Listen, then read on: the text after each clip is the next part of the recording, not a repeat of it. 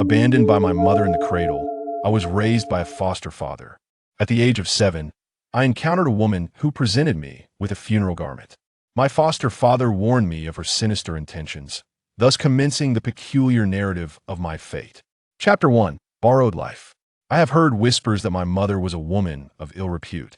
Before I had even reached a month old, she discarded me. The man who nurtured me was a foster father, devoid of any blood relation. He is known as Shroud, a proprietor of a paper shop specializing in offerings for the deceased. He also engages in divination, palmistry, and naming newborns, as well as conducting funerals. In my recollection, my foster father is slender, possessing a rather symmetrical visage. However, his demeanor is somewhat somber, and he is not particularly loquacious in his youth. Matchmakers attempted to introduce potential brides to him, but he declined all proposals. It was not until he reached his early 40s that he inexplicably encountered a stroke of romantic fortune. Adjacent to our village, several construction sites flourished, and where there are men, various enterprises inevitably emerge. Thus, a cluster of crimson hair salons sprang up near the village, where women engaged in the trade of flesh and desire. Among them was a woman named Huang Xiaoxia, whom the men affectionately referred to as Xiaoxiao. Xiaoxiao, not yet in her prime at 24 or 25, possessed a fair and youthful complexion, her round visage reminiscent of the moon in the sky. She would occasionally visit my foster father's paper shop, purchasing trinkets believed to bring good fortune. Women in that line of work often adorned themselves with waist and ankle chains, seeking auspiciousness. Eventually, for reasons unknown, Xiaoxiao took the initiative to beseech my foster father to marry her. Although Huang Xiaoxia's profession is far from honorable, she is, after all, significantly younger than her adoptive father. If one were to speak of compatibility, it could well be argued that it is her adoptive father who is unworthy of her. It is said that initially, her adoptive father was reluctant. However, after that woman discreetly whispered a few words to him, he unhesitatingly brought her home. The two did not perform a marriage ceremony, but merely hosted a simple banquet in the village. 7 months later, I was born. The entire village knew that I was not of Shishin's bloodline. Huang Xiaoxia married him to ensure the safety of her child. Yet, her adoptive father did not seem to mind. He brought home boxes upon boxes of nutritious food, diligently caring for Xiaoxia during her confinement period, just after she completed her month of rest. Taking advantage of a dark and stormy night, my mother abandoned me, who was barely a few days old, vanishing without a trace. From that moment on, Shroud unexpectedly gained a son. He named me Shitoyud as far back as I can remember. My adoptive father has never treated me poorly. He has been exceedingly kind to me, more so than many biological parents are to their own children. Yet, because of me, he has often been the subject of gossip within the village. Owning a spirit money shop and practicing fortune-telling, he has become a target for ridicule since my mother left. The villagers would frequently taunt him, saying, "Shanzi, aren't you supposed to be a fortune-teller? How could you not foresee that woman's infidelity? Shanzi, why not use your skills to figure out who that wild child's real father is? You could confront him for some money surely. You wouldn't be in such a predicament now." During such moments, my adoptive father would always respond with a helpless smile, firmly asserting, "My Shurtu is indeed my own flesh and blood. He is my son, my own flesh and blood." Shroud vehemently declared that I was his biological child. In my early years, I too held that belief that it was only when I turned 7, amidst an unforeseen calamity, that I came to realize my adoptive father was not an ordinary man. He harbored a monumental secret within him. I resided in Baibao village with Shroud. At the age of 7, I had just begun my elementary education. During the summer vacation, I went to the river with several children from the village. Nearby, there flowed a small river, its waters crystal clear and transparent. The 4 or 5 of us boys arrived at the riverbank, swiftly shedding our garments, and, barefoot and bare-bottomed, plunged into the heart of the water. It was midday, and the sun blazed down upon us. The river, warmed by the sun's rays, felt like a soothing hot spring, and we reveled in its embrace. After frolicking for a while, when we climbed out of the water, I discovered that all my clothes and shoes had mysteriously vanished. The other boys hastily donned their garments and scampered away, while I stood there, exposed and shivering at the riverbank. There was a thief in the village. Even my undergarments had been pilfered. At that moment, a lady of distinction suddenly appeared from the roadside. She was not from our village. Her unfamiliar face was adorned in the latest fashion, draped in gold and silver, unmistakably a wealthy city dweller. Upon encountering an outsider, I felt a surge of embarrassment and instinctively sought refuge among the bushes. The lady spotted me and, covering her mouth, chuckled softly. Then, with great warmth, she beckoned me closer. "Little one, come here. Why are you not wearing any clothes?" I felt a twinge of shyness. My cheeks flushed. Just now, while wading in the river, my clothes got touched. "Oh, how about this? I shall drive to your village to visit relatives. I happen to have a new set of clothes for my nephew in the car. I will lend them to you. Once you return home and change, you can return the outfit to me." "Really?" I inquired cautiously. The noble woman exhibited an air of dignity as she instructed me to wait amidst the grass. Claiming she would fetch the garments from the vehicle, in a mere 5 minutes, she indeed returned, carrying 2 garment bags. One bag contained a small-sized outfit, while the other held a pristine pair of blue cloth shoes. I had never encountered such fabric before. The entire ensemble was a deep blue, smooth to the touch, with the front opening adorned with vintage silk thread knotted buttons. "This clothing is truly exquisite," I exclaimed in astonishment. The affluent lady assisted me in donning the attire. "It fits rather well," she remarked, her smile devoid of warmth, lending her an air of solemnity. "Put on the shoes as well," she commanded. I obediently slipped into the blue shoes. For reasons unknown, the outfit and the shoes suited me flawlessly, as if they had been tailored specifically for me.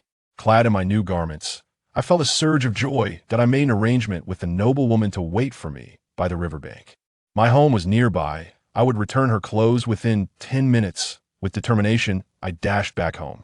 Upon entering, I found my adoptive father diligently folding gold ingots at the table. "Dad, there's a thief in our village."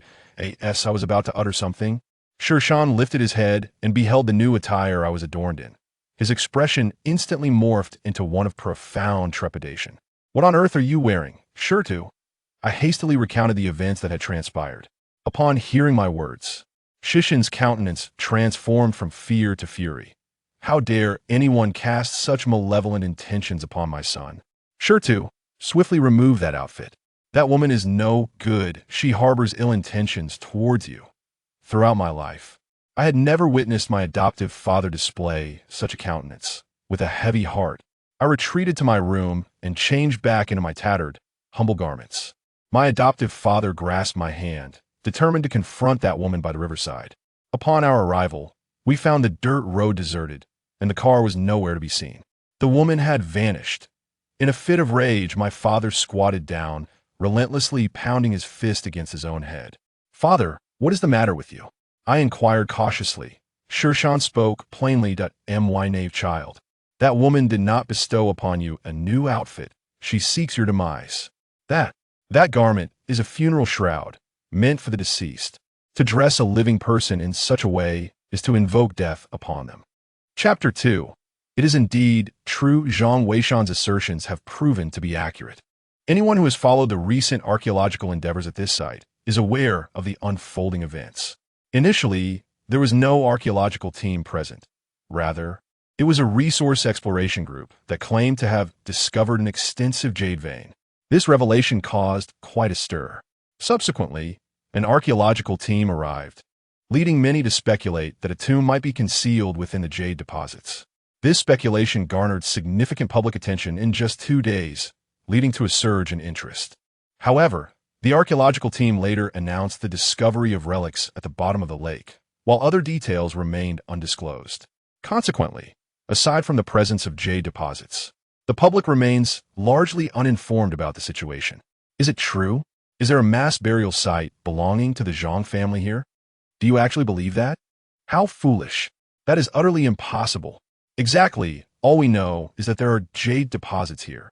Anything else is mere fabrication. Indeed, who knows what relics lie at the lake's bottom? Unless the archaeological team provides clarity, how can anyone discern the truth? Only a fool would believe it. Any person of common sense would dismiss this as entirely false. Yes, I concur. In ancient times, Only emperors commissioned the construction of tombs. So what kind of stature would the Zhang family possess? It's simply ludicrous. Let's disperse. This is merely a reality devoid of substance. A keyboard warrior seeking attention. Something I've encountered far too often. In a live broadcast room, there was an abundance of ridicule. Many believed that Zhang Weishan was merely spouting nonsense to attract attention. Observing the barrage of comments, Zhang Weishan could only shake his head in resignation. Indeed, the gap in archaeological understanding within Huaxia was profoundly significant, rendering it utterly incomprehensible to these uninformed netizens. However, he remained unfazed, with the archaeological team present at the site. It was merely a matter of time before these circumstances were brought to light. Noticing that it was already 8:30, Zhang Weishan rose to open the door of his shop, preparing to commence business. Meanwhile, at the archaeological site in Benai, Professor Chun was intently scrutinizing the comments in the live broadcast room. Upon encountering a message from Zhang Weishan, she was taken aback. She promptly instructed her staff to halt the scrolling comments in the background and reviewed them 3 times. To her astonishment, she found that Zhang Weishan's assertions were nearly entirely accurate. Xiaoyan, swiftly inform your technical department to investigate this individual's identity. How does he possess such detailed knowledge of our situation? Just as Yun Yun concluded her broadcast, she was momentarily stunned by the professor's words. Professor Chun, are you saying that what he stated is indeed correct? Yun Yun was astounded. She had noticed the netizens' comments, but, as merely the live host, she was unaware of the specific progress on site. Yet Professor Chun was the leader of this archaeological endeavor, and no one was more informed than she. Her reaction confirmed the veracity of that netizen's words. Observing Chun nod, Yun Yun was further astonished and quickly instructed her colleagues to investigate the identity and information of that account. A student beside Chun, witnessing the situation, hurriedly interjected, Professor Chun, could that individual be affiliated with Professor Li? We have not disclosed any of this data to the public. Chun shook her head. Although Professor Li and I differ in our archaeological approaches, he is fully aware that such information cannot be released without authorization. That person spoke with conviction, presenting well-founded arguments, and I suspect he may possess some insider knowledge. For instance, if this ancient Han-style building is indeed called Zhangjia Ancient Tower, could he possibly be a descendant of a Zhang family? Contemplating this, Chun felt a surge of excitement. The gap in archaeological technology and experience in Huaxia is substantial. While she is capable as the team leader and has the assistance of Professor Li, who has long been active in the field, the pressure remains immense. If this online individual truly has some insights, it would undoubtedly be of great assistance to their work.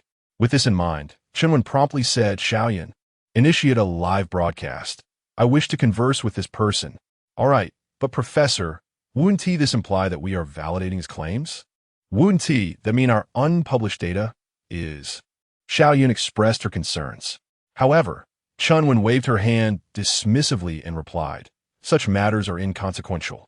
Those unpublished materials remain undisclosed simply because there are many aspects we cannot comprehend or explain. If this person possesses knowledge, he may help us unravel these mysteries, rendering the confidentiality of the data irrelevant. Understood.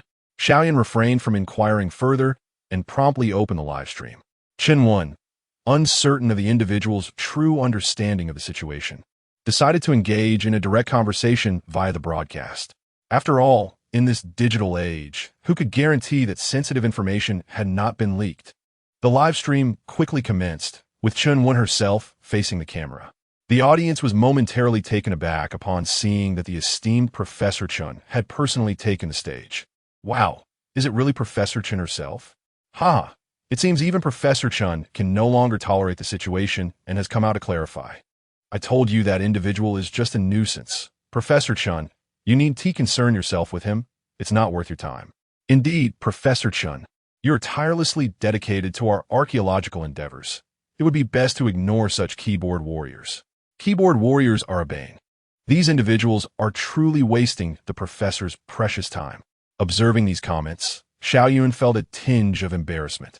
Meanwhile, Chun remained composed and addressed the audience, saying, Everyone, you have misunderstood.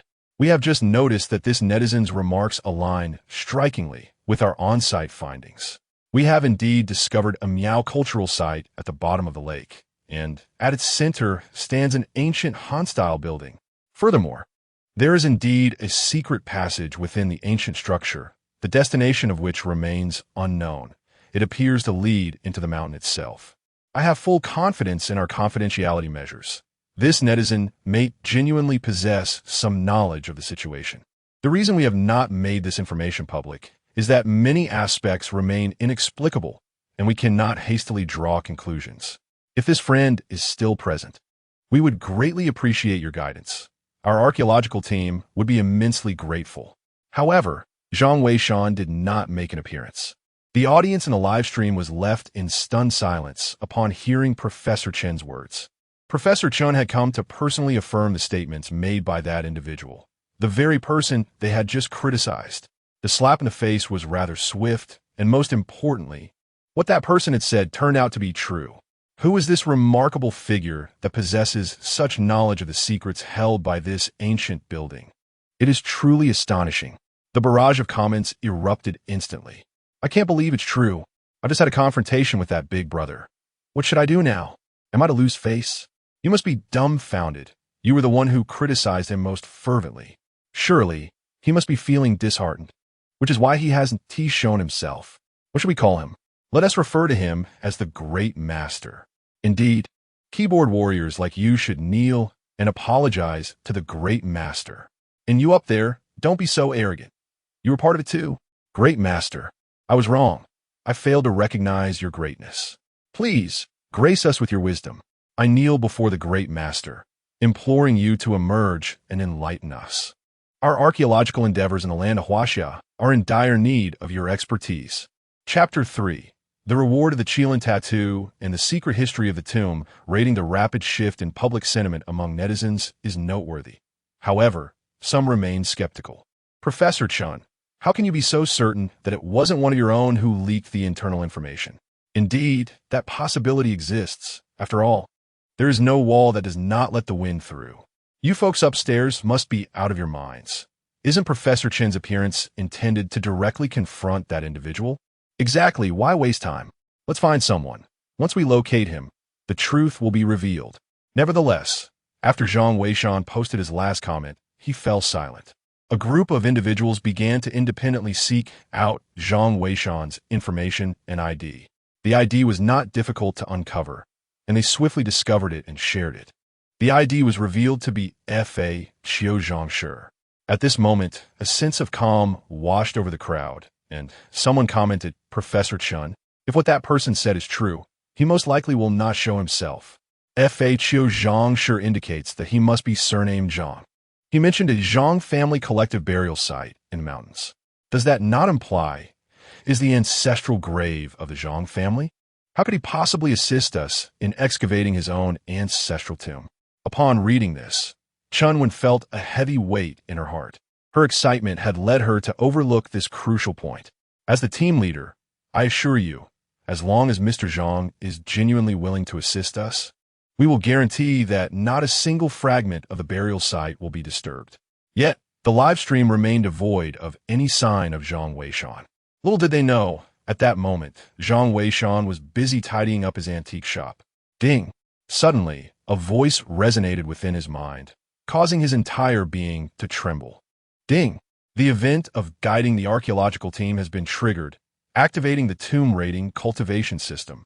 The system detected that the technological gap in tomb exploration within this parallel world is exceedingly severe. The host may gain rewards for guiding the archaeological team. Reward, Qilin Tattoo. Already integrated. Reward, Secret History of Tomb Rating. Already integrated. All information about the host has been concealed by the system, rendering it untraceable, and the host may choose whether to unveil it. As the voice echoed, Zhang Weishan felt a sudden, excruciating pain in his head. Following this, an overwhelming influx of information inundated his consciousness. Simultaneously, he experienced a sharp sting throughout his body, akin to being pricked by 1,000 silver needles. His eyes and skin flushed crimson. Fortunately, there were no customers in the shop at that moment, or he might have been rushed to the hospital. After a brief interval, Zhang Weishan returned to normal, and almost simultaneously, he comprehended the nature of the Qilin tattoo. The secret history of tomb raiding contained various clandestine skills and tales of tomb raiding. For instance, the Qilin tattoo serves as a symbol of identity for the Zhang family, renowned tomb raiders in a past life. It detailed the passageway to enter the ancient Zhang family's tower, though this was of little significance to Zhang Weishan. What truly mattered was a particular description within the secret history of tomb raiding. The Qilin tattoo, granted to the worthy, combined with the Qilin bloodline, possesses the divine power to ward off evil and dispel calamities. The secret history of tomb raiding also recorded several esoteric accounts regarding the Qilin blood. It is said that the renowned general Fa Qiu once possessed the blood of the Fa Qiu deity, which is, in fact, a lineage of the Qilin. Initially, the Qilin bloodline was devoid of any aftereffects, such as the condition known as soul loss. However, due to the intermarriage within the Zhang family, the phenomenon of soul loss subsequently emerged. Yet, there is a silver lining. This very condition has allowed the Qilin bloodline to endure, whereas the Fa Qiu deity's blood ultimately faded into obscurity due to the absence of restrictions on intrafamily marriage. Strictly speaking, the Fa Qiu deity's blood and the Qilin bloodline are essentially one and the same. Zhang Weishan felt a sudden prickling sensation on his skin, and his eyes unexpectedly turned crimson. The ancestral teachings passed down through generations echoed in his mind. The art of tomb raiding may lead to extermination, but the Fa Qiu shall not perish. To his astonishment, in his generation, he had finally acquired the Qilin tattoo, offering him the opportunity to rejuvenate the legacy of the Fa Qiu heavenly official. A system. He had encountered a system. While he had always watched others obtain systems to impress and captivate, he never anticipated that it would finally be his family's turn. Once he secured the Qilin bloodline and the Fa Qiu heavenly official, the world would remember his name. Directing an archaeological team? How intriguing. A smile graced Zhang Weishan's lips as he paused his work and returned to his computer. An ancestral tomb? What nonsense is this? Upon reading the discussions in the live stream, Zhang Weishan felt exasperated and responded, "You are mistaken. That is not my family's ancestral tomb. Moreover, I have no interest in your confidential documents. I merely wish to advise you against proceeding. It is perilous within. There is no need to drain the lake either. It connects to an underground river, creating a siphoning effect that you will never fully exhaust." As soon as Zhang Weishan's announcement was released, it was instantly overwhelmed by a flood of barrage comments. "Wow, the master has appeared. The master has always been here. Stop talking. The master-esque comments are being drowned out. Seriously, can you all just be quiet? You up there, stop talking. A bunch of fools. What are you even saying?" The live broadcast room descended into chaos. Chunwen hurriedly instructed the staff to grant Zhang Weishan VIP status, pinning his comments at the top of the screen. Even emitting a golden glow, Zhang Weishan was taken aback, astonished to see his message prominently displayed at the very top of the computer screen. A VIP in the live room. The master truly is a master. This seems to be the first VIP in the official archaeological live broadcast. No way.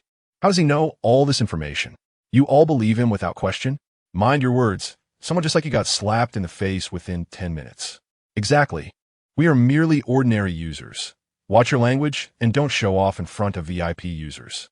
Chunwen had no time to entertain these comments and hurriedly directed her students to contact the professors from a geography department, asking them to investigate if there was any so-called siphoning effect in the nearby terrain. If this could be confirmed, she would be able to ascertain whether Zhang Weishan truly possessed skill or was merely a charlatan. Simultaneously, she instructed Yun Yun's team to expedite the investigation into Zhang Weishan's identity and background. Zhang Weishan, on the other hand, was oblivious to all these considerations. He gazed at the computer screen, lost in thought, contemplating how to secure more rewards to elevate the stature of the Fakyu sect. First and foremost, he must acquire additional accolades himself. This necessitated guiding the archaeological team, though at present they appear to harbor some skepticism towards him. Once they confirmed the siphoning effect here, they would undoubtedly recognize the validity of his assertions. There was no urgency in this matter. He had ample time to proceed at a leisurely pace. Once he gained the trust of the archaeological team, he could subsequently provide them with a safe route, thereby earning his rewards without placing them in jeopardy. As he pondered, Zhang Weishan rose to continue his cleaning duties. Just then, the sound of a bicycle brake echoed as it came to a halt in front of the antique shop, followed by the swift entrance of a graceful figure. "You're up so early. I brought you breakfast. Don't tell Dad." With that, she thrust a cup of soybean milk and 2 buns into Zhang Weishan's hands. He was taken aback for a moment before responding with a smile. "Thank you." "Not at all," she replied with a cheerful demeanor. "My dad can be sharp-tongued but soft-hearted. Don't take it to heart. Just focus on your work." You're still watching the archaeology live stream? That's great. Ambition is a commendable trait. I must get back to my tasks. See you later." With that, she ascended to the 2nd floor. Zhang Weishan smiled, thinking to himself that this father and daughter pair truly shared a familial resemblance, both in temperament and disposition. Chapter 4. Divergence in the archaeological team. The enchanting figure before them was none other than Shun Boss's daughter, Shun Wan. Zhang Weishan had some understanding of her. Shun Wan was an exceptional student at the prestigious Archaeological University of the Empire and possessed both beauty and the aura of a campus belle. Truly, she was a paragon of excellence, and more significantly, she was a pupil of Professor Chinwen. Each day at 9 o'clock, she was the special guest invited to the official archaeological live broadcast. Whenever Shun Wan was mentioned, Shun Boss would wear a proud smile, often reflecting on his own perceived lack of accomplishments in managing a modest antique shop. Yet, he marveled at how his most treasured gem, his daughter, had forged a promising future through her own diligence. Zhang Weishan felt a deep sense of gratitude toward Shun Boss and his daughter. It was Shun Boss who had welcomed him into their lives, providing him with sustenance and shelter. Recently, after graduating from university, Shun Wan returned home to prepare her thesis and treated him with kindness. The similarities in their personalities were not without reason. Shun Boss was quite talkative. When he was not at the shop, his presence was marked by animated conversations, often revolving around his daughter. However, he was also remarkably strict in his work ethic. Zhang Weishan, initially inexperienced in sorting antiques, found himself working late into the night. Yet, each time, his salary would see a significant increase. Thus, while Shun Boss might not vocalize it, he was indeed a generous and caring individual. As for Shun Wan, though their interaction had been brief upon her return, she had learned of his circumstances and would invariably bring him breakfast whenever she came by in the morning. Though it was ostensibly a casual visit, it might also stem from a fear of insufficient funds. Zhang Weishan felt a deep sense of gratitude towards this father-daughter pair, as they provided him with a fleeting warmth in this foreign land. Due to her involvement as a guest in an archaeological live broadcast, Shun Wan found her home inundated with journalists and fans, rendering her unable to focus on her explanations or prepare her thesis. Consequently, she often sought refuge in a shop during the day, a routine Zhang Weishan had come to accept. After tidying up, Zhang Weishan was about to check the situation in the live broadcast room when he heard footsteps above. Shun Wan then poked her head down and inquired, "What's going on?" "I haven't checked the live stream all night while writing my thesis, and now there's a prominent figure appearing in the broadcast. Who is this person? Do you know?" Taken aback, Zhang Weishan replied awkwardly, "I'm not quite sure. It seems to be someone well-versed in the archaeological site, who appeared just this morning." Shun Wan paused, glancing at the clock, which indicated there were still 15 minutes until 9 o'clock. She realized she had time to learn more about this individual. "All right, I'll look into it. Meanwhile, don't tire yourself too much. I understand my father's business. 3 years without opening, then suddenly thriving for 3 years. In my free time, you could watch more archaeological live broadcasts to broaden your knowledge. Primarily, I need your support, but you mustn't mention my presence here. I still need some peace to work on my thesis." Nodding in agreement, Zhang Weishan watched as Shun Wan returned to the 2nd floor. He cherished her personality, perhaps because her optimistic and cheerful demeanor resonated with the broader public. Zhang Weishan tidied up and prepared to watch the live stream. Unexpectedly, at that moment, a rather unsophisticated guest arrived at the door. Upon entering, he inquired, "Young man, do you accept bulk goods?" Bulk goods refer to a large quantity, and Zhang Weishan had encountered such individuals a few times before. Typically, These were antiquities dealers active in rural areas who possessed limited knowledge about antiques, primarily seeking to profit from the price difference. They would acquire items in bulk and then sell them all at once in antique shops, not selling individually. After inquiring about the price and finding it within his authority to decide, Zhang Weishan opted not to call the boss and asked the man to bring the goods for inspection. Meanwhile, at the archaeological site in Benai, Chun Wen's student had received a response from the experts at the geography department. Student Liu exclaimed, "Teacher, Professor Wang from the geography department just replied, confirming that there indeed exists a siphon tide here.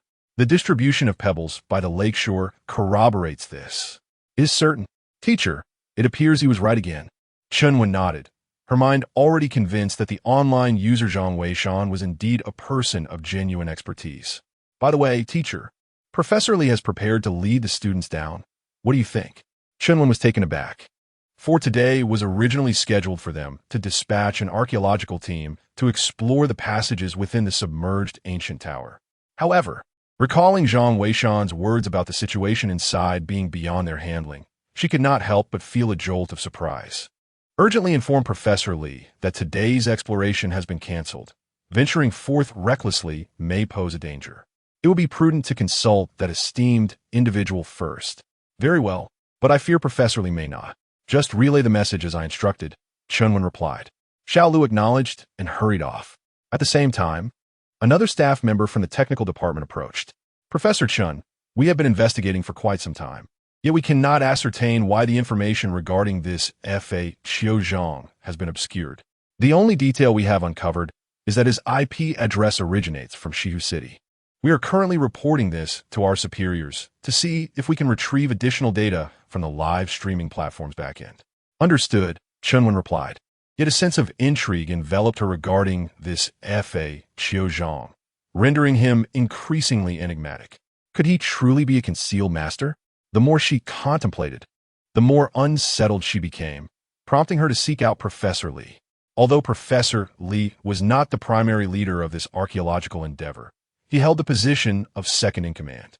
He had spent years on the front lines, adhering to the principle of first-hand observation, often reluctant to waste time speculating when he could directly assess the situation. This contrasted sharply with Chun Wen's cautious approach, as she preferred to refrain from undertaking projects until conditions were ripe for success, reserving them for the future. Conversely, Professor Li favored a more aggressive stance, asserting that even a single day's delay could result in the deterioration of invaluable artifacts. However, when Chun Wen and Xiao Lu arrived at the site, they found it was already too late. All that could be heard was the sound of a splash. Professor Li had already taken his 3 students down. Upon witnessing this, Chun Wen hurriedly retrieved her walkie-talkie. "Professor Li's situation has changed. You all need to come up. Today's activity is cancelled." After a moment, Professor Li's voice crackled through the device. "Chun, you must be referring to the live stream, right? I heard about it, but it's nothing to worry about. It's just an online user. How much could they possibly know? I have worked on the front lines of archaeology for many years, and I have encountered all manner of storms. Let us descend and assess the situation. If trouble arises, we shall retreat immediately. We have already delayed for several days, and we cannot afford to lose face now." With that, Professor Li switched off the walkie-talkie. Chun Wen, frustrated, stamped her foot. Professor Li always employed such evasive tactics to brush off her concerns. Nevertheless, his experience was indeed extensive, and he had a good sense of propriety. Surely, there would not be any significant trouble. Yet, a sense of unease lingered in Chun Wen's heart. After some contemplation, she decided to inform that expert about the current situation, seeking his counsel. With that thought in mind, she hastened towards the live-streaming tent. However, upon arrival, she discovered it was already 9 o'clock, and Yun Yun had begun her connection with Chun Wen. Promptly, Chun Wen scribbled a note and handed it to Yun Yun, requesting her to inquire in the live stream whether they should stop Professor Li and the others from proceeding further.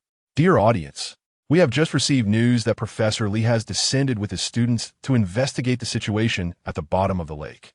We wonder if Mr. Zhang from the Fa Qiuzhang family is watching the live broadcast. If you are, we kindly ask for your guidance regarding the conditions of the passages within the ancient structure beneath the lake. Should there be any peril, We would like to swiftly inform Professor Li and his team to return to safety. It appears that Mr. Zhang may still be occupied. However, our esteemed guest, Ms. Shen Wan, has joined us online. Let us first hear her insights as a distinguished student from the Archaeology Institute, while we await Mr. Zhang's presence. Chapter 5. The Wise Offer Guidance. Professor Li plays the fool. My dear Wanwan has finally gone online. I miss you, my lovely Wanwan. Don't call me your wife like that. It's quite disgusting. Will you all ever stop? If this continues, Wanwan might just end the stream again. And I wonder what you will do then. Indeed, let us not be so disruptive. Wanwan is about to speak. As she glanced at the barrage of comments in the live stream, Shenwan's eyes flickered with a hint of exasperation and disdain. She chose to ignore them, smiling instead. Hello, Sister Yin. I have just learned about the events occurring in the live stream. However, since the professor has such faith in him, I believe it is prudent to heed Mr. Zhang's advice. The gap in our archaeological technology in Huaxia is quite severe. If there truly exists a hidden master, it would be a tremendous asset for our nation. Yun interjected. Indeed, we initially intended to discuss the relics at the bottom of the lake, but with Mr. Zhang's appearance, our progress has been significantly accelerated. Wanwan, what are your thoughts on Professor Li leading his students into the secret passage for exploration? Zhang Weishan had remained silent, and as the host, Yun could only strive to find topics to prolong the conversation. Shen Wan remarked, "We are all well aware of Professor Li's character. If he discovers a hidden passage, he certainly won't be able to resist entering. Nonetheless, we should trust Professor Li. He possesses a sense of propriety, and if there were genuine danger below, he would undoubtedly retreat in time." Yin took over the conversation once more. Very well, let us now examine the comprehensive view of the underwater relics captured by the archaeological team, said the host as the live broadcast transitioned. Yin simultaneously shifted Shen Wan's connection to backstage mode, ensuring it would not be aired in the live room. Captain Shen, the renowned Zhang from the Fakyu lineage has yet to appear. What should we do? Yin expressed her concern. Shen Wan hastily inquired, "Teacher, is the Fakyu Zhang truly that formidable? Why do you place such unwavering trust in him?" Lacking first-hand experience of the scene, Shen Wan could not grasp Shen Wan's astonishment toward Zhang. "Xiao Wan, let me enlighten you. This Fakyu Zhang is likely privy to an abundance of information. This transcends the mere matter of an ancient tomb. He might even guide us further down and possesses expertise in numerous burial techniques. These are precisely the skills that our nation desperately requires. Therefore, it is imperative that you find a way to summon him for guidance." "But it seems he is not watching the live stream," Shen Wan remarked. Chen Wan contemplated for a moment before stating, "Assist me in connecting to the live room." Yin nodded, and soon Professor Chen's image appeared in the broadcast. "Ladies and gentlemen, we have just received word that Professor Li and his team have delved hundreds of meters into the dark passage. However, they have yet to locate the endpoint. Currently, several soldiers responsible for safety are descending with ropes. They plan to secure the ropes before continuing their exploration. We hope to discover something significant this time. Additionally, is Mr. Zhang from the Fakyu lineage watching the live stream? If the gentleman is watching, I would appreciate your guidance. Is there truly danger within the hidden passage?" The viewers in the live stream were momentarily taken aback by Chen Wan's words. It appears that the archaeological team has not been able to reach the esteemed expert. Indeed, the expert possesses an elusive nature. However, the expert had previously warned of the dangers lurking within the passage. Why doesn't the archaeological team exercise caution? You might not be aware, but the soldiers tasked with the archaeological team's security are well equipped, so they should be safe. Perhaps the expert is not fully informed about the soldiers' gear. That is indeed a possibility. Observing the continued silence in the live stream, Chen Wan felt a pang of sorrow. Could it be that, due to Professor Li's reckless dissent and disregard for the sage's counsel, the sage has chosen to turn a blind eye to them? At that moment, Zhang Weishan had just completed a transaction with an antiquities dealer and was dragging the items into his shop. While taking a moment to enjoy tea, he noticed the content of the live stream and frowned. Such technical incompetence, coupled with disobedience, Professor Li is indeed remarkable. Zhang Weishan settled into his chair and promptly sent out some comments. There are swift undercurrents deep within the passage. It is best not to descend. Moreover, that is not the entrance to the ancient tomb. Going down would serve no purpose. The golden comments appeared, momentarily stunning the audience in the live stream. When they recognized the ID as belonging to the Zhang family of tomb raiders, excitement surged among them. Yet, upon reading the content, they wondered, is the depth of the passage truly perilous? After all, Professor Li and his team had ventured deep before, and it seemed they emerged unscathed. Master Zhang, is what you say true? Will Professor Li and his team be swept away by the hidden currents? Isn't it merely a subtle current? Indeed, I have heard that the ropes used by the archaeological team are of the highest quality and can bear significant weight. Right? If it's just a subtle current, it should be manageable. Perhaps the expert is simply unaware of the equipment used by the team. However, the expert mentioned that this hidden passage is not the entrance to an ancient tomb. Where could it possibly lead? I have no idea. Could the expert enlighten us? Where else could it lead? It seems this fellow is merely afraid that Professor Li might make significant discoveries that could expose his deceitful nature. In a live stream, some viewers continued to harbor doubts about Zhang Weishan. Observing this, Zhang remained unfazed and calmly stated, "The hidden passage leads into the mountain, where one may encounter certain creatures." He then proceeded to organize the antiques he had recently acquired, ignoring the ongoing chatter. He had expressed all that needed to be said. If they chose not to heed his warnings, there was little he could do. Such is human nature.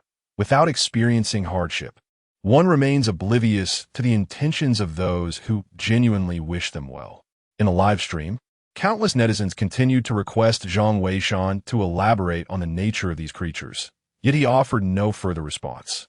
Professor Chun, it seems Mr. Zhang is once again away from his computer, Yin Yin remarked. Chunwen replied, he will not elaborate any further, based on his previous comments. This individual refrains from unnecessary verbosity. He has provided guidance, leaving the decision in our hands. Teacher, I believe what he said holds merit. Shunwan suddenly interjected. Please, share your thoughts. Teacher, consider this.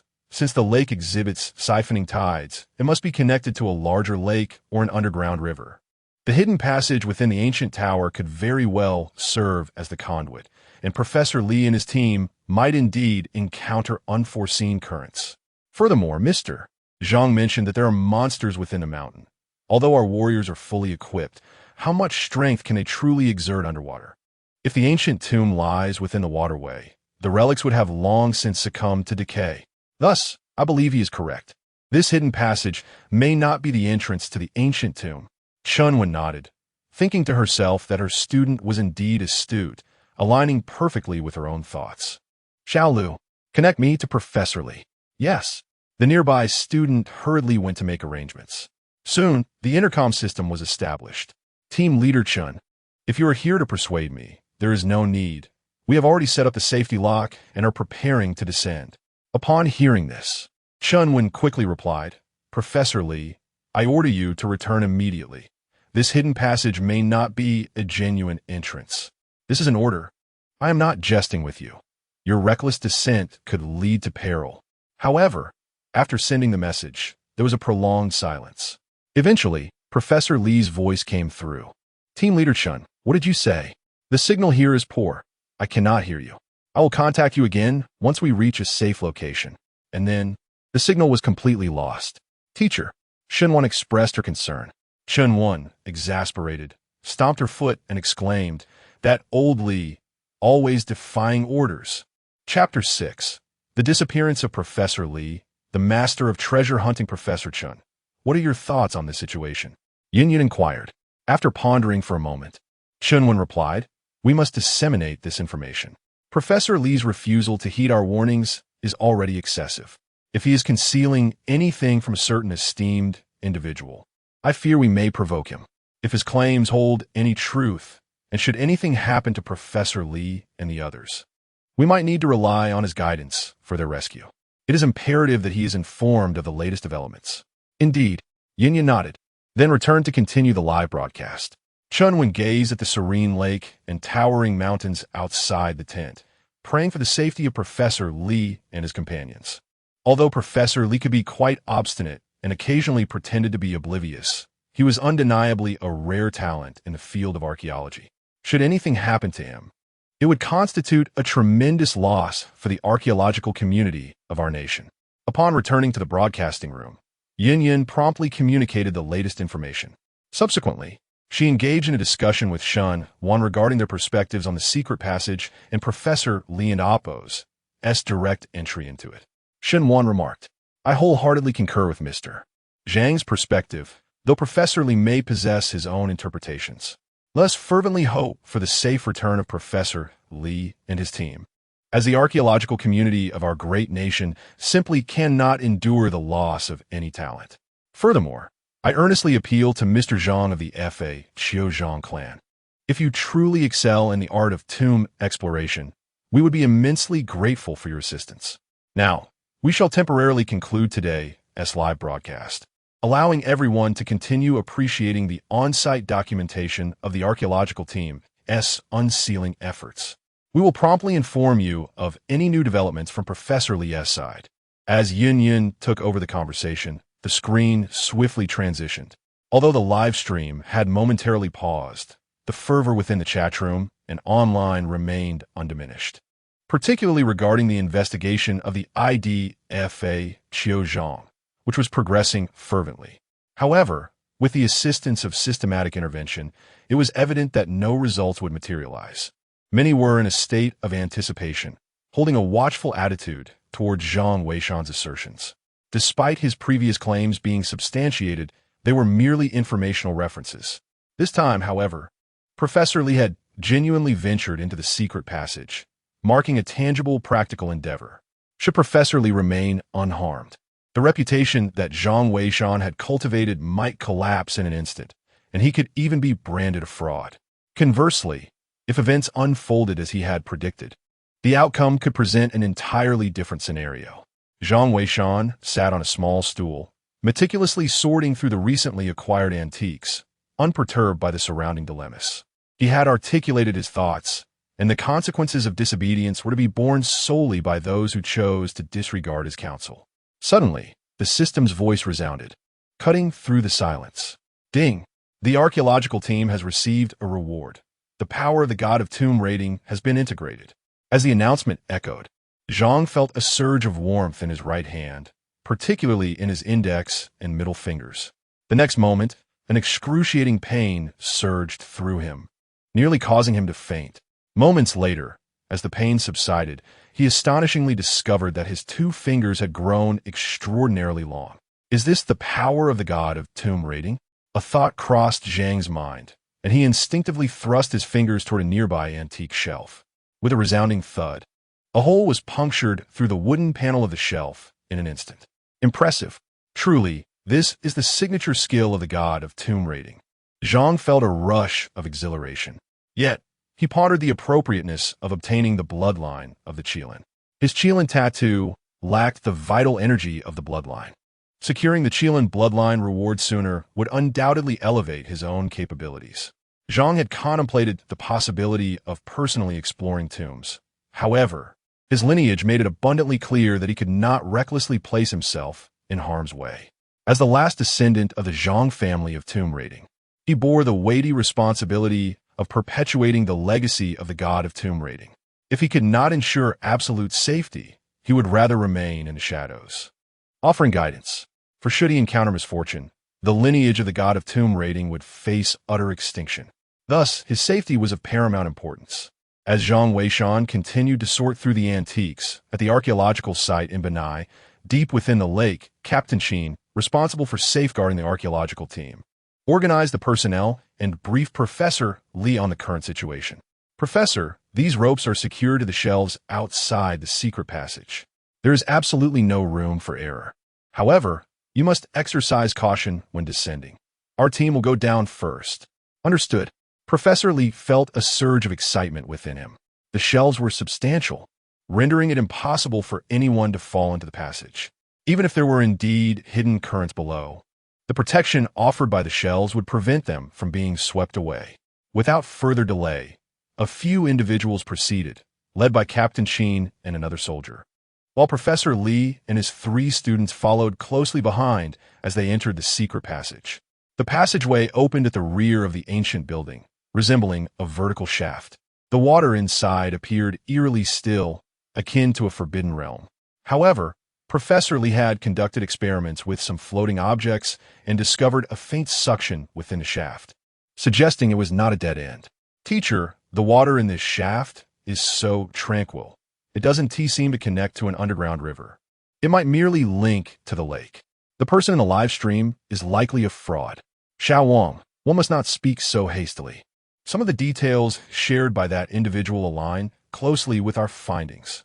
It is possible that he possesses knowledge about certain matters, though there remains a significant gap between his interests and our expertise. Although we are professionals, we must not harbor hostility towards him. The archaeological stratigraphy of our great nation, Huaxia, is remarkable. If he truly has an affinity for archaeology, we should devise ways to nurture his interests. He may very well become one of us in the future. As for these suggestions, they are merely for consideration, for we are the experts here. At times, one must possess a spirit of adventure. Otherwise, how can we uncover the splendid histories that lie buried? You are right, Professor. The students have indeed been narrow-minded. As the two were conversing, Captain Sheen suddenly interjected, Professor, we are about to enter an unknown area. Please secure the ropes. Everyone hurried to comply. Their ropes were all anchored to a thickened line, thereby preventing being swept away by the undercurrents. Captain Sheen swam forward for another 10 minutes when he abruptly halted the group. A few individuals, peering through their underwater lamps, discerned a vertical lateral passage at the end of the dark tunnel. Observing the direction of the floating debris, it was evident that the entrance lay to the right. We found the entrance. This may lead to the ancient tomb, Professor Lee exclaimed excitedly. Little Wang eagerly stated, Teacher, let me go in first, Captain Sheen. Please protect the professor. With that, Little Wang reached out, attempting to enter. Captain Sheen sensed something amiss with the passage and sought to intervene, but it was too late.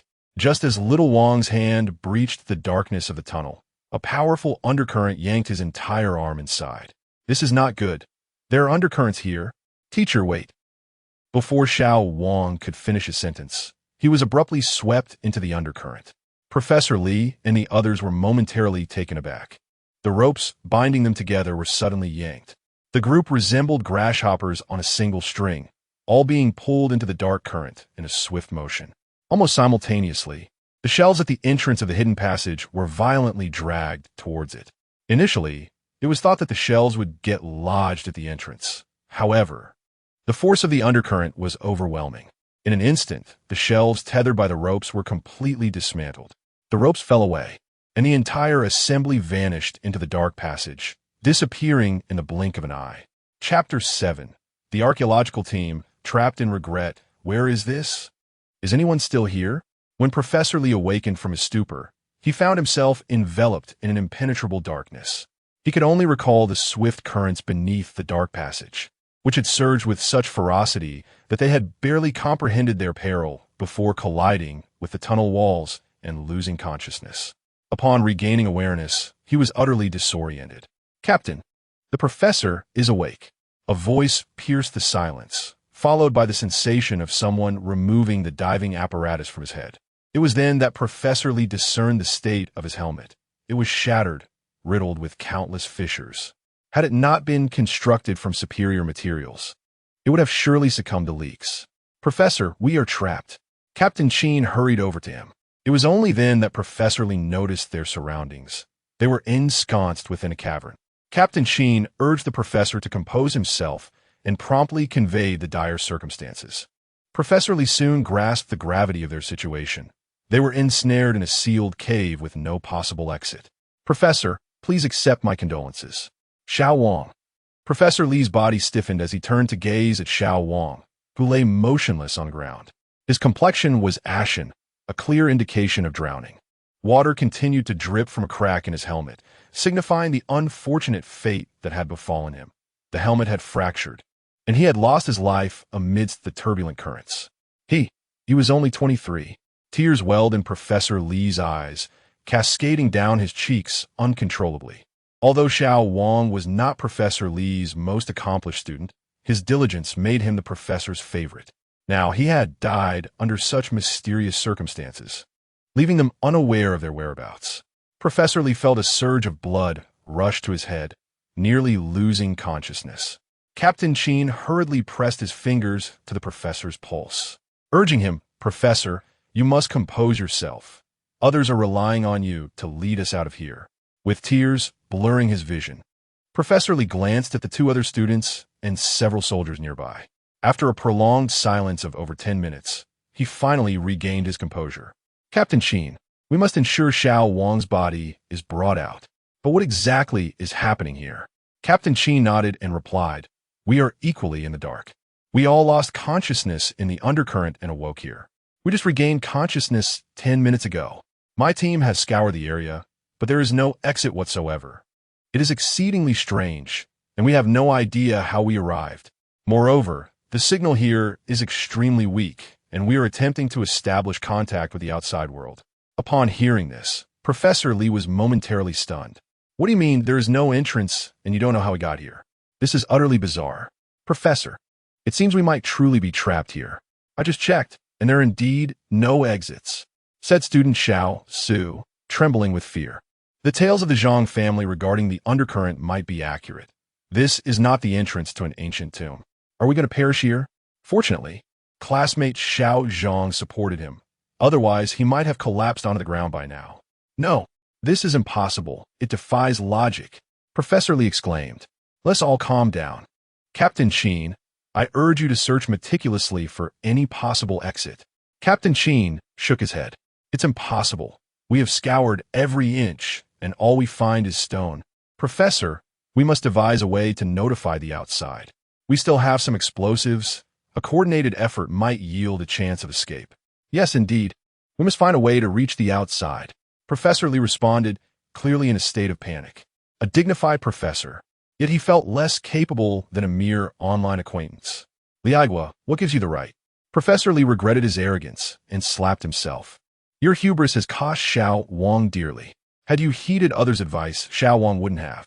"Professor, please accept my condolences. We cannot bring the dead back to life. We must find a way out swiftly." Captain Sheen offered consolation. However, Professor Lee's spirit was visibly diminished, rendering him unable to contribute further. "Captain Sheen, do you have any solutions?" Student Xiao Su inquired eagerly. "There are no alternatives left. We must rely on luck. Our signal has suddenly weakened, and the outside will surely notice.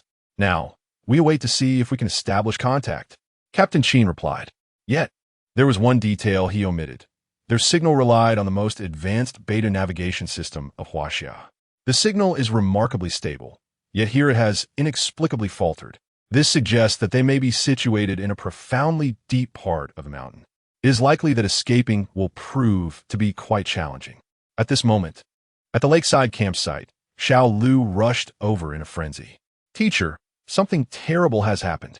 Professor Lee and the other signal has suddenly weakened significantly, and we have lost contact with some of them." "What?"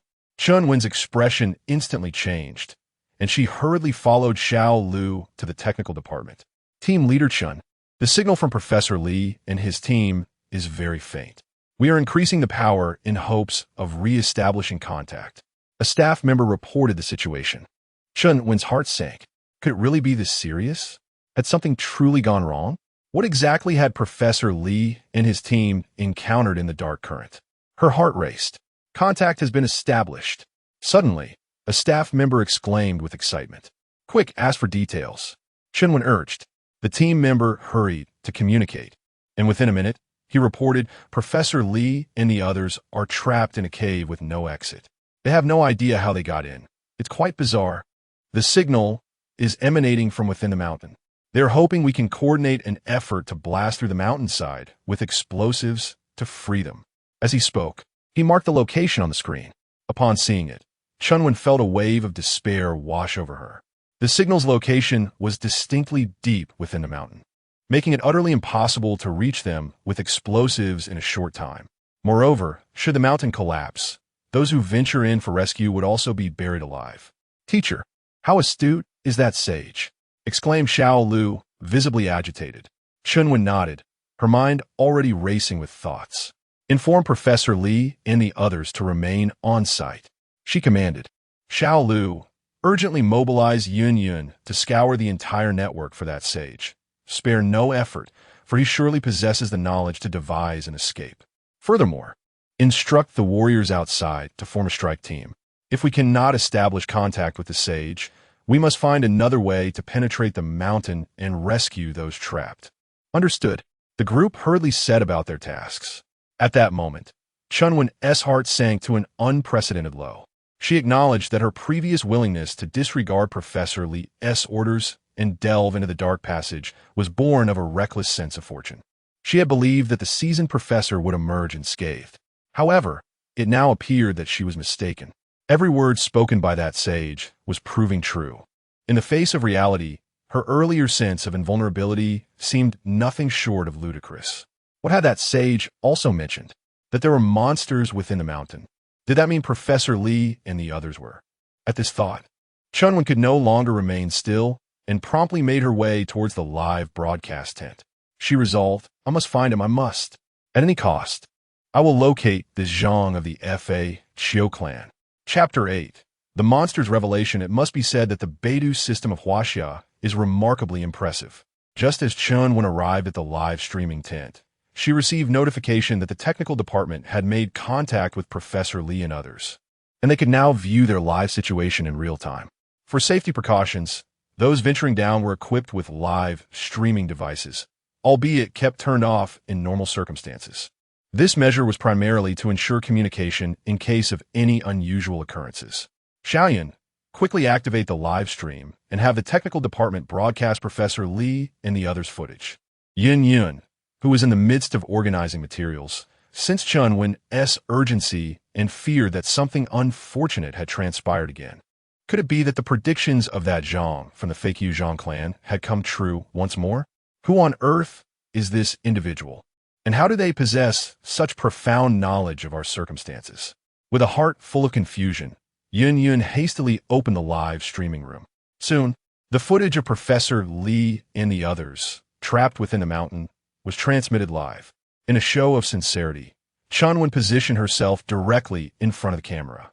Ladies and gentlemen, our archaeological team, led by Professor Lee, is in peril and currently trapped within the mountains. I am uncertain if Mr. Zhang is present, but if you are, I implore you to provide guidance. The situation for Professor Lee and his team is exceedingly dangerous. Xiao Wang has already made the ultimate sacrifice. If anyone knows this Mr. Zhang, please assist in contacting him.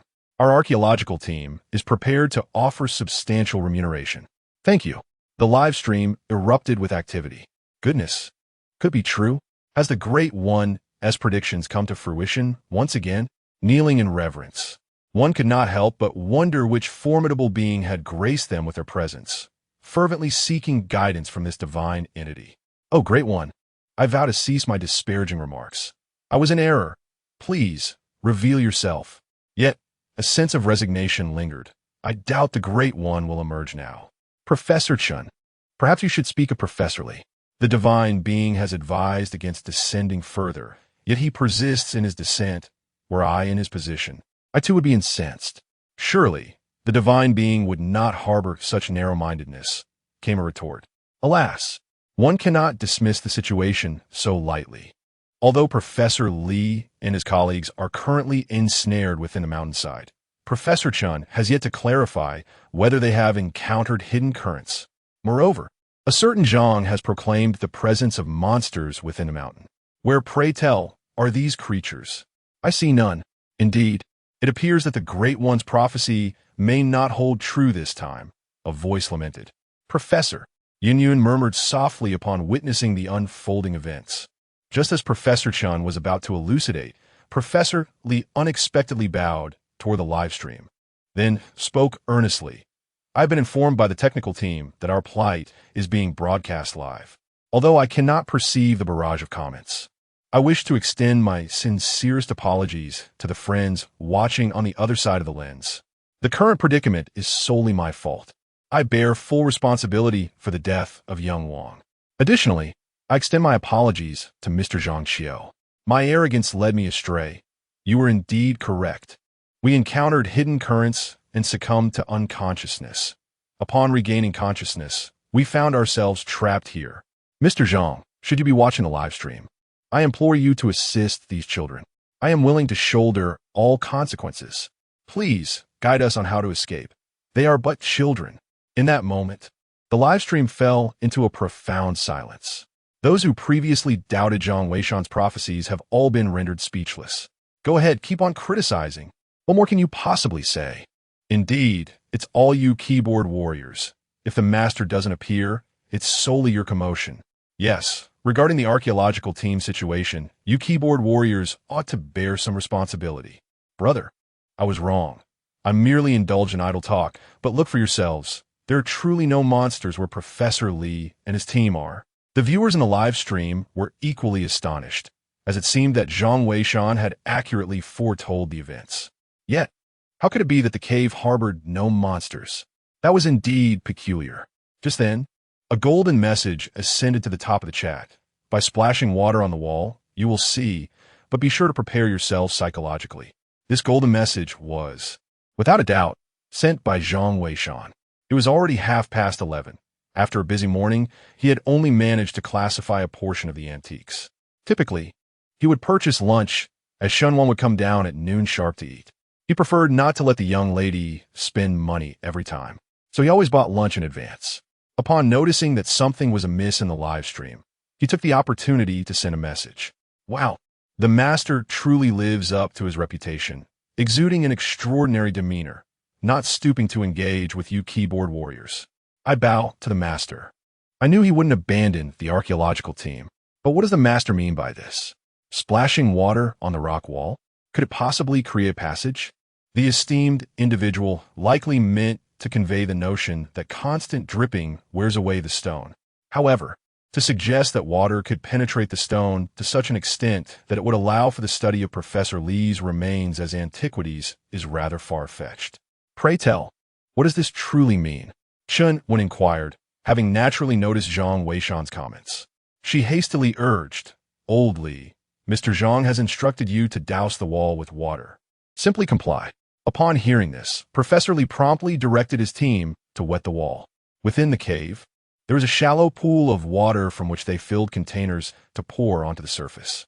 In less than 5 minutes, the entire wall was thoroughly soaked. Almost simultaneously, the hue of the wall began to shift. They observed that the surrounding walls manifested 2 distinct shades, with the deeper color subtly revealing shadowy figures. These silhouettes appeared eerily human, and there were far too many to count.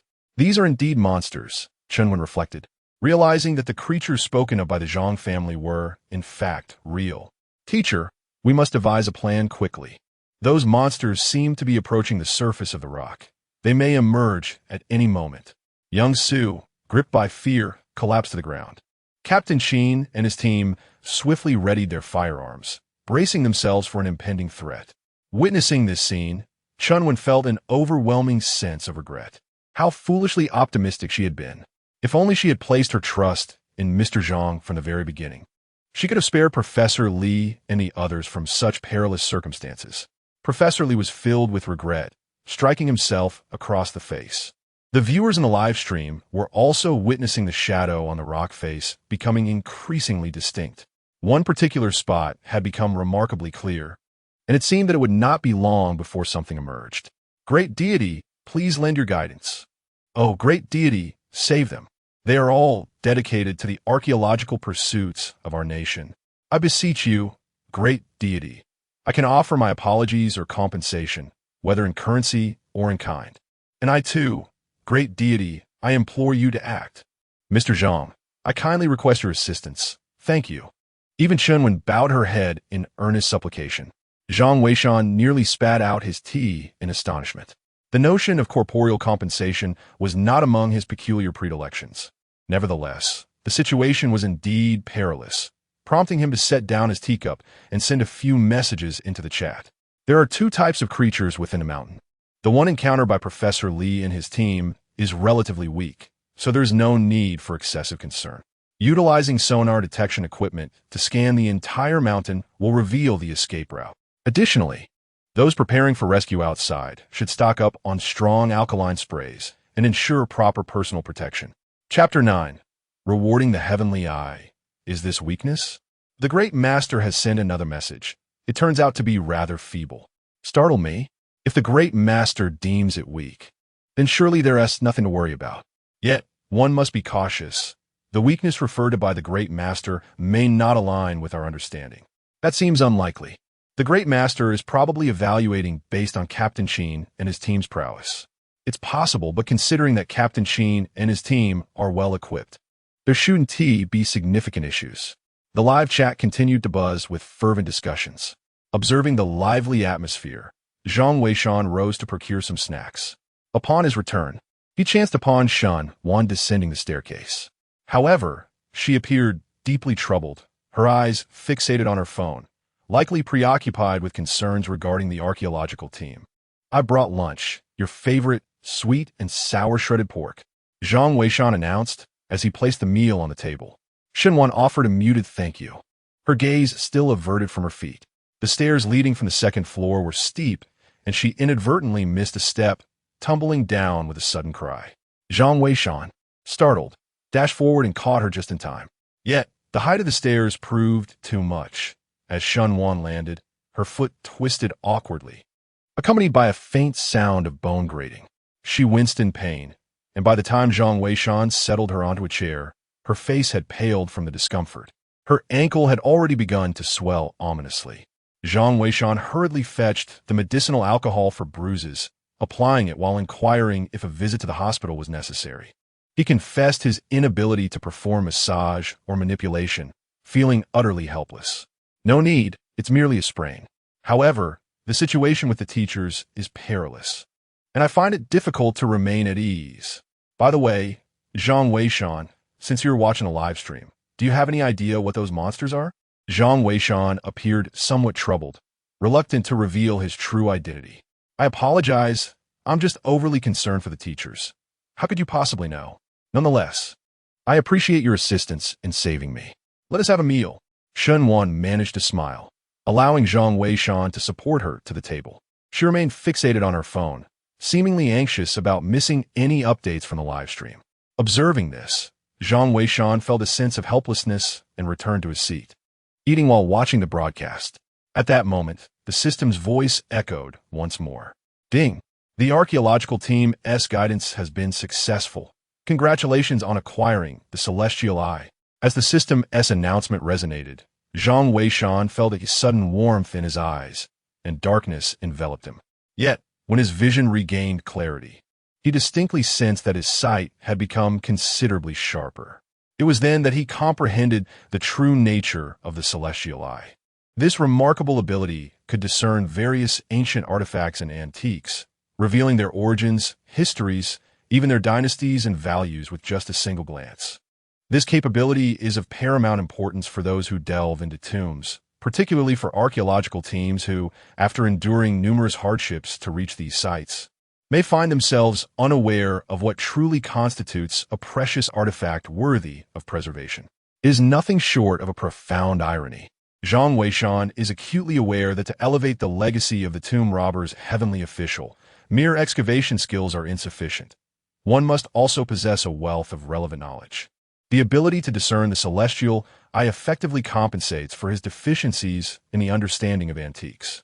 However, it is regrettable that he lacks the Qilin bloodline, a rare treasure seemingly difficult to acquire. Zhang Weishan pondered this in silence. At that moment, Shun Wan suddenly seized Zhang Weishan's arm, her face etched with concern. Zhang Weishan, it's bad. The monster from Professor Li's location has appeared. Are you watching? Zhang Weishan was momentarily taken aback and turned his gaze towards the live stream. They were seated directly across from each other. Thus Shun Wan could not see Zhang Weishan's computer. Otherwise, he might have logged out to conceal his identity. In the live stream, it was evident that many viewers were becoming agitated. Oh my, these monsters certainly know how to choose their moments, right as we're having lunch. Who isn't? I dashed over here before finishing my meal. Damn it, these monsters can't possibly be thinking of having lunch too, right? Let us hope Professor Li and his team are all right. They must hold on. Keep the faith. They'll surely be fine. The experts have stated that these monsters are relatively weak. Indeed, these creatures are comparatively feeble. It should be all right. The individuals in the live broadcast room were still fervently praying. However, In the next moment, the scene that unfolded before their eyes left them utterly astonished. Captain Sheen promptly commanded his teammates to open fire. Bullets, akin to tongues of flame, surged towards the creature that had emerged from the crust. Yet, the entity exhibited no fear of the gunfire. Many bullets passed cleanly through its body, merely causing it to stagger back a few steps before it lunged forward once more. Captain, this creature is impervious to bullets. Should we resort to bayonets? One team member exclaimed. Bring out the bayonets. Everyone aim for its head. Other creatures are about to emerge. We must devise a strategy to confront them, or we will be unable to withstand the external rescue efforts. Captain Sheen shouted. Understood. The team replied, swiftly complying. These individuals, dedicated to the archaeological endeavors of Huaxia, had been dispatched to safeguard the members of the excavation team. Each was a top-tier elite, exhibiting exceptional execution capabilities. The bullets altered their trajectory and simultaneously transformed the creature's head into a sieve, with streams of green liquid gushing forth. Nevertheless, the creature remained unfazed, charging towards him once again. The viewers in the live broadcast could not help but swallow hard, their hearts filled with trepidation. Some even commented in the chat, "Is this what you call weak, oh great one?" Even with their minds muddled, they're still alive. I previously mentioned that the concept of weakness as articulated by the Master might not align with our understanding. If this truly qualifies as weakness, then I must be labeled as a mere weakling. What should we do, oh great one? Are you present? Indeed, what is to be done now? These firearms are ineffective against these entities. The viewers in the live stream were frantically searching for Zhang Weishan. Yet, Zhang Weishan remained composed, calmly enjoying his meal. If these troubles cannot be resolved, the archaeological team might as well return home. To continue guiding them would only lead to their detriment. At this moment, Shen Wan had lost her appetite, anxiously fixated on her phone. Is there no sage present? What shall we do? Professor Li and the others might be in peril. Good heavens, Captain Sheen and his team have already resorted to using bayonets. This has indeed become a serious predicament. Are you there, wise one? Oh great master, I implore your guidance. Shen Wan hurriedly messaged in the live stream. However, she did not enjoy the privilege of attention, and her messages quickly vanished into the abyss. She contemplated calling Chun Wan, but ultimately refrained. Chun Wan was likely even more anxious than she was. She could not afford to burden her further. Zhang Weishan, are you not the least bit concerned? Shen Wan suddenly turned to Zhang Weishan and inquired, noticing that he was still savoring the flavor of a marinated egg.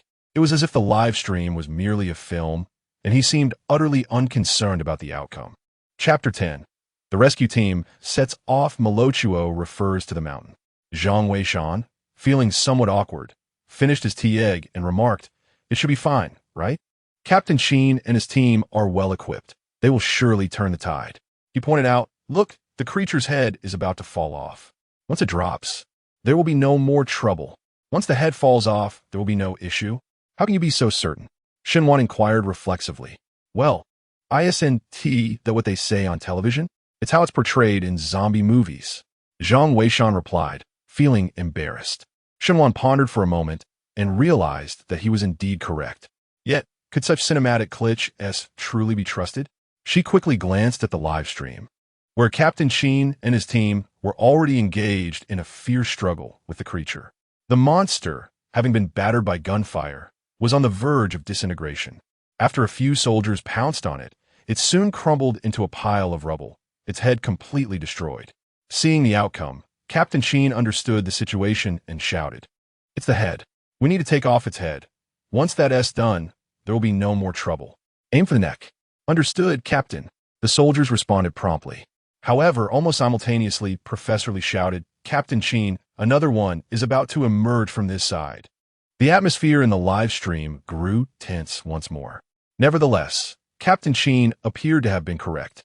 Subsequently, they unleashed their full firepower, targeting the necks of the creatures. Within mere seconds, they dispatched one after another. As the monsters' heads fell, their combat effectiveness vanished entirely, leaving them lifeless on the ground. In less than 10 minutes, the creatures lurking within the walls were utterly vanquished. Shen Wan, filled with excitement, grasped Zhang Weishan's hand and exclaimed, "You were right. Indeed. The heads of those monsters were their Achilles heel. Perhaps the weakness the master referred to was precisely this. Only we failed to comprehend his meaning.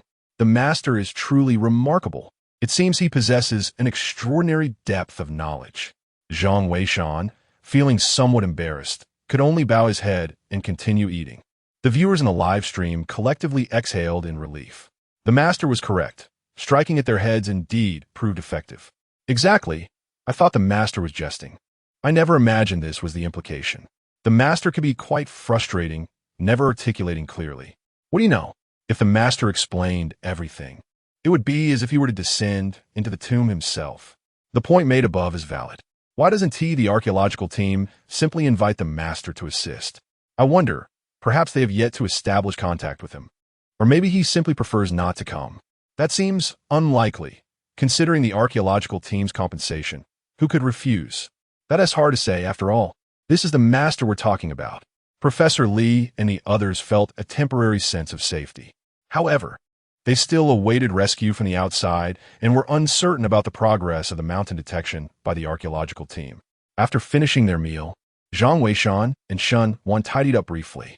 Due to her foot injury, Shun Wan decided to remain downstairs and asked Zhang Weishan to assist her in retrieving the computer. In the inner office, preparations for his thesis were underway, while Zhang Weishan had taken a brief respite for lunch. The subsequent tasks largely required no intervention from him, as he was also preoccupied with sorting antiques in the afternoon. Meanwhile, at the archaeological site in Benai, student Liu rushed over exclaiming, "Teacher, the results of the mountain detection will be available soon. Should we contact that esteemed figure for guidance?" Chunwen nodded, though a sense of unease lingered in her heart. Based on previous encounters, this esteemed individual had remained silent after offering advice, even during the monster attack on Captain Sheen and his team, choosing not to intervene. Perhaps he deemed it unnecessary to speak, or perhaps he wished to assess the capabilities of their archaeological team. Regardless, reaching out to such an elusive figure proved to be a formidable challenge. Indeed, despite Yun Yun's persistent calls on the live broadcast, no response came. Liu could only return in disappointment. Soon after, a staff member approached with the awaited report, exclaiming, "Team leader, the results are in." Chunwen glanced at the findings and instantly grasped Zhang Weishan's intentions regarding the comprehensive detection of the mountain. It appeared that the mountain's interior was riddled with numerous passages, intricately woven like a spider's web. Although these passages were complex, they could lead to the location where Professor Li and his colleagues were trapped. Astonishingly, the nearest passage to the exterior of the mountain was less than 2 meters deep, easily accessible with explosives. Chunwen merely glanced at the situation and promptly identified the most recent rescue route. Xiao Lu, eager to assist, instructed the soldiers outside to prepare for the rescue, emphasizing the necessity of bringing the strong alkali mentioned by that esteemed expert. Such substances might prove effective against those monstrous entities. Yes, teacher, but should we not await further guidance from that expert before we proceed? Xiao Lu expressed his concerns.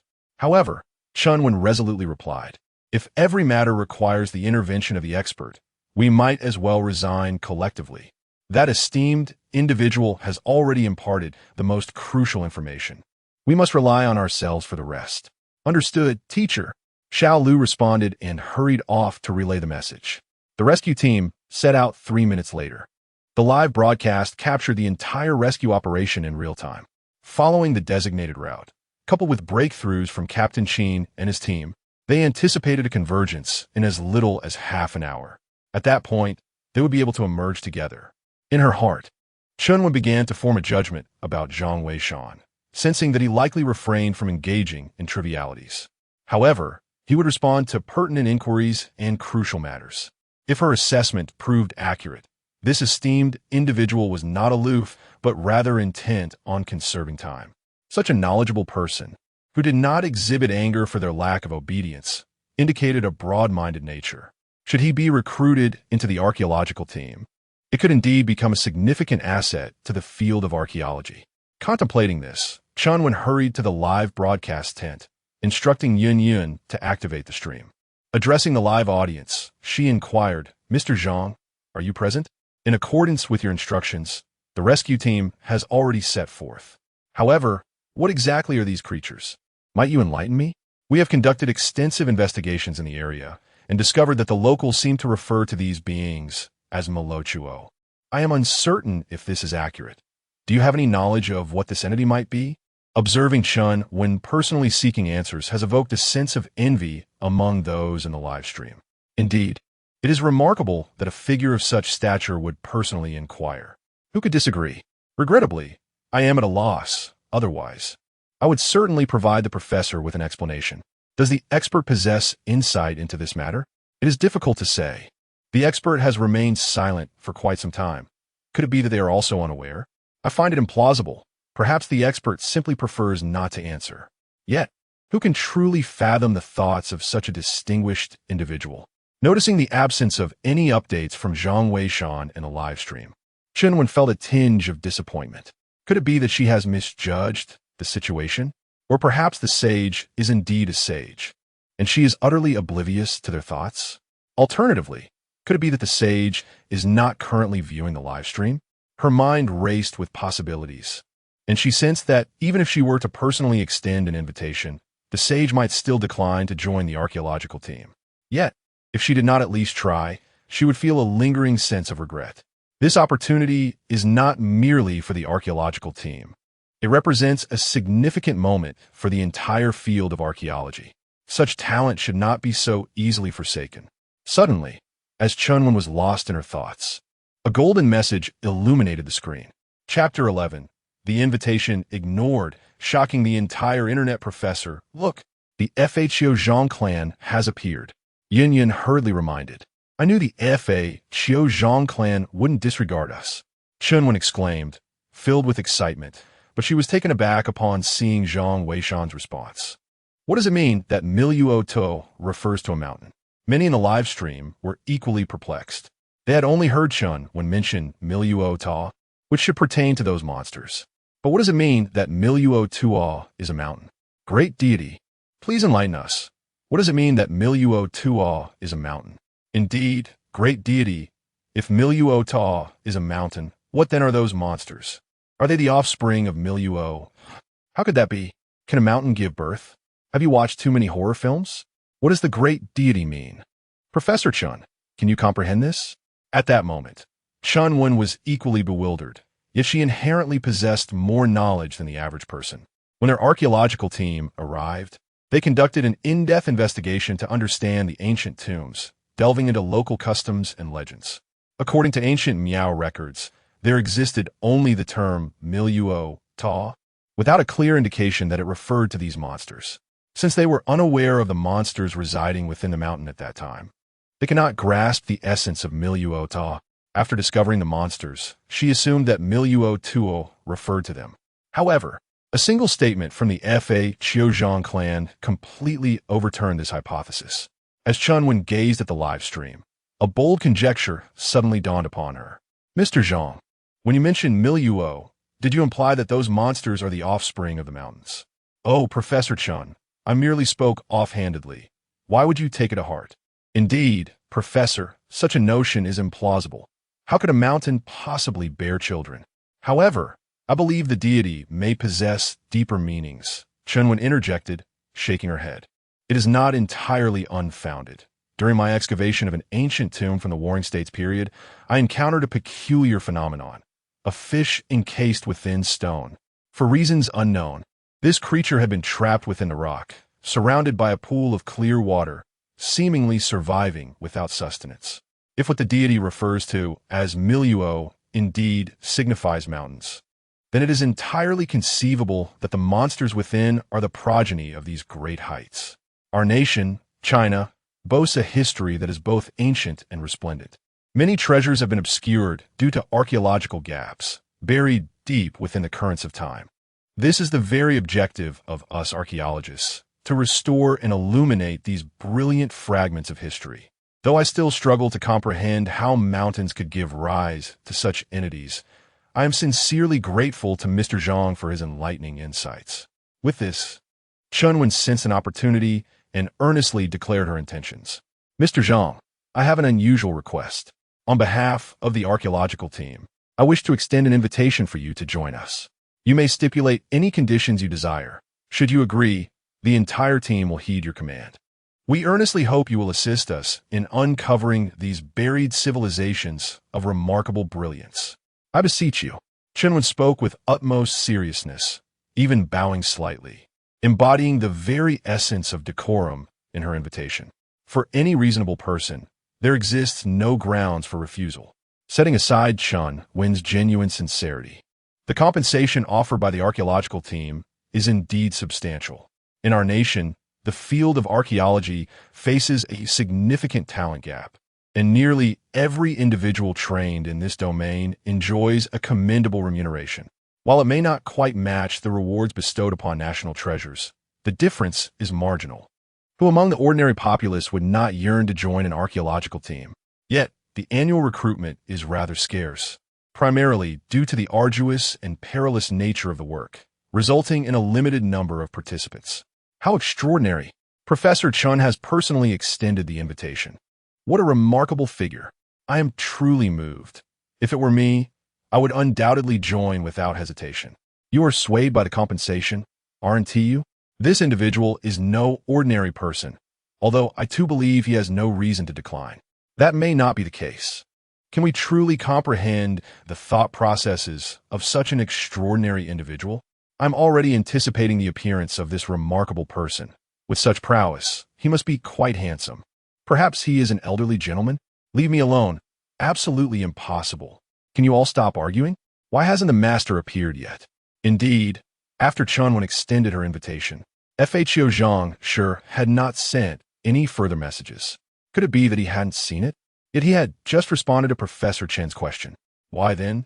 Did he not reply? Professor, could it be that Fho Zhang sure is also contemplating this? Perhaps we should allow him more time? Yun Yun interjected. Chunwen found this reasoning plausible, yet a sense of unease lingered in her heart. She could not bring herself to believe that he had overlooked the invitation. It was far more likely that he was unwilling to respond or to join the archaeological team. Individuals of remarkable skill often possess their own principles, and she felt no anger towards him. It was simply a lament that such an esteemed figure could not be drawn into the archaeological team.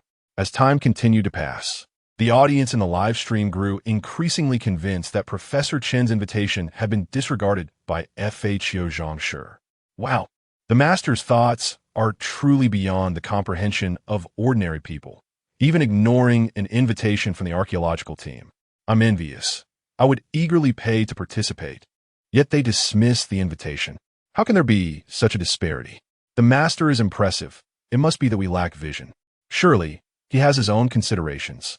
Indeed, it seems our perspective is limited. Ultimately, Chenwen found herself at a loss and could only express that if Fho Zhang wished to connect, he was welcome to do so at any time. The doors of the archaeological team would always remain open for him. Zhang Weishan, of course, had seen Professor Chen's invitation, and he indeed aspired to join the archaeological team at the forefront in the future. However, the time is not yet ripe. As mentioned before, he is exceedingly cautious about his life and must indeed be so. He does not perceive the present moment as a favorable opportunity.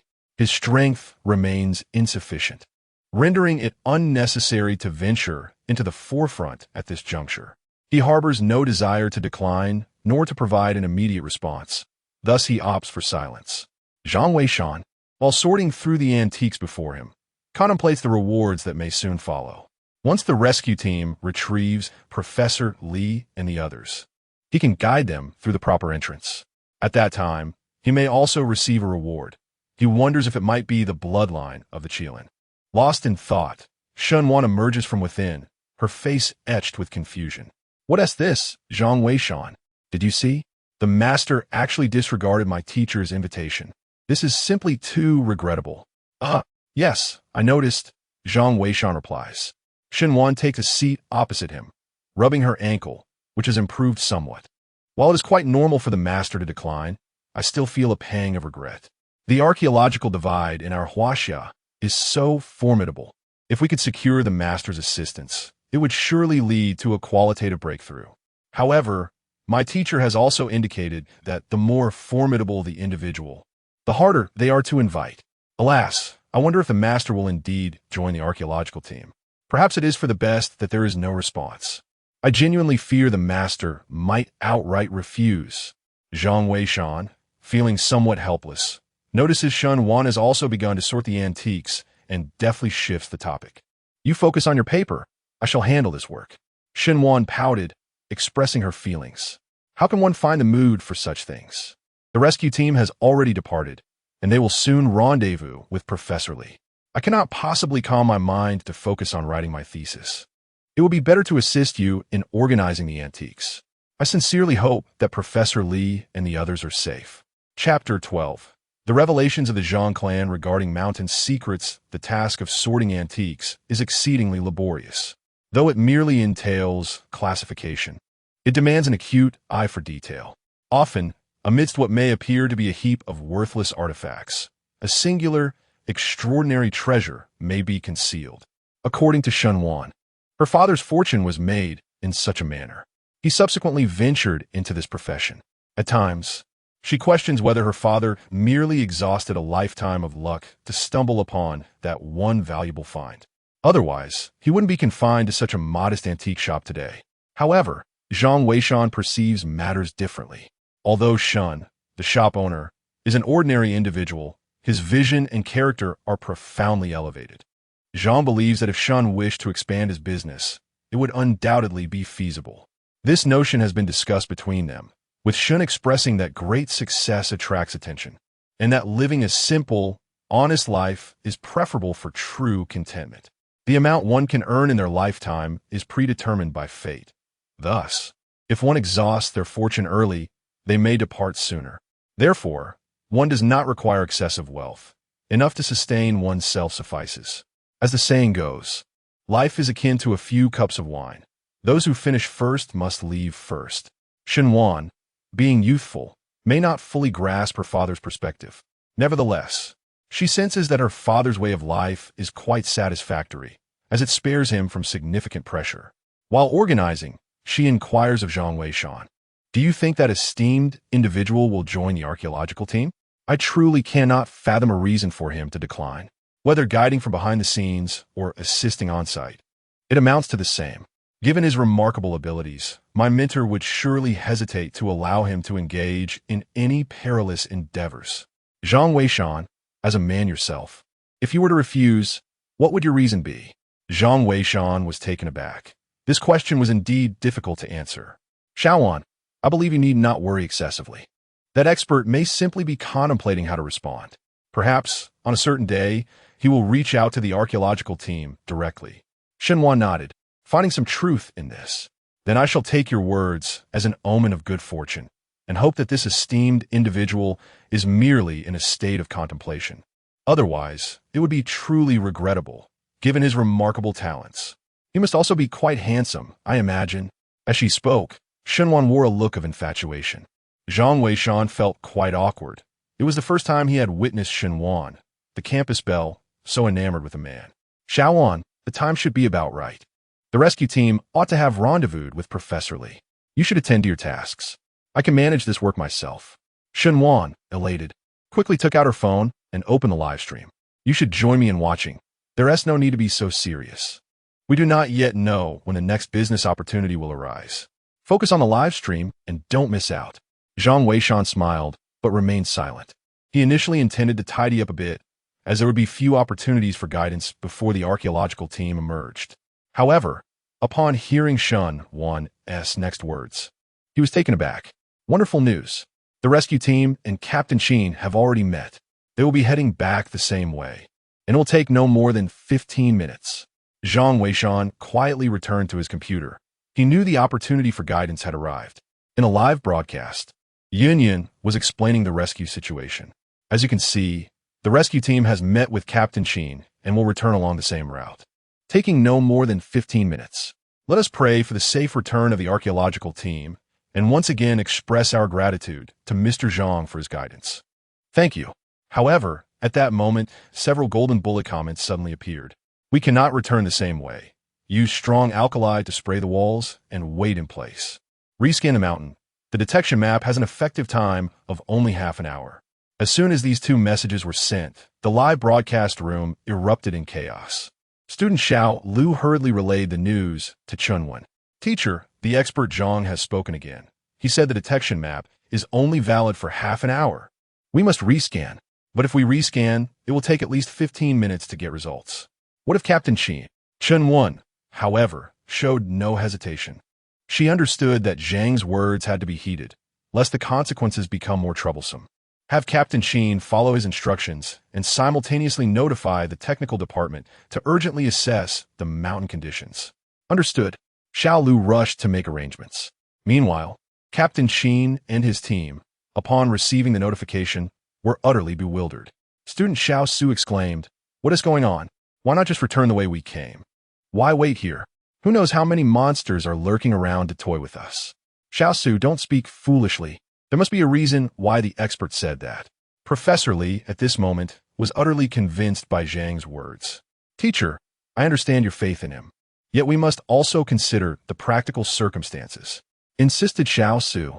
Captain Qin felt a sense of difficulty as well, and one of the soldiers interjected, Captain, I will retrace our steps to investigate. If all is well, I shall inform you. If trouble arises, I will retreat. Very well, Captain Qin nodded, acknowledging that this was indeed the most prudent course of action. The soldier promptly set off, while Captain Qin urged the others to swiftly apply strong alkali to the surrounding rock walls.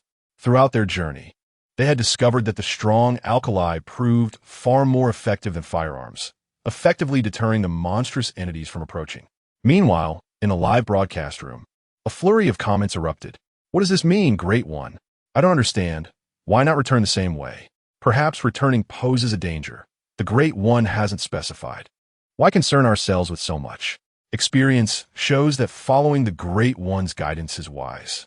Indeed, there must be rationale behind the Great One's words. We must heed them. Shenwen also hurriedly sent a comment, but it was quickly drowned out. The live stream continuously updated with the latest developments.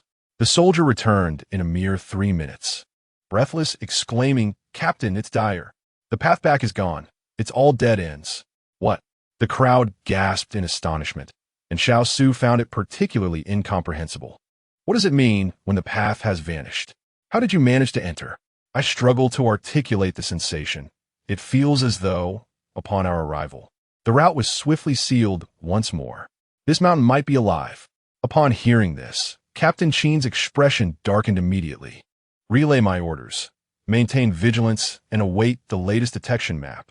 The words of that sage have proven unfailingly true. We must adhere to his guidance. Yes, at once. The group began to stand guard. Little Su, overwhelmed, plopped down onto the ground, utterly bewildered. He could scarcely comprehend the situation. Such an occurrence seemed utterly impossible, yet it had manifested.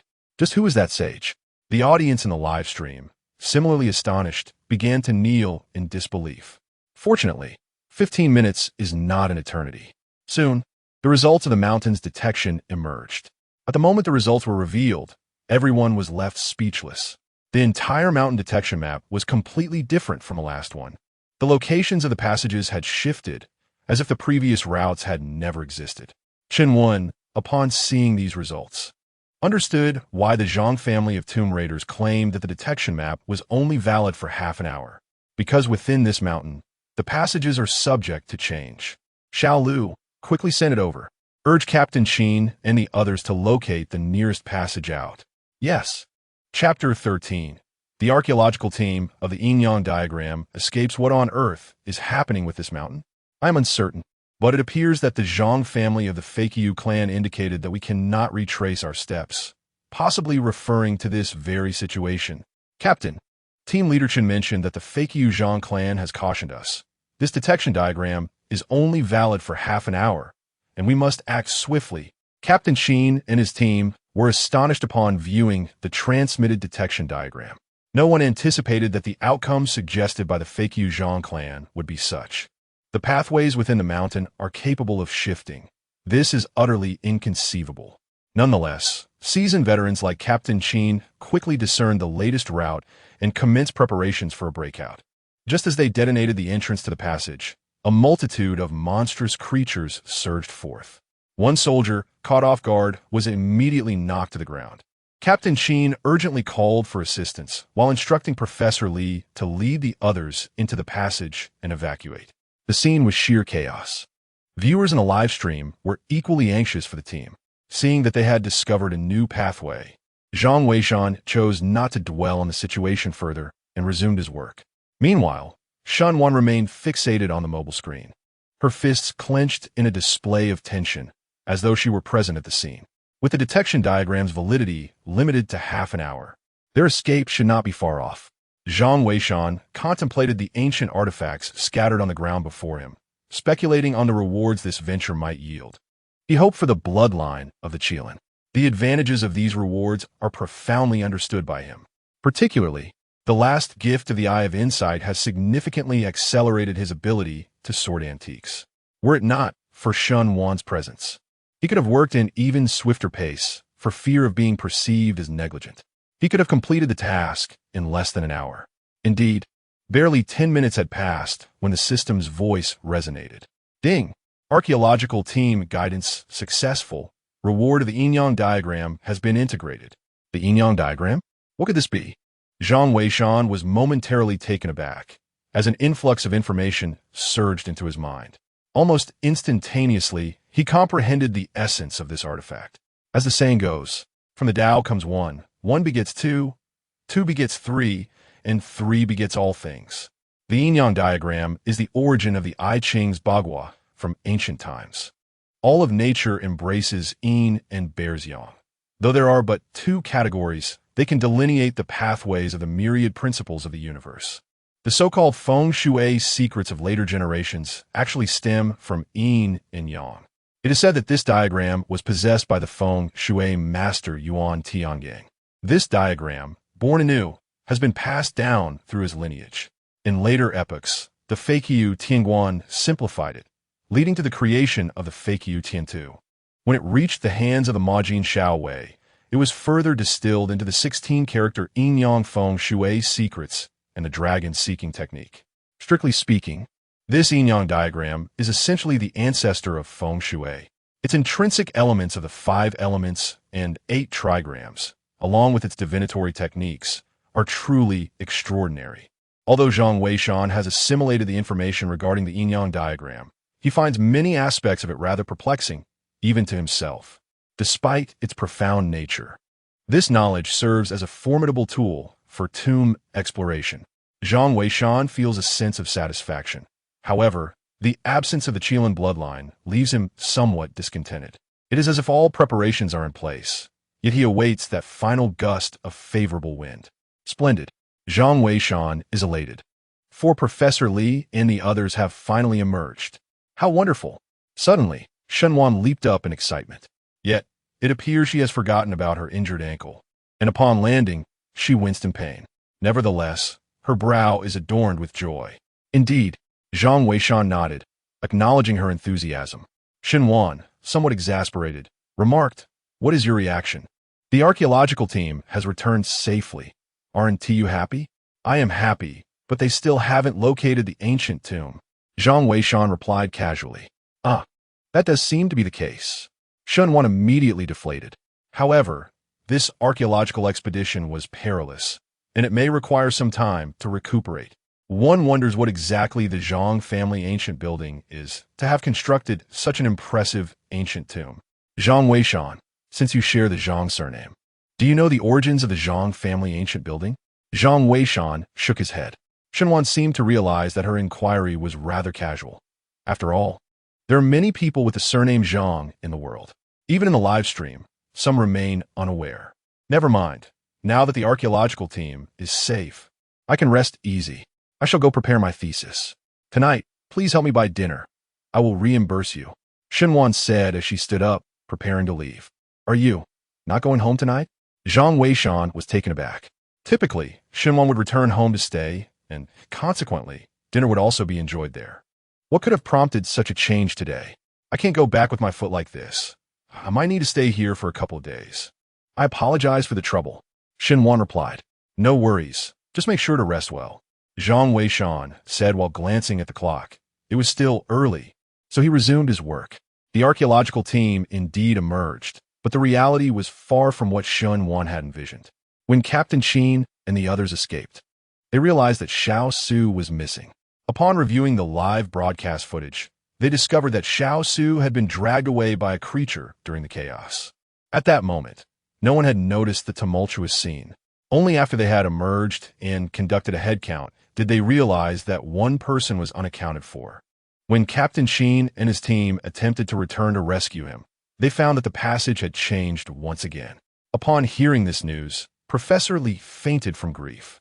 Out of 3 students and 1 professor, only he and 1 student emerged. The other 2 students remained forever within the mountain.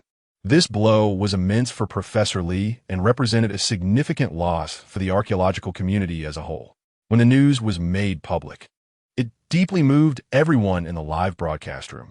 What peace there is in the passage of time is merely the result of others shouldering burdens for us. May the departed rest in peace. You are all heroes of the Huaxia nation. To those who have criticized Professor Li, please take a moment to pause. He has dedicated himself to the archaeological endeavors of our country. Indeed, even if Professor Li has made countless mistakes in the past, he has acknowledged his errors. Why must you continue to hold it against him? I only hope that the archaeological team will exercise caution on their next expedition and heed the counsel of the Zhang family of fake. I wholeheartedly agree. If we could receive guidance from the esteemed master, the outcomes would surely differ. We implore the esteemed master to return. We beseech the esteemed master for direction. The archaeological endeavors of Huaxia Nation require your expertise. Online, the call for the Zhang family of Feiqiu to re-emerge grows increasingly fervent. Regrettably, there has been no response. Ultimately, even Shun Wan felt compelled to address the matter. Esteemed colleagues, I understand your sorrow for the sacrificed team members.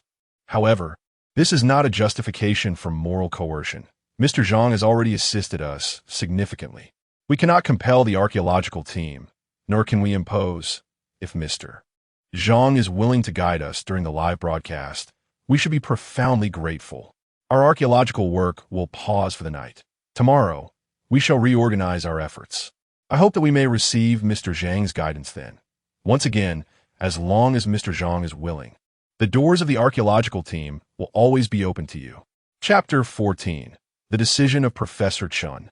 The Titan, in response to the renewed invitations from the entire internet, including a personal appeal from Professor Chun, the Zhang family of Feiqiu remained resolutely silent. Many began to speculate that the Feiqiu Zhang clan might refrain from addressing such remarks, adhering to their customary practice of only intervening when absolutely necessary. With the archaeological team pausing their operations for a reorganization this evening, it seemed unlikely that Feiqiu Zhang would make an appearance anytime soon. Some even pondered whether this enigmatic Zhang might be an artificial intelligence developed by a clandestine national entity, given their remarkable composure. After all, the lucrative offers from the archaeological team would surely tempt all but a select few. At 6 in the evening, Zhang Weishan had finally completed the classification of most antiques. The remaining items were of negligible value, prompting him to pack them away for disposal. That night, Shun Wan chose not to leave. Zhang Weishan procured dinner, and the two shared a meal together. Shun Wan, having managed to adjust her mindset, prepared to work late on her thesis, hastily consuming a few bites before retreating to her tasks. Meanwhile, Zhang Weishan meticulously recorded the grades of the classified antiques before displaying them. This transaction was thus concluded. Before long, the clock struck 8. At the archaeological site, Chunwen instructed her student, Xiao Lu, to initiate a video conference within the confines of the tent. Apart from her, only Xiao Lu was permitted entry. All others were excluded. This meeting was destined to be the most prestigious gathering in the realm of archaeology. The participants consisted solely of Chun Wan and a few elderly gentlemen on the other side of the computer. Even Xiao Lu was unable to view the computer screen, standing by in readiness. Soon, the video conference was connected. On the other end, a bright office was visible, featuring an exceptionally large conference table capable of accommodating 20 individuals simultaneously. However, at that moment, only 3 figures occupied it, while behind them loomed piles of ancient texts and documents. This was evidently a substantial office space. Greetings, Professor Sun, Professor Mu, and esteemed teacher, Chunwen said with a serious demeanor. The three individuals on the computer screen were none other than the most influential figures in contemporary Huaxia: Professor Sun, Professor Mu, and Professor Chun. Among them, Chunwen was the proud protege of Professor Chun, while Professor Mu held the highest status among the trio. Xiaowen, we have heard about the situation on your end. Please share your arrangements, Professor Chun said, removing his glasses to wipe them before putting them back on. Chunwen nodded and promptly outlined her plans. The morale of the archaeological team was currently low, although Professor Li and others had returned safely. The death of Xiao Su had starkly highlighted their lack of understanding regarding the archaeological situation and their inadequate situational assessments.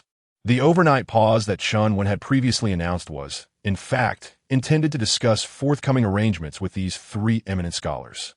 Based on the current circumstances, it appeared that the ancient tomb of Ba Nai might indeed be the Zhang family ancient tower. However, our detection equipment was unable to probe into the depths of the mountain.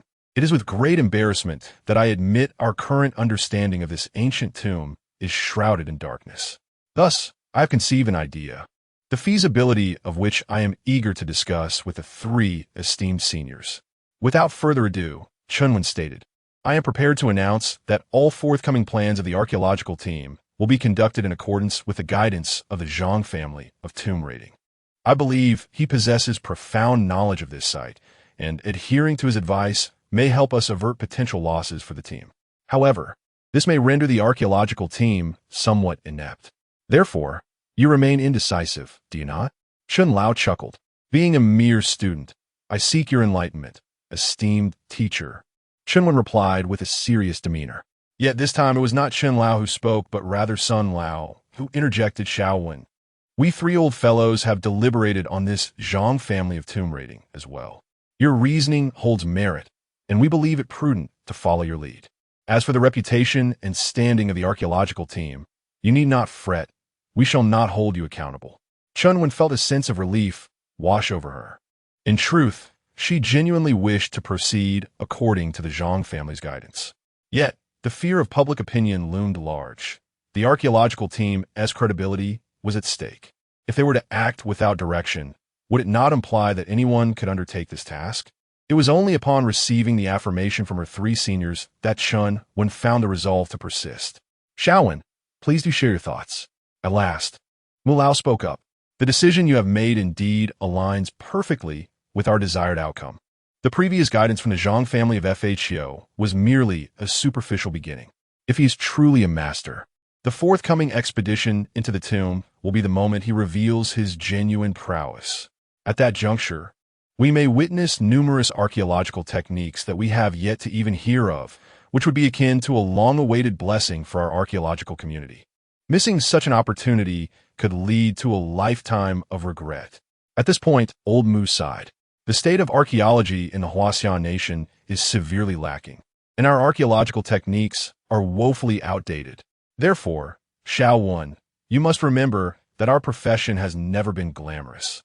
It is solely about advancing the field of archaeology in Huaxia, even if it means bearing some notoriety and controversy. What of it?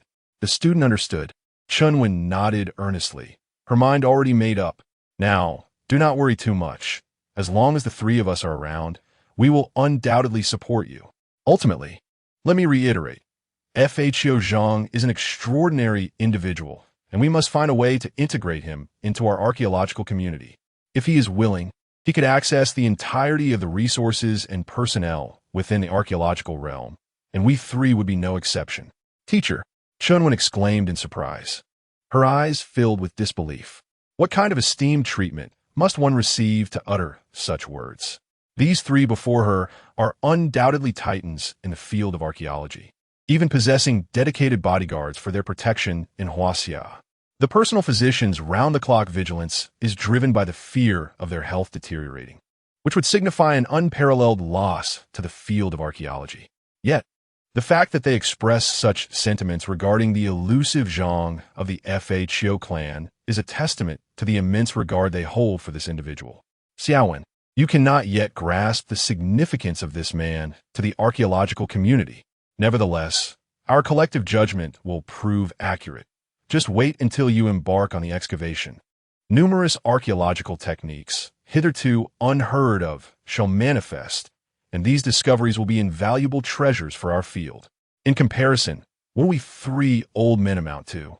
Chunwan nodded emphatically, her astonishment lingering. What manner of man is Zhang of the Fa Qiu clan, that he commands such respect for the triumvirate of archaeology?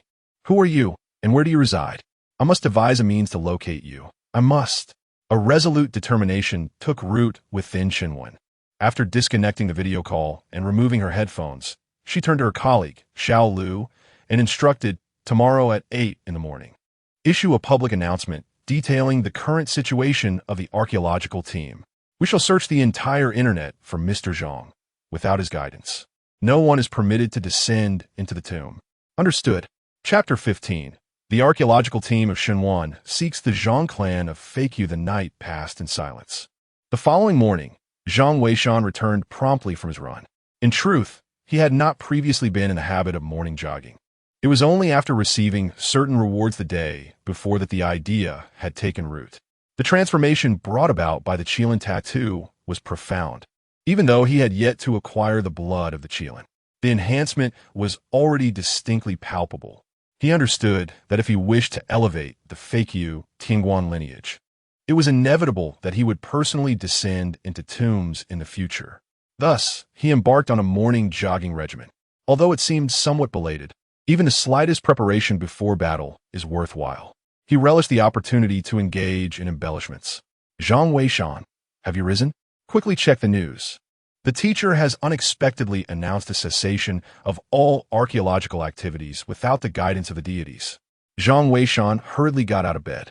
Xinwan's excited voice echoed from upstairs. She held the Feiqiu Zhang clan in high regard, making her reaction entirely reasonable at that moment. Ahem, I'm down here. I've purchased breakfast. Wash up and come down to eat. Zhang Weishan said awkwardly. Ah, you. Please wait a moment. Xinwan seemed a bit embarrassed and took several minutes to finish her morning routine before descending. Upon seeing the breakfast Zhang Weishan had procured, a flush crept upon her fair cheeks. What's wrong? Are you unwell? Zhang Weishan inquired, puzzled. No, it's not that. I have a question for you, Xinwan said bashfully, nibbling on a bun. Do you wake up this early, every day? Zhang Weishan was perplexed by her words. However, he generally did rise not long after dawn, typically around 7:30. Today was an exception. He had awoken before 6. I mean, do you usually get up this early? Why would you want me to bring you breakfast? You don't seem like someone who is frugal. As Xinwan spoke, her delicate face inadvertently flushed. At that moment, Zhang Weishan also came to a realization. Indeed, if he were to rise so early and still expect a young lady to bring him breakfast, it would seem rather ungracious, especially when he was not one to shy away from expenditure. There could only be one conclusion, which was evident to even the simplest of minds. He must have some interest in her. Ahem, don't overthink it. I only got up early today. Let us eat, Zhang Weishan said, feeling somewhat awkward. Upon hearing this, Xinwan nodded, her complexion finally returning to normal. To be honest, although Zhang Weishan was undocumented, he was quite handsome. Xinwan did not find him unappealing, but her thoughts were entirely consumed by archaeology and her papers. She had not truly considered anything beyond that. Seeing Zhang Weishan's calm demeanor made her think she might have been overreacting, so she dismissed her earlier speculations. After breakfast, she prepared to focus on her thesis. Last night's archaeological work had allowed for a night of rest, and this morning they awaited guidance from the experts before proceeding. Moreover, they had yet to find any trace of the ancient tomb. Thus, Xinwan felt that today might be relatively relaxed, and she was determined to make significant progress on her paper. After finishing his meal, Zhang Weishan tidied up and prepared to open for business. Business remained sluggish, and upon opening his computer, Zhang Weishan promptly logged into his account to check the status of the live streaming room. Perhaps today, he might have an opportunity to offer guidance to the archaeological team. As expected, the barrage of comments in the live stream was dominated by discussions surrounding the Zhang family of Feiqiu. Where's the master? The archaeological team is still waiting. Indeed, it's uncertain when the master will come online. Who knows? The master could appear at any moment. The master is online.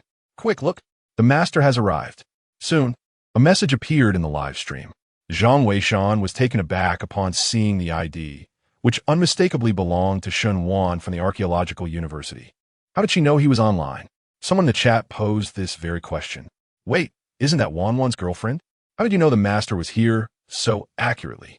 Yeah, it seems like you spotted the master the moment he logged in. Impressive. Wan's girlfriend. Are you using some sort of cheat? I had a friend create a small program that automatically notifies me whenever the master logs in.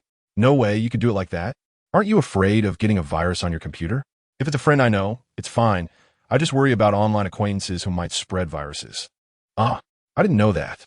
Since they're friend from the live stream, it should be safe, right? Shunwan also felt a twinge of concern. I find myself in a dilemma. This esteemed individual has contributed immensely to the field of archaeology, and I am reluctant to miss the opportunity to absorb his insights.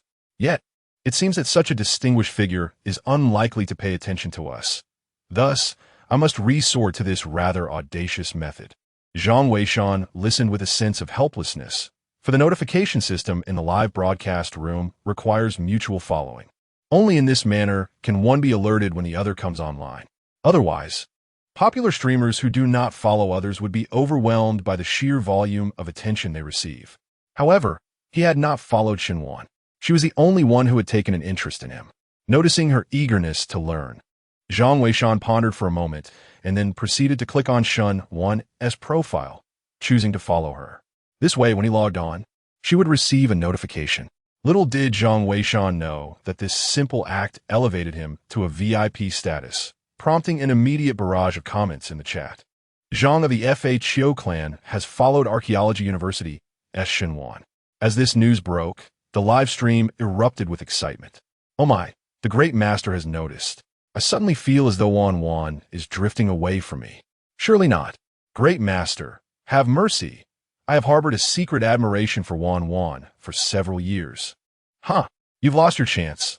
The great master has surely taken note of Xiao Wan and is preparing to make his move. The great master is not so pedestrian as you. Zhang Weishan has followed me. Did you see that? How exhilarating. In the room, Shun Wan's voice rang out with enthusiasm. Zhang Weishan could only smile helplessly as he responded. Indeed, but perhaps you should consider uninstalling that app. Be wary of potential addiction. Understood. Shun Wan was quite elated. However, within mere seconds, a sudden exclamation echoed from within. Why has my computer screen gone black? Could it truly be infected with a virus? Zhang Weishan, do you comprehend computers? Come assist me. Zhang Weishan, feeling exasperated, realized that this improbable situation had indeed befallen him. It was quite absurd. Nevertheless, possessing some knowledge of computers, he rose and approached to investigate. Meanwhile, at the archaeological camp of Benai, a voice exclaimed, Teacher, Mr. Zhang has logged in and is even following your student Xinwan. You should still be online. Little Lu hurriedly relayed the message to Chunwan. Overjoyed, Chunwan promptly responded, Have Yin start the live stream. In less than a minute, Chunwan appeared on the live broadcast. Mr. Zhang, are you there? Our archaeological team is fully prepared. Yet we have made no progress regarding the entrance to this ancient tomb. We kindly request your guidance. Our archaeological team would be immensely grateful, and to demonstrate our sincerity, we shall offer you compensation for each piece of advice you provide. Mr. Zhang, are you there? Compensation? Wow, I can earn money while watching a live stream. I'm envious.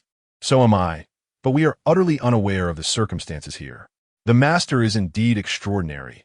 A VIP receives complimentary access and can even earn rewards. How enviable. Is the master present? Professor Chun is looking for you. Where's the master? Why has he vanished after following little Wan? Chapter 16. The archaeological team's despair as Zhang Weishan makes his entrance at this moment. Zhang Weishan wore an expression of embarrassment as he gazed at Shun Wan's laptop. Well, I truly find myself at a loss here. I am not particularly adept at dealing with issues of this nature. How about this? I shall take your laptop to the repair shop, and you may utilize the office computer for the time being. However, regarding your thesis, that is of no concern, Shun Wan replied with a smile. I have diligently saved all my work on a USB drive, so I have taken precautions.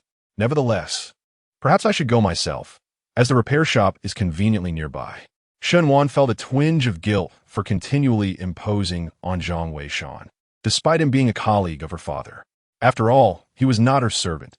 He devoted his time and energy to managing the antique shop. Zhang Weishan chuckled lightly. It's perfectly fine. The shop isn't generating any income today anyway. Besides, your leg is still recovering. With that, he began to gather his belongings before heading out to log off from his account. Such information could not remain accessible. Otherwise, should Shen Wan come across it, it would be difficult to explain.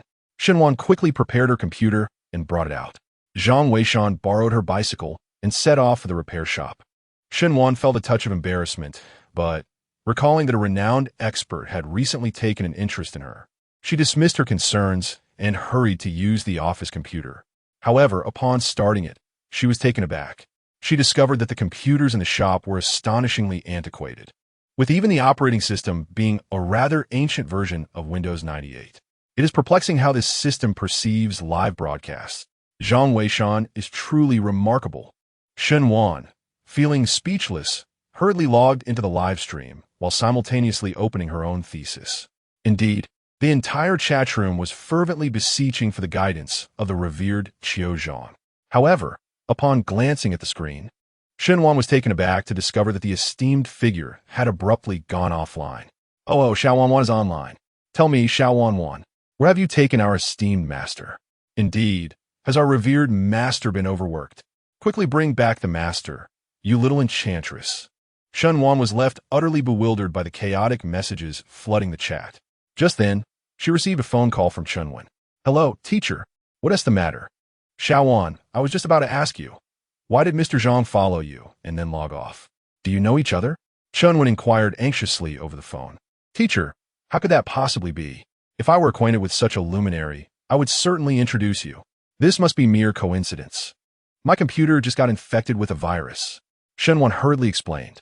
Shen Wan, still skeptical, responded, well, you must understand the significance of Mr. Zhang to us. If you manage to contact him, be sure to obtain his contact details. Understood. Shen Wan promptly ended the call. Shen Wan gazed at her computer screen, utterly at a loss for words. She recognized that the live chat participants were merely engaging in frivolous banter for amusement. Even if she were to genuinely know the esteemed figure, few would believe her claims. Where has the esteemed expert truly gone? How could they have logged off alongside oneself? It is indeed perplexing. Ultimately, unable to fathom the situation any longer, she resolved to immerse herself in writing her own thesis. Meanwhile, within the live stream, the absence of the Fa Qiuzhang clan was palpable. Consequently, Shen Wan reluctantly announced that today would be a day of continued reflection, awaiting the emergence of the Fa Qiuzhang clan before proceeding. The release of this news evidently incited dissatisfaction among numerous netizens, who vociferously questioned whether they were an archaeological team or if it was he who held that title. Did their work cease in his absence? Faced with such skepticism, Shen Wan merely replied, he possesses greater prowess than us. I cannot assure that my efforts will surpass his guidance. After that, she refrained from further comment. Just as old Mu remarked last night, there will always be voices of doubt. However, if you are certain of your correctness, do not yield easily. Persevere. For rewards will eventually manifest. At 1 o'clock in the afternoon, as Shen Wan concluded a segment of her thesis, Zhang Weishan finally returned. The computer had been repaired, and the technician advised against indiscriminately accepting files. Fortunately, she had uninstalled it early. Otherwise, that virus could have activated her camera, likely with the intent to invade her privacy. Is it that severe? I shall remember this. Shen Wan responded, a shiver of apprehension coursing through her. In a live stream, where countless individuals called her their wife, she had chosen to disregard such remarks. Little did she know that some individuals, undeterred by mere words, might indeed take action. Thankfully, the expert had taken notice of her. Otherwise, she might have remained oblivious to someone encroaching upon her privacy. I apologize for the inconvenience. You haven't had a meal yet, have you? Allow me to treat you. Before Shen Wan could finish her sentence, Zhang Weishan had already brought out the food. Just happened to be on the way. Well then, I shall treat you to dinner tonight. Shen Wan replied with a smile, simultaneously taking her laptop. How is the live broadcast room faring? Zhang Weishan inquired as he settled down. The teachers are nearly in despair. The expert has not shown up all morning, and their archaeological work has come to a standstill. Moreover, They suspect that I have somehow caused the expert's absence. I feel utterly wronged. As she spoke, Shunwan pressed her palms together, raising her chopsticks in a gesture of supplication. Oh, great expert, please log in soon. I can barely bear this unjust blame any longer. Zhang Weishan shook his head in resignation and logged into his account. The two of them dined while monitoring the situation in the live broadcast room. To be frank, despair was pervasive in the current atmosphere of the broadcast. The archaeological team remained inactive, awaiting Zhang Weishan. However, he had yet to log in, and even Shun was uncertain how much longer she could endure. My goodness, are my prayers truly that effective? The expert has logged in, Shunwan suddenly exclaimed. Almost simultaneously, a message was sent out in the live broadcast room. A wave of viewers, already teetering on the edge of despair, erupted upon seeing Shunwan's message. No way, the expert really logged in. What on earth did you do to the expert, Xiao Wanwan? I beg for mercy, expert. I'm worried about your stamina. Expert, are you all right? Would you like some grilled kidneys to replenish your strength? Expert, Professor Chun and the others have been waiting for you for quite some time. Are you well? How absurd. The great master is not as despicable as you think. Shunwan exclaimed in frustration, sending a barrage of comments. However, her remarks did not stir much commotion. Meanwhile, Shunwan received news of Zhang Weishan's online presence.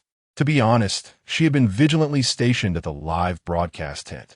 Upon seeing Zhang Weishan online, she hurriedly addressed him. Mr. Zhang, your arrival is most timely. Our archaeological team awaits your guidance. Could you perhaps shed light on the entrance to this ancient tomb?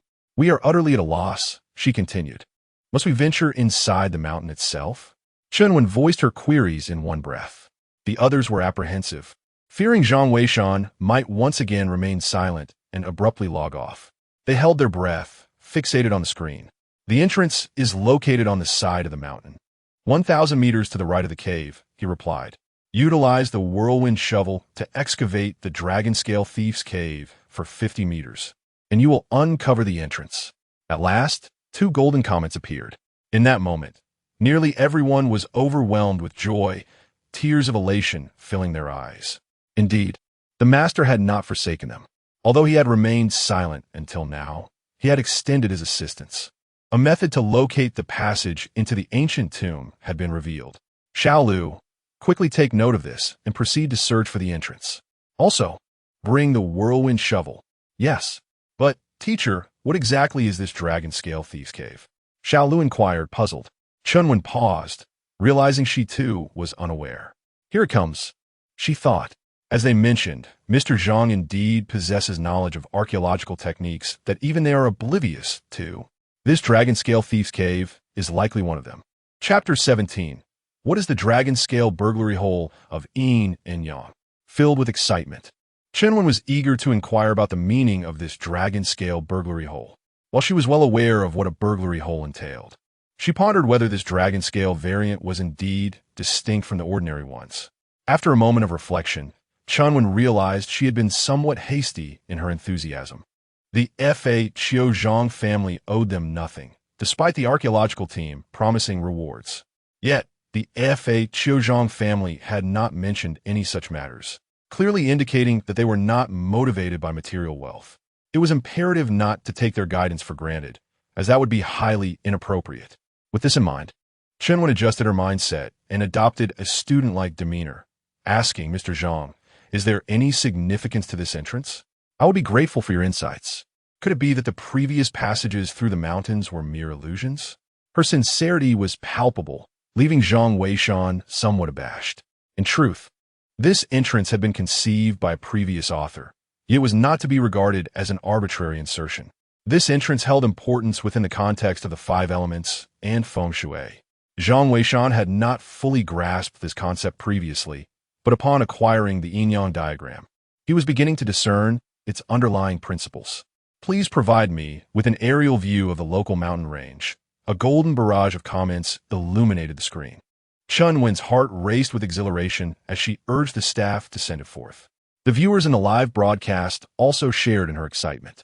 The esteemed expert is about to commence his elucidation. How does one record the screen? Does anyone know how to utilize the screen recording feature? It is prohibited to record in the official livestream room.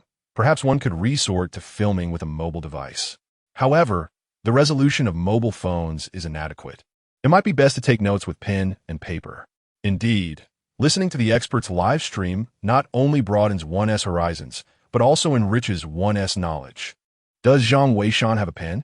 Shenwan unexpectedly dashed out of the room, visibly anxious, seemingly eager to take notes as well. Is this truly necessary? You are a distinguished student from the Archaeology Institute. Must you also jot things down? Zhang Weishan offered a pen, but Shenwan waved it away. You do not comprehend. This sage possesses an immense understanding of archaeological culture. In the vast ocean of knowledge, I am simply not on par with him. I must hasten to record this. By the way, you should pay close attention as well. This is undoubtedly a once-in-a-lifetime opportunity. Zhang Weishan, feeling somewhat helpless, noticed that many in the livestream room were already on high alert. He could only reluctantly send out a few comments. This place intriguingly aligns with the principles of feng shui and the art of Qimen Duanjia. The Xingmen serves as the entry point. The passage within the mountain cannot lead to the ancient tomb. However, the circumstances here are peculiar. The Xingmen can only be opened once a month. Golden comments illuminated the screen, and everyone, including Chun Wan, busily began to take notes, seemingly fearful of missing out. However, as they continued to write, they realized that Zhang Weishan's statements bore little substantive significance. Many had never even heard of Qimen Duanjia or the five elements theory. The gaps in archaeological knowledge in the Huaxiao nation are alarmingly profound, especially in the realm of feng shui.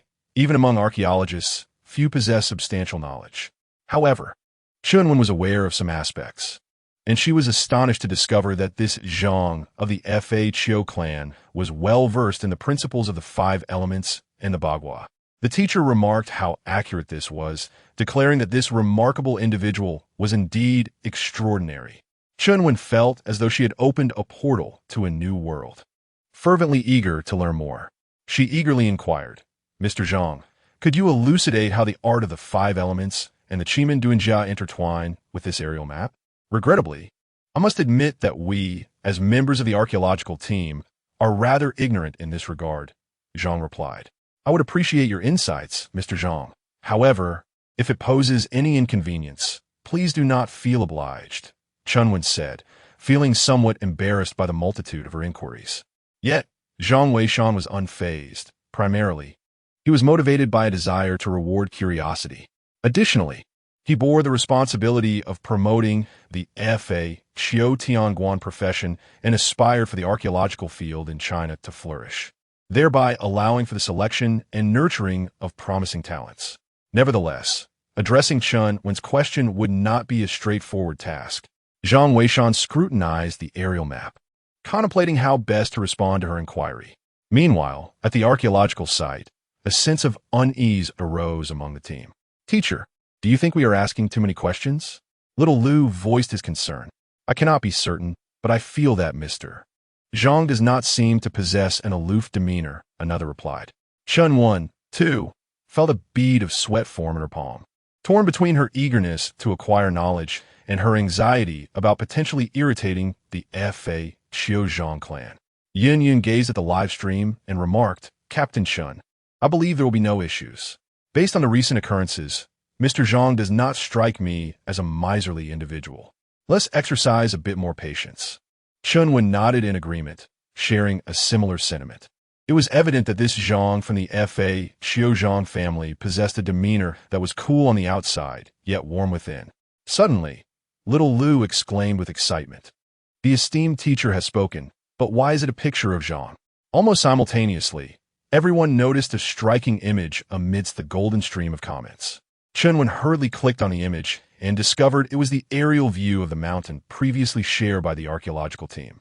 However, around the image, 8 directions were marked corresponding to the 8 doors: the open door, the rest door, the life door, the injury door, the poison door, the scenic door, the alarm door, and the death door.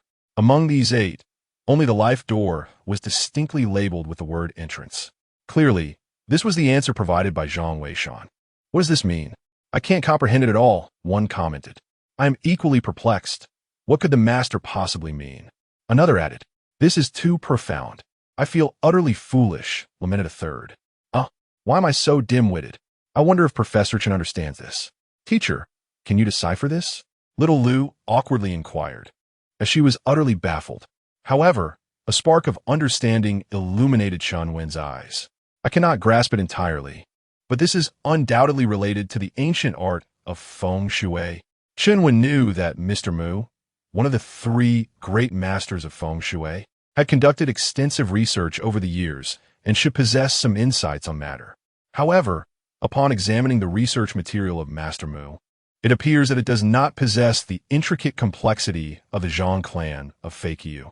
Perhaps this Zhang from Feiqiu possesses a mastery of feng shui that surpasses even that of Master Mu, one of the three esteemed figures.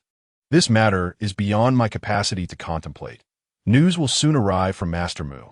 This Zhang of Feiqiu is undoubtedly a colossal treasure within the realm of archaeology. No, I must acquire more knowledge. Chen Wen thought to herself, urgently addressing Xiao Lu, you must find a way to document every single comment sent by Mr. Zhang. This will undoubtedly elevate our archaeological discipline by decades. We cannot afford to miss this opportunity.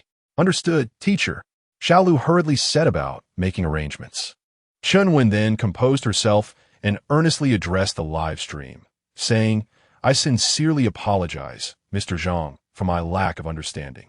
However, I am committed to diligent study and have dispatched a team to locate the entrance. There's one point I do not grasp. What exactly is this dragon scale tomb? How does it differ from a typical tomb? This is the first time I have encountered such a term. I must trouble you for clarification. I truly apologize. Zhang Weishan observed the live stream without displaying any impatience. On the contrary, he understood that the archaeological team would likely be equally unaware of the dragon scale tomb. For this type of tomb, aside from the Feiqiu Tianguan, no one else possesses knowledge of it. Not even the renowned tomb raiders would dare to engage with the dragon scale tomb. Chapter 18. The archaeological community discovers a treasure in the form of an extraordinary computer in the annals of the secret history of tomb raiding. There exists a peculiar account. The practices of the FHO and MO gene involve the establishment of tomb entrances through the art of theft, invariably initiating with the creation of a breach. This implies that whether one is a Fa Qiu Tianguan or a Mo Jin Xiao Wei, entering a tomb necessitates the formation of a theft passage. Among these, the theft passages crafted by the Mo Jin Xiao Wei are particularly renowned within the realm of tomb raiding, earning admiration even from archaeologists. Some of these passages, though they may lie nearly 1,000 meters from the actual ancient tomb, are still able to reach the subterranean chambers with remarkable precision, attesting to their exceptional skill. However, while the public acknowledges the prowess of the Mo Jin Xiao Wei, they remain largely unaware that the art of breaching employed by the Fa Qiu Tianguan is even more exquisite. Historical texts reveal that the most adept among the Mo Jin Xiao Wei are referred to as Yulin passages, named for their resemblance to fish scales, allowing individuals to traverse without leaving a trace. In contrast, the Longlin passages of the Fa Qiu Tianguan are said to exhibit even greater ingenuity. It is rumored that these passages can glide seamlessly, akin to riding on the scales of a dragon, aided by the dragon's innate power. Nevertheless, it must be noted that the Longlin and Yulin passages are not vastly different. The techniques employed are fundamentally the same. The subsequent generations of Mo Jin Xiao Wei have prioritized efficiency, thus streamlining the process and transforming the Longlin into the Yulin. This alteration may also stem from issues of inheritance. As a superior of the Mo Jin Xiao Wei, the Fa Qiu Tianguan embodies the saying, teach a disciple, and the master may starve. It is conceivable that the Fa Qiu Tianguan deliberately withheld certain techniques. However, such matters remain unprovable. However, from this, one can perceive the formidable nature of the Dragon Scale Thief's Cave. Zhang Weishan organized his thoughts and sent out a few messages. When attacking the Thief's Cave, one must utilize the whirlwind shovel from the inside out, ensuring that each strike does not exceed 5 meters. The amount of soil carried by the whirlwind shovel must not exceed half. Additionally, it is essential to coat the whirlwind shovel with lard, with 3 shovelfuls dipped each time. This method is what leads to the Dragon Scale Thief's Cave. As these 3 golden messages were dispatched, the entire live stream, along with Chunwen, fell silent for a full minute. Clearly, they were all processing the implications of Zhang Weishan's words. Yet, for those in the live stream, these concepts felt distant and obscure. Many were utterly bewildered and did not even know what a whirlwind shovel was. Ultimately, the chat was filled with comments that bore little relevance to the discussion. Incredible. The master is amazing. I bow to the master. I completely don't understand, but it sounds so impressive. A true master indeed. I'm in awe. Chunwen could grasp the essence, though she had never witnessed the dragon scale thieves cave herself and was filled with anticipation. Xiao Lu, brimming with excitement, exclaimed, "Teacher, we have been using the whirlwind shovel incorrectly all along. I never imagined it was used this way to attack the thief's cave." Enough talk. Once the team locates the site, let's begin our attempts. I am equally eager to see the dragon scale thief's cave. Chunwen's eyes sparkled with enthusiasm, wishing to witness it firsthand. However, the mere thought of having finally established contact with the Zhang clan of Fakyu made her pause, if not for her inquisitive nature. No, today's harvest has already been plentiful, and one must not be overly greedy. Too much can lead to indigestion, she reminded herself. She realized, almost unconsciously, that she had become a student, eager to absorb as much knowledge as possible from the Zhang clan. Yet, she was astute enough to understand the importance of moderation. "Thank you, Mr. Zhang, for your guidance. We shall certainly follow your instructions and swiftly locate the entrance," Chunwen said, promptly passing the conversation to Yunyun while she made her way to the site. Yunyun, uncertain of how to proceed, understood that retaining such a prominent figure was clearly unattainable. Thus, she resorted to discussing the most sensitive topics at hand to maintain the live stream's engagement and capture the attention of the Zhang clan. Regrettably, her efforts proved futile. Zhang Weishan rose from his chair to dust off the antiques. Many items in the shop had languished unsold for extended periods.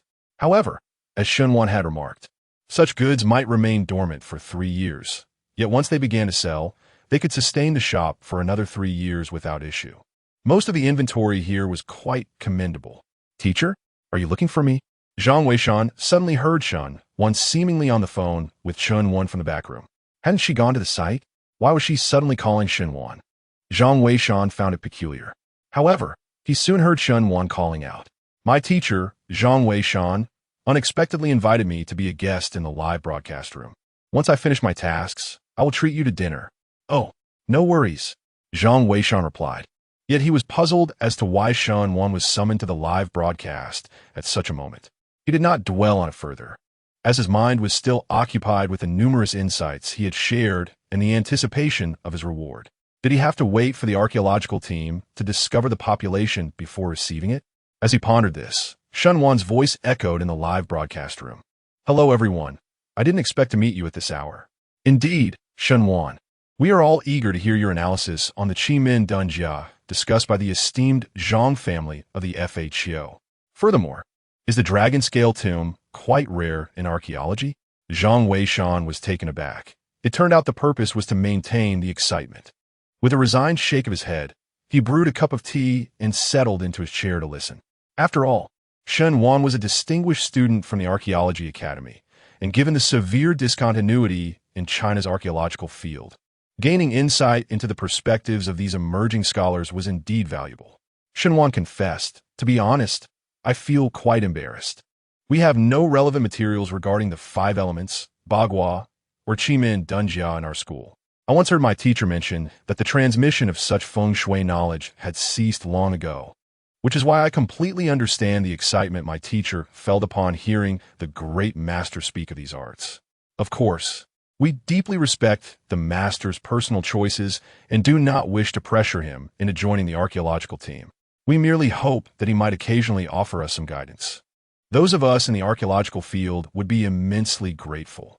As for the Dragon Scale Thieves' Cave, I have never heard of it either, but perhaps I will have the fortune to broaden my horizons this time. Lastly, I would like to express that the insights shared by the master are a treasure for our entire archaeological community. We are truly thankful to Mr. Zhang for his guidance." "Thank you," Yunyun responded with a smile. "Can you discern aspects from this feng shui diagram that ordinary people cannot perceive?" Shenwan was taken aback and inwardly lamented. She had already stated her ignorance on the matter, so why did Yun Yun still inquire? Unbeknownst to her, Yun Yun felt equally perplexed, as she understood even less about these topics. However, one cannot allow the conversation to stagnate. What if the great master was still observing? Shenwan's mind raced. She recognized her lack of understanding regarding these feng shui principles. Discussing them would surely expose her ignorance. Thus, she shifted her perspective, noticing that the photograph released by the Zhang clan seemed to possess some discrepancies. I do feel that something is indeed not quite right. I'm not entirely certain about this, but are there any computer experts in the live stream? Could you assist me in examining this image shared by the expert? It seems that there might be some discrepancies, as the computer interface appears rather peculiar. Chapter 19. A call for justice for the great god of Wen. 98. The peculiarities of the computer had escaped my notice until now. Indeed, I have been too engrossed in admiring the images shared by the esteemed individual. However, it seems that the computer itself possesses an oddity. The interface appears remarkably antiquated, evoking a sense of nostalgia. It is not merely old. It exudes a palpable sense of age. Is there anyone among us with experience in the computer industry who could shed some light on this? At this moment, the livestream audience found themselves engrossed in analyzing the image shared by Zhang Weishan. Zhang, perplexed by the attention his casual post garnered, rose to investigate. To his astonishment, he realized that the image he had shared encompassed the entirety of his computer screen. Just beneath the image, a toolbar was visible, which typically indicates the operating system in use, such as the iconic Windows 7 or Windows 10. Yet the office computer he employed was remarkably outdated, seemingly running on the archaic Windows 98 system. The livestream audience, not lacking in computer aficionados, quickly recognized the situation. Goodness, it appears that the Great One's computer is operating on Windows 98. Could it be that such an antiquated system still exists in this day and age? One exclaimed. Surely, Yuist. How could Windows 98 possibly support live streaming? Such an old system must be incapable of handling it. Another responded. Indeed, and one must wonder, does such an aged computer not suffer from performance issues? It is difficult to articulate, yet one could still view the live broadcast through patching, albeit with probable lag.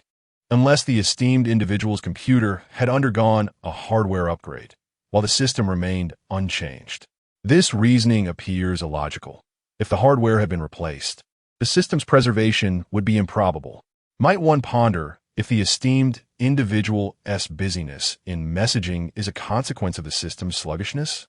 It seems plausible. We have perhaps been excessively demanding. Despite the considerable lag of the esteemed individual's computer, they still take the time to guide us, which is truly moving. I voice my concern for the esteemed individual.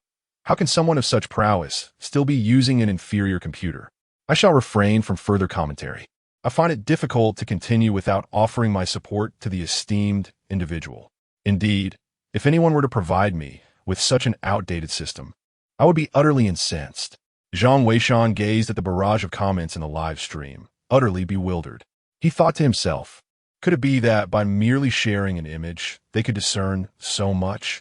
Yet, in truth, his computer was not particularly laggy. At least he found it quite functional. And it belonged to Boss Shun, having been in use since his arrival. Thus, he was somewhat perplexed as to why this computer functioned so smoothly for live streaming.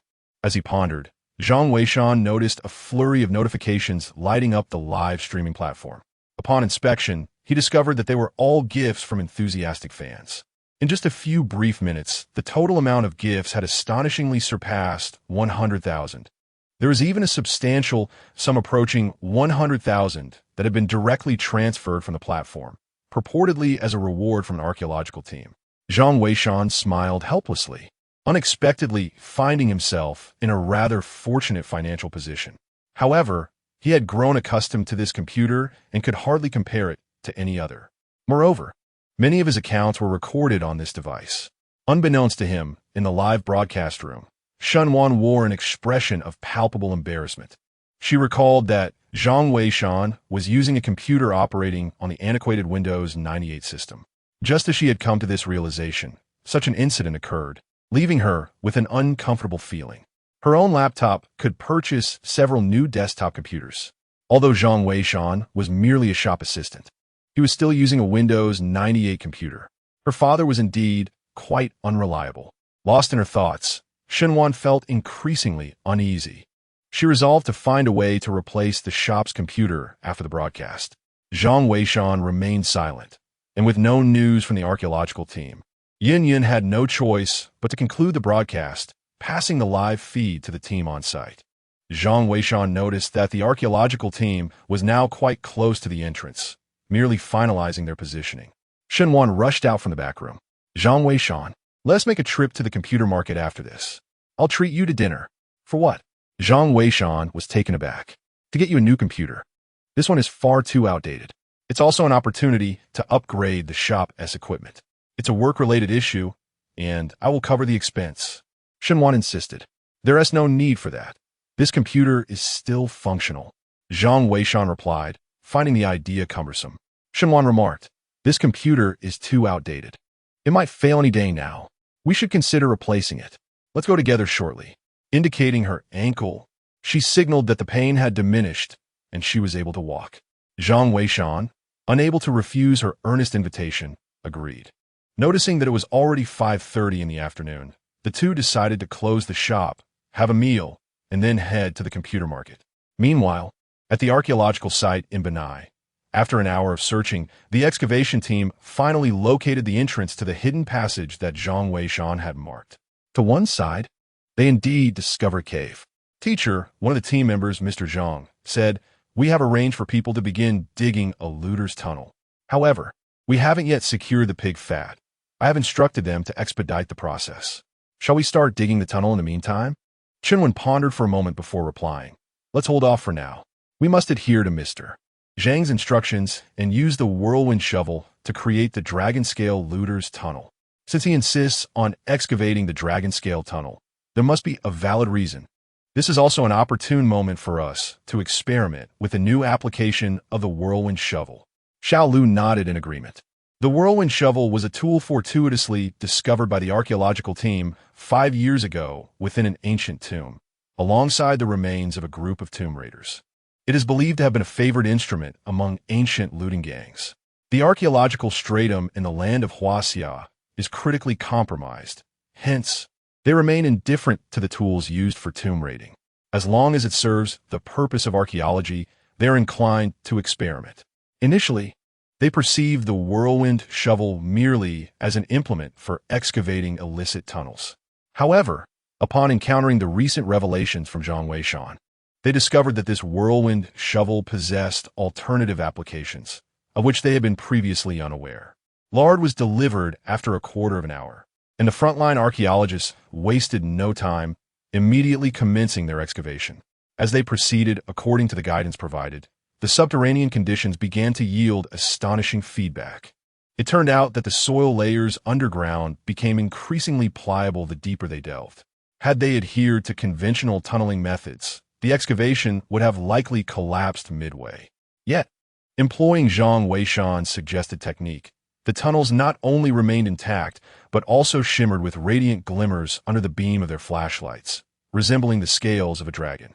Chunwen specifically instructed the staff at the forefront to capture photographs. The audience in the live stream, upon viewing images of the dragon-scale tunnels, was momentarily taken aback. Oh, what a sight this dragon-scale Thief's Cave is. It is simply breathtaking. One might not immediately recognize it as a thief's lair, as it resembles a work of art. I am in awe.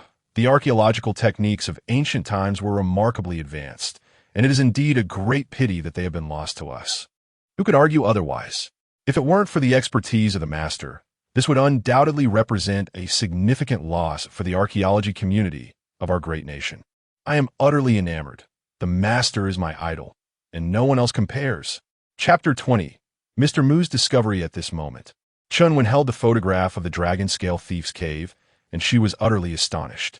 Professor, this photograph can only exhibit such an effect under a light source. Moreover, candlelight surpasses the illumination of a flashlight. Little Lu remarked from the side. Chunwen nodded, though a sense of confusion lingered within her. She realized that the appearance of the dragon-scale Thief's Cave seemed familiar. yet she could not recall where she had encountered it before. Nevertheless, it was fortunate that they had discovered the Dragon Scale Thief's Cave. Otherwise, their chances of successfully locating the entrance would have been exceedingly slim. The soft soil made it nearly impossible to excavate a secure thief's tunnel. However, the Dragon Scale Thief's Cave had indeed accomplished this feat. With each shovel plunged into the tunnel, a mark resembling scales emerged. Due to the process of soaking in lard, the entire cutting surface glistened with a sheen. The lard effectively adhered to the outer wall of the tunnel, preventing the soft earth from collapsing. Additionally, the scale-like structure formed by the shovel marks created a network reminiscent of dragon scales, ensuring the tunnel's safety. In the presence of a light source, the surface lard would also reflect light, resulting in the current resplendent ambience. Little Lu, how long until the tunnel is fully excavated? Chunwen became increasingly eager for the discoveries that awaited her upon entering the ancient tomb. It's been nearly an hour, Xiao Lu remarked. The almost 50-meter-long tunnel, excavated by thieves, had been worked on tirelessly for an entire hour, which was indeed swift considering their endeavor was archaeology, particularly involving the challenging dragon scale tomb. Thus, their pace was naturally incomparable to that of ancient tomb raiders. After glancing at the time, Chunwen stated, "Yes, if we can break through tonight, we can arrange for the archaeological team to descend by tomorrow morning. It would be prudent to also contact Mr. Zhang. Once we enter the tomb, anything could occur. We must be thoroughly prepared." "Understood," Xiao Lu replied promptly, setting about the necessary arrangements. Just as Chunwen rose, she suddenly received a phone call. Upon seeing the caller ID, she was momentarily taken aback. It was Elder Mu. Had Elder Mu also detected something amiss? "Hello, Xiaowen. Quickly send me that dragon pattern map," Elder Mu urged as soon as the call connected. "The dragon pattern map? Are you referring to the dragon scale tomb?" Chunwen inquired. "Yes, precisely. So that is what is called.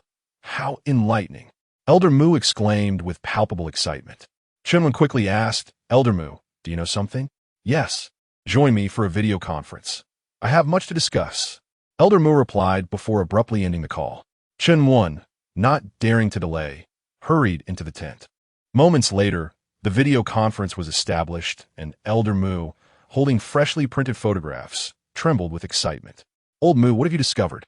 Do enlighten us," urged Sun and Chun, eager for answers. Chunwen, filled with anticipation, held her breath. Old Mu presented a photograph to the group, revealing the very layer of the dragon scales that Chunwen had recently uncovered. "When I first beheld this image, I was taken aback," Old Mu exclaimed. "I hastily began to delve into my archives and realized I had encountered this before." He then produced an old black and white photograph, a remnant from his earlier explorations of an ancient tomb in Lushan. The image depicted a mural, showcasing several figures gathered around the colossal body of a dragon.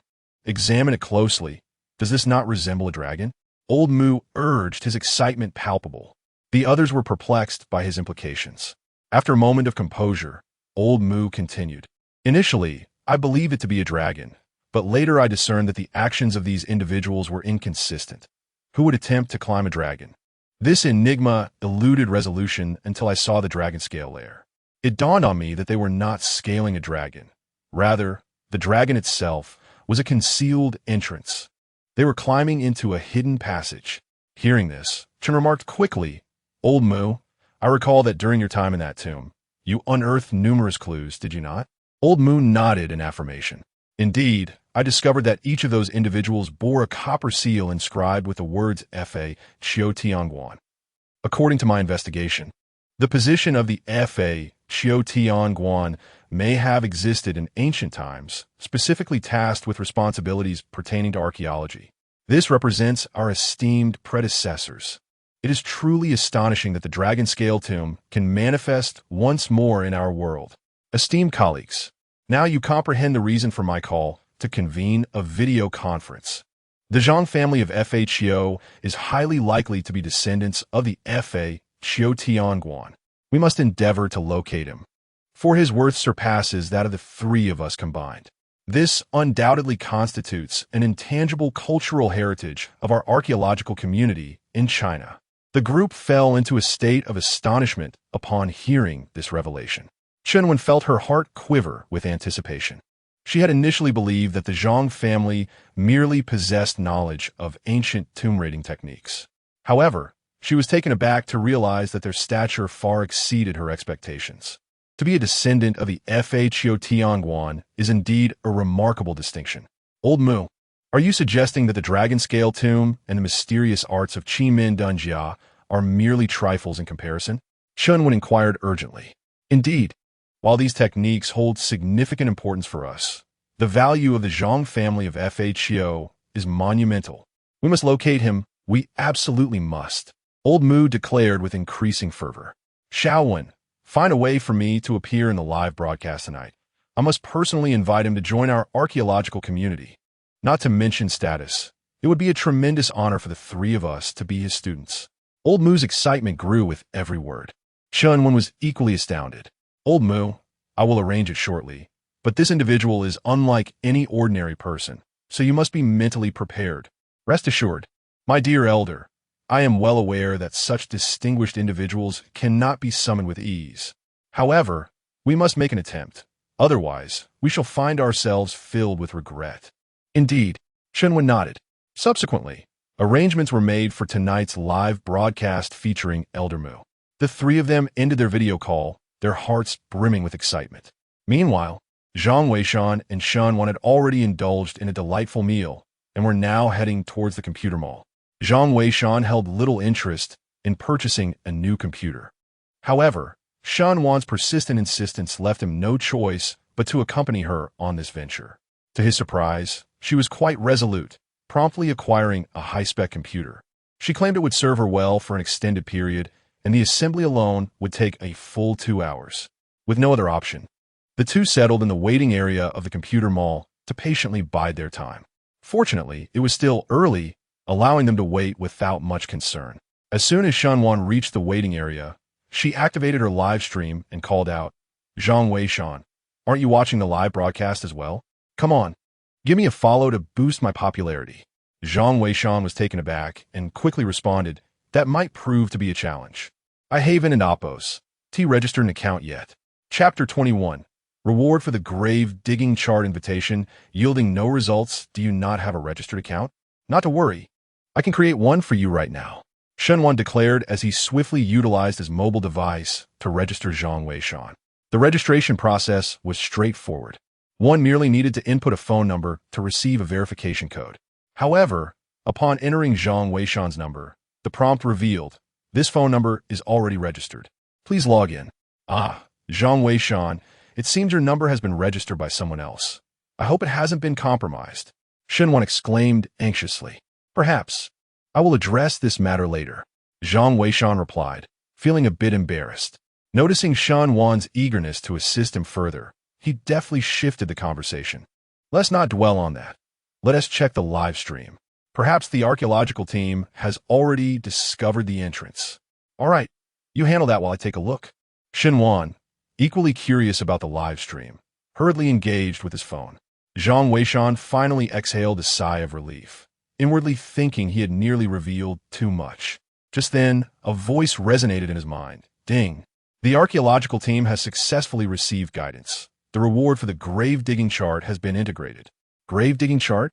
What is that? Zhang Weishan pondered, momentarily bewildered, wondering why it was not the Qilin bloodline.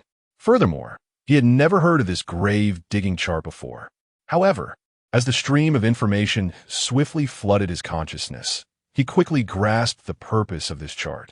As the name suggests, the grave digging chart serves as a blueprint for the tools used in grave excavation.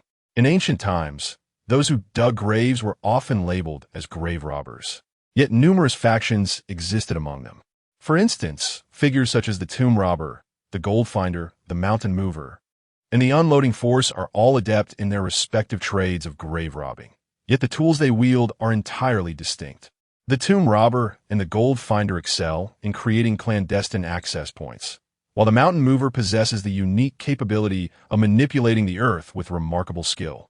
The unloading force is particularly renowned for their ability to detect subtle sounds and vibrations.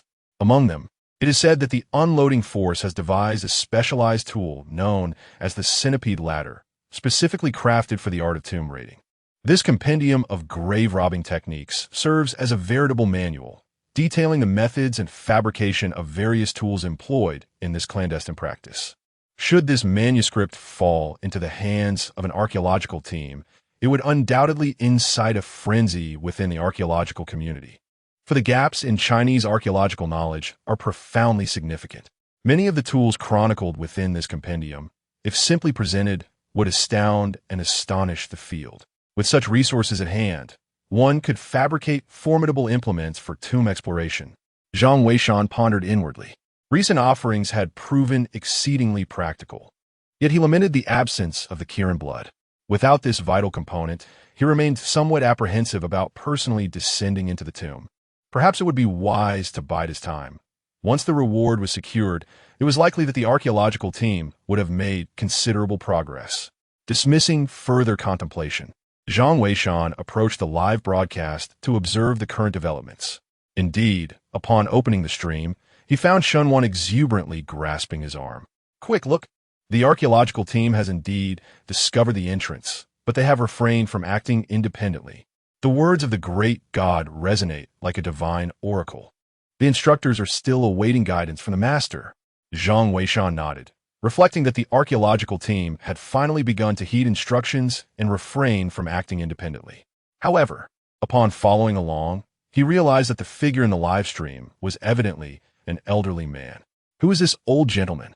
Zhang Weishan inquired. Shenwan was taken aback and gazed at Zhang Weishan, exclaiming, "Do you truly enjoy watching archaeological programs? You don't even recognize old Mu?" "Not at all," Zhang Weishan replied, his expression tinged with embarrassment. He had only recently crossed over. Moreover, the official archaeological endeavors had only recently commenced, leaving him unaware of who this old Mu was. "You're quite something. Let me inform you that old Mu is one of the towering figures in our archaeological field." Shenwan continued passionately. "Alongside him is old Chun, who happens to be my teacher mentor. They are among the most formidable individuals in contemporary archaeology. Typically, they are elusive, seldom making appearances, yet here they are, gracing us with their presence in this live stream." As Shun Wan spoke, the voice of old Mu resonated through the live stream. "Dear friends, my name is Mu Tianming, and I am one of the professors at the Archaeological Institute, currently responsible for the cultivation of talent in the field of archaeology. I believe many of you are already acquainted with me. My purpose for joining this live stream is to meet Mr. Zhang of the Zhang family, known for his contributions to the field. You might be wondering, have we not managed to contact Mr. Zhang previously? Indeed, this is the reality. Mr. Zhang, elusive as a dragon, I have come this time to represent the archaeological community and the Archaeological Institute to extend an invitation for Mr. Zhang to join us. Mr. Zhang may stipulate any conditions he desires. As long as it is feasible, we shall certainly comply. Mr. Zhang's profound mastery of archaeological techniques and knowledge commands our utmost admiration, and we earnestly implore him to offer us guidance, so that the archaeological endeavors of our great nation may once again flourish. Thank you." As Mu Lao spoke, he unexpectedly bowed deeply to the camera. Many in the live stream recognized him, and they were astonished to see Mu Lao personally appealing to recruit the esteemed Zhang. The audience was collectively taken aback. To have Mu Lao personally reach out for recruitment, what an extraordinary honor. This goes beyond mere envy. It borders on jealousy. Truly, the esteemed one deserves such treatment. It is simply remarkable. If I were in his position, I would certainly accept. Have you considered that Mu Lao's personal invitation is a testament to Mr. Zhang's formidable capabilities? Indeed, I wonder if the esteemed one will acquiesce. I feel uncertain. The last time, Team Leader Chen's invitation was disregarded by him. Yes, it seems unlikely that he will respond this time either. With Mu Lao personally intervening, could it be that the esteemed one would still decline? Shenwan gazed at the live stream with concern. "Zhang Weishan, do you think he will agree?" Suddenly, Shenwan turned to Zhang Weishan. Zhang Weishan was taken aback and scratched his head, responding, "I suppose he won't, right?" "Why not?" Shenwan inquired urgently, sensing an inexplicable intuition that Zhang Weishan's response would likely mirror that of the fake Yu Zhang family, perhaps due to their shared masculinity. "I believe that the fact he has chosen to remain silent once indicates he has yet to formulate a suitable reply." The archaeological team's relentless pressure is indeed rather inappropriate, Zhang Weishan remarked. Shen Wan nodded in agreement, acknowledging the validity of this perspective. Yet she also understood the immense significance of the Feiqiu Zhang family to the archaeological team. She empathized with the sentiments of Chen Wan and Old Mu. The excitement in the live broadcast soared to unprecedented heights with Old Mu's appearance, even overshadowing the news that the archaeological team had successfully excavated the entrance. That very evening, the archaeological authorities announced that should this Feiqiu Zhang family member join the archaeological team or the academy, he would be bestowed with the title of honorary professor for life. This revelation captured the attention of various sectors, for the notion of an honorary professor for life is indeed quite remarkable. Old Mu and his companions had earned their accolades through a lifetime of hard work, while the Feiqiu Zhang family member garnered admiration merely through a few instructive insights. This underscores the critical importance of his recent guidance. The news continued to circulate throughout the night, yet the outcome was evident. The Feiqiu Zhang family member did not make an appearance. Ultimately, in a state of desperation, Old Mu had no choice but to report to the higher-ups, seeking assistance from relevant departments to locate this elusive Feiqiu Zhang family member. Though this may seem somewhat unscrupulous, he truly does not wish to miss the opportunity to encounter such an extraordinary individual, even if it means seeking forgiveness in the future. Chapter 22. The archaeological team sets off as the night passed in silence. The online discourse surrounding F.A. Qiuzhang burgeoned, with an abundance of speculation regarding his true identity. Many were fervently analyzing his words, particularly students from the field of archaeology, who appeared to be immensely eager for his insights. When Zhang Weishan awoke, the dawn had yet to break fully. Upon his return from a morning run, he was taken aback to find that Shen Wan had already set up the computer. "You're back. I've got everything ready. Hurry and give it a try. Today is the day the archaeological team descends into the tomb, and I am determined to watch it with you. This large screen will surely enhance the experience," Shen Wan exclaimed with a smile. Zhang Weishan hesitated, pondering how he could guide her while sharing the viewing experience. However, seeing Shen Wan had already prepared her notebook, it was clear she was resolute. Resigned, he proceeded to install the necessary software on the computer. After a quick breakfast, it was nearly 9 o'clock. As Zhang Weishan opened the live stream, Shen Wan, aware that he lacked an account, logged in using her own. She inquired about his account status. Zhang Weishan replied, "The appeal will take a few days. Let's first see what unfolds in the stream." This response served to deflect her curiosity. Once the live stream commenced, a cacophony of voices filled the room. "If F.A. Qiuzhang is present, please contact us at your earliest convenience." The archaeological team is fully equipped and awaits the guidance of the great F.A. Qiuzhang. "Great One, are you there?" Upon hearing the voice of Yin Yun, Shen Wan surprisingly displayed a hint of displeasure for the first time. She gazed at the screen and murmured, "I feel that the teachers have perhaps gone too far. Although the F.A. Qiuzhang family is formidable, relying solely on them seems a tad excessive, does it not? While I understand the teachers are considering everyone's safety, it still feels somewhat amiss." Zhang Weishan smiled, taken aback by Shen Wan's thoughts. Nevertheless, it was an unavoidable circumstance. The Zhang family's ancient tower was indeed perilous, and without their guidance, navigating it would be exceedingly challenging. However, in light of the current situation, the archaeological team appeared to be rather pretentious. They had discovered the theft tunnels, yet they insisted on receiving further instructions before proceeding. This was evidently inappropriate, as it was impractical for someone to oversee them at all times. Therefore, they needed to comprehend that certain judgments were theirs to make. Zhang Weishan picked up a cloth, disregarding the happenings in the live broadcast, and proceeded to wipe down the antique shelves. Meanwhile, in the live stream, countless netizens began to engage in fervent discussions. Where's the master? Why hasn't he appeared yet? Indeed, could it be that the master is neglecting the archaeological team? I believe not. But the team is indeed becoming a nuisance. Since they have located the entrance, why not descend? Exactly. It seems the master refrains from appearing simply to avoid answering such trivial inquiries. Yes, if I were in his position, I would also remain silent. They've been given the entrance. Must I guide them further? When will they learn to advance? The atmosphere was charged with uncertainty. What shall the teachers do? There is a significant amount of criticism directed at us online. Xiao Lu hastily conveyed the situation to Chunwen. Chunwen nodded, aware that such an outcome was inevitable. However, the circumstances surrounding Professor Li had deeply affected her. She was reluctant to expose her team to danger.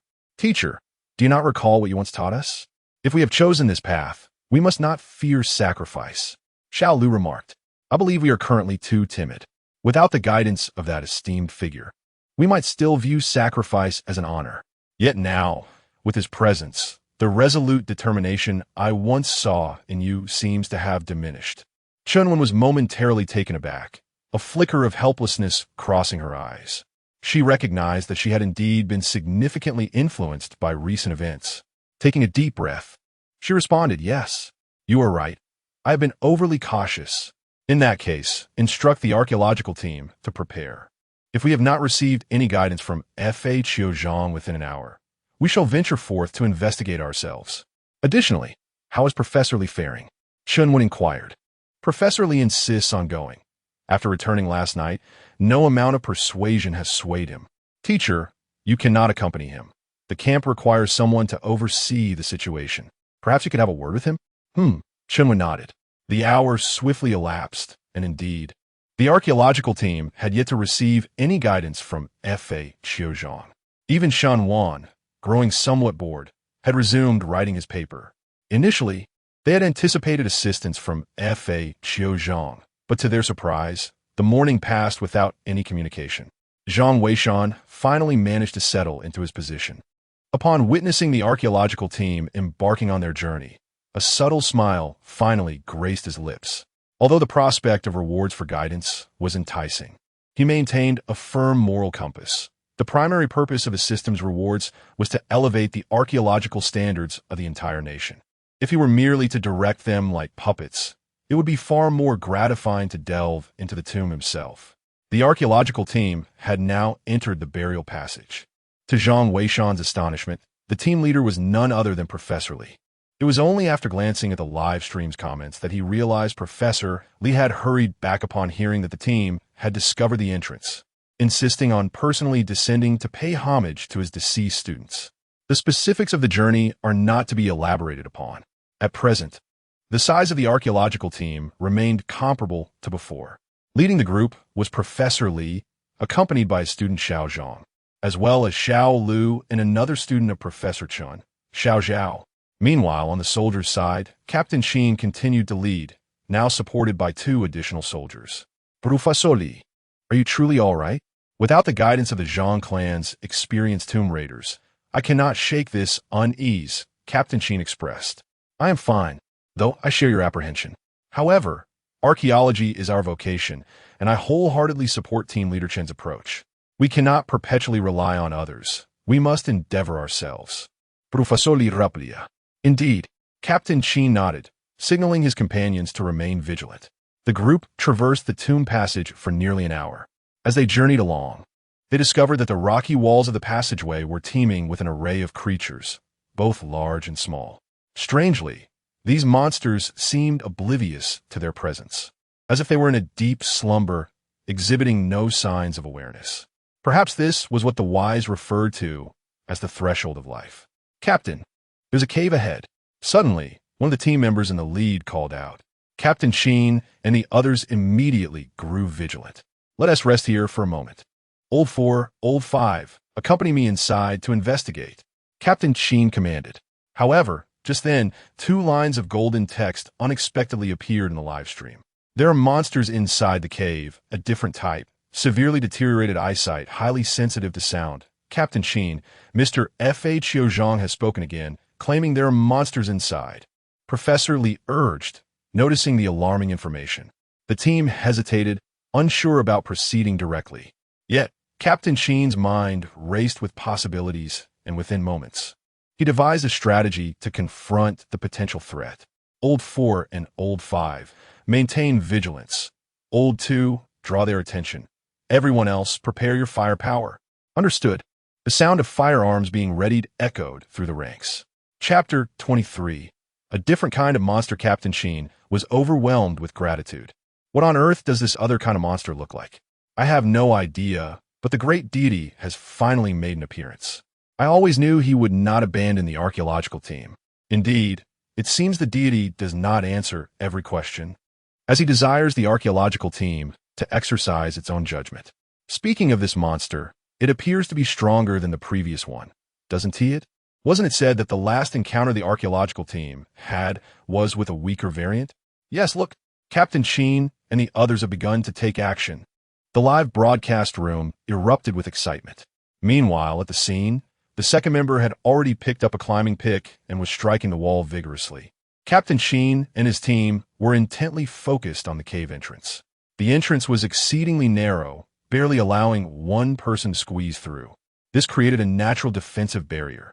With sufficient firepower, they could surely turn any adversary into mere shreds, rendering even the mightiest of monsters unable to escape. As the second member continued to strike, a rustling sound soon echoed from within the cave. Before long, from the depths of the darkness at the cave's entrance emerged an extraordinarily massive and grotesque face. Captain Sheen and his team were taken aback at the sight. The face bore no discernible features, merely a vague outline reminiscent of a human visage.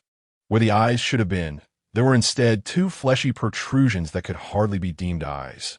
"Engage," Captain Sheen commanded with a firm voice, and in that instant, everyone opened fire. The sound of incessant thuds resonated throughout the cavern. Each shot fired merely dug a deep pit, landing squarely upon the creature's head. Yet astonishingly, it exhibited no fear, extending a remarkably robust arm as if to drag the outsiders into its lair. "Captain, the bullets are ineffective. Its hide is impervious," one soldier exclaimed. At that moment, Captain Sheen understood well that their firearms were of large caliber, capable of tearing through the flesh of even the fiercest beasts. Yet against this entity, they seemed utterly futile. "Second, prepare the explosives," he commanded. Yes, the second soldier hastily retrieved a block of explosives from his pack. They employed modular explosives that could be stacked to amplify their power. However, given the uncertainty of the cavern's conditions, they dared not use too many, opting instead for a mere 2 blocks bound together. The second soldier affixed a timer to one of them, ensuring that the timer's sound would attract the creature's attention. Indeed, once the explosives were set and thrown, the creature grasped them with its enormous hand, promptly shoving them into its maw without hesitation. Seizing the opportunity, Captain Sheen immediately detonated the charges. In an instant, a muffled explosion echoed, illuminating the cavern with a brilliant flash, followed by a dense plume of smoke. The smoke lingered for over 10 minutes before Captain Sheen led his team into the cave to investigate. Upon entering the cavern, one is immediately struck by the vibrant green liquid splattered throughout the space. The creature lies on the ground, its form rendered almost indistinct, a gaping wound having been blasted open at its throat. It is evident that it has succumbed to its injuries. When Professor Lee and his students behold the grotesque sight, they cannot help but gasp in astonishment. It is colossal. Fortunate are they for the guidance of the esteemed master, for otherwise they would likely have faced dire consequences. Indeed, the master possesses remarkable prowess, as though he has traversed this very place before. Yet, young Zhao's words must be measured. A sage possesses methods beyond the ken of ordinary mortals. If he had truly visited this site, would he still need to guide us? Professor Lee promptly interjects to curtail their conversation. The audience in the live stream cannot contain their amusement. Can you believe young Zhao's audacity? If the master had been here, surely the authorities would have apprehended him. Exactly. Moreover, what tomb raider would dare emerge from such a place to offer guidance? That would be tantamount to courting death. I suspect the master has deduced the situation given his expertise in feng shui and the 8 trigrams. Indeed, I concur. Did not Professor Chen remark on the formidable nature of feng shui? Alas, few comprehend its intricacies. My anticipation grows for the day this master might venture into the tomb himself. It could very well elevate the entire archaeological endeavor in the land of Huaxia. I echo the sentiments of the previous speaker. Through this event, I can understand why even Old Mu wishes to personally invite the master to join us. With the master's guidance, Delving into the tomb is akin to walking on level ground. The live broadcast was bustling with excitement, and, at the scene, Chun was equally exhilarated. The reappearance of the Zhang family from the Fa Qiu lineage indicated that they had not forsaken the archaeological team, which was of utmost significance. Teacher, the ground ahead is composed entirely of fine sand. We must set up a ladder to proceed, remarked Xiao Zhang, surveying the terrain. The entire cave was filled with fine sand. In ancient times, quicksand traps were notoriously difficult to navigate, as the granules were so fine that one could scarcely maintain footing, leading to potential entrapment. While one might excavate a sand channel outside to divert the grains, such a solution was evidently impractical within these confines. Fortunately, Captain Sheen and his team had brought along a collapsible ladder, which they swiftly erected against the opposing wall. Above them, a hole in the wall clearly marked the exit. Without delay, Captain Sheen signaled for the soldiers to ascend and assess the situation. Upon reaching the designated spot and confirming the absence of danger, the soldier beckoned the others to follow. Given Professor Li's advanced age, it took nearly half an hour for everyone to cross. The audience in the live broadcast eagerly anticipated the unfolding journey. However, when Professor Li and the others finally emerged from the cave, they were met with a spectacle that left them all in stunned silence. Before them lay a lateral passageway, one side plunging into an unfathomable abyss, while the other revealed an astonishing sight. Standing in the clearing was an ancient edifice, towering at least 20 to 30 meters high, exuding an aura of mystery and grandeur. The ancient tower stood enveloped in an eerie silence, as if it belonged to another realm entirely. Surrounding the tower was a vast circular space, nearly the size of a football field, a dimension that was truly astonishing. It was hard to fathom that in ancient times, there existed a group of individuals capable of constructing such a tower within the mountains.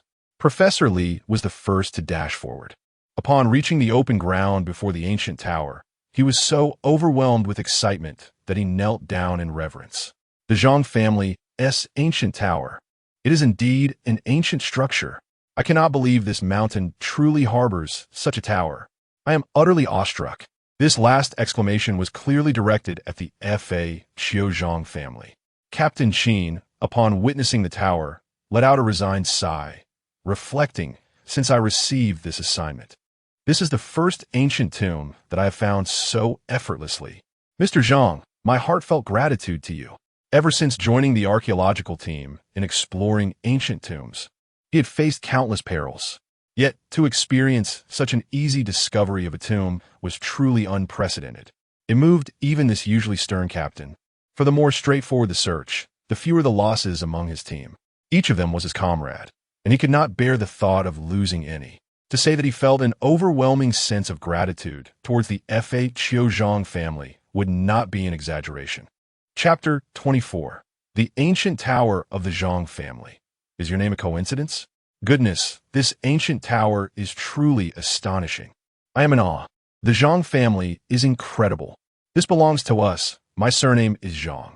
I apologize for dragging down the Zhang family. I had no idea that their ancestors had such an ancient tower here. What is the origin of this Zhang family? To be able to construct such a magnificent ancient tower is simply remarkable. Although the esteemed expert's insights are indeed accurate, thus far, there seems to be no evidence to confirm that this is the Zhang family's ancient tower. You are merely a keyboard warrior. Can the esteemed expert's word be false? That may be true, but while the expert is certainly formidable, we should still seek evidence to ascertain whether this is indeed the Zhang family's ancient tower. At this moment, the live stream was filled with debates about the authenticity of the ancient tower belonging to the Zhang family. Professor Li, however, had already composed himself and led the group towards the ancient tower. The entire structure was remarkably well preserved. Although it was made of wood, there was inexplicably no sign of dampness in this location. The style of this ancient tower appears to be designed in the fashion of the ancient architect Lei. I have seen this style before. I cannot believe it has also been touched by his hand here. Professor Li exclaimed excitedly. Indeed, Professor, I have never heard that Lei designed tombs. This must be yet another discovery that will astonish the nation. Everyone, please be cautious and do not damage even the slightest detail. This is a testament to our ancient history. Professor Lee and his companions cautiously opened the ancient building's grand door and stepped inside. Upon entering, they were astonished to discover that the entire structure lacked any staircase. The floor was covered in a thick layer of dust, indicating that no one had visited in quite some time. The residences designed in the style of the illustrious Lei were typically characterized by their remarkable aesthetics. The staircase must be concealed, Professor Lee exclaimed. The group nodded in agreement and promptly dispersed to search for it. However, their efforts yielded no results. Even Professor Lee glanced at the live stream, but did not notice any reminders from the Zhang family of the exit. It was clear that if they remained silent, they had no intention of speaking up. Questioning them would prove futile. But without locating the staircase, what course of action could they take? Ultimately, Professor Lee, out of options, conferred with Team Leader Chun. They decided to have Captain Sheen and his team ascend to the second floor, using ropes for a closer inspection. Given that the first floor offered no substantial evidence to prove this was indeed the Zhang family's ancient building, they needed to explore the upper level. Captain Sheen nodded in agreement, promptly securing the rope to the second floor railing and leading several soldiers upward. As the sights from the second floor were relayed back, the group was left in shock to see that it too had no doors. However, in the corridor, an astonishing number of palm-sized coffins were suspended. Upon witnessing this peculiar sight, even Professor Lee appeared bewildered, admitting he had never encountered such a phenomenon before. "Shall we take one down to examine it?" Captain Sheen inquired. Professor Lee was just about to nod in assent. Suddenly, a golden inscription materialized in the live broadcast room. "Proceed directly to the third floor. Your time is limited." The audience reacted with astonishment, questioning the urgency of the message. What does time is limited mean? One viewer pondered. Could there be danger lurking here? Another speculated. Surely, if there were a threat, the expert would have warned us, someone countered. Perhaps the expert intends to convey that while it is presently safe, the window of safety is fleeting. Observing the warning from the esteemed Zhang family, Professor Lee quickly instructed Captain Sheen to ascend to the third floor without delay. Armed with their previous experiences, they understood the necessity of heeding Zhang's words. Any hesitation could lead to regret. Captain Sheen promptly climbed to the third floor, where they discovered the presence of doorways surrounding them, each leading to various rooms. Curiously, one door stood ajar. Professor Lee, upon noticing this, grew anxious and urged Captain Sheen to pull him up. The open door raised concerns about the potential intrusion of tomb raiders or the possibility of damage to the artifacts. He was eager to ascend and clarify these unsettling circumstances. Captain Sheen and several soldiers swiftly hoisted Professor Lee and his companions up, and together they made their way to the room in question. Upon arrival, they were shocked to find that a coffin within the room had been disturbed, its lid ajar, and more bewilderingly, the corpse that once lay within was nowhere to be found. Could it be that tomb raiders have indeed been here? One speculated. "I can't say for certain. It's possible, but where else could the body have gone?"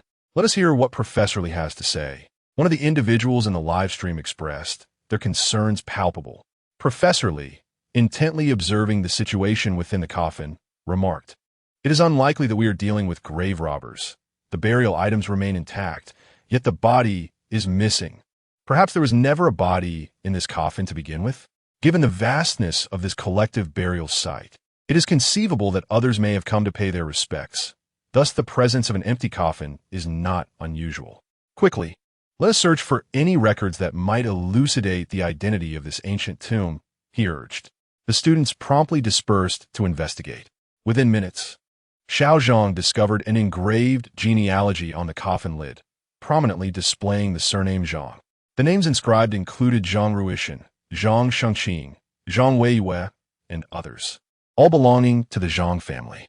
Upon witnessing this revelation, the viewers in the live stream began to trust the words of the Zhang family's ancestral discourse, realizing that this indeed was a Zhang family collective burial site.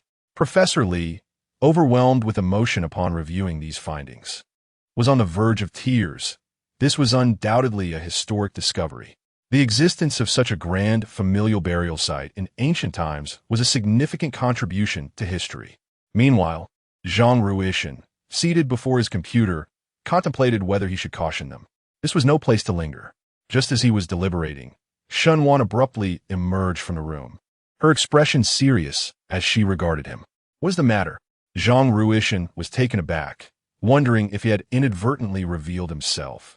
It cannot be. How could I possibly expose myself? Yet, the expression on this girl's face clearly indicates that there is something amiss. Suddenly, Shun Wan spoke up. Zhang Weishan. Could it be that you are a descendant of the Zhang family tomb? What? Why would you say that? Zhang Weishan responded, utterly bewildered by how the conversation had turned to him. Shun Wan pointed to her phone and said, look for yourself. The family tree of a Zhang clan includes names such as Zhang Weiyue and Zhang Weiqi. It appears they belong to the same generation. And since your name is Zhang Weishan, doesn't that make you a member of the Zhang family? I recall you mentioning that you have no memory of your past. Perhaps you have suffered from amnesia, which is why you do not remember. Zhang Weishan was left speechless. This was undoubtedly a coincidence. Moreover, the author of the ancient Zhang family novel had used his own name as a prototype for the creation. Who could he possibly reason with about this? After a moment of contemplation, Zhang Weishan chuckled. You must be mistaken. Take a look at the generation of Zhang Weiyue. They are all from ancient times. How could someone as young as I possibly belong to their generation? This is indeed a mere coincidence. Upon hearing this, Shenwan glanced at the names and confirmed that Zhang Weiyue and others were indeed from a long-ago era. This suggested that there was likely no connection between them and the modern Zhang Weishan. What an extraordinary coincidence this was. Shenwan shook her head in resignation. Chapter 25. No reward. Zhang's reminder lingered in Shenwan's mind, prompting him to reflect and realize that perhaps he had acted rather impulsively. The connection between Zhang Weishan and the Zhang family's ancient tower seemed highly improbable. The likelihood was as slim as winning the lottery's grand prize. Suddenly, as Shenwan pondered, his phone rang. It was a text message from Yun Yun, signaling that it was time for her guest appearance in the live broadcast. I must attend to this. I will chat later, he announced before retreating to his room. Meanwhile, Zhang Weishan sat in his chair, perplexed. Why had the anticipated reward not yet arrived? Logically, it should have been forthcoming by now. Yet, the system remained silent, leaving him in a state of helplessness. With a resigned sigh, he rose to attend to his own tasks. Earlier that morning, Boss Shun had called, indicating he would return in a day or two. He instructed Zhang to prepare certain items, hinting that he might have procured something valuable that required restoration. Zhang Weishan understood well that Boss Shun's business focus had shifted away from the shop. Each time he ventured out, he returned with remarkable treasures. Once these items were sold, their profits could sustain him for several years. Hence, he felt no concern for the shop's affairs. It merely served as a place to unwind over a cup of tea. Ladies and gentlemen, our esteemed Shun Wan has once again graced us with his presence. Today, our streaming session will be halved in duration.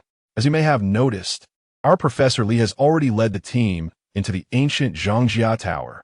In 10 minutes, our archaeological team too will embark on their journey as well, with the majority of the archaeologists set to enter the ancient structure for emergency excavations. Upon receiving the news, our live broadcast team is also preparing to enter the ancient tomb following Team 2's departure. This will be Yun Yun's first experience venturing into an ancient tomb, and she wishes to converse with Shun Wan regarding what precautions we, as novices, should observe when entering such a site. The sound of the live broadcast filled the room. Shun Wan smiled and replied, in truth, there is nothing particularly alarming to note. The sole thing to bear in mind is to refrain from indiscriminately touching or tampering with items, especially within the tomb. Many mechanisms are rather inconspicuous and may pose dangers. Understood, we will certainly heed this advice. Furthermore, Shun Wan, what are your thoughts on Elder Mu personally inviting the esteemed Zhang family of tomb raiders? Well, Shun Wan pondered for a moment before responding with a smile. I believe that the Zhang family of tomb raiders is quite impressive, and I sincerely hope they join our archaeological team. Thus, I fully support Elder Mu's approach. One should seek talent regardless of status. Elder Mu is indeed a role model for us all. The excitement in the live broadcast surged with Shun Wan's participation. However, Zhang Weishan felt a sense of frustration, pondering why there were no rewards this time. Could it be that none would be granted? He found himself perplexed by the criteria the system employed for distributing rewards. However, I indeed offered little guidance this time, merely cautioning about the lurking dangers posed by monsters, perhaps not yet meeting the criteria for rewards. As time ticked away, news soon emerged within a live stream. The second archaeological team had safely arrived at the Zhongjia Ancient Tower. Consequently, nearly 80% of the archaeological personnel had reached the site. Next, it was time for Yun Yun and her team to enter the scene as well, in order to showcase the latest developments of the archaeological site to the audience. After a flurry of activity, Zhang Weishan finally settled before his computer to enjoy a cup of tea. At that moment, the live stream revealed Yun Yun holding a microphone, accompanied by a group of colleagues, as they ventured into the Dragon-Scale Thief Cave. I feel so sorry for my dear Yun Yun. Although the Dragon-Scale Thief Cave is stunning, it is rather cramped, one viewer commented. Indeed, this cave is so narrow that one can only crawl through, another echoed. After all, this is a man-made excavation. How spacious could it possibly be? A third added. Seeing the barrage of comments in the live stream, Yun Yun chuckled. No need to worry about me, everyone. I learned from team leader Chan that these caves were intentionally widened a bit. Under normal circumstances, one would have to crawl. Highlighting how arduous the work was for the previous archaeologists, she continued. We ought to extend our understanding to them. Those who choose this profession face numerous challenges. Yun Yun is absolutely right. Had it not been for the archaeological team's exploration, how could we admire such breathtaking scenery? Another viewer remarked. Exactly. Go archaeological team. You are the best. The live stream was filled with mutual encouragement and positive energy. However, Zhang Weishan suddenly noticed a date reminder that had unexpectedly appeared in the lower right corner of his computer screen. It indicated today's fortune, auspicious for marriage and moving, but inauspicious for starting work or conducting funerals. The words belonging to Kuan caught his attention. These notifications were merely advertisements from software, and Zhang Weishan, well-versed in the intricacies of yin and yang, naturally dismissed them. Yet upon seeing belonging to Kuan, his expression shifted dramatically. He hurriedly closed his eyes to calculate. Today, Kuan signified a change in circumstances. This meant that the situation would transform today. Life gates would replace death gates, and the path of the tomb was no longer viable. In a live streaming room, the audience continued to encourage one another until a golden bullet screen suddenly appeared. The live group should exit immediately, or it will be too late. Upon seeing this golden message, the viewers initially assumed it was a directive from the renowned Zhang family of tomb raiders. However, upon reading the content, they were left bewildered. Exit? The great deity Yun Yun is urging you to leave quickly. No way. Could there be danger in the tomb? That's impossible. Didn't the first and second archaeological teams enter without incident? I don't know, but surely the deity wouldn't jest. Yin Yin also noticed the reminder and felt perplexed. She found it hard to believe. After all, the first and second archaeological teams had ventured in without any issues. Why was there danger now? Just as she pondered this, the soldier responsible for clearing the path suddenly shouted, "Retreat! Retreat! The rock shell has cracked. Run back quickly. The monster has emerged." A few startled cries were followed by a tumultuous uproar. The live broadcast was so shaky that nothing could be discerned. The sounds of gunfire, curses, and the piercing screams of female staff reverberated in a chaotic symphony. The entire tomb passage was thrown into disarray. Zhang Weishan gazed at the screen, feeling a pang of guilt. He had never anticipated that today would be a day of upheaval. The entrance to life changes once a month. Yet he had not foreseen that today would be the day of alteration.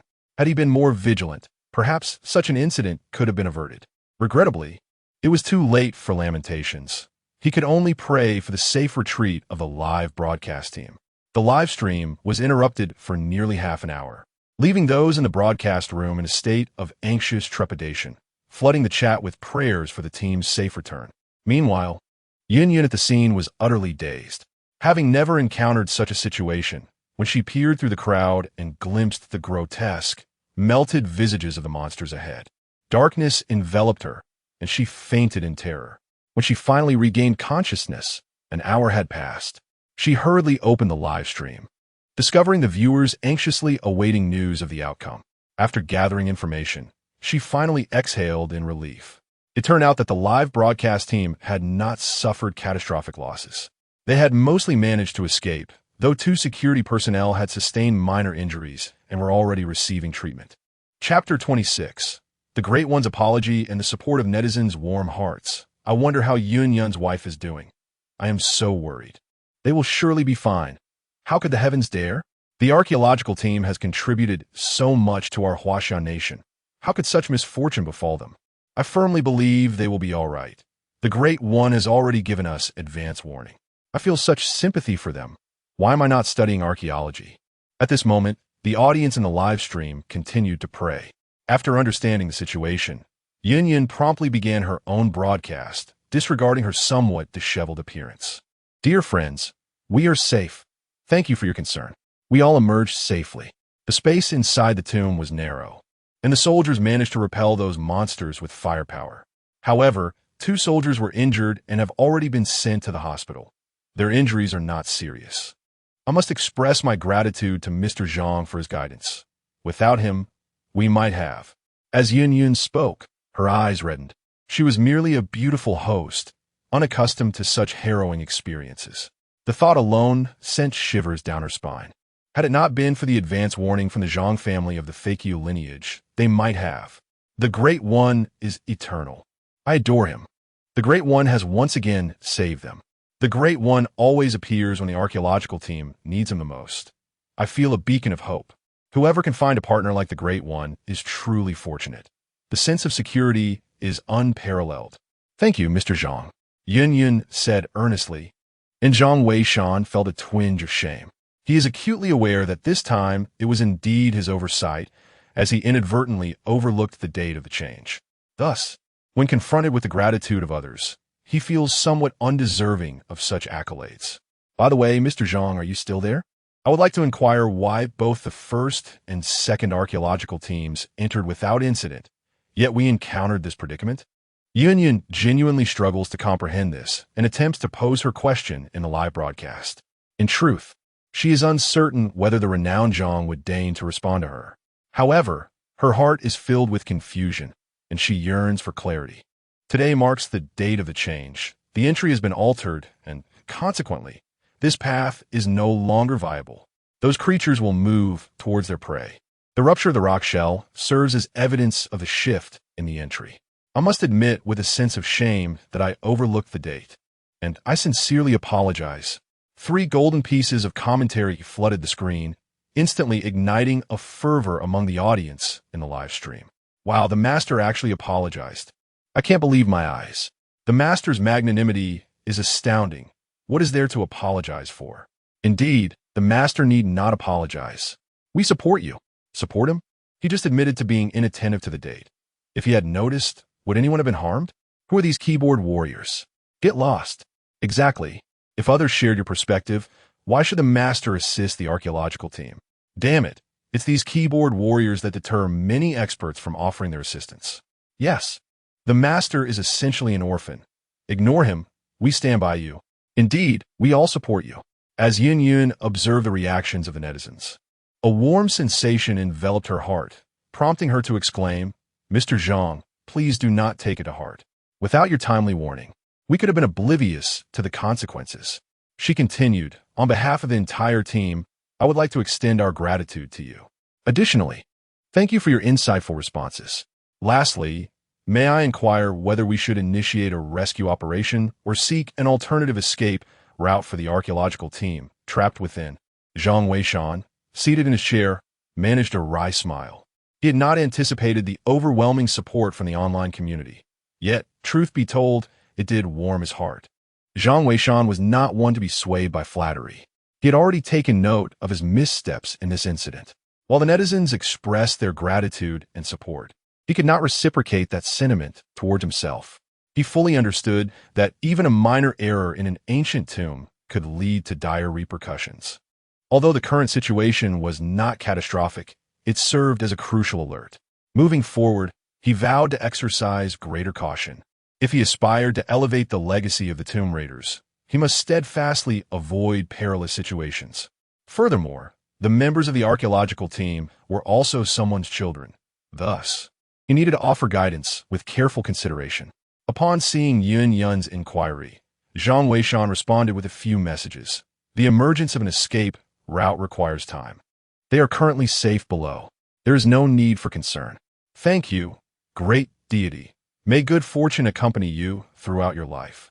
Yun Yun expressed her excitement and engaged in a brief conversation with the netizens before concluding her broadcast. Her own state was not optimal, necessitating a period for readjustment, especially in light of the unexpected developments faced by the archaeological team. The live broadcast team found themselves unable to continue. However, it was fortunate that the archaeological team descending had live streaming equipment. Soon, the situation below was relayed to the broadcast room. At that moment, the archaeological team within the Zhang family ancient tower had commenced their excavation work, starting from the lowest levels and progressing upwards. Numerous artifacts began to emerge, with the first revelation confirming the identity of the ancient tomb as indeed belonging to the Zhang family ancient tower, a collective burial site for the Zhang clan. In addition to this, many burial items were unearthed, yet the reason behind the construction of such a tomb in this location remained elusive. This mystery, however, may gradually unfold with the passage of time. With the insights from the Zhang family excavation, Chunwen had not arranged for a rescue team to search for an exit. The current situation was rather delicate. Although the archaeological team was trapped within the Zhang family ancient tower, it also allowed them to thoroughly study and explore its secrets. They were effectively balancing two pursuits, hastily uncovering the mysteries of the tower while awaiting guidance from the divine. It was likely that when the divine communicated once more, it would signal their necessary departure, even though the excavation might not yet be concluded. Nevertheless, the experience gained from this endeavor would undoubtedly provide valuable insights and data for future excavations. Why had the rewards not yet arrived? Zhang Weishan sat in his chair, feeling quite helpless. Was the system malfunctioning?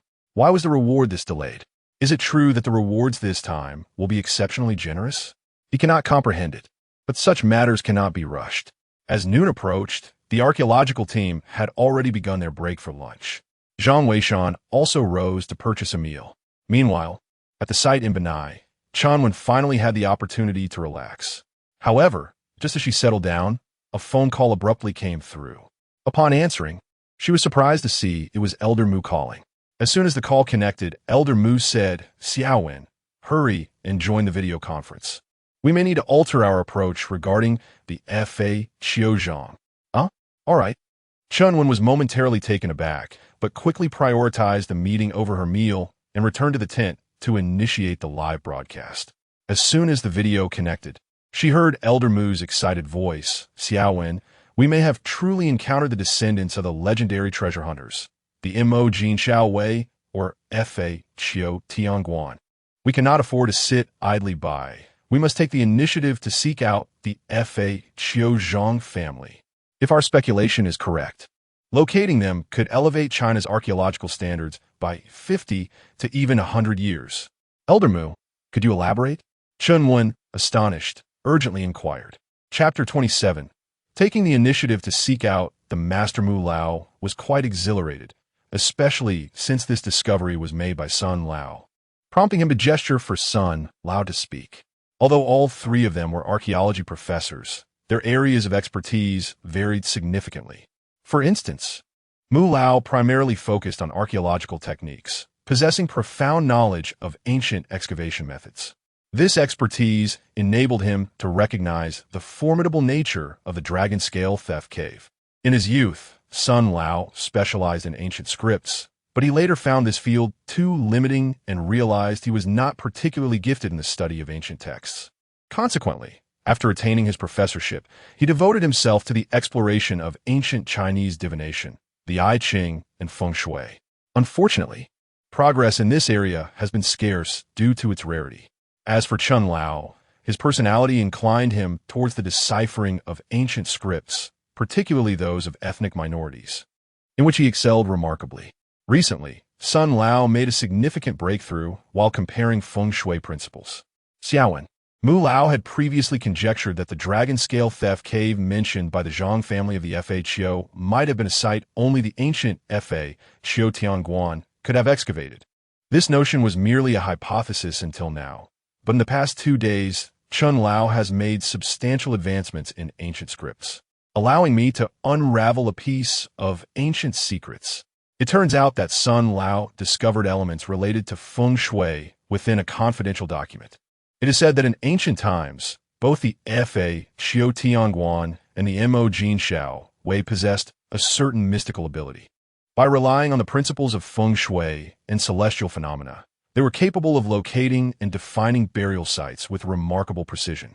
The art of divining and locating graves, known as Feng Jin Ding Shui and Sun Long Dian Shui, is the exclusive expertise of the Fa Qiu Tianguan and the Mo Jin Shao Wei in their quest for ancient tombs. Beyond this, no one else possesses such skills.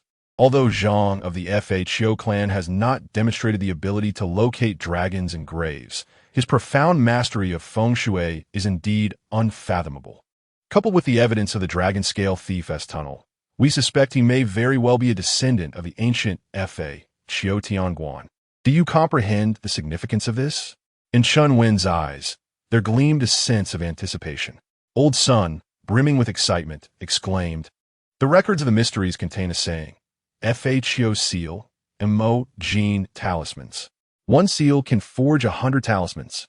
Mo Jin can be extinguished, but Fa Qiu cannot perish.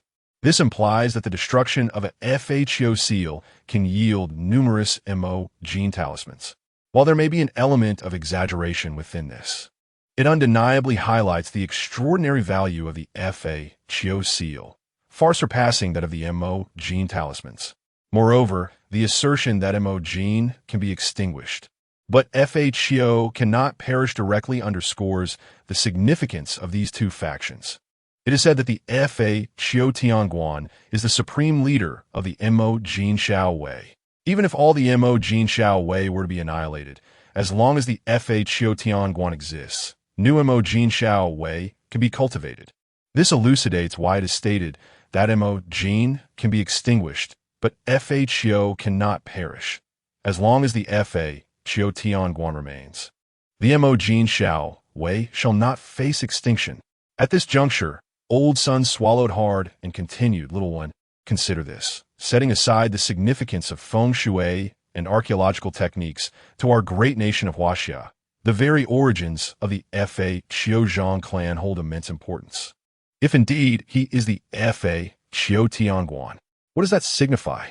As long as he is willing to assist, our great nation of Huaxia can cultivate generations of tomb raiders." The tomb raider was an esteemed archaeological profession in ancient times, a predecessor of our field. If we can promote the art of tomb raiding, our archaeological endeavors in Huaxia will undoubtedly flourish and thrive. At this point, Chun Wen's heart raced with excitement. Although Elder Sun did not explicitly state it, she had already grasped the underlying significance. There was one more crucial aspect, the art of locating dragon veins and burial spots. Currently, our archaeological team often stumbles upon ancient tombs by sheer chance. For instance, the discovery of the Zhang family ancient tower was made by a detection team, and other tombs were unearthed through agricultural activities, construction, and foundation digging. While some were indeed discovered through our own explorations, the overall efficiency remains woefully inadequate. Given that Huaxia encompasses vast territories, searching inch by inch with a detection device would be an endless endeavor. However, if we were to master the skill of pinpointing burial sites, it would unquestionably accelerate the archaeological progress of our nation significantly. The implications of this advancement are immense and hardly require further elaboration. Elder Son, Professor Mu, please, tell me directly what you require of me. Chunwen stated forthrightly. Professor Mu chuckled. After deliberation, we have concluded that the significance of this individual from the Zhang family has reached the highest level. We cannot afford to remain passive any longer, especially since the relevant authorities have been investigating for so long with little to show for it. All we know is that this person's IP address is in Shihu City, and I have heard that he seems to be particularly interested in your student, Shunwan. Shunwan seems to be located in Shihu City. While it may sound a bit frivolous, We sincerely hope that you can enlist Shun Wan's assistance in this matter. Perhaps this young individual from the Zhang clan might appreciate a girl with Shun Wan's vivacious personality. Of course, we are not suggesting she resort to leveraging her charms. We merely wish for her to help in the search. If Zhang is also a young person, conversing with them would likely prove to be more convenient than it would for us, wouldn't it? Shunwen nodded, indicating her agreement. She was familiar with Shun Wan and held a deep admiration for this Zhang. Helping to locate him would indeed pose no issue. That's splendid. It is prudent to act promptly. Please notify her at once. Moreover, we are contemplating whether to guide this Zhang in honing his skills and compiling them into a manual for the students of the Archaeology Institute. What are your thoughts on this, Xiaowen? Mu Lao inquired. Shenwen was momentarily taken aback. Compile a guiding manual? Isn't that a bit excessive? However, upon reflection, it made sense. What Zhang has thus far revealed may only be the tip of the iceberg. In the future, he might unveil a wealth of knowledge, making this a unique opportunity for learning that should not be missed. I concur, Shunwen promptly affirmed. Excellent. Your agreement is reassuring. Now, proceed to arrange matters concerning Shenwan, Mu Lao declared, concluding the video conference. Shenwan, however, found herself in a state of lingering contemplation. The prospect of compiling an archaeological guide was unprecedented. It seemed that Zhang had garnered significant attention from the relevant authorities. What is this person's true identity? Shunwen pondered, feeling perplexed. However, recalling the matter at hand, she hastily reached out to Shenwan. Teacher, why do I feel as though you're coaxing me into betraying? When Shenwan received Shunwen's call, her face flushed crimson. Teacher Xiao Wan never insinuated such a thing. And besides, she is a woman. How could she be oblivious to your subtle intentions? If this Zhang of the Fho clan is indeed a strikingly handsome man, would you not be captivated? Moreover, the teacher merely requested your assistance in locating him. Not anything more. You have mutual interests. You could easily strike up a conversation with him and elucidate his significance in our archaeological community. As for whether you two may become something more, that ultimately hinges on your own disposition. Shenwan spoke with utmost seriousness. Yet, Shenwan's delicate face grew increasingly flushed. I understand, teacher. I will do my utmost. The teacher believes in you. Keep striving. Shenwan smiled and ended the call. Shenwan, however, remained momentarily stunned. What does this imply? Was she tasked with pursuing her idol? Perhaps a romantic encounter could indeed blossom. After all, who does not harbor affection for their idol? But what if he turns out to be an elderly man? The more Shun Wan contemplated, the redder her cheeks became, and she could not resist pulling up Zhang of the Fho clan, sending him a private message. Is the esteemed one available? May I inquire about a question? Chapter 28. Rewarding the inquiry. Shun Wan, in a moment of excitement, found herself at a loss for a more suitable topic and deemed it fitting to inquire about this subject. She sent a message, without harboring any expectations for a genuine response. After all, the archaeological team, along with Mr. Mu, had personally reached out to invite the other party to join their ranks. It was reasonable to assume that they had likewise sent private messages to the Zhang family of the Fake You. Furthermore, the viewers in the livestream, as well as those who saw a potential opportunity, might have inundated Fake You Zhang with requests for collaboration. It was likely that her message would merely be lost among the multitude. However, to her astonishment, scarcely a minute had passed when she received a reply. It was not an inquiry for guidance, but rather an invitation for a shared discussion. Shen Wan was momentarily taken aback. She had yet to formulate a question. What should she do now? Should she pose a random question? Clearly, that would not suffice. To treat a figure of such stature with casual indifference might result in her being disregarded in the future. Yet, she felt an overwhelming sense of anxiety, leaving her utterly unprepared to articulate her inquiry. Perhaps she could feign ignorance, pretend she had not seen the message? Indeed, that seemed a plausible strategy. After all, it was mealtime. She could simply act as if she had stepped away to dine, postponing her response until she could gather her thoughts. In that moment, Shun Wan felt as though she had grasped the mindset of a luminary. Could it be that the esteemed individual had previously overlooked the archaeological team's invitation simply because they had not yet determined how to respond? Was Zhang Weishan perhaps correct? The esteemed individual has yet to decide whether to join the archaeological team. As she pondered, a delightful aroma of fish-flavored shredded pork wafted through the air. Zhang Weishan, have you purchased lunch? Shenwan inquired, already dashing outside. Yes. Let us eat together. Zhang Weishan replied with a smile. An idea struck Shenwan. She could enlist Zhang Weishan's assistance. Thus, she hurried over, savoring her meal while recounting her task of locating the Fakyu Zhang family as entrusted by Chunwan. Finally, she asked, Zhang Weishan, could you help me analyze this? What questions should I pose to the esteemed individual? Should they be profound or rather straightforward? Zhang Weishan felt quite awkward upon hearing this. How could he respond? Should he merely pose questions for himself to answer? This girl certainly knew how to seek assistance. After a moment's contemplation, Zhang Weishan suggested, I believe you should simply ask what you genuinely wish to know. Deliberately inquiring about intricate matters may only induce unnecessary tension. Shenwan nodded in agreement. Do you have any pertinent questions regarding this archaeological livestream? My mind feels chaotic, and I truly do not know what to ask. Zhang Weishan was taken aback, thinking that this girl was indeed presenting him with a conundrum. It seemed she was creating problems for herself out of sheer boredom. After some thought, he replied, perhaps you should hold off on asking for now. You can inquire when you encounter a problem later on. However, Shenwan worried, but would the esteemed individual think I am neglecting him? By the way, Shenwan suddenly interjected, I just remembered a question. May I inquire how the archaeological team managed to emerge? This query is quite pertinent to the current situation, and many netizens are eager to know. Yes, let's ask this. As she spoke, Shenwan took out her phone and sent the question.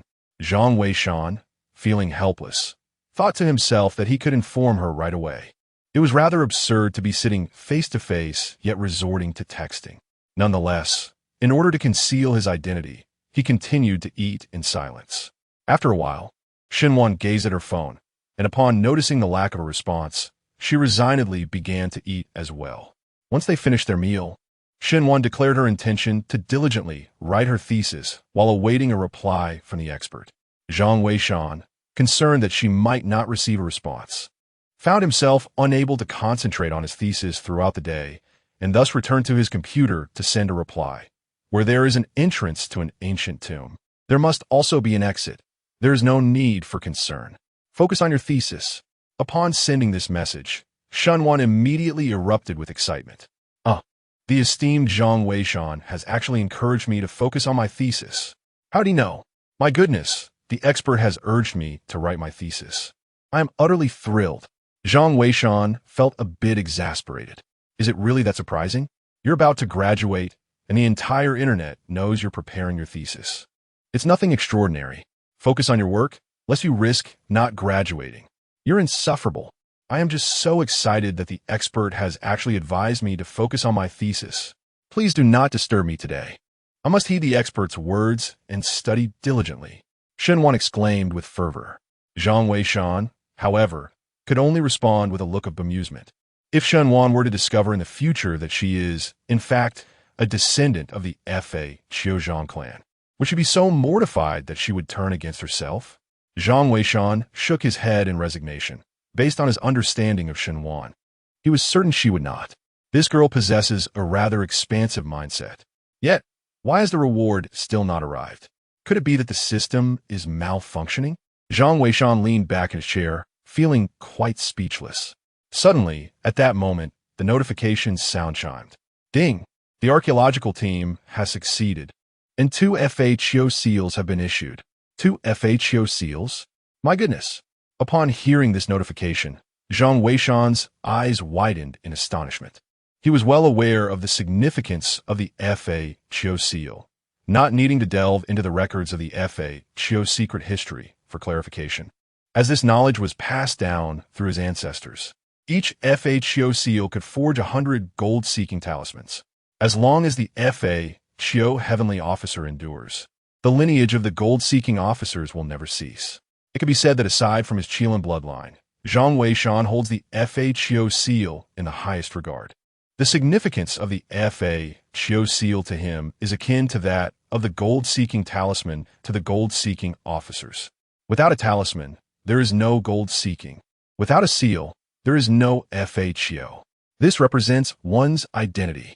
A FHO heavenly officer without the FHO seal cannot be recognized as such. Similarly, can one still call themselves a gold-seeking officer without a gold-seeking talisman? Gazing at the two FHO seals that had materialized in his hand, each the size of a palm, he beheld the sturdy, ancient characters inscribed upon them. Heavenly officer bestows blessings. All is without taboo, which were indeed the hallmark of the FHO seal. Holding these two FHO seals, Zhang Weishan felt his heart tremble. With the seal of the Fakyu in hand, what worries could there be regarding the revival of the Fakyu lineage in the future? In a previous life, the Zhang family of Fakyu did not merely lose the art of Fakyu. The seal itself had long since faded into obscurity. The reason his grandfather, Zhang Sanlian, adorned himself with 3 talismans was to one day be able to destroy the talismans and recreate the Fakyu seal. However, at that time, talismans were exceedingly rare, not to mention 100, even 10 were scarcely found in the world. Ultimately, he was unable to forge the Fakyu seal anew. Instead, to prevent the legacy of the Tomb Raiders from vanishing, he reluctantly took on disciples and passed down the 3 talismans. Zhang Weishan was acutely aware of these matters. Understanding fully the significance of the Fakyu seal, he pondered the implications of possessing 2 Fakyu seals. In haste, Zhang Weishan perused the records of the Fakyu secret history. Upon reading, a wave of delight washed over him. The records revealed that the Fakyu seal serves to suppress the undead. 1 seal can subdue, while 2 can annihilate. Upon reading this, Zhang Weishan mused that indeed, the divine artifact was truly remarkable. With these 2 Fakyu seals in his possession, he could traverse ancient tombs with impunity, facing the Zongzi without fear. The rewards this time were indeed worthwhile, exceedingly enticing. Zhang Weishan thought he had mistaken the system for malfunctioning, only to discover it was preparing such formidable rewards. Chapter 29. The archaeological team's sternest warning throughout the entire afternoon. Zhang Weishan busied himself in the shop. It was rather peculiar, but a few foreign guests arrived in the latter part of the day. These individuals were likely part of a travel group, presumably there to broaden their horizons. Zhang Weishan paid them little heed, guiding them through a brief tour before sending them on their way. The remaining hours returned to the tranquil rhythm of days gone by. Zhang Weishan reclined in his chair, sipping tea while listening to the sounds emanating from the live stream. Shenwan had not emerged all afternoon. Perhaps the reputation of the esteemed deity had overwhelmed her. Remarkably, she had not even tuned into the live stream, engrossed instead in her academic writing. The live stream itself remained quite lively, despite the absence of the famed Fakyu Zhang clan. 2 groups of the archaeological team had safely entered the Zhang family's ancient building, diligently engaged in excavation and preservation efforts. However, the pace of progress was undeniably sluggish. The ancient building of the Zhang family comprised 9 stories, a conclusion drawn after scanning the entire edifice. Yet, while the visible structure above ground featured only 8 levels, there was an additional subterranean layer. Due to the portable nature of the detection equipment, it lacked the potency of that found at the external base, thus rendering the investigation of the underground level somewhat inconclusive. Compared to the upper 8 stories of the Zhang family's ancient building, the lower level appeared lacking in allure. Most regarded it merely as the foundation. The first floor was devoid of any artifacts, but the second level began to reveal items of interest. As the team meticulously excavated the second layer, over an hour had elapsed. Moreover, this is a result of their urgent haste. Previously, the FHO Zhang clan had mentioned that their time was limited. Thus, Professor Li remained perpetually anxious, fearing that at any moment the FHO Zhang clan might demand their departure. Consequently, the entire archaeological process did not adhere to the customary gradual progression. Instead, it was imperative to thoroughly grasp the general conditions of the site. They retrieved several small coffins suspended in the corridor of the second floor. Upon opening them, they discovered that they contained nothing but severed fingers. Professor Lee speculated that this might be a hand coffin, a term denoting coffins made to symbolize a person with fingers. In ancient times, when head pits were common, the significance of such hand coffins becomes evident. This ancient structure must be nearly 1,000 years old. Yet, the wear and erosion on these hand coffins suggests they are no more than a century old. The time of these individuals' demise likely coincided with a war of resistance. This serves as evidence, sufficiently proving that members of the Zhang family had indeed entered this place to conduct funeral rites. The allure of archaeology. This is the true enchantment of archaeology. As Professor Li excavated, he simultaneously provided explanations in the live stream. The audience in the stream was equally exhilarated. How incredible! The Zhang family is truly remarkable. Indeed, we must express our gratitude to these archaeologists. Without their efforts, we would not be able to appreciate such enigmatic historical truths. Yes, and to that great master. Without their guidance, the archaeological team would undoubtedly have suffered significant losses in reaching this location. Much appreciation. The atmosphere in the live stream was extraordinarily vibrant. Under the guidance of Professor Li, the archaeological team's progress has become a topic of frequent discussion. This time, 2 full teams have been dispatched, alongside Captain Qin and his soldiers responsible for safety, bringing the total number of participants to nearly 50. Given such a scale, the pace of excavation is naturally swift. Merely 3 hours later, the team had reached the 5th layer. At this moment, Shunwan finally emerged to take a breather. Holding her phone, she exclaimed, "How impressive! Professor Li and the team are already preparing to ascend to the 6th layer. At this rate, they might complete the entire ancient building by tonight. There are only 8 layers in total, so reaching the 6th means there are just 2 remaining above." Zhang Weishan sat silently in his chair, calculating the time left and deciding not to rush them out.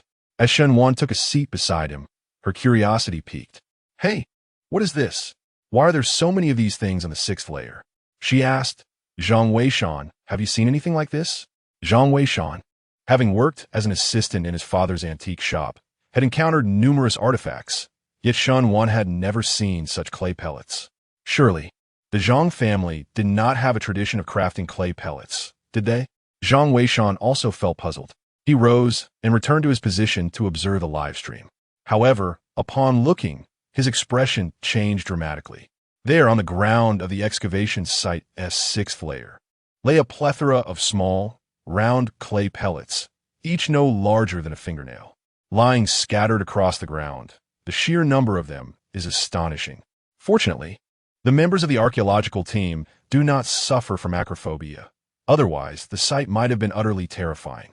These clay pellets are placed approximately every 5 centimeters, completely covering the 6th circular layer. At this moment, Professor Li, Xiao Zhao, and the soldier, Old Lu, have just arrived. Old Lu, being the first to ascend, leaned against the railing, unsure of the archaeological significance and not descending. Given his age, Professor Li took a bit longer, and by the time he reached the top, Xiao Zhao had already cautiously jumped down. Unfamiliar with the purpose of these clay pellets, he picked one up for closer inspection. Observing this, Professor Li cautioned him not to disturb anything until he had arrived to examine it thoroughly. With Old Lu's assistance, Professor Li was helped to the 6th layer, and together they began to investigate the nature of these clay pellets.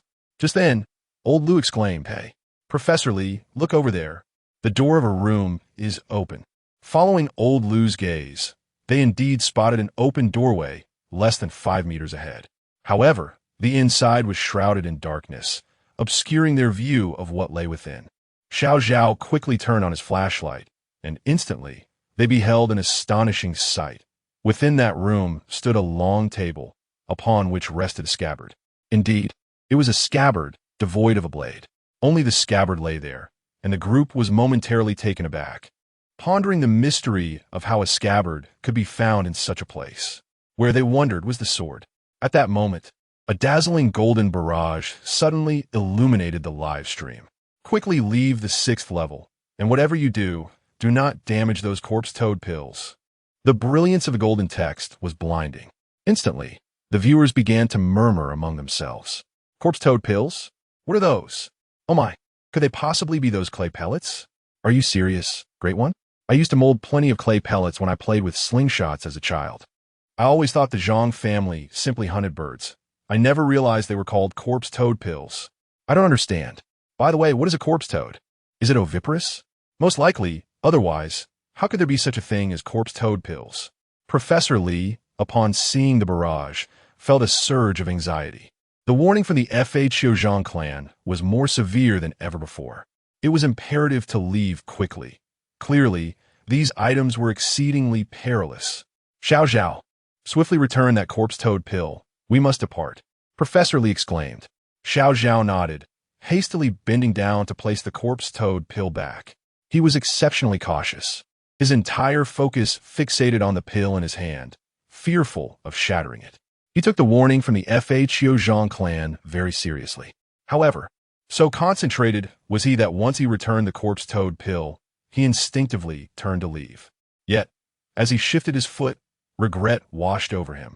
With that step, a series of ominous crunches resounded as he inadvertently crushed an untold number of corpse toad pills beneath him. The sound echoed like a clap of thunder. It was all over. A voice suddenly emerged in Xiao's mind. Chapter 30. The Brave Sacrifice of the Fearsome Corpse Beetle Warrior, Old Lu Teacher. Xiao's face turned a ghastly shade of green. He had realized that he had crushed numerous corpse beetle eggs, and he was deeply apprehensive that calamity was about to ensue. Do not be afraid, Professor Lee urged. Do you feel anything unusual? I don't feel anything. It's akin to stepping on an egg, Xiao replied. At that moment, he could not discern the situation beneath his feet. Paralyzed with fear and unable to move. Observing this, the warrior Old Lu quickly interjected, Professor Lee, you descend first. I shall rescue him. Absolutely not. Professor Lee firmly rejected the notion. Having already lost his students, Xiao Su and Xiao Wang, he could not bear to witness Xiao Zhao meet a similar fate. He swallowed hard and took a deep breath. Everyone, remain calm. Although we have broken these so-called corpse beetle eggs, we are not in immediate danger. Xiao, listen to me. Slowly lift your foot. Let us assess the situation first. Heeding the instruction, Xiao cautiously raised his foot. To his astonishment, a vast pool of crimson liquid appeared beneath him. Among it lay the mangled remains of two red insects, resembling dung beetles, crushed underfoot. The liquid was seeping from their bodies. Seeing this, Professor Lee exhaled in relief. It's all right. The insects are dead. You must hurry. Before he could finish his sentence, everyone simultaneously witnessed a new insect emerging from beneath the corpses of the two beetles. The creature, enveloped in a pitch-black hue, began to transform into a vivid crimson as it emerged. Two pairs of wings gradually unfurled upon its back. In an instant, it soared directly onto Xiao and Appo's Shu. In the past, Xiao would have been unperturbed. After all, it was merely an insect. However, having recently witnessed the foreboding warning from the Zhang family of the FHO, he understood that this insect could indeed be deadly. Alarmed, he acted without hesitation, instinctively delivering a kick to dislodge the creature. To his astonishment, the insect took flight, its wings propelling it straight toward his face. In a moment of panic, Xiao clapped his hands together, and surprisingly, he struck true. The insect, still acclimating to its newfound ability to fly, was sent hurtling backward by his blow. Teacher, I hit it, Xiao exclaimed, his excitement barely contained, but before he could finish his sentence, the expressions of Professor Lee and the others shifted dramatically. Xiao's hand, which had just made contact with the insect, began to glow a fierce red. Simultaneously, an acrid, pungent odor wafted through the air. Frozen in terror, Xiao forgot to scream as he watched in horror as his palm transformed into a fiery crimson, the colors spreading relentlessly across his body. By the time realization dawned upon him, he could only emit a heart-wrenching cry. In the next moment, his entire being seemed to dissolve like a candle, melting away instantaneously. Not even a trace of bone remained. Professor Lee watched in disbelief as Xiao was reduced to a mere puddle of clear liquid, with only his garments left behind on the ground. Professor Lee suddenly felt a darkness envelop him, and he fainted. Fortunately, the soldier known as Old Lu reacted swiftly, supporting him and quickly securing him to a rope for descent. What happened, Old Lu? Captain Qin inquired, having heard the commotion below. Old Lu briefly recounted the situation, revealing that Xiao Zhao had sacrificed himself. First, we must secure Professor Li. The 6th level is incredibly perilous. Everyone stay alert. With that, old Lu prepared to descend. However, upon glancing back, he was struck with dread. The crimson insect that Xiao Zhao had repelled was hurtling towards him once more. "Captain!" old Lu shouted, unable to free his hands. Captain Qin, recognizing the urgency, swiftly grasped the firearm slung across his chest. Bang! Bang! The sound of gunfire rang out, 2 precise shots fired. These soldiers were seasoned in battle, and Captain Qin, a former Special Forces operative, was renowned for his marksmanship, capable of hitting a target from great distances without fail. The bullets struck the red insect, reducing it to shreds. Seeing this, old Lu finally breathed a sigh of relief. "Quickly come down," Captain Qin urged. Old Lu nodded and prepared to descend along the rope. Yet at that moment, a series of cracking sounds echoed ominously from the 6th level. Old Lu focused intently, his heart sinking.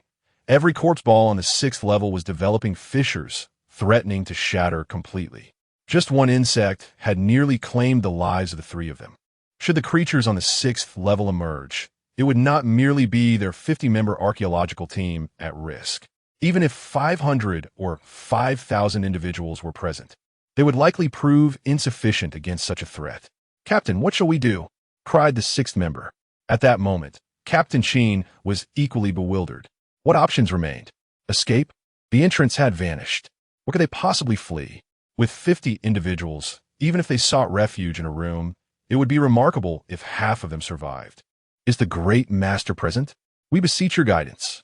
Captain Qin's mind raced as he addressed the camera. At this juncture, it seemed that only the Zhang family of the Phagia could possibly rescue them. "Great Master, are you there? This is dire. If you do not arrive soon, our archaeological team will face total annihilation. We earnestly request your assistance. Great Master, you are like a father to me. Are you there? Father, please save them. Grandfather, grandfather, I am your grandson. Please take notice of me." The viewers in the live stream were now frantic, their words tumbling over one another. Shenwen's heart raced in her throat. At that moment, Shenwen clutched her sleeve tightly, her eyes reddening. It was not that Zhang Weishan had neglected to offer advice. He too was contemplating solutions. The ancient Zhang family building was fraught with intricate mechanisms. The higher they ascended, the more complex the traps became. Figuring out how to dismantle these defenses was no trivial matter. Otherwise, he would have provided a solution at the first opportunity. Suddenly, an idea struck Zhang Weishan. He hurriedly composed a message with fluidity. With no path to retreat, rotate the rooms scabbard counterclockwise by 90 degrees. Hurry! The simple 2 lines of text served as a lifeline. Once dispatched, silence enveloped the room, with everyone fixated on the live stream. Captain Qin, upon noticing the barrage of comments, turned his gaze to the soldier, Lao Lu. At that moment, he was the only one capable of acting. The others were too far below. It was too late for them to ascend. Seeing this, Lao Lu's eyes reddened instantly. He rendered a military salute to Captain Qin and declared, "Captain, please take good care of my mother." Without a moment's hesitation, he flipped over and dashed up to the 6th floor, racing towards the room with unyielding determination. At that juncture, he paid no heed to whether he would crush the corpse beetles beneath his feet. After all, most of those insects would perish regardless. His sole objective was to trigger the mechanism and ensure the safety of the others. He deemed his life a worthy sacrifice. With a single breath, Lao Lu had reached the forefront. Without uttering another word, he unsheathed his blade and began to turn. The sound of clanking chains echoed ominously. Almost simultaneously, everyone witnessed the corpse beetles on the 6th floor breaking open, with countless tiny creatures struggling to escape. Each one rapidly transformed into a vivid crimson hue. Should they take to the air, all would be lost. Yet, at this critical juncture, the very floor of the 6th level suddenly flipped, burying the corpse beetles along with the emerging insects beneath the surface. They vanished entirely. Lao Lu cautiously tested the floor, discovering it to be remarkably solid, revealing no signs of a hidden trapdoor mechanism. Chapter 31. The return of Boss Shun to the eightfold bronze tower. The majority of the audience in the live stream remained undeterred by the recent perilous events. Instead, they found themselves filled with admiration for the valiant soldiers and archaeologists. Indeed, archaeology often entails sacrifice. Yet, so many individuals continue to step forward. Without their contributions, how could the splendid history of our nation ever be resurrected? Professor Lee soon regained consciousness, though tears streamed down his face, clearly indicating that he had been profoundly affected. All eyes were upon him, and those present hesitated, unsure of how to offer their comfort. Captain Qin merely placed a reassuring hand on his shoulder, opting for silence. Zhang Weishan observed the quiet live stream with a sense of resignation. This was precisely why he preferred not to descend into the tombs himself. The dangers lurking within ancient crypts are manifold. It is not merely one's prowess that guarantees safety. A single misstep can lead to an untimely demise. As the old adage warns, even the most skilled swimmers can drown.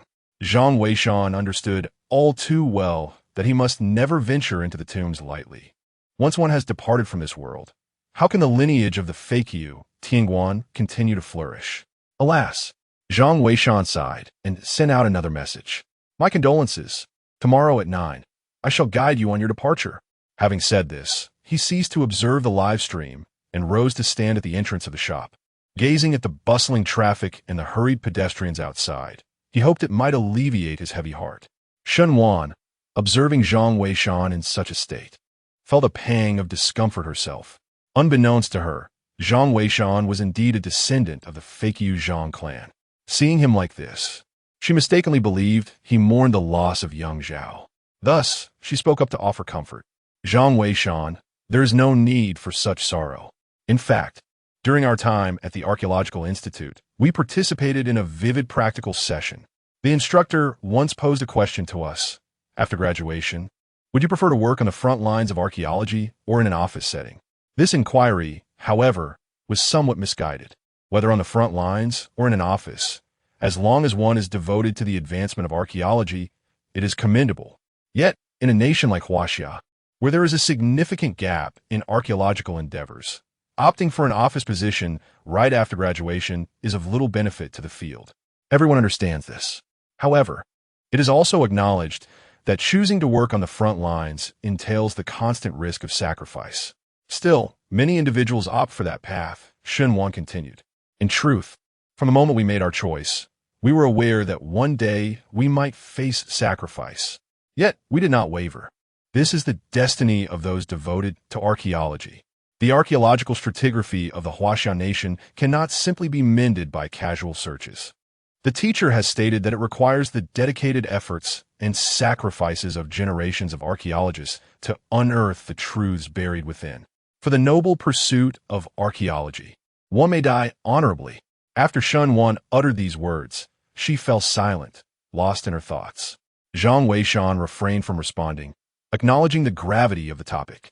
However, as he observed the crowd, his attention was suddenly captured by the figure of a portly man.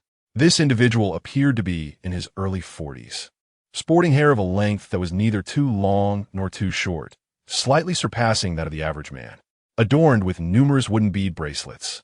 It was evident that he frequented the antique market. He moved with vigor, exchanging greetings with the shopkeepers around him. Upon closer inspection, Zhang Weishan was taken aback. Wasn't that his boss, Mr. Shun? He had returned. Xiaowan, your father is back. Zhang Weishan exclaimed. What? My dad is back. Shenwan responded, surprised. It had been nearly half a month since she had last seen him, and she was relieved to learn of his return. Shenwan's father was deeply immersed in the world of antiques, often disappearing for 10 days or more at a time. He frequently traversed remote villages and antique markets. Though his absences rendered him somewhat neglectful of home life, he consistently returned with remarkable treasures. While Shenwan occasionally felt that he was neglecting the family, she understood that he was genuinely passionate about antiques, and given his age, she allowed him the freedom to pursue his interests. Mr. Shin soon arrived at the shop, and upon seeing Zhang Weishan, he spoke immediately. My dear boy, it has been but a few days since our last meeting, yet your demeanor has transformed remarkably. You appear much more seasoned. Come, quickly close the shop. Today we shall not conduct any business. I have something splendid to show you. Have you prepared the items I requested last time? Zhang Weishan nodded and promptly shut the door to the shop, retrieving the tools he had diligently prepared. These implements were specifically designed for the meticulous cleaning of antiques, a complete set. Boss Shun illuminated the shop's interior to its fullest brightness and, with utmost care, extracted a silk-wrapped bundle from within his garments. Curious, Shun Wan approached, inquiring, "Father, what is it that has you in such a rush, neglecting even your precious daughter?" "Huh, what could possibly interest you? Perhaps when you bring home a boyfriend, I shall take a look." Having graduated from university, it was a source of exasperation for her that she had yet to find a partner. "What good are those silver bangles in my collection if no one wears them? You must hurry and bless me with a chubby grandson. You, how utterly vexatious." Shen Wan's cheeks flushed with indignation. Nevertheless, she had anticipated such marital pressure upon her graduation. It was the universal plight of parents. In high school, they admonished her against dating. During university, they urged her to find a partner. Upon graduation, they seemed eager for her to return with children in tow. Shenwan chose to abandon that line of conversation, her curiosity piqued by the object in her father's hands. Boss Shin delicately unraveled the silk, revealing yet another layer of cotton stuffing. Once the cotton was removed, the true item was finally unveiled. Zhang Weishan observed intently. Boss Shun has surprisingly returned with a small tower, merely the size of an adult's palm. It is broad at the base and tapers to a point. Crafted from bronze, it features 8 prominent hooks atop its pinnacle, suggesting it once held something, though those items are now absent. With a smile, Boss Shin inquired, "Do the two of you know what this is?" "I have no idea," replied Shinwan. "Well, remember this. It is known as the 8-layer bronze tower, a relic from the mid-Tang dynasty. Just by observing the craftsmanship, one can discern its exceptional quality." As he spoke, Boss Shun turned to Zhang Weishan and Shenwan, saying, "Shenwan, you are not permitted to speak. Zhang Weishan, I would like you to share your thoughts and demonstrate whether you have been diligent during your time at the shop, and if you have truly applied yourself. When I brought you here, I emphasized the importance of ambition. One cannot simply wait for fate to unfold. Now, enlighten me with your insights." Shenwan, a distinguished student from an archaeology university, was keen to discern Zhang Weishan's progress. In the past, Zhang Weishan may not have been able to articulate much, but now, after merely a glance at the object, Zhang Weishan's mind was as clear as crystal. He smiled and said, "This is indeed an artifact from the Tang dynasty. However, it is peculiar. I sense that it underwent modification during the late Tang period. Therefore, while its craftsmanship and material suggest it originates from the mid-Tang dynasty, its overall value likely exceeds that assessment." Chapter 32. The universe within the tower. Shun Wan was captivated. Please continue." A look of satisfaction gleamed in Boss Shun's eyes. Meanwhile, Shun Wan stood in astonishment, pondering internally how he had failed to notice that this artifact had undergone processing during the late Tang dynasty. What led him to discern this? While records of Buddhism in Huaxia are sparse, they do exist, largely attributed to the prosperity of the Tang era. The Tang dynasty marked the zenith of Buddhist influence, particularly during the early and middle periods, when the religion flourished alongside an abundance of Buddhist artifacts. However, by the late Tang period, the nation faced internal strife and external threats.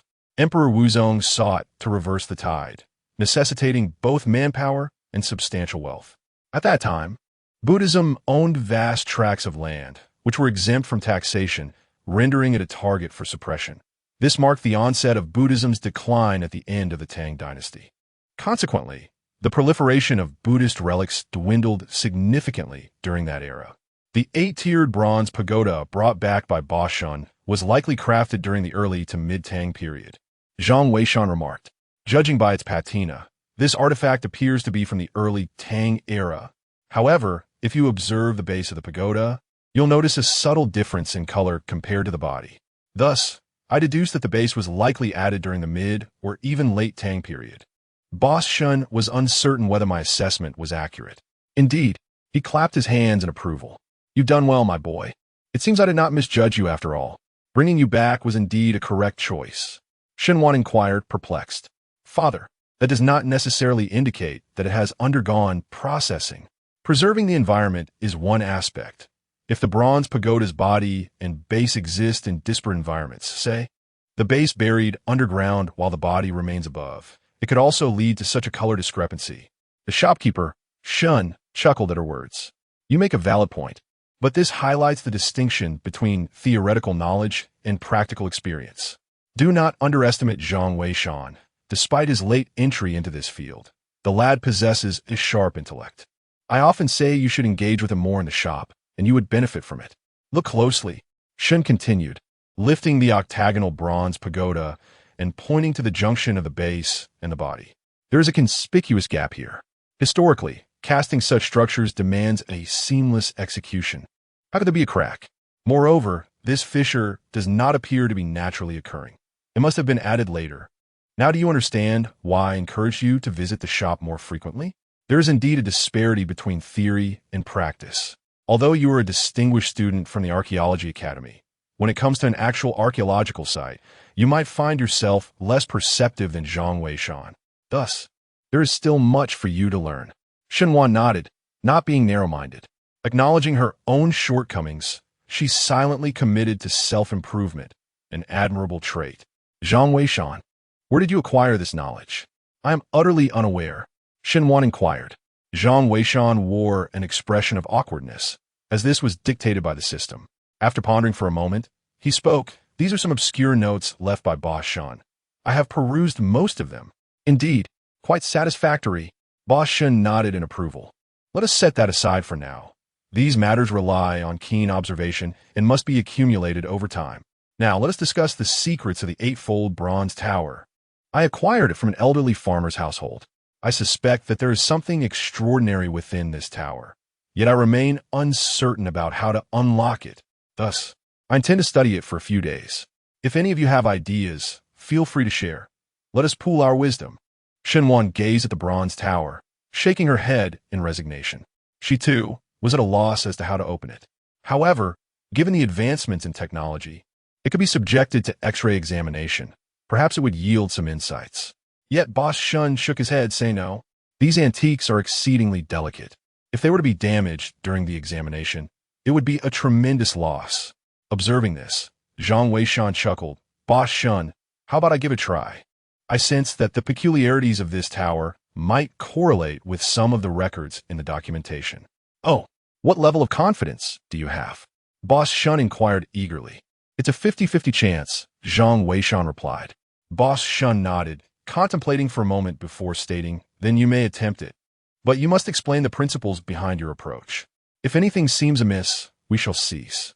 All right, Zhang Weishan agreed, taking hold of the bronze tower and beginning to speak. I observe that the body of this bronze tower is intricately engraved with landscapes, flora, and fauna. Though seemingly chaotic, it subtly embodies the profound principles of geomancy, where mountains reside within waters and fish dwell amidst the peaks. Beside the fish, insects thrive, while birds perch nearby, each element contributing to the intricate cycle of yin and yang. This intricate configuration is often referred to as the circulating nine-turn dragon. In essence, it corresponds to 9 distinct nodes, each of which, when aligned in sequence, can be unlocked. As he spoke, he began to rotate the base and body of the tower. With each turn, a mechanical click resonated through the air. Both Mr. Shun and Shun Wan were left in astonishment. Mr. Shun marveled at Zhang Weishan's rapid progress, while Shun Wan was taken aback by his apparent understanding of geomancy. Observing his demeanor and composure, a name surfaced in her mind, the Feiqiu Zhang clan. She could not fathom why she felt such a striking resemblance between Zhang Weishan and the Feiqiu Zhang clan, as if their essence and mannerisms were indistinguishable. Yet, she had never encountered a member of the Feiqiu Zhang clan. Could it be that Zhang Weishan's elucidation of geomancy evoked this connection? Xinwan recognized that she might be overthinking. Yet one thing was certain. Zhang Weishan was likely a self-taught prodigy, for his expertise in geomancy appeared quite commendable. If he could be recommended to the archaeological team, he might prove to be an invaluable asset. His presence could indeed have a positive impact on the archaeological community. Moreover, given his talents, remaining here as a mere assistant seemed a disservice to his potential. The archaeological field is currently in a transitional phase, and any gifted individual would be welcomed with open arms. Even if Zhang Weishan is a latecomer, it matters not. It must be said that at this moment, Shen Wan was utterly captivated by Zhang Weishan's abilities. As Shen Wan pondered, Zhang Weishan had already progressed to the 9th attempt. With a sharp click, the mechanism activated. To his astonishment, the base and body of the 8-layered bronze tower indeed separated. Zhang Weishan carefully extracted the base, and the onlookers beheld a bronze bell, roughly the size of a thumb, resting atop it. The bell featured 6 corners, each adorned with a smaller bell, which were evidently mere ornaments and would not produce sound. Inside the larger bell, however, lay a dark substance, seemingly sealed with either clay or black wax. Upon seeing this bell, Shun, the proprietor, exclaimed in wonder, "Ah, this is indeed peculiar. How could there be a bell within the tower? Moreover, it is sealed, and I have never encountered such a design before. Zhang Weishan, do you recognize it?" At this moment, Shun's perception of Zhang Weishan had transformed, prompting him to inquire unconsciously. Zhang Weishan remained silent, for upon his first glance at the bell, he had already recognized it. This object was unmistakably a hexagonal bronze bell. How could such an item be found within the tower? Chapter 33. The origin of the hexagonal bronze bell and the reward of the black gold ancient sword. As Shun Wan observed Zhang Weishan deep in thought, she interjected. Buddhist towers have historically served the purpose of sealing or storing Buddhist relics. Do you not agree? However, it seems that these relics are typically housed at the pinnacle of the tower. It is highly probable that this is primarily intended to suppress the hexagonal bronze bell, as evidenced by its sealing. Mr. Shin nodded in agreement, sensing a similar intuition. Yet, he remained uncertain about the true origin of the bell. Having perused numerous archaeological texts, he had never encountered an artifact such as this. The intricate patterns adorning it were entirely unfamiliar. Had he been able to identify these designs, he might have discerned the bell's provenance. Suddenly, Zhang Weishan spoke. "This bell cannot be opened. It poses a great danger." "What do you mean? What do you know, mister?" Shen inquired, his curiosity piqued. Shen Wan, taken aback, realized she could only speculate thus far, unable to ascertain the age of the hexagonal bronze bell. Zhang Weishan's statement, however, clearly indicated his awareness of certain facts. After a moment of contemplation, Zhang Weishan replied, "This hexagonal bronze bell dates back to before the Warring States period. There is likely an issue within. As Xiaowan stated, this object is sealed and suppressed by the 8-fold bronze tower. Mr. Shun, it is best to refrain from tampering with this bell. It should either be surrendered or buried." Upon hearing this, Mr. Shun pondered thoughtfully and remarked, "Zhang Weishan, you are well acquainted with my character. I am not one to be driven solely by avarice. Speak plainly. If your assertions hold true, then surrendering or burying it may indeed be the prudent course of action. However, at the very least, grant me a reason." Zhang Weishan exclaimed, "I have never encountered such a pattern before. Do you not recall the last time you were still at the shop, when a customer brought in a dragon-patterned gold goblet for sale? You hesitated to accept it, declaring it a priceless relic from the Warring States period, and warned that possession of it, if acquired through dubious means, could lead to capital punishment. Examine this closely. The material of this hexagonal bell predates that dragon goblet." Boss Shan was taken aback and hurriedly picked up the bell for a closer inspection. With each moment of scrutiny, his astonishment grew. The dragon-patterned goblet had been presented by a rather dubious individual, and sensing the man's questionable background, he had refrained from acquiring it due to its exorbitant value, fearing it might attract trouble. Now, upon Zhang Weishan's mention and his thorough examination, he discovered that the material of the hexagonal bell was indeed older than that of the dragon goblet. Swallowing hard, Boss Shen gasped, "Goodness, I completely overlooked this detail. Zhang Weishan, you truly impress me. This hexagonal bell is likely extraordinary. I shall report it at once." Moreover, Xiaowan's assertion seems to hold weight. This hexagonal bell, suppressed by an octagonal bronze pagoda, must indeed harbor some secrets. As purveyors of antiques, it is prudent for us to heed such matters. Yet, Zhang Weishan, you have truly opened my eyes. I never anticipated such rapid progress from you in just a few short days. Alas, my shop is rather modest. and I fear I cannot offer you a grander platform.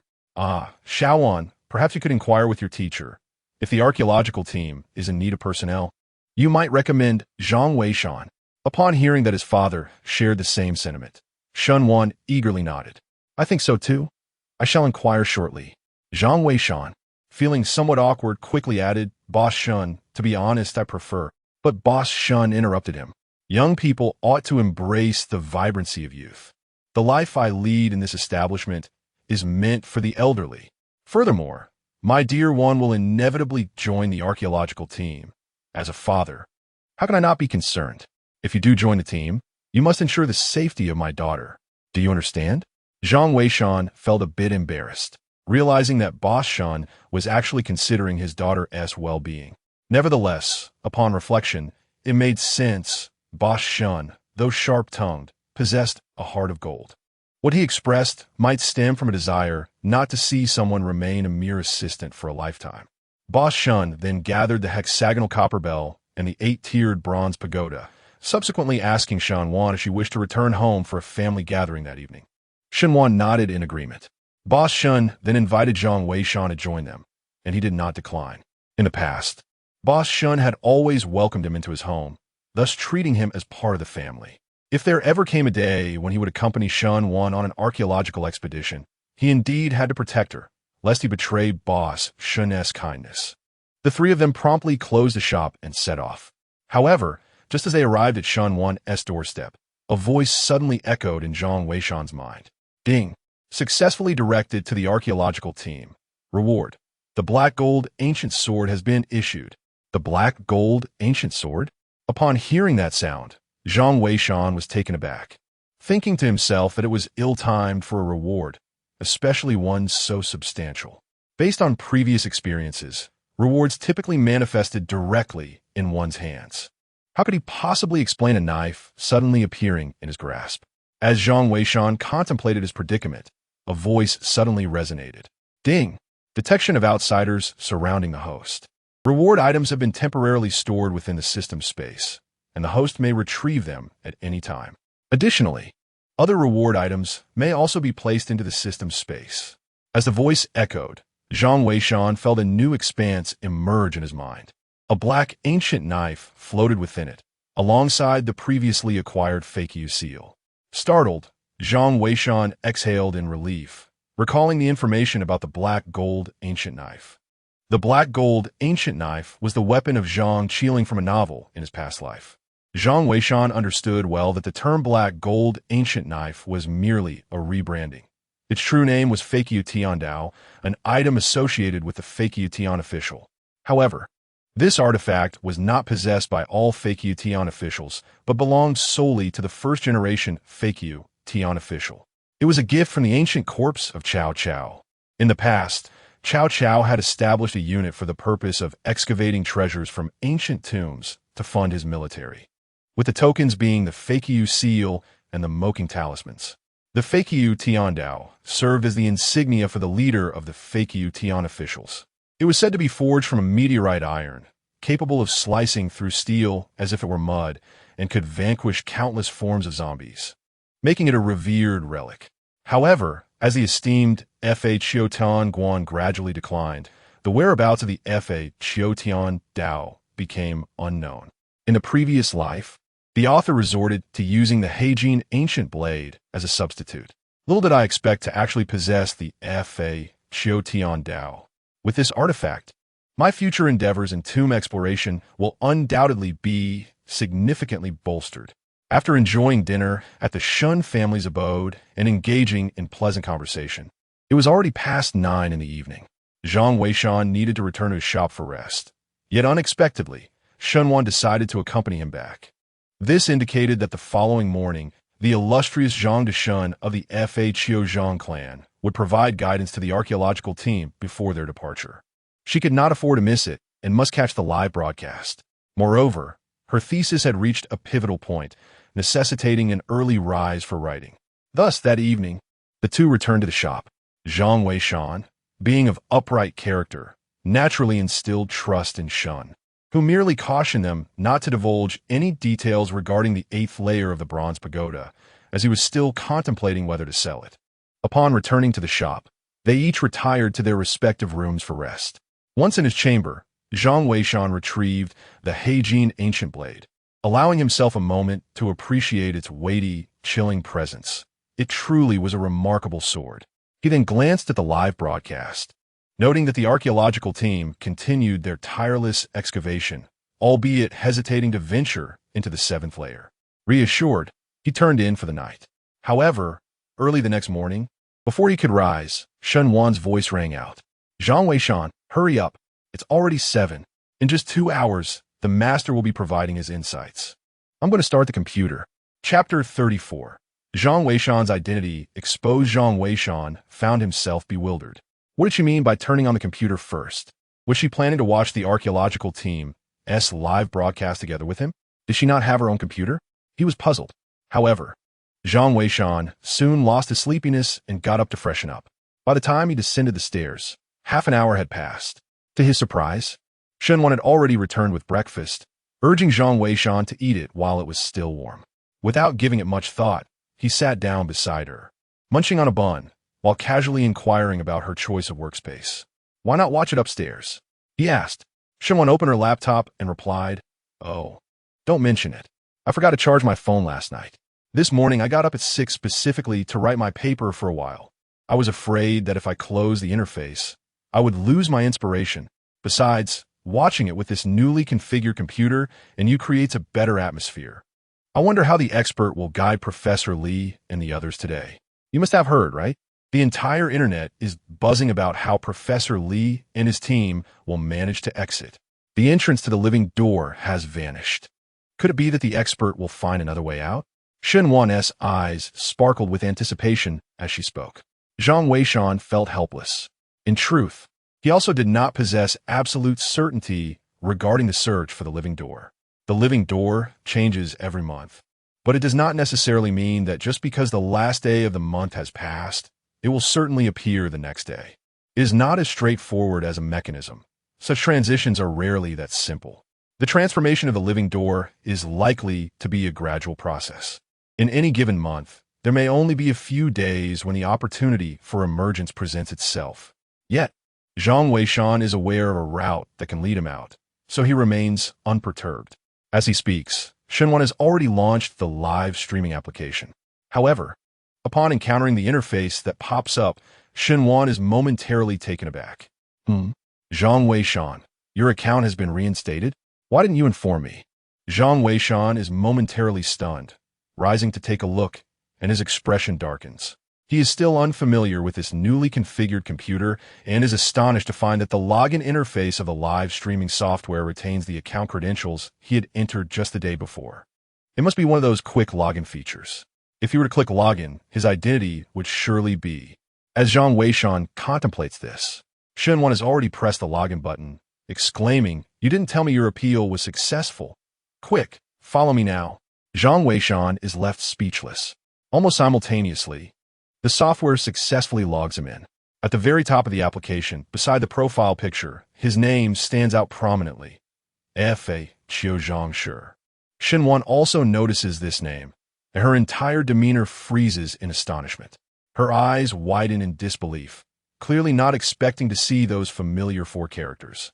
Zhang Weishan is equally taken aback, thinking to himself how, despite his caution, he has still been exposed.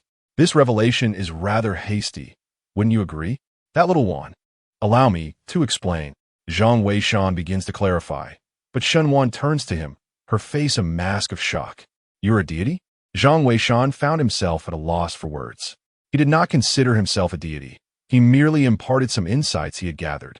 How others chose to address him was inconsequential. To refer to oneself as a deity would be an affront to his modesty. As he pondered how to clarify the situation, suddenly, Shen Wan burst into laughter. She looked at Zhang Weishan and remarked, You appear quite startled. I never expected you to be a fan of the deity as well. Sharing the same name. Over the past few days, I've noticed several people in the live stream have changed their usernames, adopting monikers like F.A. Qiu Wang Clan and F.A. Qiu Zhao Clan. Yet here you are, choosing F.A. Qiu Zhang Clan, identical to the deity. It is quite a coincidence. considering you also share the surname Zhang. Well, I initially intended to ask you to follow me, but with your name mirroring the deities, that might pose a problem. When the deity goes live, I want to be able to distinguish between you and him. I shall change my account now. Shen Wan, lost in her own thoughts, swiftly dismissed Zhang Weishan's account and replaced it with her own. Zhang Weishan, bewildered, observed her actions in disbelief. He thought to himself, I haven't said anything at all. How did this misunderstanding arise? Or is it that the disparity between myself and the deity in Shen Wan's mind is so vast that she believes I, too, am an admirer of the deity? Hence my deliberate choice of name? At this moment, such considerations seemed trivial. As long as his identity remained concealed and Shen Wan did not entertain any suspicions. That was what mattered most. Zhang Weishan breathed a sigh of relief. This early morning had truly been terrifying. Shen Wan had just logged back into his account, and upon entering the live broadcast room, Zhang Weishan realized that the archaeological team had not rested for an entire night. Moreover, it appeared they had nearly excavated everything beneath the 7th layer. However, due to the tragic demise of Xiao Zhao the previous day, no one dared to venture into the 8th layer. Shen Wan, having connections with the staff of the live broadcast room, chatted briefly and gleaned the progress of the archaeological team from last night. What should we do, Zhang Weishan? The staff mentioned that there are disagreements within the archaeological team. With less than an hour remaining until the expert's departure, could they be in danger? Zhang Weishan hurriedly inquired about the situation. Shen Wan shared the details with him and urged him to review the discussions in the live broadcast room. It turned out that since the archaeological team entered the Zhang family ancient tower yesterday, their excavations had not ceased for even a moment. The rewards had been exceedingly fruitful. They had unearthed the family genealogy of a Zhang clan, inscribed on a coffin board, along with numerous burial artifacts belonging to the Zhang family. Most notably, many of these artifacts included exquisite prayer beads from Tibet. Although these items may not carry as much information in an archaeological context as ancient scripts or scrolls, each string of prayer beads is worth its weight in gold. The stories they encapsulate are profound enough to provoke considerable contemplation from future generations. The excavation of the Zhang family ancient tower holds significant importance for both the archaeological team and the broader field of archaeology. As they gazed upon the final 2 layers, which remained undiscovered, the urgency of the departure time set by the great master loomed ever closer. A faction among them began to waver, resolutely insisting on exploring the last 2 layers. They lamented that once they exited, the prospect of re-entering would be shrouded in uncertainty, potentially taking an indeterminate length of time. Such a scenario would undoubtedly be a profound regret. Conversely, Professor Lee maintained that they should prioritize exiting, asserting that their discoveries thus far were already significant. The perils of the 6th layer were undeniable, and the dangers of the 7th and 8th layers would likely be even greater. He was determined to prevent further sacrifices. This discourse had persisted since its inception, and numerous viewers in the live stream were actively engaging in the conversation. I believe the risks are manageable. Despite the dangers encountered since yesterday, they have primarily been above the 6th layer, and with due caution, we should be fine. Indeed, and given the great master's exceptional prowess, why not guide us to explore the 7th and 8th layers before departing? How can we possibly fathom the great master's intentions? Perhaps there are compelling reasons that render the last 2 layers off-limits for exploration. I think it wise to heed the great master's counsel. We should refrain from recklessness to avoid calamity. I concur with the sentiments expressed above. In my view, you are far too obedient. The great master is human too. Does he not make mistakes? Exactly. This is a once-in-a-lifetime opportunity. Should we exit now, we might regret it for the rest of our lives. Chapter 35. The archaeological team's intrusion into the 7th level and Zhang's descent. You people, how quickly you forget the pain after the wound is healed. How many times has the master warned against reckless wandering? Isn't it always your disobedience that leads to calamity? Now you come here to stir up trouble. It is not you keyboard warriors who risk your lives. Who are you addressing from above? Do archaeologists fear sacrifice? If you fear death, perhaps you should reconsider your pursuit of archaeology. While archaeology may entail sacrifice, it does not justify senseless losses. The live stream had split into two factions, embroiled in heated debate. It was indeed challenging to ascertain who was right or wrong. Ultimately, everyone was concerned for the future of archaeology. However, a consensus on whether to explore the 7th and 8th levels remained elusive. Zhang Weishan observed the live stream, showing no inclination to intervene. The hour for departure was still distant, and he understood well that if these individuals continued to disregard his counsel, the number of those who would survive the ordeal would likely diminish. Speaking up now would only draw him into the fray of this dispute. Within the Zhang family's ancient tower, Professor Li had already directed the majority of the archaeological team to begin packing their belongings in preparation for departure. Yet, one young man clad in a jacket approached, his expression earnest. "Professor Li, I implore you to seriously consider my proposal. Our resources are ample. Leaving now would be a waste of time, as many secrets remain unraveled here." The youth speaking is named Jia, a seasoned member of the archaeological team. Although he is not currently a student of Professor Li, he is deeply committed to archaeology. After graduating, he chose to remain with the team, occasionally lecturing at the Archaeology Academy. It is said that he is preparing to apply for a professorship in the future, potentially becoming a figure akin to Professor Li. Among those reluctant to leave, he is one of the most steadfast. "Jia, we have only half an hour left." Professor Li's conviction in the words of the renowned Zhang of the Fho family is evident, showing no hesitation. Jia, however, remains unconvinced. "Professor Li, I acknowledge the prowess of Zhang, but he has always operated from the shadows. The excavation work must rely on us. Furthermore, is there anyone more familiar with this site than we are? While I believe Zhang's advice should be heeded, I do not think it warrants such solemnity. Perhaps I could compromise. I could ascend to the 7th level for a brief inspection 10 minutes before our time is up. Consider it. Professor Li, can you truly find peace of mind without completing this work?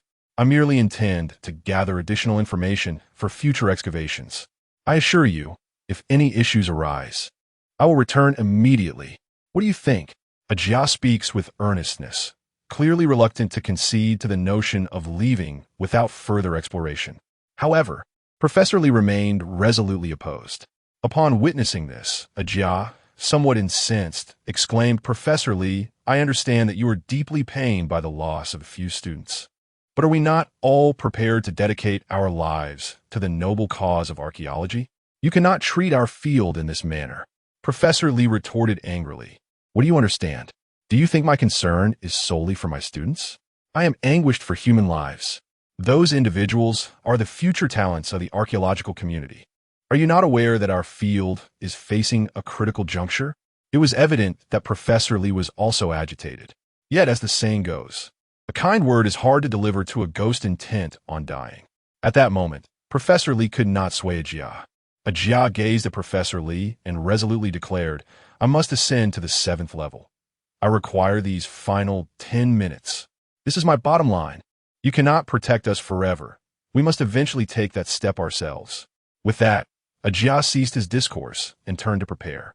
Zhang Weishan, observing the scene before him, felt a sense of helplessness.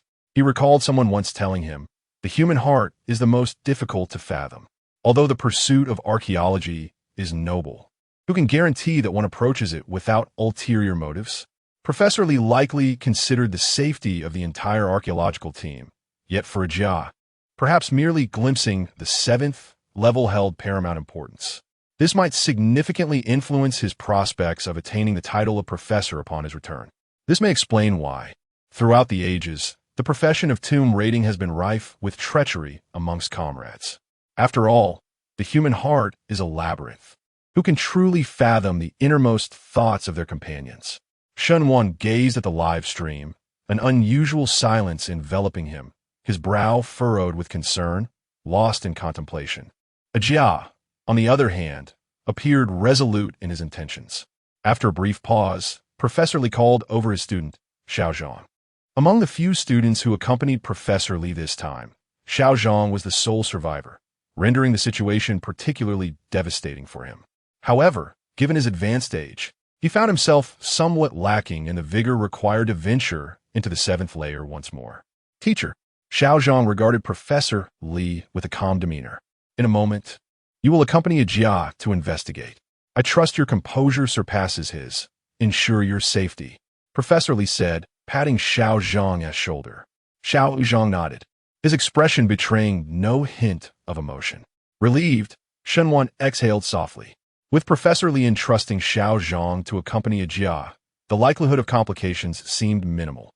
Even if difficulties arose, they would gain insight into the seventh layer's circumstances. Zhang Weishan expressed his surprise. Oh, is Xiao Zhang quite formidable? He had encountered Xiao Zhang a few times before. During the last expedition to the submerged Zhang family mansion, he had been present as well. Remarkably, he was the only one among Professor Li's numerous students to have emerged unscathed. Yet, Zhang Weishan had not paid him much attention until now. Upon hearing Shen Wan's words, it appeared that this Xiao Zhang was somewhat extraordinary. Shen Wan nodded and elaborated, stating that Xiao Zhang was indeed different from others. He was not a student of the Archaeology Institute. Rather, he was a local whom Professor Li had met during a business trip years ago. Subsequently, Professor Li took him under his wing as a student. Remarkably, it was only in the past 2 years that he had acquired knowledge about archaeology. Nevertheless, when this individual is mentioned, many harbor suspicions that he may have originated from a background of tomb raiding. Yet, he has no recollection of his past, and the field of archaeology does not dismiss those with such origins.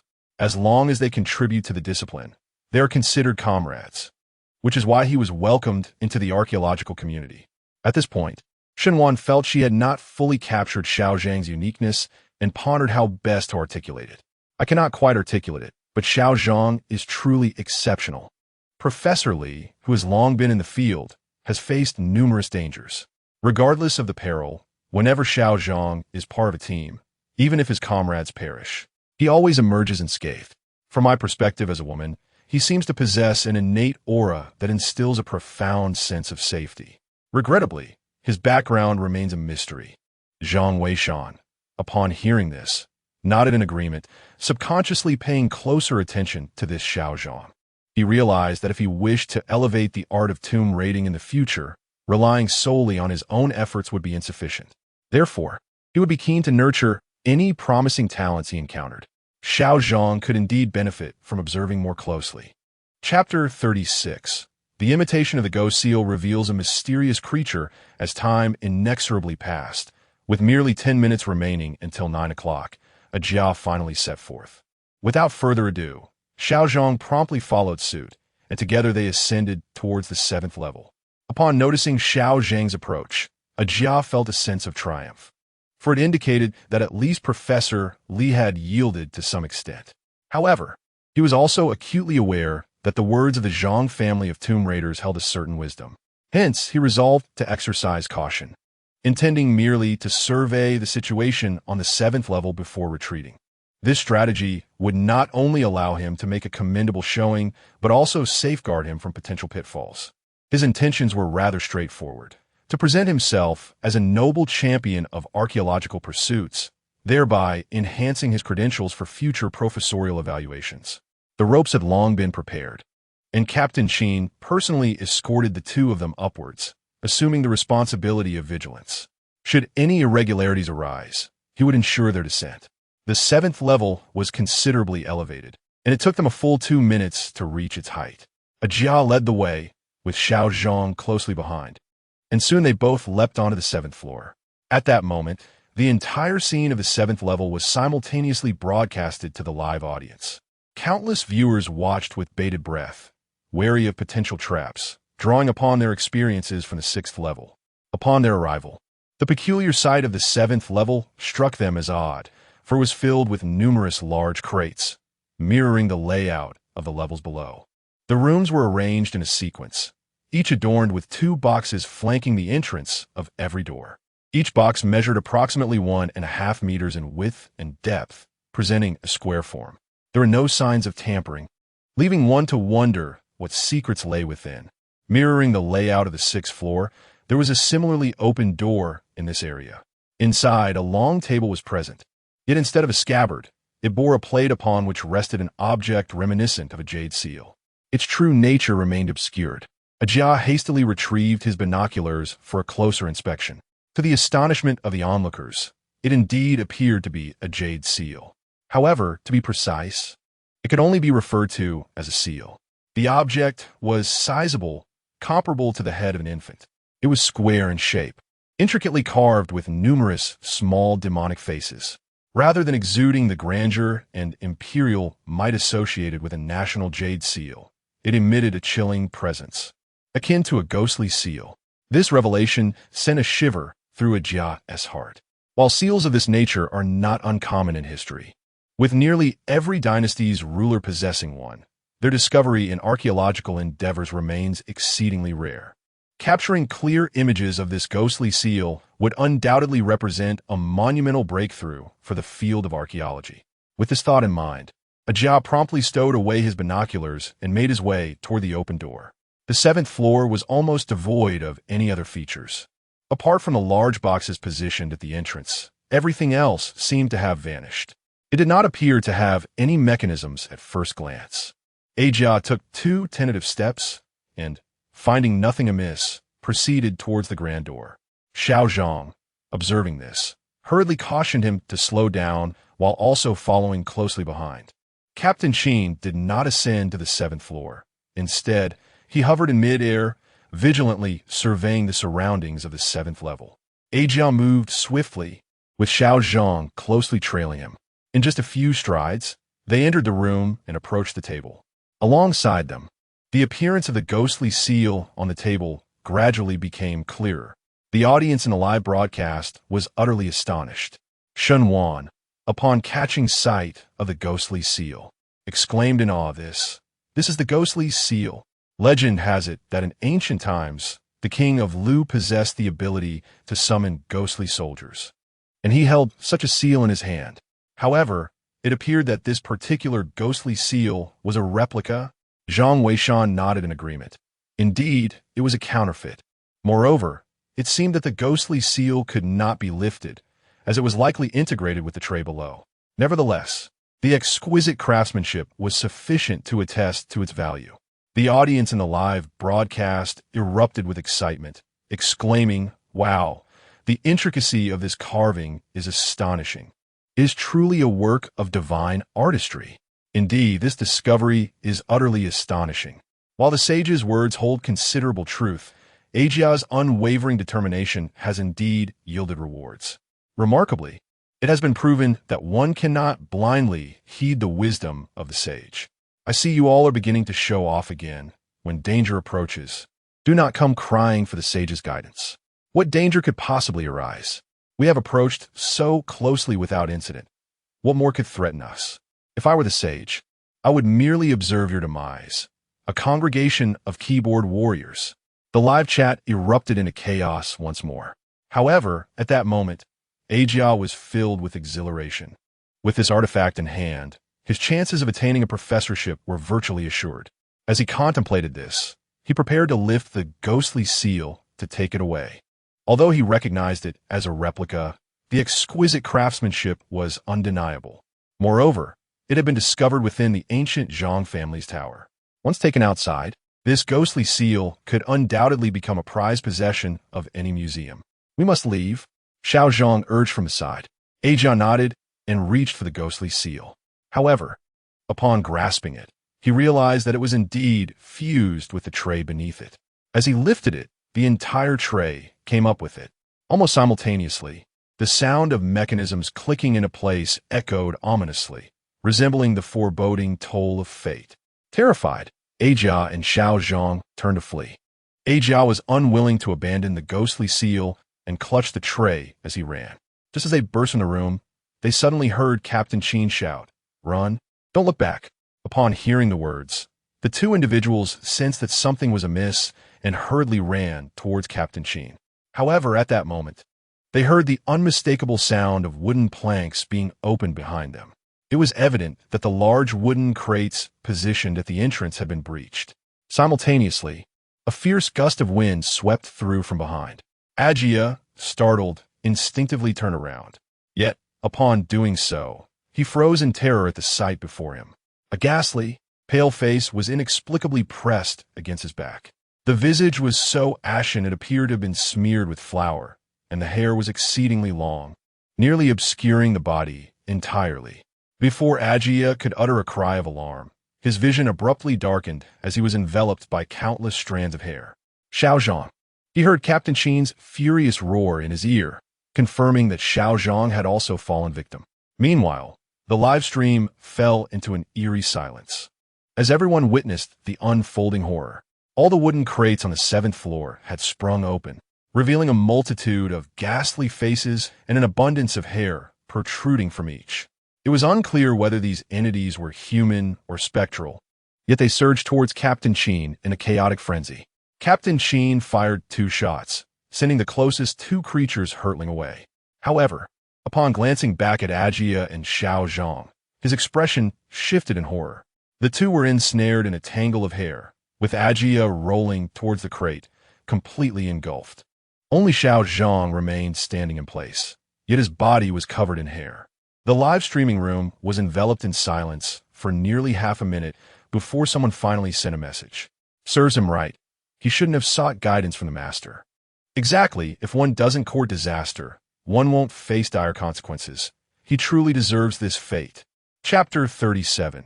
The Forbidden Fate of Little Zhang. It cannot be said that way. If not for Jia and Little Zhang's audacious venture, would we have been able to witness such exquisite ghostly seals? You can keep your bravado. After all, it is not you who is facing death. Indeed, and it seems that the issue cannot be resolved with just a single loss of life. A bunch of keyboard warriors, if you have a nerve, don't plead for the divine to intervene. If I were a deity, I would be too indifferent to guide you. The live broadcast room was in uproar. At this moment, Shun Wan clenched his fists tightly, his gaze fixed unwaveringly on the screen. Captain Qin had no time to descend. If he left, Little Zhang and Jia would truly be without hope. Moreover, someone was needed above to assess the situation. Captain Qin shouted, "Everyone cover me." Yes, the group of soldiers below fully loaded their firearms, their eyes scanning the vicinity of the 7th level. Should any ghostly figure attempt to approach Captain Qin, they would immediately open fire. However, despite their fierce firepower, Captain Qin could not draw closer to the corridor of the 7th level. At that moment, a Jiao was being dragged into one of the large wooden crates, the lid snapping shut instantly. Yet, Little Zhang stood still, motionless in place, leaving everyone bewildered. Brufasoli, witnessing this, felt darkness envelop him, nearly succumbing to unconsciousness. In his desperation, tears streamed down his face as he scolded the disobedient youth, lamenting the harm caused to the archaeological team. He hurriedly glanced at the live camera, seeking salvation, desperately pleading for Mr. Zhang to save us. "Thank you," Professor Li uttered as he unexpectedly knelt down. The viewers in the live stream watched in helplessness. To be honest, they felt a deep sympathy for Professor Li. Yet, they remained perplexed about the bizarre situation unfolding before them, and they could not help but inquire if the master was present. They sought guidance from the master, asking, "What on earth is this?" "This is AJNP. Retreat immediately, for they cannot be killed." Finally, the golden message from the Zhang clan appeared. Upon reading it, everyone was bewildered. JNP?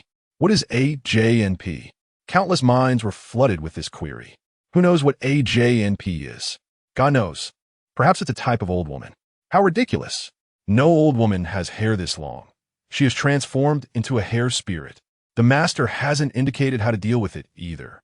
As the crowd continued their discussion, another golden message flickered in the live stream. If we hold the first layer, they will soon retreat. Upon seeing this news, everyone rejoiced. Xinhuan's face was filled with excitement, yet she pondered aloud. Will these JNP withdraw on their own? Why? Zhang Weishan pretended not to hear, his focus firmly on the live stream. These JNP were not to be feared.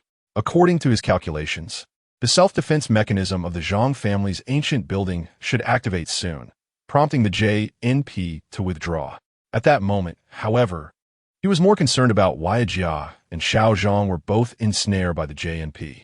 However, Jia had already been dragged back into the large box. Only Xiao Zhang remained motionless at his original spot. What was he experiencing at that moment? As he pondered, a sudden commotion arose from his direction. The strands of hair that had merely entangled Xiao Zhang suddenly unraveled, revealing him. To everyone's astonishment, his shirt was torn to shreds, exposing his remarkably strong shoulders. Yet, his complexion was ashen, indicating his dire condition. Xiao Zhang, come back quickly, Captain Qin shouted.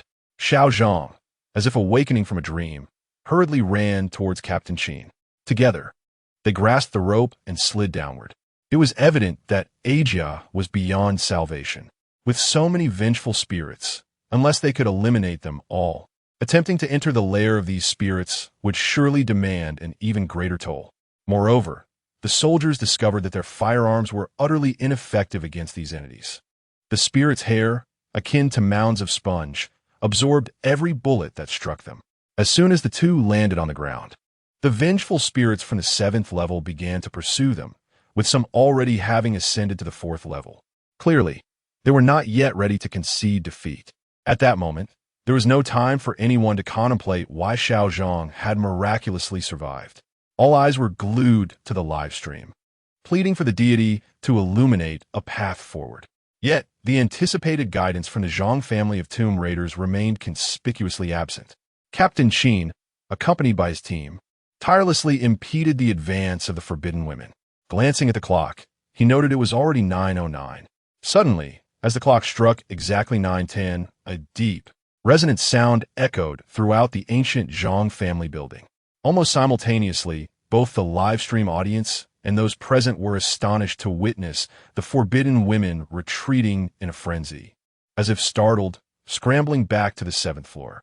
One by one, they obediently returned to their large wooden boxes. However, Ajia did not emerge again, clearly having met a tragic end. Captain Qin and Xiao Zhang swiftly descended to the ground. Xiao Zhang appeared pale, yet he was unharmed. The unexpected retreat of the forbidden women filled the group with excitement. Nonetheless, they understood that the women had likely abandoned their lethal pursuit upon hearing the ominous sound. But what did that sound signify? Silence enveloped the room as they all stared at the live stream, clearly awaiting guidance from the expert. Shenhuan, too, clenched his fists tightly, seemingly anxious not to miss any words from the Zhang family of the Qiu clan. Meanwhile, Zhang Weishan was oblivious to the situation at hand. He had noticed that Xiao Zhang's tattered clothing revealed lines etched faintly across his back, enigmatic and incomplete, with certain areas obscured, rendering it quite peculiar. He was captivated by the sight when, all of a sudden, Shen Wan exclaimed in alarm. How could it possibly be a strong alkaline mist? Where's the master? If he doesn't appear soon, Professor Li and the others will perish. Upon hearing Shen Wan's exclamation, Zhang Weishan finally registered the gravity of the situation. Realizing he had momentarily forgotten this critical detail, he hurriedly turned his attention to the live stream. Before his eyes, a multitude of mist had descended upon the room. This was indeed the Zhang family's defensive mechanism. Strong alkaline mist. If even a moment's delay occurred, it was likely that Professor Li and his companions would meet their demise.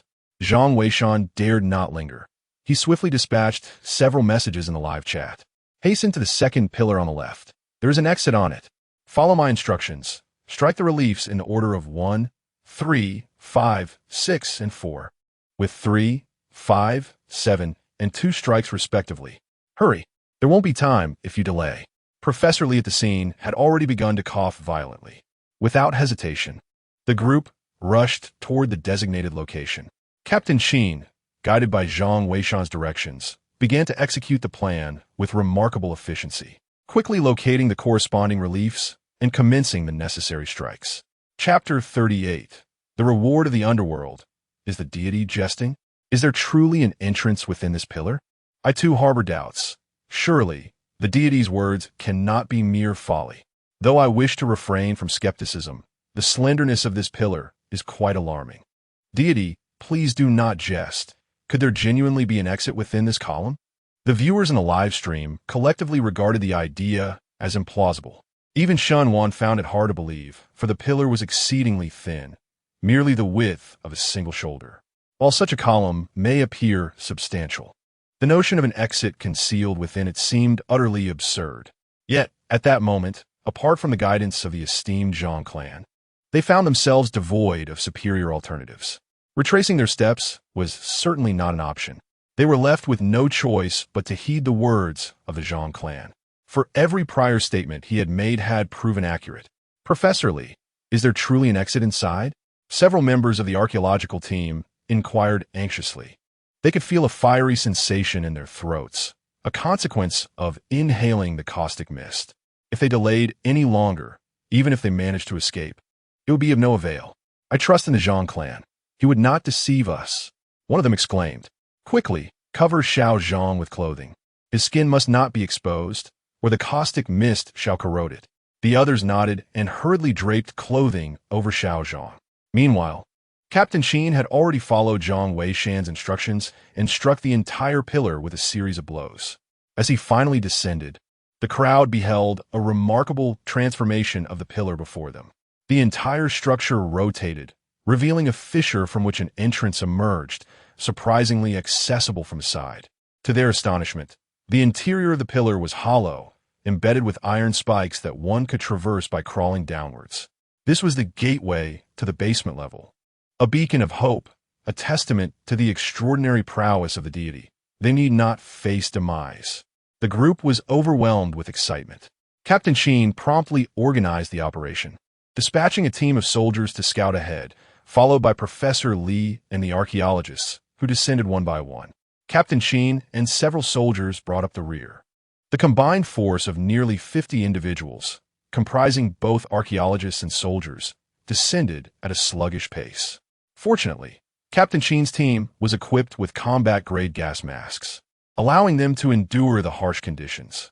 Otherwise, they might have succumbed to the corrosive mist of the caustic waters before they could even begin their descent. It took the entire group a full 10 minutes to enter the fissure of the pillar. When Captain Qin was the last to descend, he discovered the basement level to be exceedingly rudimentary, merely a chamber constructed of stone, potentially the original communal burial site of the Zhang family's ancient edifice. Yet, this sanctuary was free from the oppressive mist, rendering it relatively safe. Professor Li assessed the team, relieved to find that everyone was unharmed. He expressed his heartfelt gratitude to the live-streaming audience, prompting an outpouring of emotional appreciation from viewers. I am deeply grateful to the esteemed master. I am truly in awe of him. How dare anyone disregard the master's words in the future? I would not hesitate to confront them. I wholeheartedly agree. It is always the master who comes to our rescue. Why are you all so disobedient? I propose that we should have the master lead us personally next time, as this would mitigate our losses. While I concur, is it truly feasible for the master to attend? At this point, silence fell over the live stream. Even the esteemed Professor Mu from the Archaeological Institute personally extended an invitation, yet there were no results. What more can we expect from us, the online community? Clearly, wishing for the master to take charge is not something that can be achieved through mere requests. If the master is unwilling to emerge, no amount of pleading will suffice. Suddenly, Shunwan interjected in the live chat. Let us not be so harsh. We are already immensely grateful for the master's guidance. Everyone has their own choices. We should not impose upon him. Wan is right. We cannot engage in moral coercion. Indeed, the master has already done more than enough. We are grateful to the master. We bow in reverence. Zhang Weishan, of course, noticed these comments. Yet he maintained his stance that the time was not right. Observing a slight relaxation in the atmosphere, he sent out a message. Let us take a 5-minute break. But we must depart swiftly. There are perilous alkaline mist traps ahead. After sending the message, he rose to go to the restroom. The viewers in the live stream, upon reading this, felt their previously relaxed mood tighten once more. Master, please do not say such things. There is still danger lurking. The esteemed master, please elucidate. Are you still present? The archaeological team is truly facing immense difficulties. My heart aches for them. Professor Li, persevere. You shall undoubtedly emerge safely. Shunwan had initially breathed a sigh of relief, yet upon seeing Zhang Weishan's words, her anxiety surged once more. Hurry, be cautious not to miss the master's guidance. Seeing Zhang Weishan heading toward the restroom, Shunwan called out. She couldn't shake the feeling that Zhang Weishan appeared utterly unfazed. Yet, he did not seem to be a person of indifferent temperament. Could it be that his courage surpassed that of ordinary men? Thus, he remained unperturbed in such a tense situation. Shenwan was baffled. Zhang Weishan, however, was oblivious to her thoughts. He was acutely aware that the archaeological team faced a pressing timeline. They needed to exit swiftly, otherwise the perilous alkaline mist traps would claim their lives. Yet, Zhang Weishan's mind lingered on another matter, the rewards from the system. Following his guidance, he pondered what rewards awaited him. He had noticed that since the archaeological team arrived at the Zhang family ancient tower, the rewards had significantly improved from the black gold ancient blade to the fake U seal. What would this occasion bestow? Indeed, the system did not disappoint him. As he stepped into the restroom, a voice echoed in his mind. Ding! Successful guidance of the archaeological team. Reward. The whisper of the underworld has been integrated. The whisper of the underworld? Zhang Weishan was taken aback, pondering what this entailed. The whisper of the underworld. Why had he never encountered such a term before? However, as a torrent of information swiftly flooded his mind, he grasped the essence of what the so-called whispers of the underworld entailed. The chronicles of the tomb offered no accounts of this enigmatic language, yet the whispers themselves bore a record, elucidating that it served as a means of communication between the realms of the living and the dead. In simpler terms, it enabled one to comprehend the utterances of deceased beings and zombies. Reflecting on this newfound ability, Zhang Weishan felt a tinge of resignation. Having presumed that such a skill was non-existent in the tomb raiding techniques passed down by Liu, he recalled that in a novel from his previous life, the author had woven this ability into the narrative to accentuate the protagonist's formidable prowess, rendering it a mere fabrication. To his astonishment, the system had bestowed this ability upon him. This revelation, albeit peculiar, proved to be quite advantageous. Despite its cryptic name, the so-called whispers of the underworld or corpse language was fundamentally rooted in the capacity to communicate through the biological electric signals emitted by zombies at the moment of their resurrection. The essence of this communication lay within the realm of bioelectric exchanges. However, given the scarcity of zongzi in the Zhang family's ancient tower, the practical application of this ability seemed limited. Nevertheless, should he venture into a tomb in the future, this skill would undoubtedly be invaluable. Glimpsing at the time, he noted that nearly 5 minutes had passed, prompting him to turn and exit the restroom. The path ahead for the archaeological team remained perilous. Chapter 39. Ingeniously unraveling the mystery of the self-formed stone. Underground level of the Zhang family ancient tower. Captain Qin, accompanied by his soldiers, conducted a thorough survey of the surrounding area. They discovered that this tomb chamber was remarkably small. Although they were not archaeologists, their frequent excursions with Professors Li and Shun had afforded them considerable insight. It was indeed their first encounter with a burial site of such diminutive proportions. Professor, this place is rather peculiar. Can you discern anything from it? I need to arrange for a proper response on my end, Captain Qin inquired, harboring an unease about the unusual circumstances. Professor Li surveyed the surroundings with a discerning gaze before responding. This locale is relatively untroubled, as it is fundamentally a collective burial site in the form of an ancient tower. Such architectural designs are rare. However, the presence of a pagoda suggests a conventional layout. This ancient tower likely conceals a vertical burial site. A vertical burial site, as the name implies, consists of graves that are stacked upon one another. This type of burial is commonly found in the ancestral graves of smaller families, where the remains of elder ancestors are interred deeper, while later generations are laid to rest at shallower depths. This practice often results from the fact that ancestral tombs may have remained undisturbed for many years, leading to deteriorating conditions below. Hence, unless absolutely necessary, one would typically refrain from disturbing the mounds of their forebears. It is probable that beneath this Zhang family ancient tower lie the ancient graves of some of the most venerable members of the Zhang lineage. Subsequently, the later descendants erected the Zhang family ancient tower as a collective burial site above them. Professor Li gestured toward a stone door ahead, indicating its significance. We are likely situated in the antechamber. Beyond the stone door may lie the main hall. Such a layered burial chamber is not likely to contain many rooms, yet its depth is quite profound. It is regrettable that Mr. Zhang has urged us to leave promptly. Otherwise, there are numerous areas within this ancient tomb that remain unexplored. We shall have to await future opportunities to return.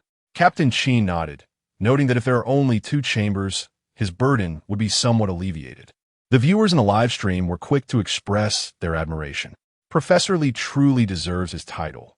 Without your elucidation, we would be utterly oblivious. Indeed, after all, they are a professional archaeological team. Professor Li, considering your extensive knowledge of this place, why not simply open the stone door? Yes, if you could open it directly, we wouldn't waste time when the expert arrives. Exactly, I concur. Professor Li observed the discussions in the live stream, shaking his head with a hint of exasperation. Captain Qin, puzzled, inquired, Professor, is there a dilemma?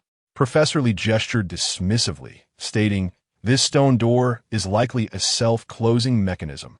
Such a contrivance is remarkably intricate. Once sealed, it is exceedingly difficult to open from the outside. It is said that in ancient times, there were extraordinary individuals capable of unlocking it. Yet our archaeological techniques in China have suffered significant setbacks. Regrettably, in the past, we have resorted to explosives to breach such self-closing stones. Captain Qin, upon hearing this, quickly grasped the implications and responded accordingly.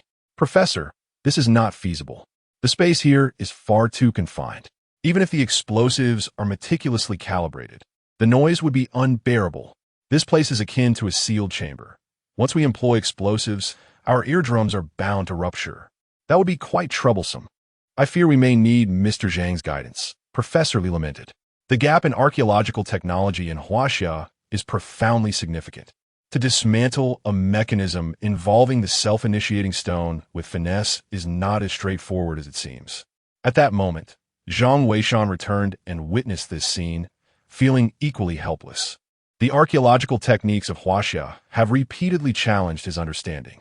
Yet, upon reflection, it makes sense. In ancient times, unraveling the mysteries of the self-initiating stone was the forte of the renowned Fakyu Tianguan and the Moken Xiaoi. Unfortunately, these 2 sects have been extinguished in Huaxia, leaving no legacy behind, which is quite understandable. As Zhang Weishan pondered, Shenwan glanced at the computer, expressing her frustration. My teacher once mentioned that although explosives can indeed breach the self-initiating stone, it would severely damage the other artifacts within the ancient tomb. The design of the self-initiating stone was a directive from the laborers of yore, and attempting to dismantle it with finesse is exceedingly challenging. Challenging? Perhaps it is encapsulated in that saying. What is difficult for some is not so for others, Zhang Weishan replied with a smile. Can you do it? Shenwan quickly turned to Zhang Weishan. He hesitated for a moment, realizing he nearly let slip too much, and quickly corrected himself, saying, I believe it is not insurmountable. If granted time for research, I may discover a solution. However, it appears that the moment has arrived. The master is expected to emerge and provide guidance. Upon hearing that the master was about to make an appearance, Shenwan hastily turned back to the computer. Almost simultaneously, several golden comments began to flood the live broadcast. Prepare a hook and an additional support, as illustrated, to unlock the faucet stone. Image. 2 comments appeared, the latter prominently displaying a rudimentary hand-drawn diagram. This drawing, created on a mobile device, was evidently quite rough. Nonetheless, the message conveyed by the illustration was exceedingly clear. Professor Li and the viewers in the live stream merely glanced at the content of the image and instantly understood how to decipher it. Impressive. Truly remarkable. Mr. Zhang's expertise makes me feel humbled. Professor Li was so exhilarated that he nearly knelt down to pay his respects. The viewers in the live stream were equally stirred. The master is incredible. Even the illustration has been shared. Wow, I can comprehend this diagram. It's astonishing. The master is indeed extraordinary. This single image has resolved the archaeological team's dilemma, and they have now acquired the means to unlock the faucet stone. Indeed, this is an immense treasure for the field of archaeology. Unbeknownst to Zhang Weishan, the excitement was not confined to the live stream. Even far away at the scene, Chunwen received a phone call from old Mu. Xiaowen, did you see the ingenious method he devised to unravel the mechanism of the faucet stone? This undoubtedly marks yet another significant breakthrough in the archaeological techniques of our esteemed Huaxia nation. Must I expound upon the importance of this individual to our archaeological community? It is imperative that Shaoan exerts every effort to locate this elusive Zhang of the Feiqiu lineage. Enough said. The method for deciphering the mechanisms of the stone must surely be recorded in our archaeological guidebook. Remarkable, simply remarkable. Although Chun Wen remained silent, she grasped the weight of Mu Lao's regard for this Feiqiu Zhang. Yet, the individual remains unwilling to reveal himself. Can Shaoan truly find him? Chun Wen was uncertain. Meanwhile, at the archaeological site, Professor Li and Captain Qin had already begun coordinating preparations for the tools necessary to unravel the mystery of the stone. In fact, the diagram sent by Zhang Weishan was a remarkably straightforward line drawing, yet it elucidated the principles behind the stone and Oppo's mechanism with clarity. Furthermore, it meticulously detailed the method for its resolution. The so-called stone, in essence, is merely a pillar positioned at an angle at the entrance, designed to facilitate the opening of the stone door. While it may sound challenging, the actual process of breaking it is not difficult at all. As Zhang Weishan previously stated, what is difficult for the unskilled becomes effortless for the adept. Chapter 40. The coffin blocks the path. The whisper of the underworld reveals its power. The so-called self-placing stone is, in essence, a stone pillar that is slanted to secure the stone door behind it. The door is designed as a double opening model. Thus, the self-placing stone is necessarily modest in size. At the point where the two doors come together, there are also grooves on either side. The self-placing stone fits snugly into these grooves, with the stone pressing firmly against them. A stone pillar with a width no greater than that of a palm suffices to prop open the two doors. Moreover, it is customary to set additional mechanisms behind the self-placing stone. Consequently, if one were to blast the stone door open with explosives, triggering these mechanisms, even if no harm befell a person, numerous artifacts within the ancient tomb would be irreparably damaged. This further underscores the significance of skillfully overcoming the self-placing stone. To master this challenge, two essential tools are required. The first is a support object, and the second is an implement known as a crooked nail. The support could be a wooden board or any other object that could be inserted through the crack of the door to prop the stone pillar behind it. The ingenuity lies in the second tool, the crooked nail. If one relies solely on the support to elevate the stone pillar, it would inevitably topple, triggering the mechanisms. To avoid such a calamity, the crooked nail becomes indispensable. This tool serves to secure the support object, preventing it from falling over. It can be made of wire or any other slender material. Taking wire as an example, one would form a loop at the front end and then compress it flat. This loop can then be vertically inserted through the door crack and rotated 90 degrees to perfectly latch onto the stone pillar. Thus, by utilizing a support to pry open the stone door could be easily accessed without toppling the stone pillar. This was the method of resolution, not to be underestimated. Following the approach proposed by Zhang Weishan, Captain Qin and Professor Li swiftly prepared the necessary tools. Subsequently, the two collaborated, and in no time, the stone was pried open. Several students hurriedly pushed the stone door aside. Indeed, it was accomplished effortlessly, without any trouble. The live chat erupted in cheers. Impressive. The master is truly remarkable. Incredible. The master is astounding. There's no denying it. Otherwise, how could they be a master? 66,666. The expressions of joy were evident on the faces of Professor Li and others present. Shunwan, seated before her computer, was equally exhilarated. As she gazed at the screen, a sudden message appeared. The master is amazing. I wonder what kind of person they are to possess such knowledge. Could they truly be an old man? Are you particularly concerned about their age? Zhang Weishan inquired with a chuckle while sipping his tea. Not really, but as a girl, I do hope my idol is somewhat handsome. Shinwan replied, her cheeks flushing.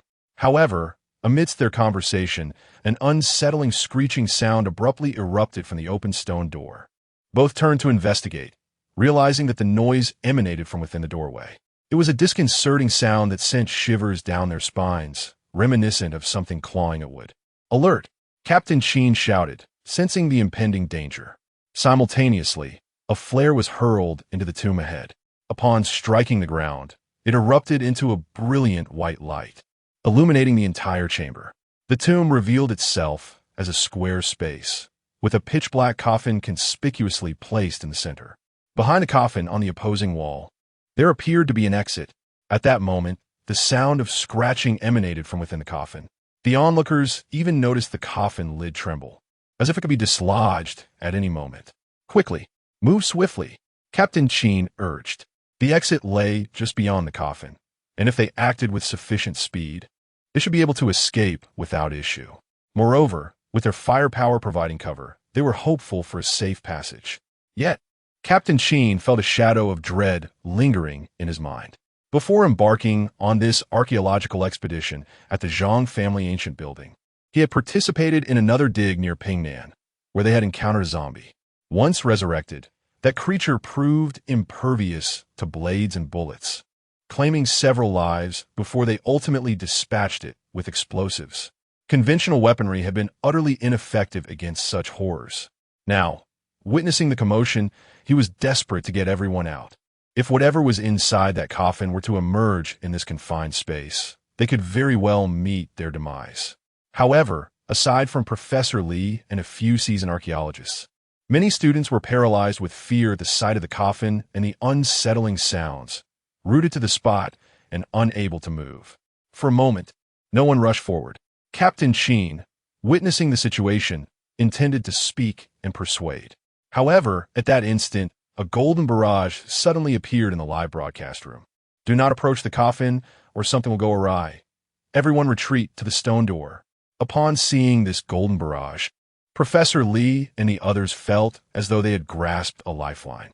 They hurriedly retreated to the position of the stone door. Captain Sheen, meanwhile, positioned his team in front of the archaeological team, ready to shield them should anything sinister emerge from the coffin. At this moment, everyone had retreated to the entrance of the stone door, yet the unsettling noises emanating from the coffin persisted. The sound of nails scraping against the coffin lid drilled into their minds, evoking a profound discomfort. Nevertheless, compared to when they had previously sought to approach, the noise had diminished significantly. Professor Lee, glancing at the live broadcast, whispered, "Mr. Zhang, what should we do next?" "Yes, Great One, what comes next? We can't just linger here indefinitely. Are you still with us? Great One?" "Surely, the Great One, ISN, team missing at such a critical time? Come on, don't jump to conclusions. The Great One wouldn't play around like this. Perhaps he is devising a plan. Indeed, let us remain patient. The Great One might be strategizing." At that moment, Shun Wan anxiously clutched her cup, too apprehensive to take a sip, fearing that any disturbance in the live broadcast might herald unforeseen changes. Yet, she sensed that Zhang Weishan was seemingly absent from behind her. Upon glancing over, I was nearly rendered speechless. There lay Zhang Weishan, reclining in an armchair, eyes closed in apparent repose. How utterly unperturbed he seemed. Shun Wan mused. One could not fathom the workings of Zhang Weishan's mind. In such a tense moment, he appeared completely unfazed. Little did he know, Zhang Weishan was not truly resting. Rather, he was intently listening to the sounds emanating from the coffin. After receiving the language of the underworld, he had developed an acute sensitivity to the disturbances within these coffins. It was as though he could comprehend the thoughts of the restless spirits inside. Especially moments ago, upon hearing a noise from within, he immediately sensed a surge of information flooding his mind. The spirit appeared agitated for reasons he had yet to discern. In this moment of feigned tranquility, he was actually engaged in a meticulous examination of what had caused such unrest. The language of the underworld is a form of communication facilitated by bioelectric signals. The spirit's discontent manifested through these very signals. After a brief period of focus, a revelation illuminated his understanding. He grasped the essence of the spirit's turmoil. Simultaneously, he made a startling discovery and hurriedly sent 2 messages in the livestream chat. Chapter 41. Has the Great One erred in communicating with the dead? Everyone, step forward in succession before the coffin. Whoever can provoke the greatest reaction from what lies within shall have the privilege to draw blood and anoint the coffin, thus gaining passage. There is no other way. As soon as these 3 messages were broadcast, A wave of bewilderment washed over the crowd. Draw blood? Approach? Great One, are you jesting? Goodness, is this not courting disaster? How can we approach as if we are recognizing our kin? What if it transforms into a corpse? Great One, let us not indulge in such folly. Perhaps we should allow Captain Sheen to suppress the situation instead. Indeed, Great One, you must be joking. The viewers in the live stream were incredulous about Zhang Weishan's words. The corpse within the coffin seemed on the verge of transformation. To draw near now would surely be tantamount to seeking one's own demise. However, Shen Wan furrowed her brow and remarked, "Do you truly believe the Great One would jest? I am convinced he possesses his own rationale. To refrain from this course of action may pose an even greater threat. Indeed, I concur. The Great One has never deceived us." Precisely. Without the Great One's guidance, would the archaeological team have reached this point? Soon, voices of agreement echoed in the live stream. While some expressed their belief, others remained skeptical. Meanwhile, on-site, Captain Sheen and Professor Li exchanged apprehensive glances upon hearing Zhang Weishan's pronouncement. Professor Li, a steadfast believer in the Zhang family of tomb raiders, found the proposed solution rather peculiar. Unable to contain his curiosity, he inquired, "Mr. Zhang, could you elaborate on your reasoning? My heart is indeed heavy. Mr. Zhang, could you kindly enlighten us on the reason?" Captain Sheen inquired earnestly. Yet, deep down, they harbored little hope, for the Zhang family of the Fakio lineage had always been reticent in addressing such inquiries. They merely offer guidance, leaving it to individuals to either heed or disregard their counsel, for ultimately, it was a personal choice. To their astonishment, this time, the Fakio Zhang family actually responded. The golden barrage of messages soon illuminated the screen again. The corpse within this coffin succumbed to the poison of the dead. Your arrival has agitated the poison within him, and he can no longer suppress it. This corpse is likely an ancestor of the Zhang family. He senses that someone among you can help him subdue this poison. Thus, he implores your assistance, for should the poison erupt, none of you will escape. The Fakio Zhang family elucidated with remarkable clarity.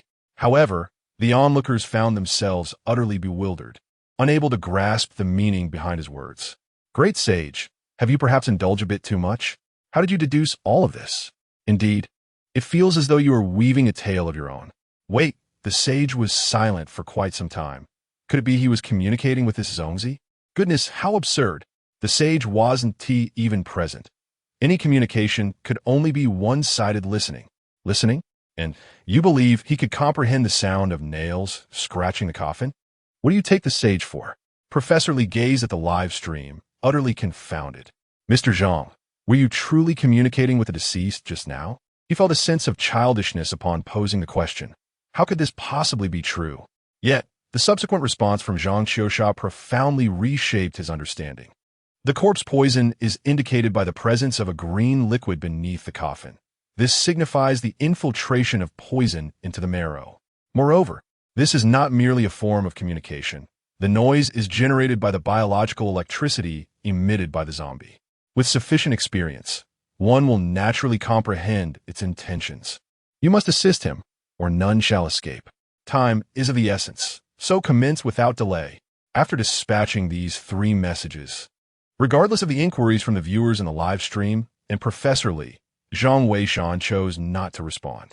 He had conveyed all that was necessary. The rest was now in their hands. To be candid, Zhang Weishan harbored a lingering question himself. How did this Zongzi know that among Professor Li's group, there existed someone capable of countering the poison? And who might that individual be? His curiosity was piqued. It seems the master is quite serious. But this matter is rather ludicrous, is it not? This is precisely the distinction between the master and us. His comprehension exists in the stratosphere. I believe it is wiser to heed the master's advice. After all, trying poses no harm and is preferable to a reckless intrusion. Indeed, I too think it worth a try. The majority of the viewers in the live stream lean towards following Zhang Qiusha's approach, given the countless prior experiences. Listening to Zhang Qiusha's words was undoubtedly the right choice. Professor Li, what is your perspective? Inquired Captain Sheen. He had no voice in the matter, as he lacked knowledge regarding archaeology. Perhaps the methods proposed by the Zhang family were indeed correct. Professor Lee pondered for a moment and remarked, "What does the ancient saying go? Trust those you employ, and do not employ those you doubt." Mr. Zhang's guidance throughout this journey has been evident to all of us. We should not harbor suspicions, as it may dishearten him. Without hesitation, he boldly approached the coffin. The others, witnessing his courage, grew increasingly tense. Captain Sheen ordered everyone to load their weapons, ensuring Professor Lee and Oppo's safety at all costs if any issues arose. At that moment, the entire live stream and those present were engulfed in palpable tension, each person fixated on the coffin, fearing that whatever lay within might spring forth to cause harm. Professor Lee swallowed hard and cautiously approached the coffin. However, there was no discernible change within. The stillness remained unaffected by his presence, neither intensifying nor diminishing, as if it had no awareness of his arrival. Upon realizing that all was well, Professor Lee finally exhaled in relief and quickly retreated, signaling for the next person to proceed. Empowered by his experience, the subsequent individuals mustered their courage and stepped forward, each taking their turn. With nearly 50 members in their team, the process inevitably took time. During this interval, everyone could scarcely blink, their eyes wide open in anticipation. Soon, the archaeological team had each taken their turn, yet the atmosphere within the coffin remained unchanged. Captain Sheen, upon witnessing the situation, could only summon the soldiers to begin their attempts one by one. The number of soldiers was fewer than that of the archaeological team, and in less than 5 minutes, the trials were completed. At this juncture, only Captain Sheen was left. He beckoned to the others to maintain their composure and made his way toward the coffin. However, to everyone's astonishment, upon reaching the coffin, it remained utterly unchanged. The crowd was left in disbelief. What could this mean? Had the words of the divine failed? Oh no, there's no reaction at all. Could it be that the divine has made a mistake this time? I told you, even the divine is human. Errors are inevitable. You just refuse to believe. Indeed, it must be a mistake on the divine's part. I suggest we charge ahead without hesitation. Yes, let us hurry. The longer we delay, the more troublesome it becomes, the viewers in the live stream urged. However, seated before her computer, Shunwan suddenly discerned an issue. She hurriedly sent a message in the live stream chat. Wait, Professor Lee, you've overlooked someone. Xiaozhang hasn't tried yet. Professor Lee, did you see that? Fearing that Professor Lee might miss her message, Xinwan quickly sent a private note to Yun. Since Yun had been attentively watching the live stream, upon receiving Shunwan's message, she promptly alerted everyone in the chat. Professor Lee, you've forgotten someone. Your student Xiaozhang hasn't attempted yet. Chapter 42. Xiaozhang's bloodletting reveals a Qilin tattoo. At this moment, Professor Lee was on the verge of despair when he suddenly heard Yun's voice, causing him to pause in astonishment. Indeed, Xiaozhang has yet to try. Xiaozhang, how are you faring? Professor Lee hurriedly approached him. Earlier, Xiaozhang had sustained injuries on the 7th level, leaving him quite feeble. Moreover, the subsequent exposure to the strong alkaline mist in the drum tower, especially since he was upper body bare, had a significant impact on him. Even after someone draped a garment over him, his upper body bore the severe burns from the caustic mist, rendering his skin a fiery red. Thus, he had remained at the back of the group until now. Whereupon they stopped, he leaned against the wall to rest. Only upon hearing the call did he manage to stand up with some effort. Xiaozhang, are you all right? Professor Lee inquired anxiously. He was the only surviving student among those he had brought along. Each time he laid eyes on Xiaozhang, memories of his deceased students flooded back, and tears brimmed in his eyes. Teacher, I am fine. I shall give it a try. Xiaozhang replied, his voice somewhat frail. He then made his way towards the coffin, step by step. At this moment, everyone else had already attempted their turn, so as he approached, a tense silence enveloped the group, all eyes fixated on him. They were eager to see if he was indeed the one the deity had spoken of, capable of aiding the spirit trapped within the coffin. Xiaozhang soon reached the coffin's front. However, the commotion within the coffin remained unchanged, and upon witnessing this outcome, disappointment washed over the crowd. At the same time, a thought emerged. Could it be that the deity had truly erred this time? But is that even possible? Suddenly, when everyone was engulfed in despair, the commotion from within the coffin intensified violently. The entire coffin seemed as though it would be forcefully breached by the entity contained within. A series of piercing cries erupted from the coffin. "Xiao Zhang, quickly, use your blood," Professor Li exclaimed, sensing the urgency. The instructions from the Zhang family of the Fakyu had been quite clear.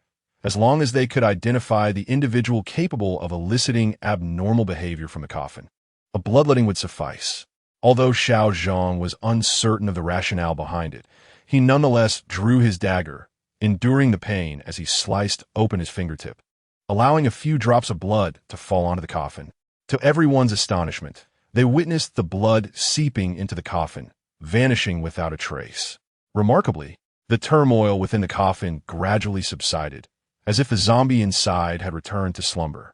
All present were left in a state of bewilderment, utterly unable to comprehend the unfolding events. Meanwhile, a multitude of viewers in the live stream collectively entered a mode of contrition. "O divine being, I was wrong. I kneel before you. O deity, please accept my humility. I should not have doubted you. Damn it, you keyboard warriors, fluctuating between belief and skepticism. Can't you exercise some independent judgment? Indeed, with your indecisive nature, you are nothing but a fair-weather friend. Indeed, if you were at the archaeological site, I would not come to your aid even in death.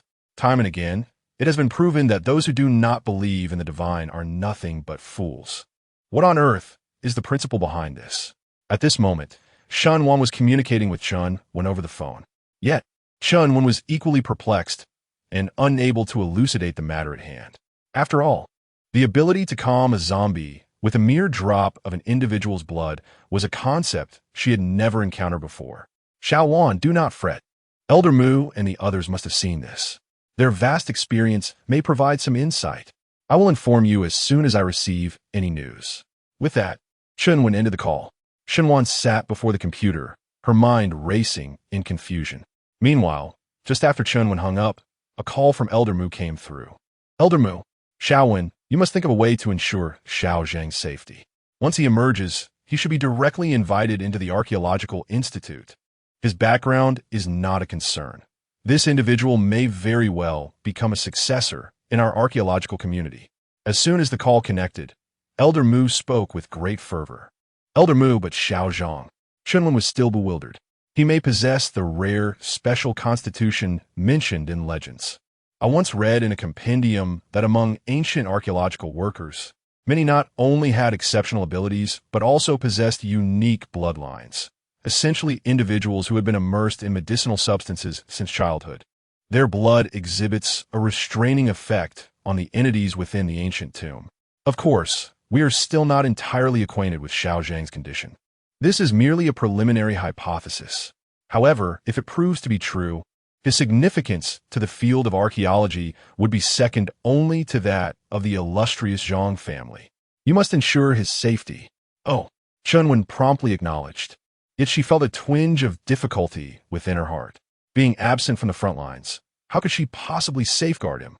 Nevertheless, given the current circumstances, the archaeological team should be able to traverse the coffin's burial chamber without incident. With the guidance of a Zhang family, the exit should not pose a challenge. Once Xiao Zhang emerges, she would simply escort him back to the Archaeological Institute. Yet, the so-called special constitution mentioned by Old Mu seemed rather enigmatic to her. It might merely refer to an unusual blood type, perhaps something akin to the exceedingly rare Rh-negative blood. Of course, these matters will require thorough investigation once Xiao Zhang is out. Discussing them now feels rather premature. Accompanied by the escort of the warriors, the archaeological team swiftly navigated through the pitch-black chamber of the coffin. Indeed, after Xiao Zhang's blood was applied, the coffin displayed no further anomalies. This revelation caused many to regard Xiao Zhang with newfound respect, as they had not anticipated such an effect from his blood. To be frank, Zhang Weishan, seated before his computer, also felt a sense of bewilderment. He pondered the true origins of this Xiao Zhang. As the archaeological team and the warriors moved through the chamber, they soon encountered a larger cavern ahead. Within the cavern, there lies an enormous stone bed, yet it remains unoccupied.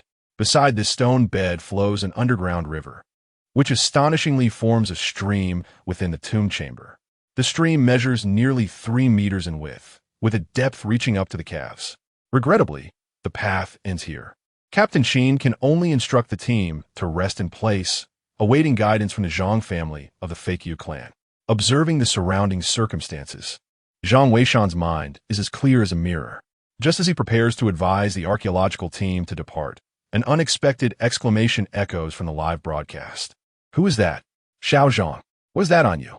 You have a tattoo? How come we've never seen it before?" The camera swiftly shifts to Xiao Zhang. Indeed, the audience is astonished to discover a tattoo adorning Xiao Zhang's back. The tattoo only partially reveals its design, leaving the lower section obscured. The onlookers are left puzzled, unable to discern its meaning. However, upon a mere glance, Zhang Weishan is momentarily taken aback. While others remain oblivious, he recognizes the tattoo with utmost clarity. The tattoo on Xiao Zhang's body is unmistakably the Kirin tattoo, identical to the reward he himself had received. Yet at this moment, the Kirin tattoo on Xiao Zhang has yet to fully manifest. Chapter 43. The reward of the Kirin bloodline and the Kirin tattoo. The Kirin tattoo, unlike ordinary tattoos, manifests under specific conditions, such as elevated body temperature or heated blood. The sudden emergence of a Kirin tattoo on Xiao Zhang's body, particularly in such an irregular pattern, likely resulted from the incident involving caustic mist in the Zhang family's ancient tower. No one understands the significance of the Kirin tattoo better than Zhang Weishan. The secret history of the Feikyu records that the original Feikyu, celestial official, and the tomb robber were distinguished not merely by the golden symbols and Feikyu seals. When Cao Cao established the inaugural Feikyu, celestial official and tomb robber, he adorned the Feikyu, celestial officials with tattoos to differentiate the two roles. The initial tattoo depicted a fearsome beast, a creature entirely fabricated by Cao Cao, with no basis in legend. As the Feikyu, celestial officials evolved, the design of this beast began to change, ultimately being replaced by the Kirin, thus giving rise to the Kirin tattoo. Consequently, the Kirin tattoo became one of the emblems of the Feikyu, celestial official. However, as the Feikyu, celestial officials declined and dispersed across the nation, their totems also began to evolve. Some individuals preserved the Kirin tattoo, while others incorporated various elements, resulting in the creation of the Qiongqi tattoo. Despite their striking resemblance, the two tattoos can be indistinguishable to the untrained eye. Regrettably, both forms of tattoos failed to endure, ultimately vanishing into the annals of history. The late-stage Fa Qiu Tianguan bore no tattooed characteristics. However, Zhang Weishan's great-grandfather once imparted a saying: "The authentic Fa Qiu Tianguan must inevitably possess either a qilin or a qiongqi tattoo. Should one encounter an individual adorned with such tattoos in the future, it is imperative to find a way to bestow upon them the Fa Qiu legacy. To elevate the craft of Fa Qiu Tianguan, the presence of a genuine practitioner is essential. In comparison to those naturally bestowed with qilin tattoos, others fall short."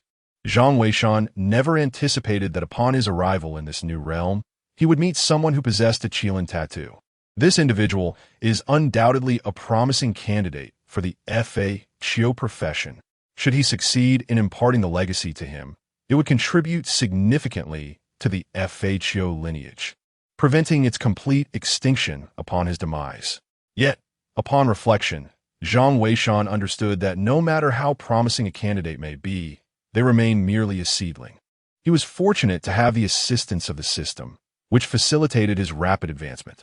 However, for young Zhang, achieving the level of Fa Qiu Tianguan would likely require a considerable journey ahead, fraught with challenges and obstacles. Such a promising talent must not be allowed to wither prematurely. For the first time, Zhang Weishan found himself contemplating the desire to be present at the scene. Encountering such a remarkable candidate is a rare occurrence he does not wish to miss. Yet, he is also aware that haste is unwise and careful deliberation is necessary. "Zhang Weishan, what kind of tattoo is that? Being a male, do you know?" Shunwan interjected with a screenshot and approached Zhang Weishan. Zhang Weishan glanced at it and replied, "It might be a qilin, or perhaps a qiongqi. They bear a striking resemblance." "Qilin and qiongqi? It does seem plausible. Let me investigate, Shenwan exclaimed, returning to search online. Meanwhile, Zhang Weishan observed the live stream. In the chat room, a multitude of netizens were also engaged in a discussion about the tattoo adorning Xiaozhang's body.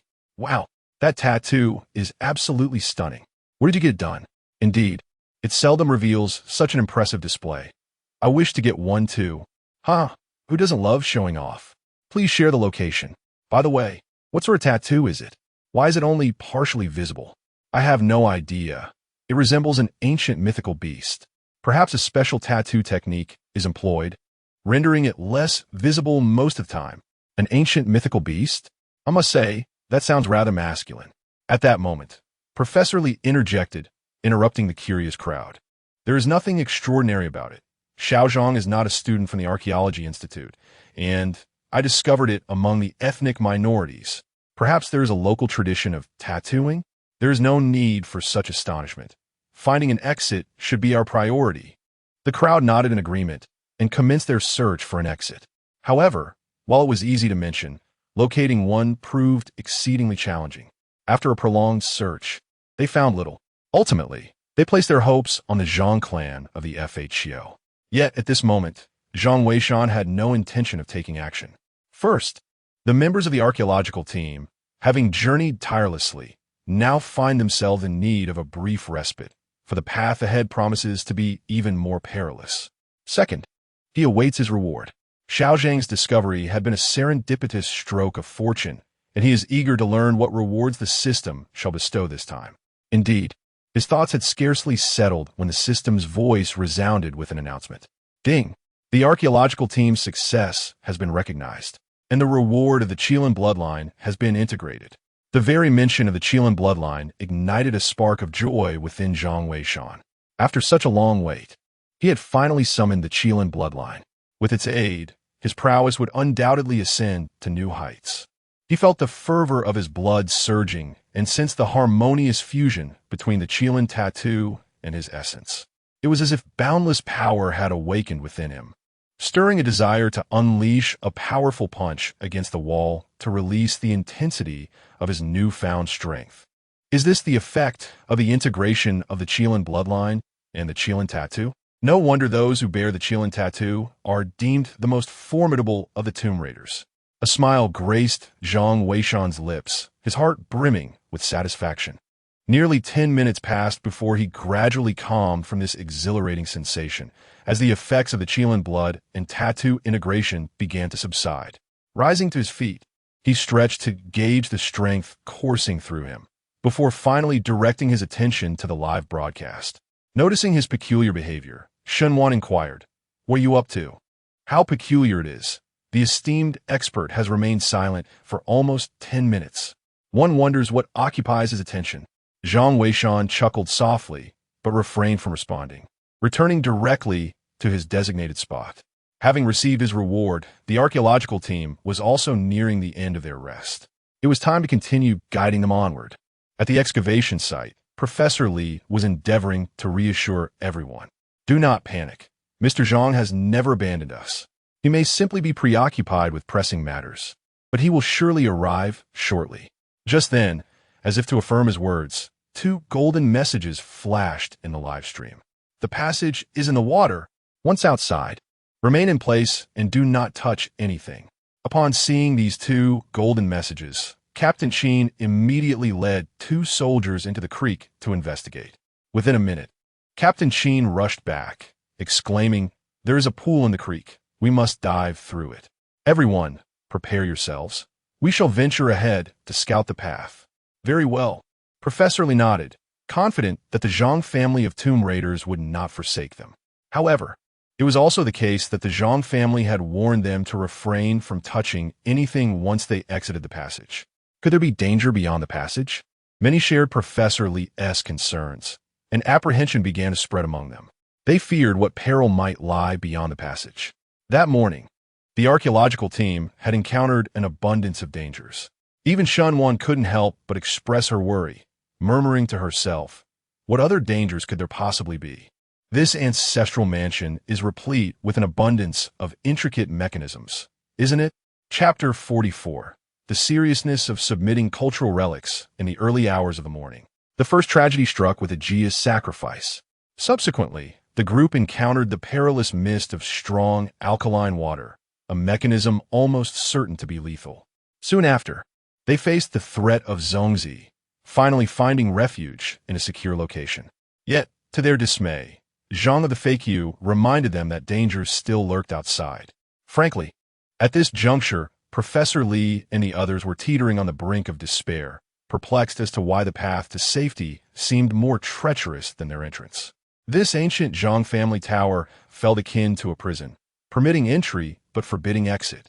Xinwan sat before her computer, striving to compose herself, aware that today's archaeological endeavors were likely to entail numerous challenges. The ordeal was far from over. As noon approached, Zhang Weishan remained unhurried in guiding the archaeological team's departure. If his conjectures were accurate, once the team traversed the submerged passage, they would encounter yet another mechanism, one that would require time to decipher. Once that mechanism was activated, the threat of the alkaline mist would diminish significantly. However, this remained an ideal scenario. The actual circumstances could only be assessed after the entire team had successfully passed through. Originally, Zhang Weishan had planned to wait until he had guided them through the next mechanism before he ventured out to procure lunch. Unexpectedly, Shun's father arrived at the shop. "Father, what brings you here?" Xinwan exclaimed, momentarily taken aback. "What? Is it not permissible for me to visit my own shop? You two are watching the archaeological live broadcast? This program appears quite remarkable. The Zhang family of the FHCO is indeed impressive, yet I lament not being acquainted with such remarkable individuals." Boss Shun chuckled as he took a seat. Zhang Weishan, listening nearby, felt a sense of awkwardness. It seemed that Boss Shun had matters at hand. After sitting, he retrieved a piece of paper and a palm-sized brocade box from his pocket. "What is this?" Xinwan inquired with curiosity. However, Boss Shun rebuffed her hand, stating, "Do not touch. Inside lies a hexagonal bell. Zhang Weishan, come here." Zhang Weishan was taken aback, pondering whether Boss Shun had a change of heart and intended to surrender the hexagonal bell. After careful consideration, he acknowledged the truth in her words. "Although this item is precious, it is akin to a hot potato. As you have observed, the situation in our country is such that the archaeological community is striving to revive archaeological techniques. In the future, we are bound to unearth more ancient artifacts. This item predates the Warring States period, and should it become public knowledge, it would be challenging to explain. Thus, it is prudent to surrender it promptly, allowing us to garner a reputation for voluntarily returning cultural relics. Zhang Weishan, you must set off now. I have penned ample reasoning on the paper to facilitate our explanation. Attend to this matter without delay." Zhang Weishan nodded, realizing he had indeed surmised correctly. Surrendering artifacts is not merely a matter of delivering them to the appropriate authorities. The staff of the Cultural Relics Bureau will require a thorough inquiry, documenting how and where the item was discovered, as well as the individuals present at the time. The process was exceedingly cumbersome.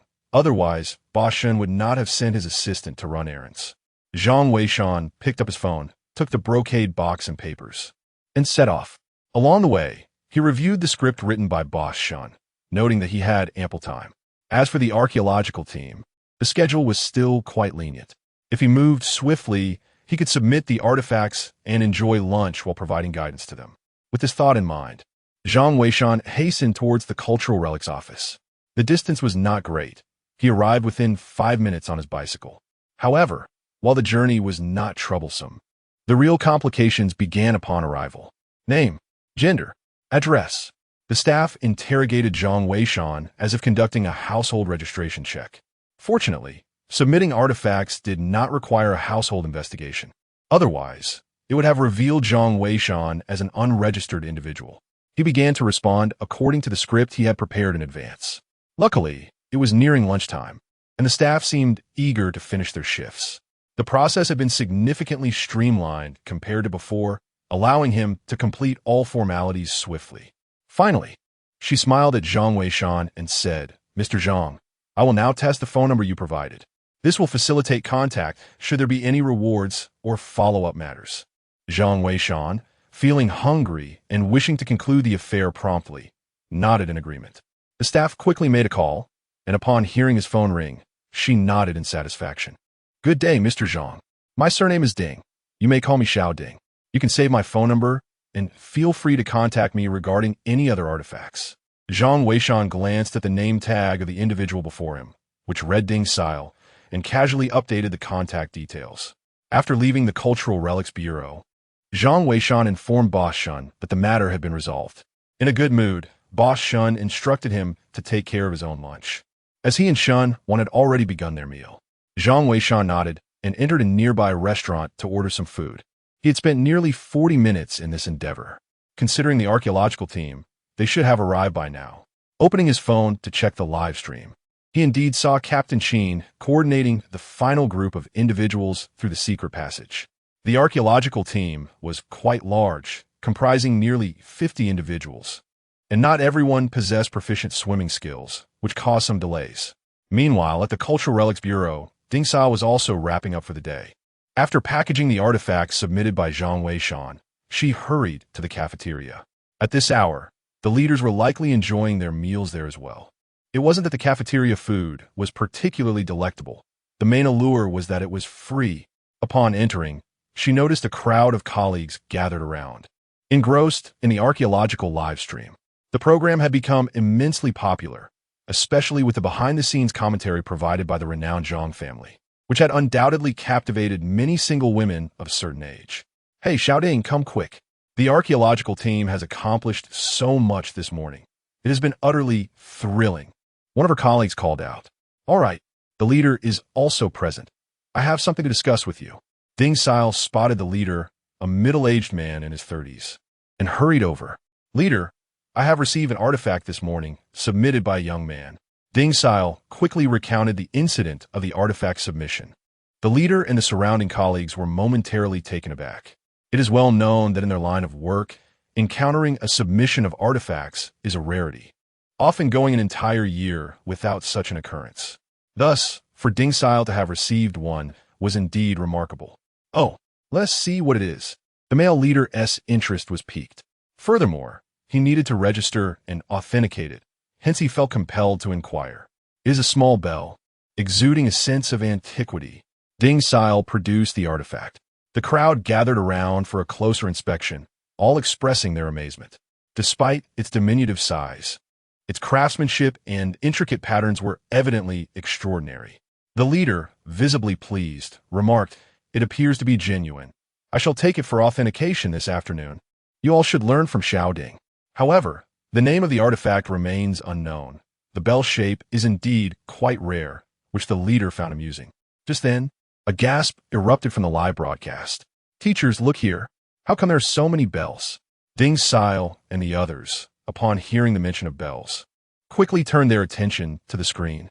Yet, after merely a glance at the live feed, everyone was left in stunned silence. The leader's eyes widened in disbelief. At this moment, a bell appeared in the live broadcast room, strikingly similar to the one in Ding Sile's hand. It was over. Two words suddenly sprang to the leader's mind. Almost simultaneously, he hastily rose and said, "Xiao Ding, come with me to the office. The situation is quite serious now." Chapter 45. The return of the hexagonal copper bell. Shun was taken aback. "This has nothing to do with me." Upon arriving at the office, Ding Sile was nearly paralyzed with fear. To think that while collecting antiques, he had stumbled upon something akin to what was featured in the archaeological team's live broadcast. Should this information be disclosed, it could potentially implicate him with antiquities traffickers. Do not fret. This matter does not concern you. Moreover, refrain from alarming the individual who submitted the artifacts. He insisted, "I must consult my superior and simultaneously notify the Archaeological Institute. If this artifact proves authentic, the individual who submitted it will undoubtedly be scrutinized. By the way, does the documentation he provided specify how he acquired it?" Ding Sile hurriedly rummaged through the papers and soon discovered the answer. It states that it was obtained from an elderly farmer. "Very well. Keep the details of this antique acquisition to yourself. Ensure that those who witnessed it in the cafeteria do not speak of it. We must expedite its delivery to the Archaeological Appraisal Institution. I will contact the higher authorities to inform the Archaeological Institute, Ding Sil exclaimed. Understood. This was the first time Ding Sil observed his superior in such a state of agitation. He promptly abandoned his lunch to head to the Artifact Appraisal Institution. However, both the appraisal and communication with higher authorities required time, making it difficult to keep track of everything. Meanwhile, at the restaurant, Zhang Weishan, halfway through his meal, noticed the archaeological team had traversed the secret passage.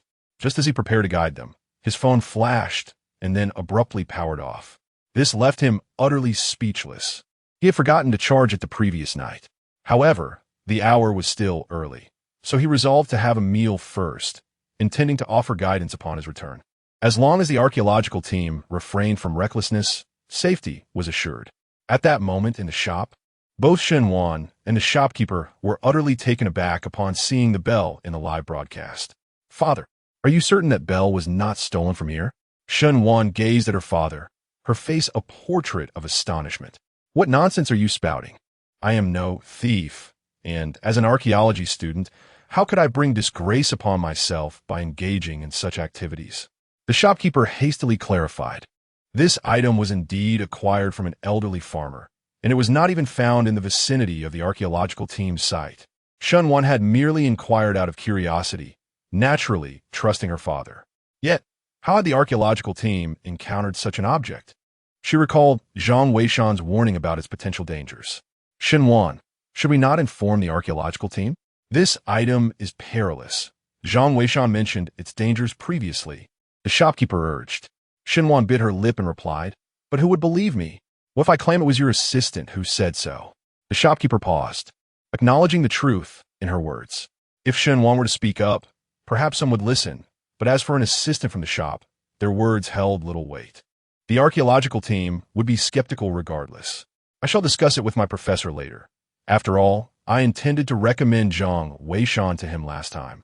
This might very well present an opportunity, Shen Wan declared. Regardless of the circumstances, it is essential to issue a reminder. What if the archaeological team encounters danger? I wonder if the esteemed expert will offer any words of caution. As Shen Wan glanced at the avatar of the Zhang family from the Fake clan, which was grayed out, he pondered the whereabouts of the expert and why he had not yet returned. Shen Wan resolved that after the meal, he would discuss this matter with Shen Wan. Meanwhile, at the archaeological site, a group emerged from the waterway, their garments thoroughly soaked. They busily wrung out the water from their clothes. A few among them, swift in their movements, had already tidied up and proceeded to inspect the bell array blocking their path. The space they occupied appeared to be approximately 6 or 7 meters wide, and, judging by the depth, likely around 10 meters. Below lay a sizable pool of water, with a bridge spanning less than half a meter above it. On the opposite side, the exit could be faintly discerned. Yet within this cavern, threads crisscrossed in every direction, each adorned with countless bells. The bells hung silently, yet their sheer number sent shivers down the spine of those who beheld them. It seemed that merely brushing against one of the threads would trigger a cacophony from the multitude of bells. Professor, could these bells signify the danger the expert mentioned?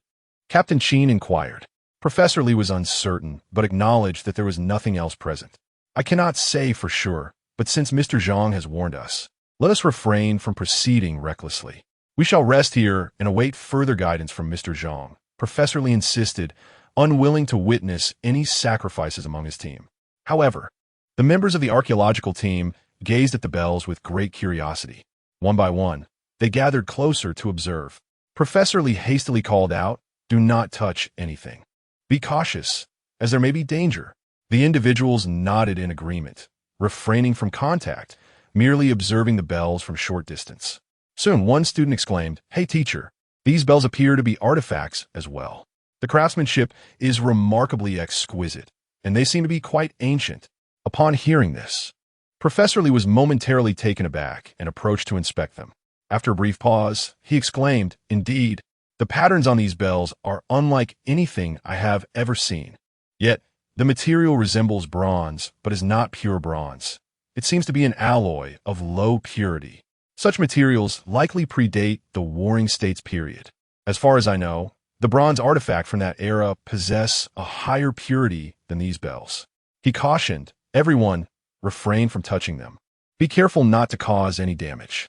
If these are indeed relics from before the Warring States period, it would undoubtedly be a monumental discovery. The crowd nodded in agreement, and the viewers in the live stream were equally stirred. Before the Warring States? Goodness, that period is already quite distant. How far back must that be? Indeed, is there anyone well-versed in history who can enlighten us? As a student of history, I must say that records prior to the Warring States period are exceedingly scarce. However, the Warring States era is undeniably a fascinating epoch. I recall that the Archaeological Institute has a saying, ancient tombs from the Warring States period are renowned for yielding artifacts of extraordinary significance. Indeed, I am affiliated with the Archaeological Institute, and this phrase can be found in our school's literature.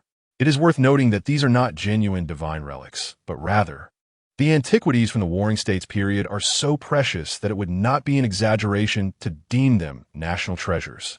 My goodness, if the relics from the Warring States period are considered national treasures, then those from before this era must surely be the very epitome of national treasures. Astonishing. Yet, I remain perplexed as to the purpose of this bell. The discussion in the live stream was fervent. Meanwhile, Shun Wan and Boss Shun exchange a glance, both immensely astonished. Professor Li's recent remarks resonated strikingly with Zhang Weishan's assertions, as he too had indicated that this object predates the Warring States period. With Professor Li echoing this sentiment, it appears that Zhang Weishan's claims were entirely accurate. Zhang Weishan is remarkably impressive. Could he truly be a prodigy in archaeology? I must swiftly inform my instructor. Shun Wan felt a surge of astonishment. She recognized that this was a pivotal moment. If Zhang Weishan truly is a self-taught genius, he must be recommended to the archaeological team. To let such talent slip away would represent a tremendous loss for the field of archaeology. Chapter 46. A recommendation for Zhang Weishan Xiao Wan. Why are you calling at this moment? On the other end of the line, Chunwan was quite surprised. The archaeological team was currently in peril, and Shunwan's call was indeed unexpected. Teacher, there is something I must discuss with you. My father has a worker named Zhang Weishan, a self-taught individual with remarkable expertise in the appreciation of ancient artifacts. I have been looking for an opportunity to recommend him, but the right moment never arose. Just now, you must have seen the hexagonal bell that the archaeological team discovered. My father had previously brought one back, and Zhang Weishan recognized it as highly dangerous. Moreover, the information he provided aligns perfectly with what Professor Li just mentioned. I believe we cannot overlook such a talent. Therefore, I wish to recommend him to join the archaeological team. Shunwan expressed her thoughts in one breath. Shunwan nodded, fully aware of Shun Wan's character. If this Zhang Weishan lacked genuine skill, even with strong connections, Shunwan would not extend her assistance. This indicated that Zhang Weishan might indeed possess real abilities. I understand. Xiao Wan, once I finish my current obligations, I will meet with this Zhang Weishan. By the way, since you assert that he is so capable, have you mentioned how to unravel the mystery of this bell? Mr. Zhang has yet to come online, and I am genuinely concerned about the safety of the archaeological team. He did not mention that. Ah, the teacher is back. I shall go and inquire right away. Do not hang up. Upon hearing the commotion outside, Shunwan rushed out with her phone in hand, just in time to see Zhang Weishan returning. Zhang Weishan, did you watch the live stream? The archaeological team has encountered that bell. However, my phone has run out of battery. What is their current situation? Zhang Weishan casually inquired while plugging his phone into a charger. They have not moved recklessly. Zhang Weishan, are you not knowledgeable about this hexagonal bell? Do you know how to decipher it? Shunwan eagerly asked. Zhang Weishan pondered for a moment and replied, it is quite simple. One either requires water or must shatter it. Shunwan was taken aback, not expecting Zhang Weishan's response to be so straightforward. On the phone, Shunwan expressed her dissatisfaction with Zhang Weishan's explanation. Xiao Wan, perhaps he is merely proficient in antique appreciation. I have heard that there is an antique exhibition in Shihu City recently. You could take him to have a look. In truth, we are also in need of individuals skilled in antique appraisal. Shunwan nodded, understanding that Shunwan was not entirely pleased with Zhang Weishan's answer. Nevertheless, She had witnessed Zhang Weishan's expertise in antique appreciation firsthand. I shall take my leave to rest. Boss, Xiaowan, you may continue to observe, Zhang Weishan stated as he ascended the stairs. The archaeological team had waited long enough. He needed to provide guidance swiftly, lest complications arise later. Shenwan nodded, appearing somewhat disheartened. Zhang Weishan's capabilities had been witnessed by her, and she was truly reluctant to let such talent go to waste. As Shenwan pondered this, she was suddenly startled by Captain Qin's exclamation from the livestream. Professor, Mr. Zhang has logged in. The master has finally arrived. I've waited so long that the flowers have wilted. What shall we do next, master? Indeed, master, the entire internet awaits your guidance. Shenwan composed herself, fixating on the live stream, fearful of missing any comments from the renowned Fa Qiuzhang clan. Soon enough, several golden comments appeared. However, upon reading their content, Shenwan, along with Boss Shun and Chun when present at the scene, were momentarily taken aback. The golden comments read, "There are two methods. The opposite wall has a mechanism. Finding a way to trigger, it will cause water to fill the entire cave, allowing for an exit. Secondly, breaking all the hexagonal bronze bells can also lead to an escape. I recommend the second option." This, Shenwan was instantly dumbfounded. Boss Shun beside her was equally stunned, exclaiming, "Isn't this exactly what Zhang Weishan suggested?" "No, I must call the teacher." Shenwan was completely astonished, never expecting that the solutions proposed by Fa Qiuzhang would align so closely with Zhang Weishan's. Could it be that Zhang Weishan is indeed Fa Qiuzhang? But how could that be? Yet Zhang Weishan had indeed confirmed it. Shenwan could only attribute this coincidence to Zhang Weishan's considerable skills. Just as she was about to make the call, Chunwen had already dialed in. "Teacher, Xiaowan, please elaborate on the situation regarding Zhang Weishan. Why does he claim to be similar to Mr. Zhang?" On the other end of the line, Chunwen sounded quite anxious. Shenwan hurriedly recounted Zhang Weishan's circumstances, concluding, "Teacher, Zhang Weishan is truly remarkable. His analyses are akin to those of the famed Zhang family of Feiqiu. This speaks volumes about his capabilities. You instructed me to locate the Feiqiu Zhang family, yet that individual is elusive, akin to a dragon that is rarely sighted. Zhang Weishan is indeed a promising talent. We cannot overlook him. I understand the significance of Zhang Weishan. I will immediately inform Mr. Mu and the others, urging them to send someone to meet him. However, Xiaowan, you are aware of the pivotal role the Feiqiu Zhang family plays in our archaeological community. Therefore, we must not relax our search for him." Indeed, Shenwan nodded. She felt a surge of joy knowing that her teacher valued Zhang Weishan. After all, given Zhang Weishan's talents, it would be a tremendous loss if he did not join the archaeological team. After ending the call, Shenwan exchanged a glance with her father, and they promptly rushed upstairs to summon Zhang Weishan, who was resting in bed. Zhang Weishan looked at them in confusion. "Boss Xiaowan, what brings you here? Speak. How is your method similar to that of the Feiqiu Zhang family?" Shun, the boss, directly inquired. "Indeed, did you just watch the live stream?" Shenwan added. Zhang Weishan, feeling helpless, replied, "I did. It must be a coincidence. After all, with something like a bell, one can only harm others by producing sound. Submerging or smashing it is indeed the most effective method." Both Shenwan and Boss Shun were momentarily taken aback by the revelation. Indeed, this was the simplest and most efficient approach. How had they not considered it before? "I had thought you were merely a descendant of the famed Zhang family. Nevertheless, you are quite remarkable in your own right. By the way, I have already recommended you to my teacher. The Archaeological Institute should be sending someone to meet you soon. You must exert yourself and strive to join the archaeological team," Shenwan said with a smile. "There is no need for that. I prefer my current way of life." Zhang Weishan replied with a hint of resignation. "Meeting them won't change anything, and given your exceptional ability to appraise ancient artifacts, being merely an assistant would be a disservice to your talents. Precisely, you should not decline. If you achieve success, it would reflect well on me as your employer." Boss Shun chuckled as well. Zhang Weishan shook his head in resignation and chose not to elaborate further. His ambition was to promote the illustrious legacy of the Tian Guan lineage, and whether or not he entered the Archaeological Institute was of little consequence to him. Chapter 47. The archaeological team reluctantly destroys the bell to draw Zhang Weishan's attention in the live stream. A fervent discussion erupted among the viewers. Did the flood submerge everything? Wouldn't the archaeologists be gasping for air too? Indeed, that passage was quite short, some nearly suffocated. If this area were filled with water, many might not make it through. Exactly. No wonder the expert recommended the second option. I too lean towards the second option, but if we shatter these bells, won't we damage these artifacts?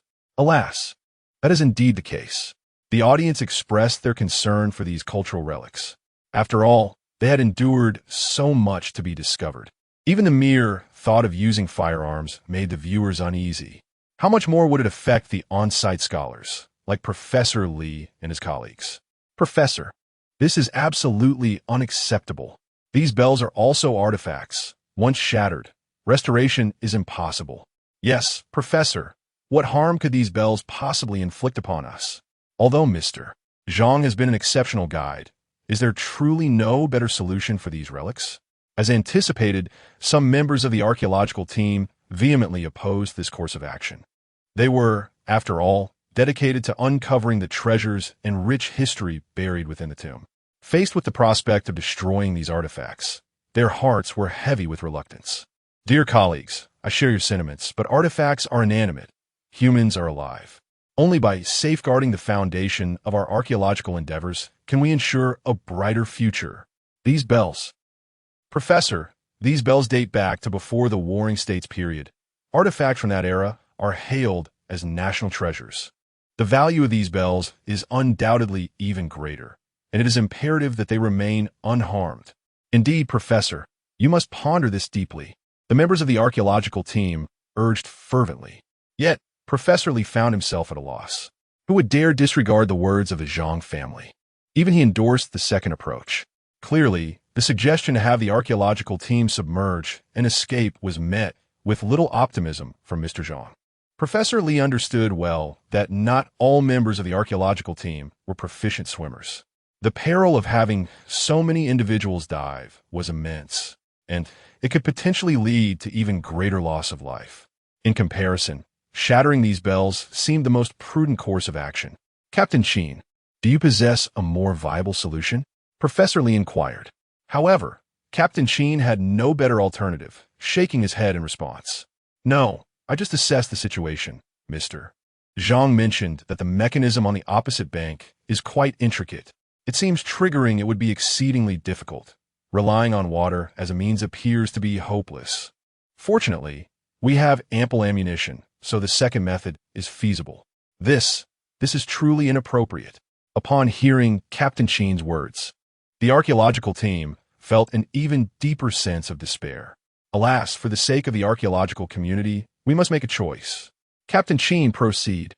Professor Lee sighed, no longer hesitating.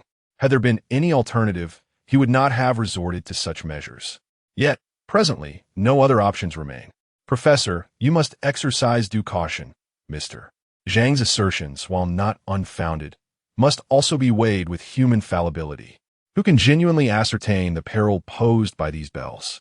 Indeed, Professor Lee, this is truly. A few archaeologists are fervently attempting to dissuade him.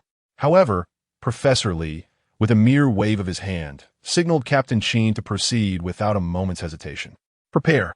Captain Sheen wasted no breath. With a call, several soldiers swiftly chambered their firearms, aiming at the bells before them.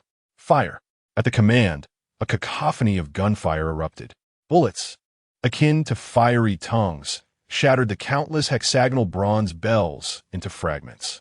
Meanwhile, in a live broadcast room, multitudes of viewers expressed their heartfelt sorrow. What a pity. These are artifacts predating the Warring States period.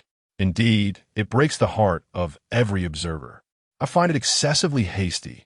Surely, there must have been a compromise, like preserving half while destroying the other half. If only an expert were present, they would surely assert that these bells are highly dangerous. Danger? Huh, I failed to see it. I wonder how the experts arrived at their conclusions.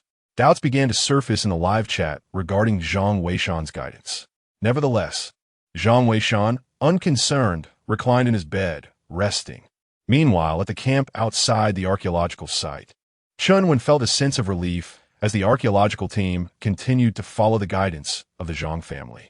She took out her phone and called Old Mu. "Is there something the matter, Xiaowen?" Old Mu inquired as soon as the call connected. "Yes, Old Mu, I would like to introduce someone to you. His name is Zhang Weishan, an employee of Xiaowan's father. He seems quite proficient in the appraisal of ancient artifacts," Chunwen hurriedly explained. However, Old Mu was taken aback by her words. "What did you say? His name is Zhang Weishan? Is that so?" Chunwen was momentarily stunned. Yet, Old Mu fell silent for a moment before responding. "Xiaowen, I just received a call from the Cultural Relics Department. This morning, a young man named Zhang Weishan submitted an artifact, a bell, to be precise. Do you know anything about his character?" Chunwen was taken aback. She realized that the artifact submitted was remarkably similar to one discovered in the live stream. This was a serious matter and could potentially lead to an investigation. However, since Shan Wan was her student and, according to her, Zhang Weishan was her father's employee, it was highly likely that the artifact truly belonged to Zhang Weishan. "Old Mu, I believe there has been a misunderstanding. Zhang Weishan is an employee of Xiaowan's father, who is engaged in the antique business.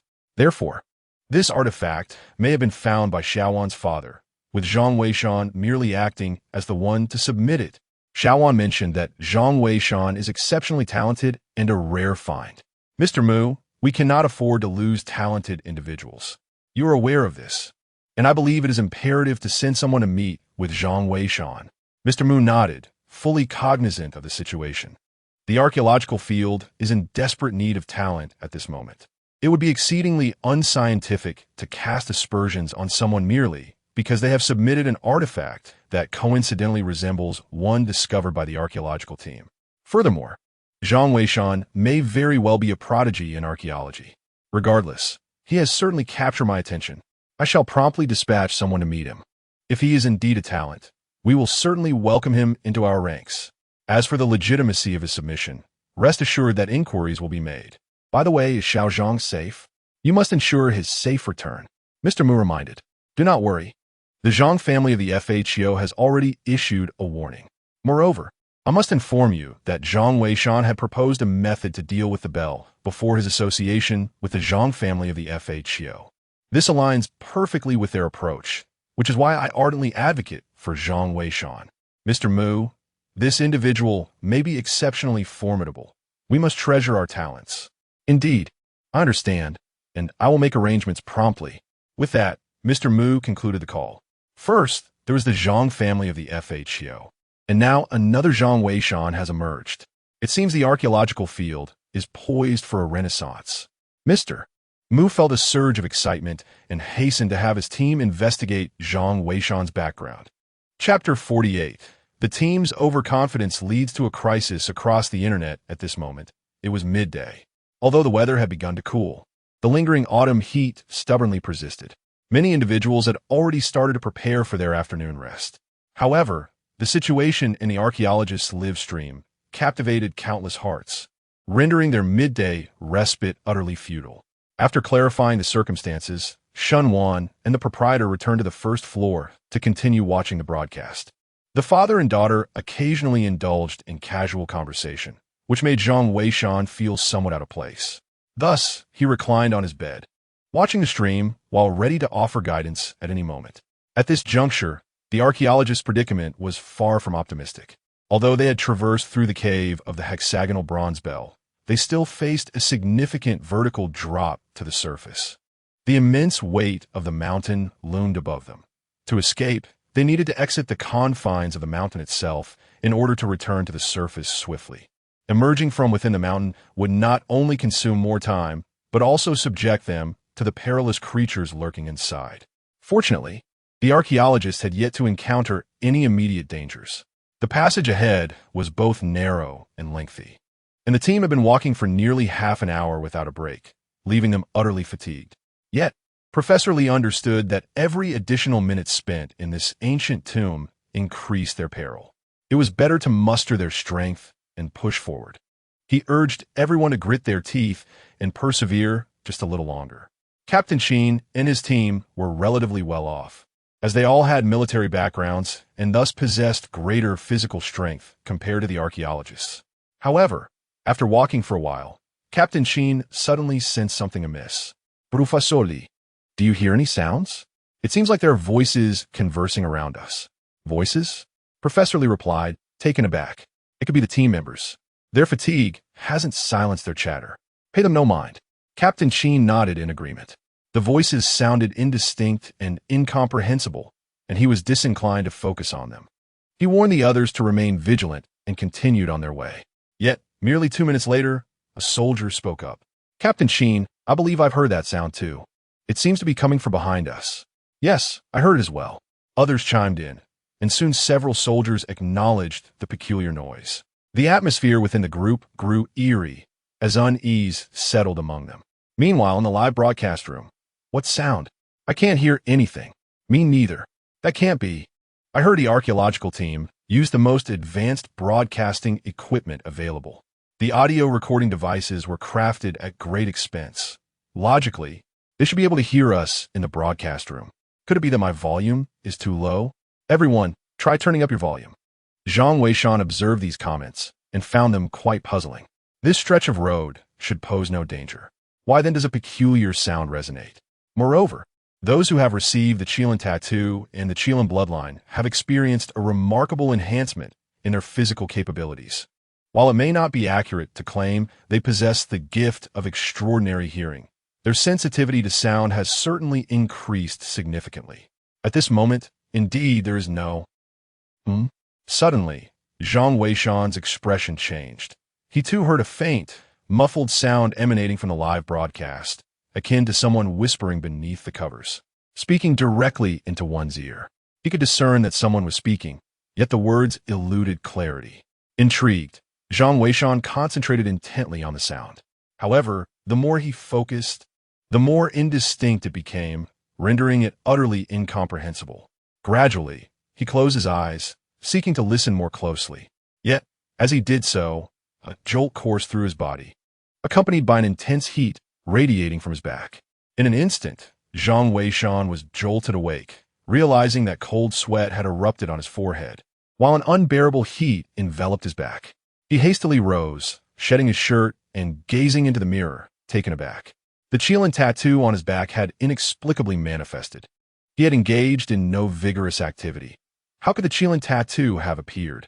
Moreover, it appeared to be ablaze with a fierce flame, truly extraordinary. Could it be? Suddenly, a possibility dawned on Zhang Weishan. The Qilin tattoo and the Qilin bloodline are potent weapons against malevolent forces. The Qilin tattoo manifested spontaneously, and the blood within him surged with fervor. It was evident that he had encountered a malevolent entity. How could he possibly encounter such a thing in an antique shop? Could it be the sound from the live stream? Zhang Weishan was taken aback and hastily reached for his phone. His expression shifted dramatically. The live stream was enveloped in an eerie silence. Not only was the host, Yun Yun, absent, but even the typically bombastic barrage of comments was conspicuously missing. Strangely, the viewer count had not diminished at all, indicating that those who were watching remained engaged, yet none dared to comment at that moment. The professors, including Professor Lee, appeared entranced, seated motionless with their necks elongated in anticipation. Their demeanor resembled that of individuals awaiting a grim fate. Witnessing this, Zhang Weishan and Appo's heart sank with understanding. Something had undoubtedly gone awry.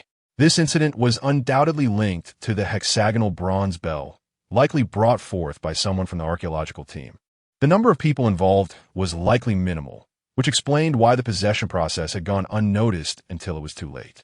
Realizing this, Zhang Weishan and Appo's countenance turned exceedingly grim.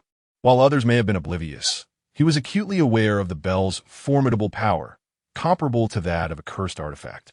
It was likely that all viewers of the live stream had fallen victim to its influence. Otherwise, the atmosphere would not be so profoundly silent. If this situation continued to unfold, it would transcend the fate of merely one or two individuals. Upon contemplating this, Zhang Weishan hurried to observe Xiao Zhang's situation in the live broadcast room. In such circumstances, assistance from others was futile. The only recourse lay with those present at the scene to obliterate the bell. Otherwise, none would escape unscathed. Xiao Zhang bore a Qilin tattoo. indicative of a natural aptitude for tomb raiding and treasure hunting. Alas, he was still a blank slate, and it remained uncertain how he fared at that moment. If anyone in the archaeological team could maintain their composure, it would undoubtedly be him. Indeed, Zhang Weishan soon beheld Xiao Zhang, who was clutching his head, his entire being trembling. In stark contrast to the bizarre demeanor of the others, he appeared relatively normal. Nonetheless, the situation was evidently dire.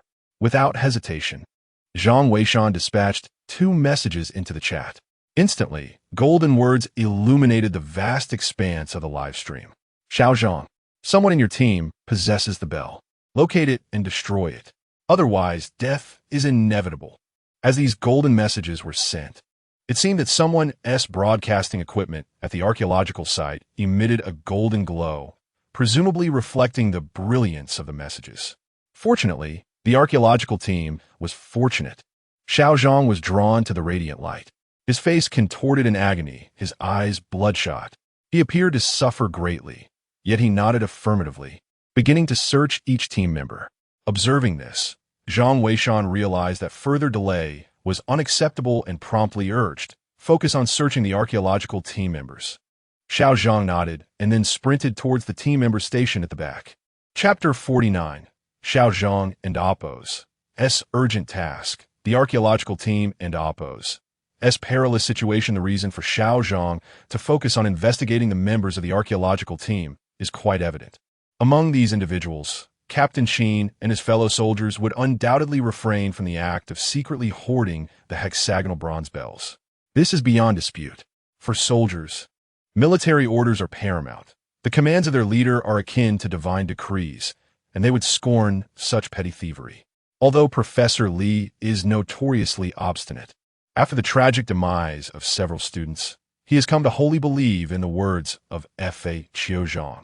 Moreover, as a professor, should he truly wish to safeguard the hexagonal bells, he would certainly voice his intentions and consult with Fa Qiuzhang. He would never engage in clandestine hoarding. Thus, the only individuals with a plausible motive are the archaeological team members. Previously, they had vehemently opposed the idea of damaging the bells, considering them invaluable artifacts. Hence, it is conceivable that someone might view the preservation of these treasures as an imperative, leading them to secretly hide a hexagonal bronze bell. Just as Zhang Weishan concluded his commentary, he heard a series of thuds from the first floor, indicating that Shun Wan and Boss Shun had also fallen victim to the chaos. Without regard for the state of the live broadcast, Zhang Weishan immediately rushed downstairs. Indeed, upon arrival, he found Boss Shun gripping Shun Wan by the throat, as if they shared an irreconcilable vendetta. Shun Wan's face had turned crimson, clearly struggling for breath. Zhang Weishan intervened, forcefully separating the two. At this moment, his strength surpassed that required to handle both the father and daughter.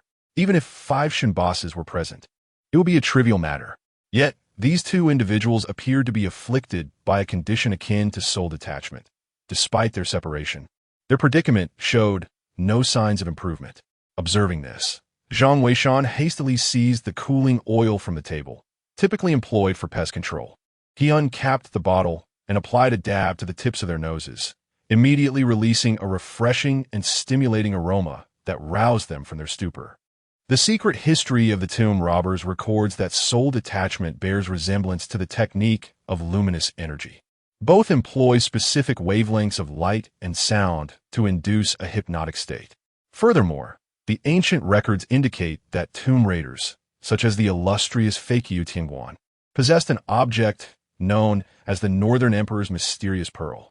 This item, resembling a candy-coated bean in size and shape, emits a pungent odor when a pinch is taken near the nostrils, proving remarkably effective in invigorating the mind and dispelling both soul detachment and luminous energy effects. However, Zhang Weishan did not possess such an artifact. Moreover, with Shun Wan and Boss Shin absent from the scene, the cooling oil and Appo's refreshing properties and aroma suffice to elicit a response. Were this to occur in an archaeological context, the efficacy might be diminished, as the spectral disturbances there would likely be more pronounced. Though Shun Wan and Boss Shun regained consciousness, they remained stationary, their gazes vacant. indicating they required additional time to fully regain their senses. Nonetheless, the situation appeared to have improved. Zhang Weishan then turned his attention to the computer, where it became evident that within the archaeological team's vicinity, Xiao Zhang had indeed extracted a sealed bag from one of the team members, which contained a hexagonal bronze bell. The hexagonal copper bell, devoid of any external force, astonishingly resonated incessantly. At this moment, Xiao Zhang was plagued by a splitting headache. Discarding it onto the ground, he crushed it underfoot, rendering it into a mere heap of fragments. The copper of the bell had already weakened significantly. It could not withstand Xiao Zhang's forceful stomp, shattering into pieces. However, concurrently, the haunting sounds that had gripped the air abruptly ceased. Behind him, Shun Wan and Boss Shun both trembled simultaneously, their eyes reflecting a glimmer of bewilderment. Little did they know at that very instant, viewers across the nation and even globally who were tuned into the live broadcast felt a jolt coursing through their bodies, as if awakening from a vivid dream. Zhang Weishan, how did you come down? Shun Wan clutched his neck, appearing somewhat pained. Yes, what has happened? It felt like a dream. What did you come down, Zhang Weishan? I have no recollection at all. Zhang Weishan gazed at them, unsure of how to respond, and ultimately pointed towards the live broadcast. You can see for yourselves. At that moment, in the live stream, some viewers had begun to recover, and a flurry of comments flooded in. What just happened? I don't know. It felt like I was dreaming. Damn, I was so scared I nearly wet myself. I saw a female ghost trying to kiss me. Are you sure it wasn't a male ghost? Stop joking. Someone here committed suicide. Oh my, there is someone here too? And they were just watching the live stream. My goodness, what on earth is happening? I can hardly bear to watch the live stream. Have you all noticed how the archaeologists are lying on the ground? I am uncertain. Did you see the barrage that the expert just posted? It seems that something has gone awry. Someone mentioned the comments from the Zhang family of fake you, and instantly, everyone's attention was drawn to the two shimmering comments that continued to glow with a golden light. Xiao Zhang, someone in your team has brought a bell. Find it and destroy it. Otherwise, death is certain. Could it be that the archaeologists are in this predicament because of that bell? Heavens, we aren't affected too, are we? Is that even a question? Of course we are. Who on earth is so foolish? The expert has clearly stated that the bell is perilous. Why would they bring it secretly? Damn it, I nearly faced dire consequences because of this. That is not the crux of the matter. The issue is that someone has already lost their life due to their reckless actions. We must identify this individual. Yes, hold them accountable. The chat room was instantly filled with denunciations. Meanwhile, Shun Wan and Boss Shun were also coming to grips with the situation. They exchanged incredulous glances, struggling to comprehend. Have we also fallen victim? What exactly is this bell? Why is it so formidable? Shun Wan rubbed his neck and remarked, by the way, Zhang Weishan, did I exhibit any peculiar behavior earlier? Why is my neck so sore? Zhang Weishan hesitated, thinking it best not to reveal the truth, to spare Boss Shun from self-reproach. It must be noted that the previous incident was merely an unconscious act. It is not entirely his fault. The shop had recently upgraded its computer system, and the surveillance equipment had yet to be adjusted. Thus, Zhang Weishan waved his hand dismissively and remarked, "You accidentally bumped into it. It's nothing serious. If you're feeling dizzy, apply some cooling balm to your temples. It should alleviate the discomfort. As for other matters, let's wait and see. This situation is likely to escalate significantly." Shenwan nodded, as Boss Shun had already taken out his phone to search online. The members of the archaeological team in the live broadcast room did not regain their composure until 10 minutes had passed. However, upon awakening, they all appeared pallid, utterly oblivious to the events that had just transpired. Professor Li, upon seeing the reminders from the Zhang family in the live chat, realized that something was amiss. He instructed everyone to rest in place, deeming it at least a safe refuge until they could clarify the situation. Only then could they decide whether the archaeological team should proceed further. In truth, the tumult surrounding this incident was merely in its infancy. Although the archaeological team had narrowly escaped disaster, videos began to surface online. These clips depicted the bizarre behaviors exhibited by viewers of the live stream who had fallen victim to the soul detachment technique. Within 10 minutes of being posted, these videos skyrocketed to the top of trending topics, even surpassing the viewership of the official live broadcast. In an instant, they ignited a fervent response across society. Chapter 50. The situation escalates as Mr. Mu steps forward to clarify it is essential to recognize that archaeology is fundamentally an endeavor aimed at uncovering the splendid history of the Huaxia nation. The vast community of internet users has shown considerable support for archaeological initiatives, often contributing ideas during live broadcasts. Some compassionate individuals have even donated money and goods, demonstrating their unwavering commitment to the field of archaeology.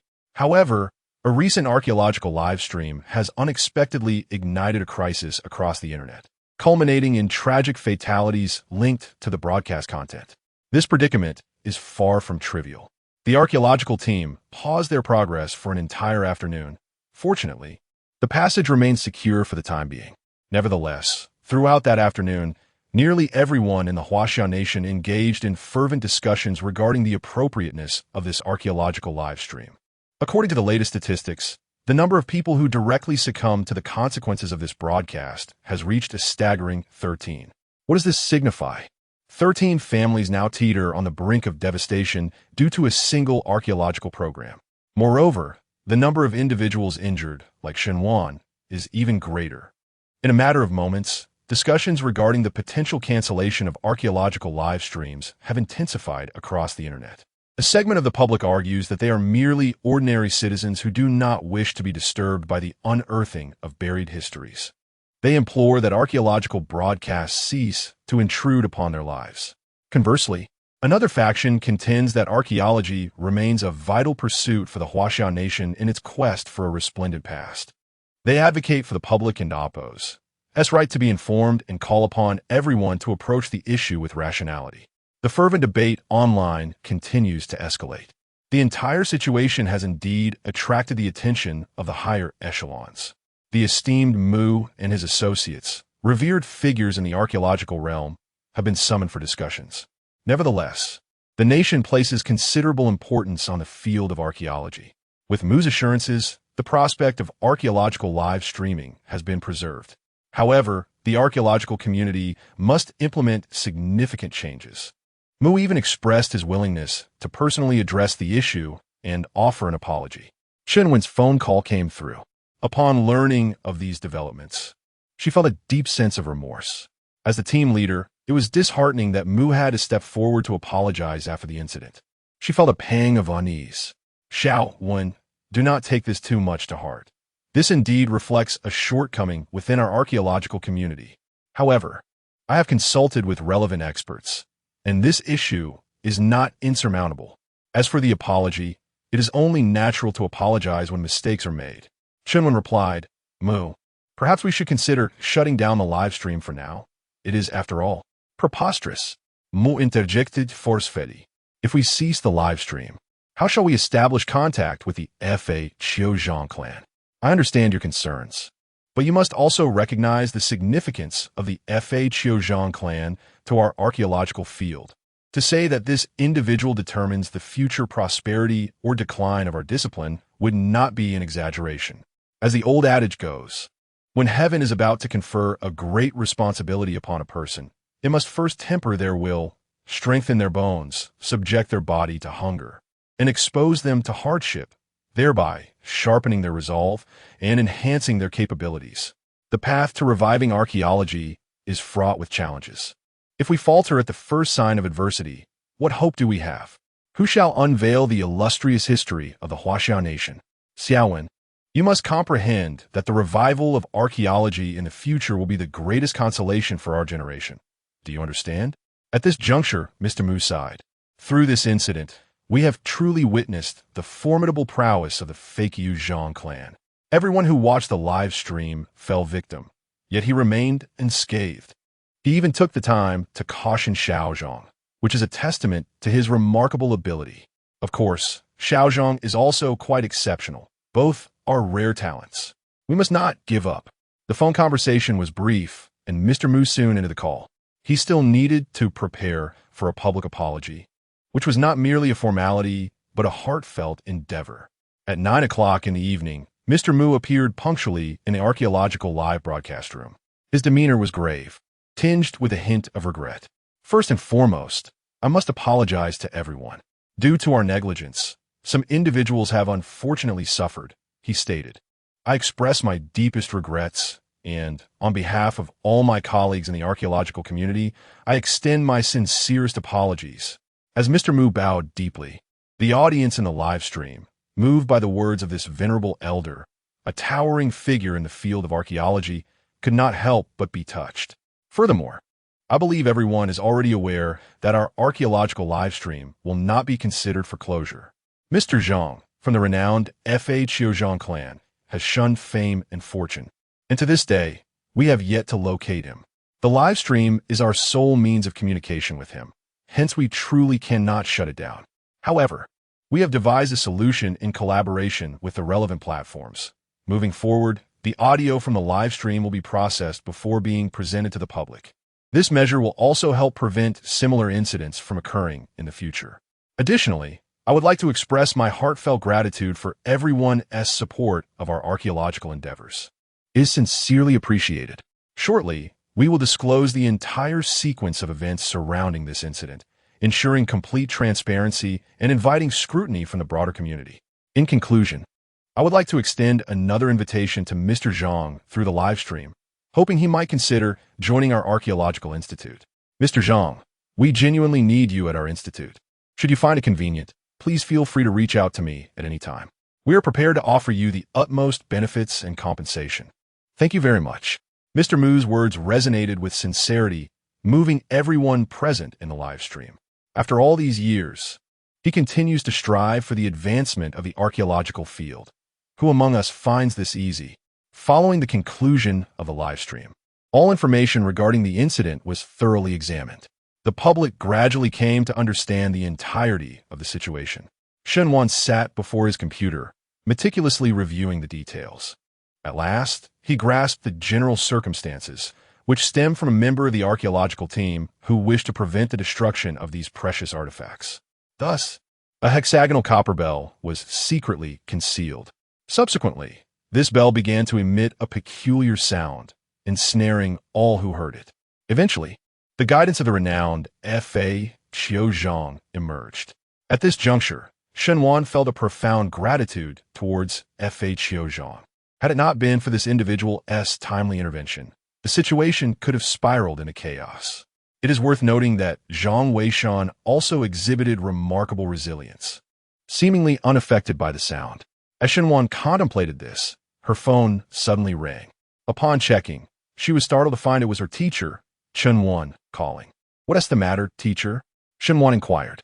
"Xiao Wan, are you all right?" Shen Wan asked through the line. "I am fine. It was Zhang Weishan who saved us." "Zhang Weishan? Him again. The more you speak of him, the more intrigued I become. By the way, Xiao Wan, have you made any progress in locating Fa Qiuzhang?" Shen Wan queried. Shen Wan felt a twinge of embarrassment. "Well, I still have no leads. He is as elusive as a divine dragon, and I haven't been in touch with him for several days." You must exert yourself. As you have witnessed, Fa Qiuzhang was seemingly unaffected by that sound. He must indeed be an extraordinary individual. You must strive diligently." Shen Wan nodded, her heart wavering as to whether she should disclose that Zhang Weishan also appeared unaffected. After some contemplation, she chose to remain silent, for she could not ascertain when Zhang Weishan had regained his composure. Perhaps it was the scent of the cooling oil that roused him from his stupor. Therefore, let us refrain from discussing this matter for the time being, Chen Wen continued. "By the way, Xiao Wan, is that Zhang Weishan truly as formidable as you claim? What of his expertise in antique appraisal?"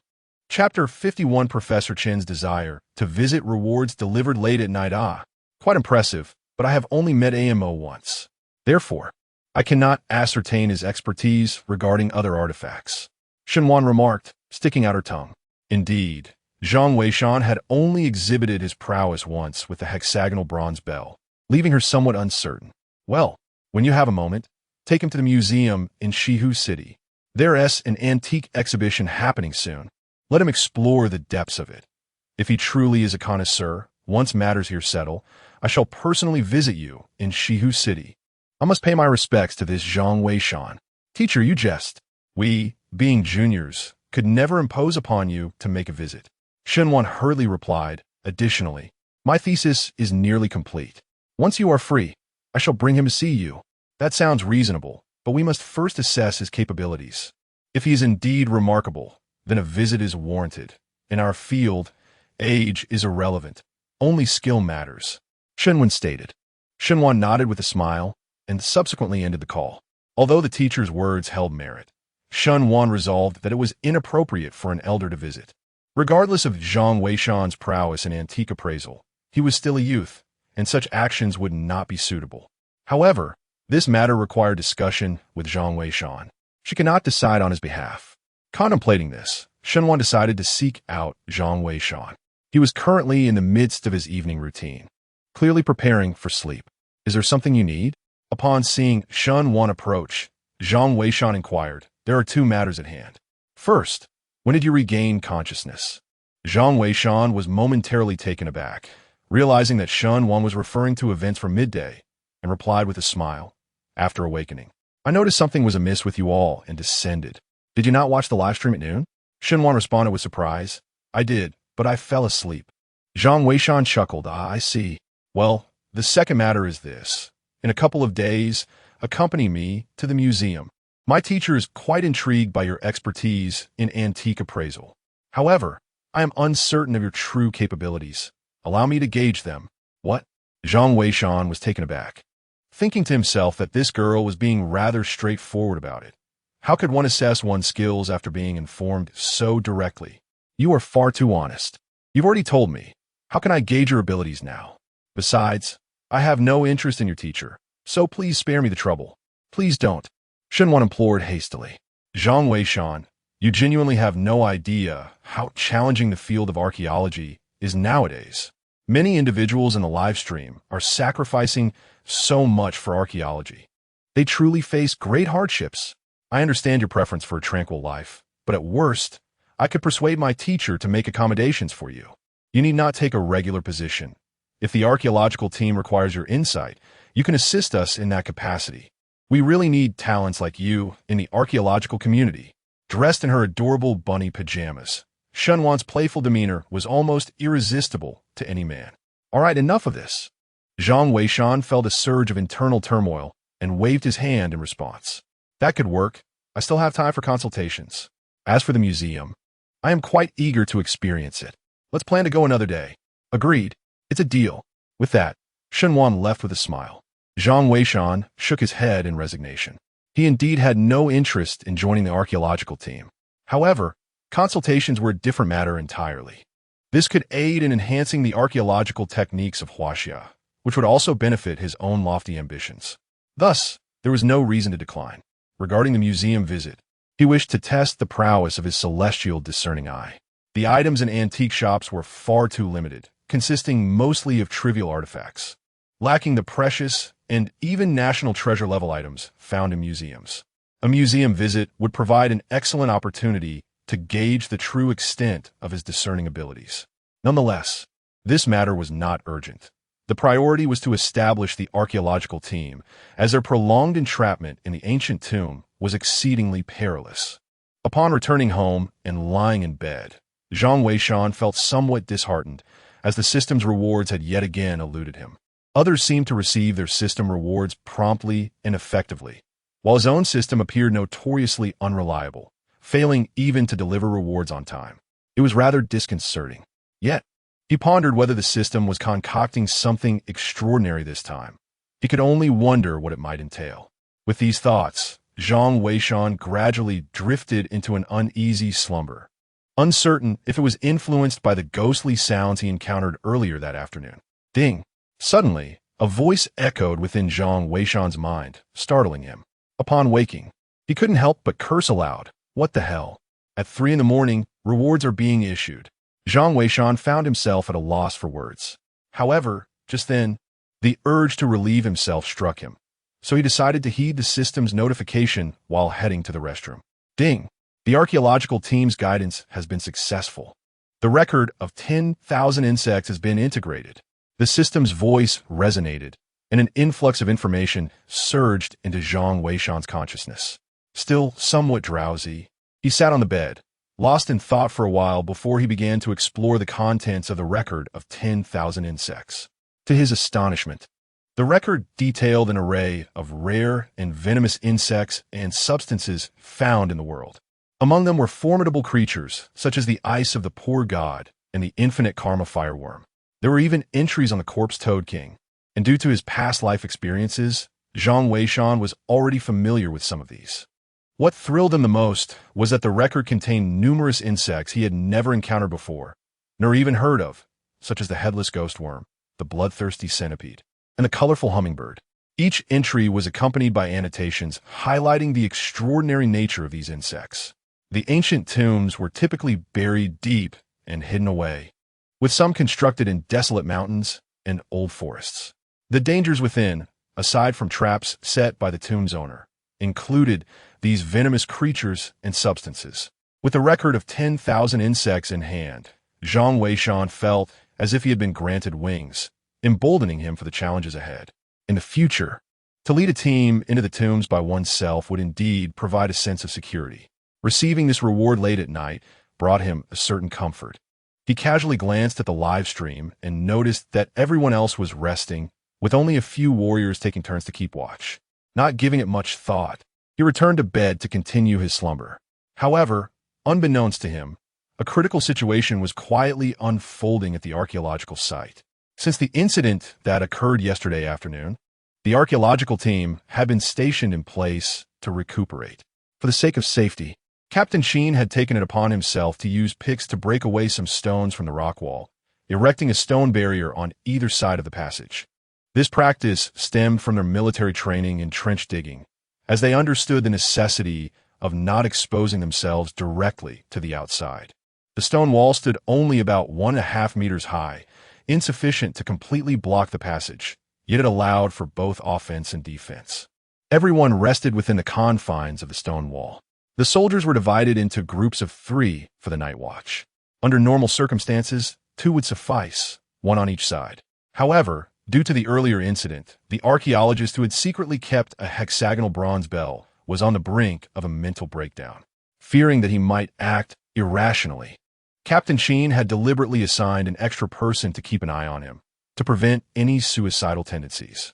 After all, the weight of having caused the deaths of 13 individuals due to his own folly, leading to Old Moo's personal apology and casting doubt across the entire archaeological community, was a psychological burden that not many could bear.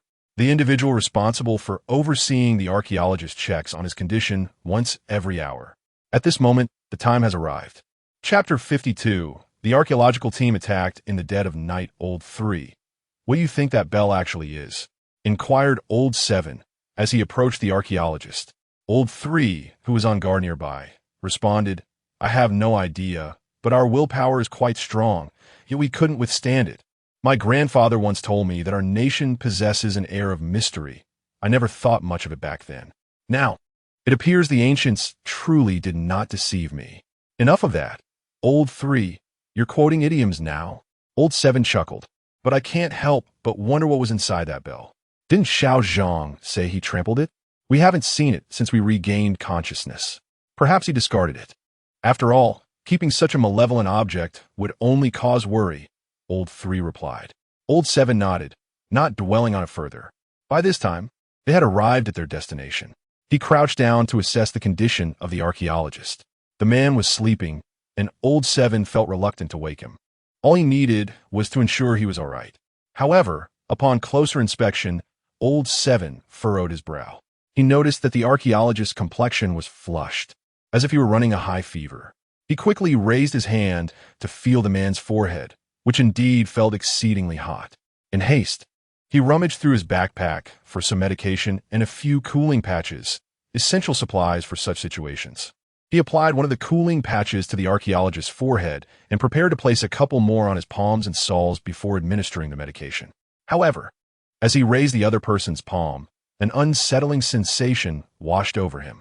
The individual's forehead was exceedingly hot, indicative of a fever.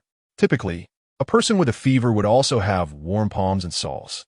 Yet, to his astonishment, when he touched the other's hand, it was chillingly cold, frigid to the point of being alarming. It It was not merely a low body temperature. It was akin to placing one's hand in a refrigerator and withdrawing it. This was a scenario he had never encountered before. He initially assumed that the coldness was a result of the person's hand being exposed to the evening chill. Hastily, he removed the person's shoes, eager to ascertain the temperature of their feet. However, as he lifted the individual's leg, the archaeologist unexpectedly slipped down from the wall due to an awkward angle, landing headfirst on the ground. Under ordinary circumstances, even a sick person would rouse from such a fall. Yet, the archaeologist remained unresponsive, eyes tightly shut, as if entirely oblivious to his surroundings. "Old 3, come here quickly," Old 7 called out, sensing something was amiss. Captain Sheen, who had been lightly dozing nearby, was also stirred awake. Just as Old 3 rushed over, Old 7 suddenly gestured for him to stay back. Almost simultaneously, they both caught sight of a pair of blood-red eyes gleaming in the darkness behind the archaeologist's neck. Eyes so crimson they resembled two freshly spilled droplets of blood. Strangely diminutive, they were no larger than grains of rice, and the distance between them was unervingly narrow. It signifies that those were not human eyes at all, but rather the eyes of some creature. "Retreat," Lao Chi shouted, hastily attempting to withdraw. Yet at that very moment, the pair of crimson eyes flickered and lunged towards Lao Chi's neck with astonishing speed, akin to a bolt of lightning. Lao Chi sought to evade, but it was too late. In that critical instant, two gunshots rang out. Blood splattered onto Lao Chi's helmet, and a decayed entity fell to the ground. It was Captain Sheen, roused from his slumber, who had swiftly aimed at the unfolding peril. In that dire moment, two shots had saved Lao Chi's life. He managed to force a smile, glancing at the fallen creature, only to discover it was a red snake, leading to an awkward remark. "The leader is..." However, before Lao Chi could finish his sentence, a sudden flash of red light surged from behind an archaeological team member, swiftly sinking its fangs into Lao Chi's neck. The collar of his uniform was notably high, a feature of their combat attire. The venomous serpent bit into his collar, and Lao Chi, recovering from the shock, seized the snake and hurled it away. Upon inspecting his collar, he saw it had been shredded. Fortunately, the thickness of the collar had spared his skin from the serpent's fangs. Nonetheless, the venom lingered, leaving him with an unbearable itch on his neck. "Everyone gather around. Lao Chi, you must take care of this," Captain Sheen commanded. Old 7 hurriedly moved aside to address the situation himself. The snake in damp, Oppo's venom was evidently potent. Although it had not pierced the skin, prolonged exposure would surely take its toll on the flesh of his neck.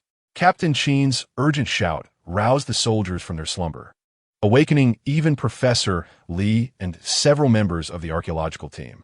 Yet, as they gathered and surveyed the scene, a collective gasp escaped their lips.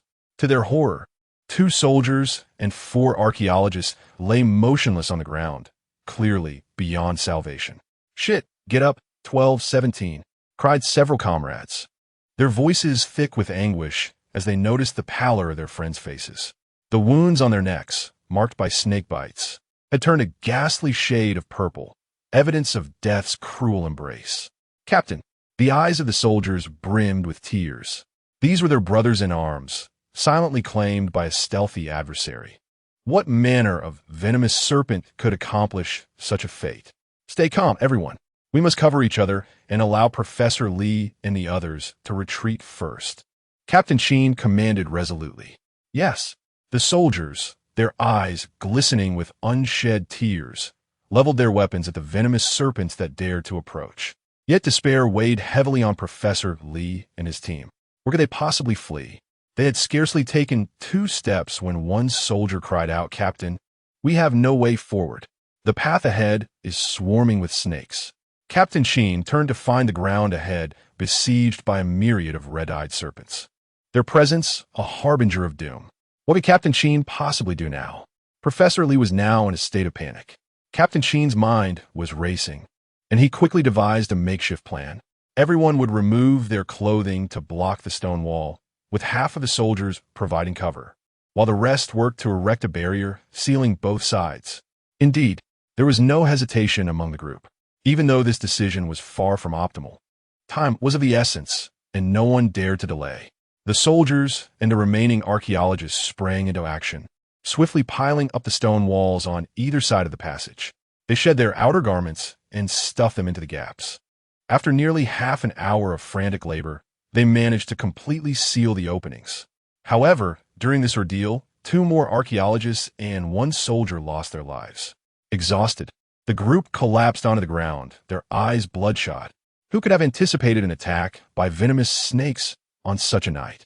Professor Lee, overwhelmed with grief, opened the live streaming channel and implored, "Mr. Zhang, are you there?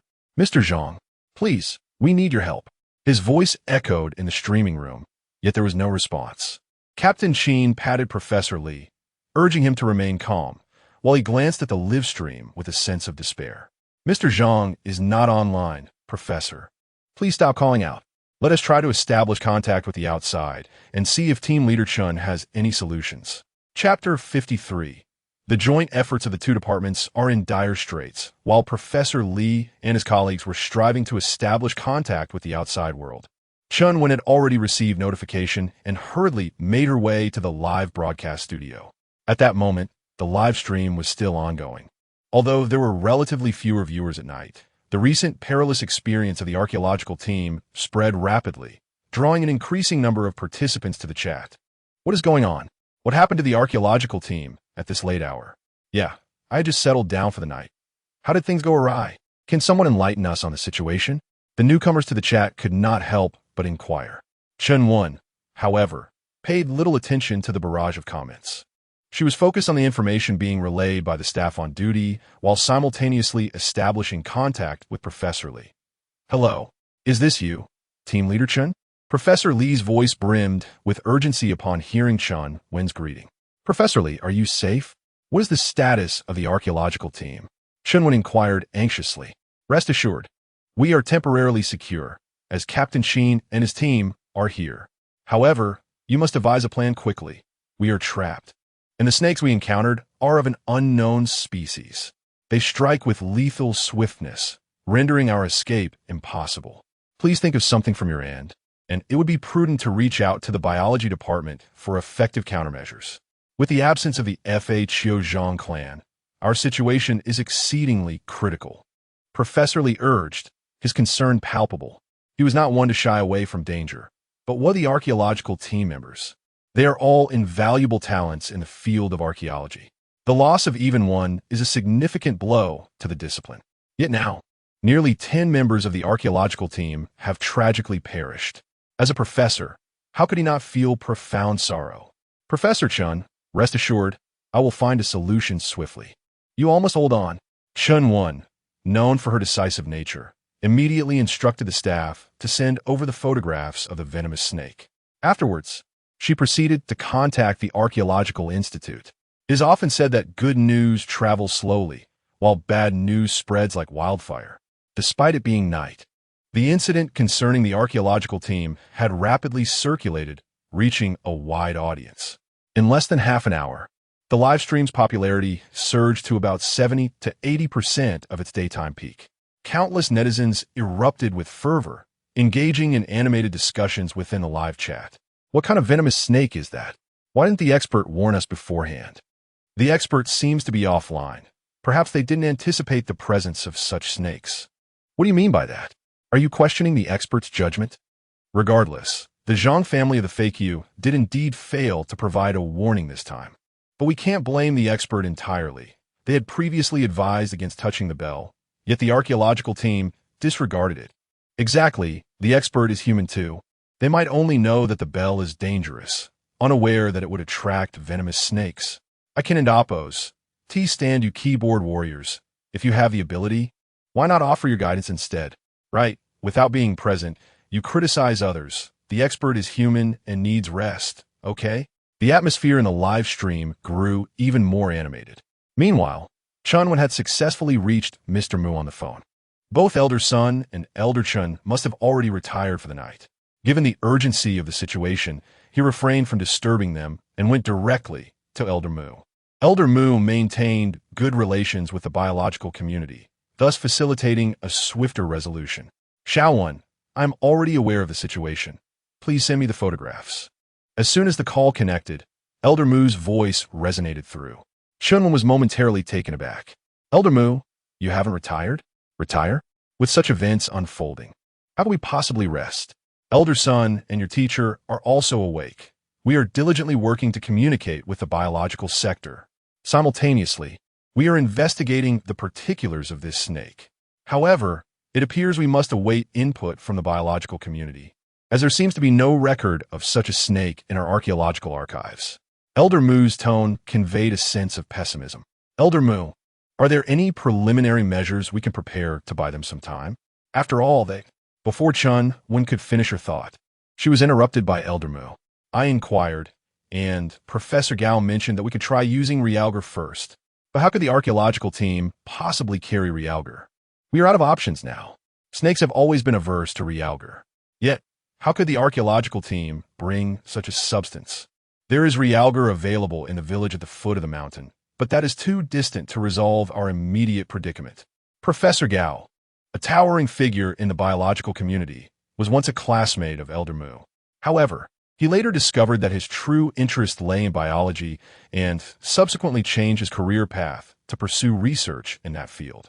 To my surprise, significant progress has been made in the realm of biology. However, Chunwen was puzzled. The use of Realgar to repel snakes could only be deemed a remedial measure. Was it possible that Professor Gao had yet to ascertain the true nature of this serpent? Chunwen directly inquired, to which Old Mu sighed. The likelihood is quite high. I have shared the photographs you sent me with him, yet there has been no response thus far. It is likely they do not recognize it either. Moments ago, while conversing, Old Mu had already forwarded the images provided by Chunwen to Professor Gao. Yet, several minutes had elapsed without any reply, indicating a degree of difficulty on their part. Xiaowen, I shall inquire further about the situation. You, too, should contemplate a solution. Time is of the essence. We cannot place all our hopes on Old Gao. If you have any suggestions, do not hesitate to share. The safety of the archaeological team must take precedence. Understood. Chunwen nodded. Subsequently, Old Mu ended the call. Given the urgency of the matter, he wasted no time and promptly contacted Professor Gao. However, as soon as the call connected, Professor Gao sighed. Old Mu, I fear I may be of no assistance this time. I have only encountered such a creature once, and that was merely in an ancient text. There are no accurate records pertaining to this venomous snake. The name red-scaled snake is one we have coined ourselves. The more Old Mu listened, the more helpless he felt, realizing that his fears were likely to materialize. Is there truly no reference or method to guide us? Old Mu could not help but ask. Upon hearing this, Old Gao's tone became markedly serious. Old Mu, you must understand that this is a matter of life and death. This is the first time I have encountered such a venomous serpent. The images and live feeds you sent depict a creature that moves with lightning speed and possesses a toxicity that is unprecedented. I cannot speak lightly on this. It is a matter that could cost lives. Old Mu fell into silence upon hearing this. He was well aware of Old Gao's character. If he knew something, he would readily admit it, and if he did not, he would not feign knowledge. This was true in everyday matters, but even more so now, when lives were at stake. He was particularly reluctant to make any reckless statements, for a suggestion he deemed plausible could potentially endanger the entire archaeological team. That would not merely be a mistake. It would be tantamount to murder. Yet the archaeological team found themselves in a perilous situation, while both the biological and archaeological fields were at a loss for solutions. What were they to do? Suddenly, just as Old Mu was feeling overwhelmed, the phone rang. It was Chunwen calling again. Xiaowen, what is it? Old Mu asked hastily. Chunwen, equally anxious, replied, Old Mu, I've thought of someone. We still have no idea what kind of snake this is. The FHO Zhang family must know, but we can't get in touch with them. What do you think of Zhang Weishan? He seems quite knowledgeable about archaeological appreciation. Perhaps he is familiar with this venomous serpent as well? Chapter 54. In a moment of desperation, Chunwen resolutely approaches Zhang Weishan's residence. Zhang Weishan? Upon hearing this, Old Mu appeared momentarily taken aback. He had not anticipated that Chunwen would bring up Zhang Weishan at such a critical juncture. To be candid, the influence of this individual on him was rather minimal. He merely sensed that Zhang possessed some degree of expertise in the appraisal of cultural relics. In comparison to the renowned Feikyu Zhang clan, he seemed to belong to an entirely different realm. Understanding that old Mu might perceive her suggestion as frivolous, Chunwen hastened to elucidate. Old Mu, we find ourselves devoid of alternatives at the moment. This Zhang Weishan, as Little One has described, is quite formidable. Little One is my student, and I am well acquainted with her character. Therefore, why not attempt to consult him as a last resort? Who knows, he might possess a solution. Old Mu, upon hearing her words, nodded thoughtfully. Very well, give it a try. But if this approach proves to be excessively absurd, it must be dismissed. I shall also seek additional information in the meantime. Understood. Chunwen nodded, refraining from further elaboration. The two promptly concluded their call. The situation was dire. Every minute the archaeological team spent within the ancient tomb posed a significant threat. Should they fail to devise a solution, their only recourse might be to fortify their defenses. Every life preserved was a victory.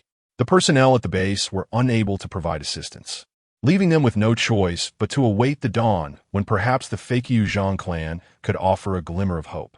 In the face of such adversity, seeking out Zhang Weishan appeared to be an unconventional yet viable course of action. Without delay, Chunwen dialed Shunwan's number. When Shunwan awoke, she felt somewhat disoriented. Teacher, is Zhang Weishan beside you? Or could you possibly give him a call? Chunwen's voice trembled with urgency over the phone. What has happened to the teacher? Shunwan inquired anxiously, her senses sharpening. There's been an incident with the archaeological team. We urgently need your assistance. Can you reach Zhang Weishan? Chunwen briefly explained the situation to Shunwan. The news of the archaeological team encountering trouble startled her, prompting her to leap from her bed. How could this happen? Please do not worry. I will call him right away. Shunwan exclaimed as she hurried out of her room and knocked on Zhang Weishan's door. The sudden, frantic knocking in the middle of the night startled Zhang Weishan. However, upon recognizing Shunwan's voice, he sighed in relief. What are you doing awake at this hour? He called out. Just open the door. I have something urgent to discuss. Shunwan shouted from outside. What is it? I'm not even dressed. Zhang Weishan replied, feeling embarrassed. He had washed his clothes the night before and was only in his shorts. Putting on a full outfit now seemed too cumbersome. Please just open the door. It is truly important. If you don't open it soon, I may have to do it myself. Shunwan insisted. Hey, Zhang Weishan exclaimed, startled, as he realized Shunwan possessed a key. Many of the antiques were stored in the safe beneath his bed, necessitating someone to keep watch over them. Thus, a spare key was provided. However, Shunwan was not a person prone to recklessness. To forcefully intrude into one's own room in the dead of night undoubtedly indicated a serious issue. Pondering over this, Zhang Weishan hurriedly donned his clothes. Yet, as he had barely managed to put on his shirt, the door was abruptly flung open from the outside. What on earth is going on? I haven't even finished getting dressed. Zhang Weishan exclaimed, utterly confounded, retreating beneath the covers. I'm so sorry for the urgent matter. I truly am in a hurry. Please, take a look at this snake and see if you recognize it. Is there any way to deal with it? Even if it's just to scare it away? Shunwan handed over his phone, revealing a striking image. The picture depicted a formidable red snake, its scales resembling iron armor. The creature's sleek form was devoid of any extraneous features, unmistakably a species known for its swiftness. Upon the first glance, Zhang Weishan instantly recognized it. This particular snake was recorded in the compendium of insects, known as the red venomous snake. Its vibrant crimson hue and potent venom rendered it one of the most dangerous serpents alongside a few others, such as the coxcomb snake and the black-scaled monster snake. The coxcomb snake is renowned for its ability to mimic human speech, while the black-scaled monster snake is noted for its extraordinary speed. In contrast, the red venomous snake possesses a venom that is particularly fierce, each species exhibiting its unique strengths. Historical accounts suggest that encountering a coxcomb snake or a black-scaled snake could lead to dire consequences, but to encounter a red venomous snake is to face certain doom. The essence of the text conveys that these venomous snakes are indeed terrifying entities. For an ordinary person who encounters them, the likelihood of survival is virtually non-existent. However, the crimson viper is exceedingly rare, thus very few individuals have laid eyes upon it. Zhang Weishan? Noticing Zhang Weishan's silence, Shunwan hastily interjected. It was only then that Zhang Weishan regained his senses his countenance darkening as he remarked, "This is the Crimson Viper. Why do you suddenly inquire about such a creature?" Shun Wan had intruded into his chamber in the dead of night, immediately broaching the topic of the Crimson Viper. This prompted memories of the archaeological team to resurface. It was indeed the archaeological team that had encountered this peril. "Do you possess any means to combat these venomous serpents?" The FHO Zhang family remains unreachable, and many lives have already been lost within the archaeological team. If we do not devise a solution, we may soon face dire consequences. As Xinhuan spoke, tears welled in her eyes. The archaeological field is already bereft of talent, and the plight of the team only deepened her sorrow. Zhang Weishan nodded, realizing that indeed, the archaeological team had encountered calamity. However, he had not anticipated the presence of the Crimson Viper within the Zhang family's ancient edifice.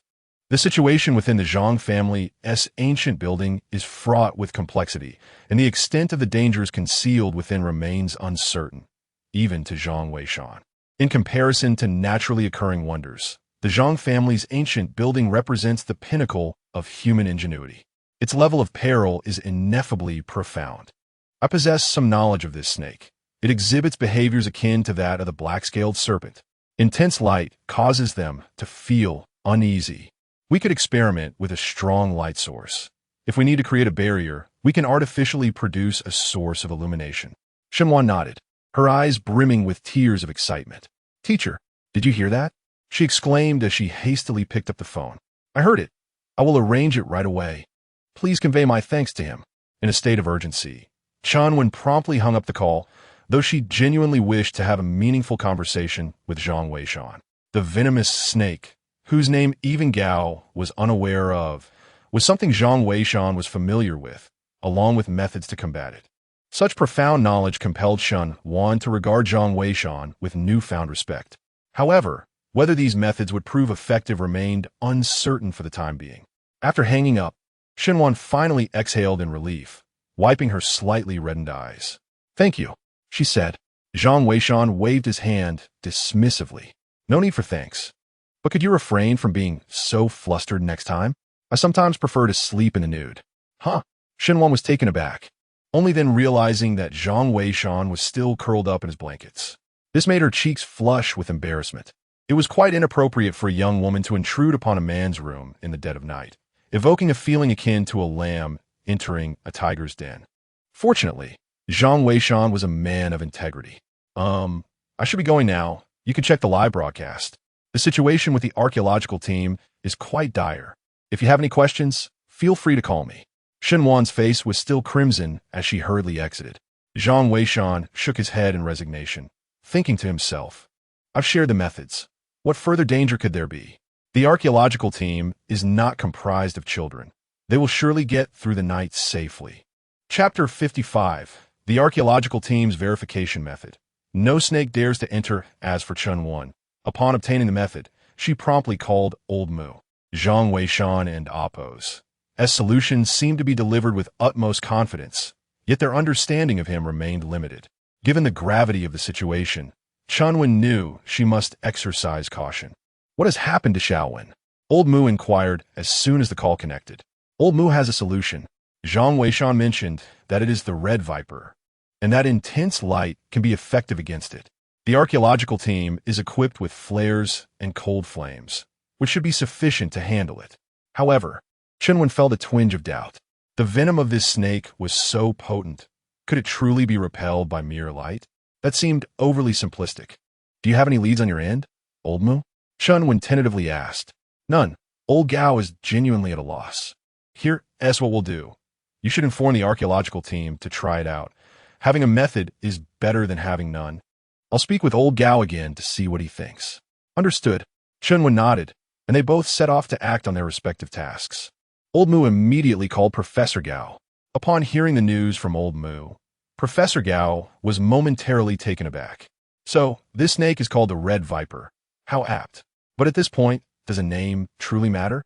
I need to ascertain whether intense light is effective against these venomous creatures," Old Mu stated, cutting straight to the chase. Professor Gao responded thoughtfully. "The likelihood is quite substantial. Snakes possess poor eyesight and rely primarily on a mechanism akin to infrared sensing to capture their prey.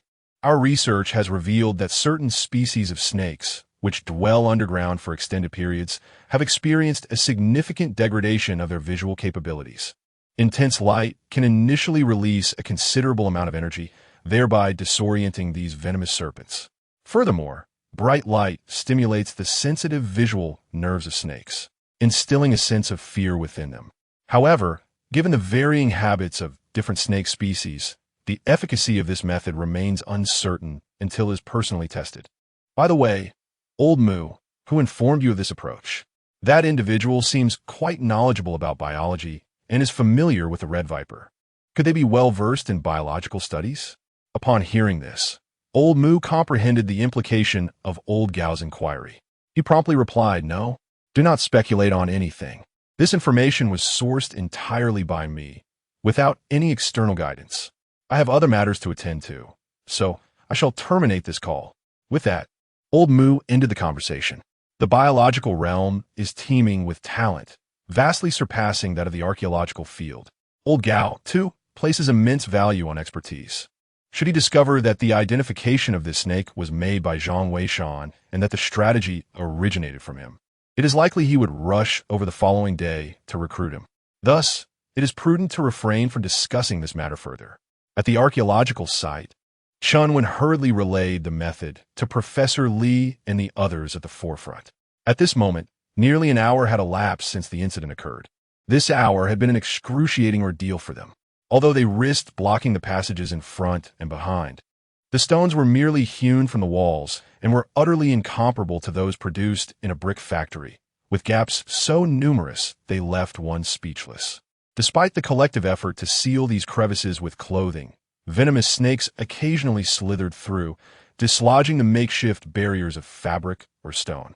It is well known that these serpents strike with lethal precision, constantly lurking outside for an opportunity to inflict harm. This unsettling reality has left the group on edge, with no room for complacency, for as the saying goes, it is not the thief's act that instills fear, but rather the thief's intent. Since the archaeological team entered the ancient tomb, they have endured numerous trials, pushing many to the brink of mental exhaustion. Should they fail to devise a means to repel the snakes, it is likely that someone will soon falter. "Captain, there's news from Team Leader Chun. They have found a solution." Suddenly, one of the soldiers responsible for communications exclaimed excitedly. Upon hearing this, the group felt a renewed surge of hope. Captain Qin urged, "Speak quickly." The soldier hurriedly relayed the proposed solution, but as the words left his lips, the team exchanged incredulous glances. Clearly, they were taken aback by the suggestion. Who concocted this plan? Is this some sort of jest? One voiced, incredulous. Can mere light dispel such formidable snakes? This is absurd. Another added, who even devised this idea? It would have been better left unspoken. Enough. Professor Li interjecta starly. Having a plan is better than having none at all. Captain Qin, what are your thoughts? Professor Li inquired, gazing at Captain Qin. After a moment of contemplation, Captain Qin articulated his perspective. Professor, I believe it is prudent for us to refrain from venturing outside.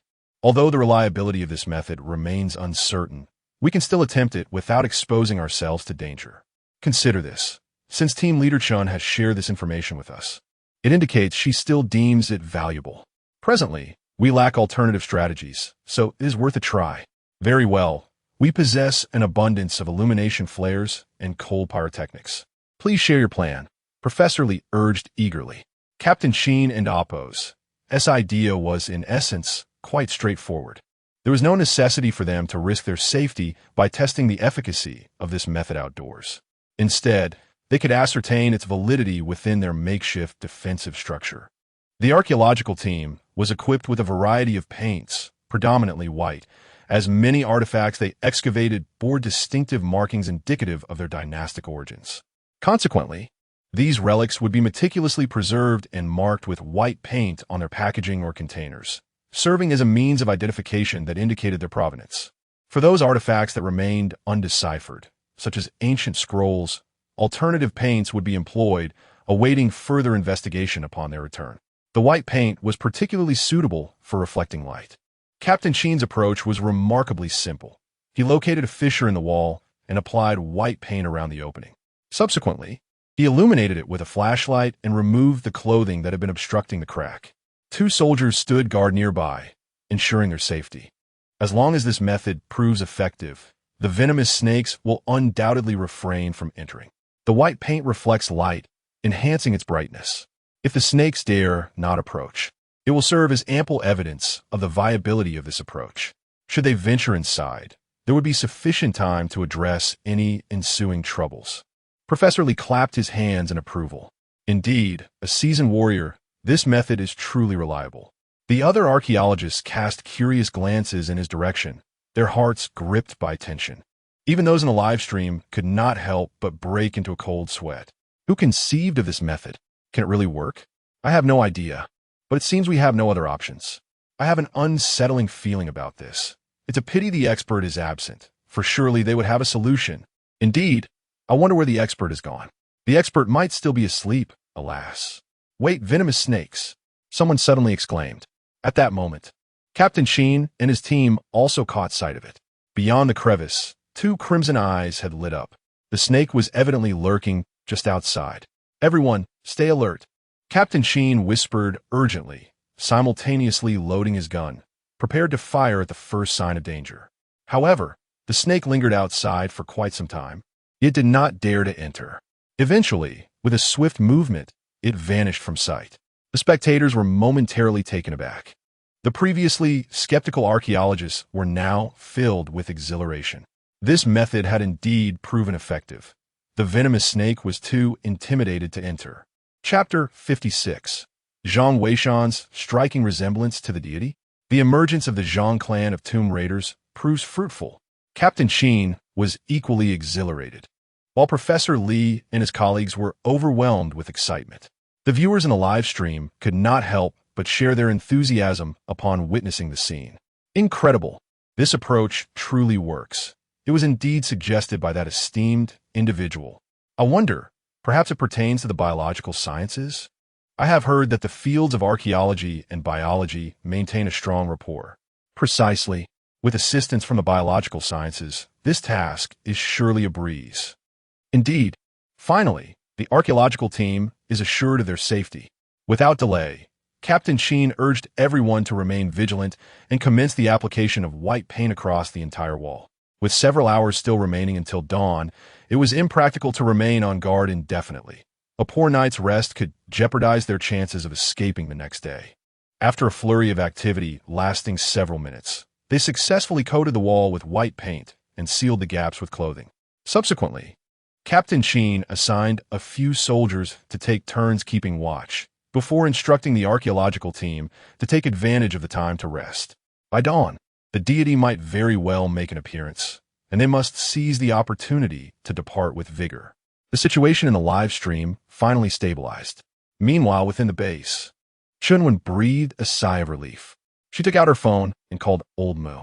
He was also watching the live broadcast, and upon answering the call, he expressed his admiration repeatedly. Zhang Weishan's strategy was indeed commendable. It appeared that this individual possessed considerable prowess. Old Moo, I truly wish to discuss this matter with you. It appears that Zhang Weishan possesses not only commendable skills in antique appraisal, but also demonstrates remarkable talents in other domains. I am eager to find an opportunity to meet this individual, Chunwen remarked. Upon hearing this, Old Moo nodded and replied, Indeed, we must arrange a meeting, and I shall also attend. Huh? You too, Old Moo? Chunwen exclaimed in disbelief. Given Old Moo's esteemed status, acknowledging Zhang Weishan's capabilities is already a considerable compliment.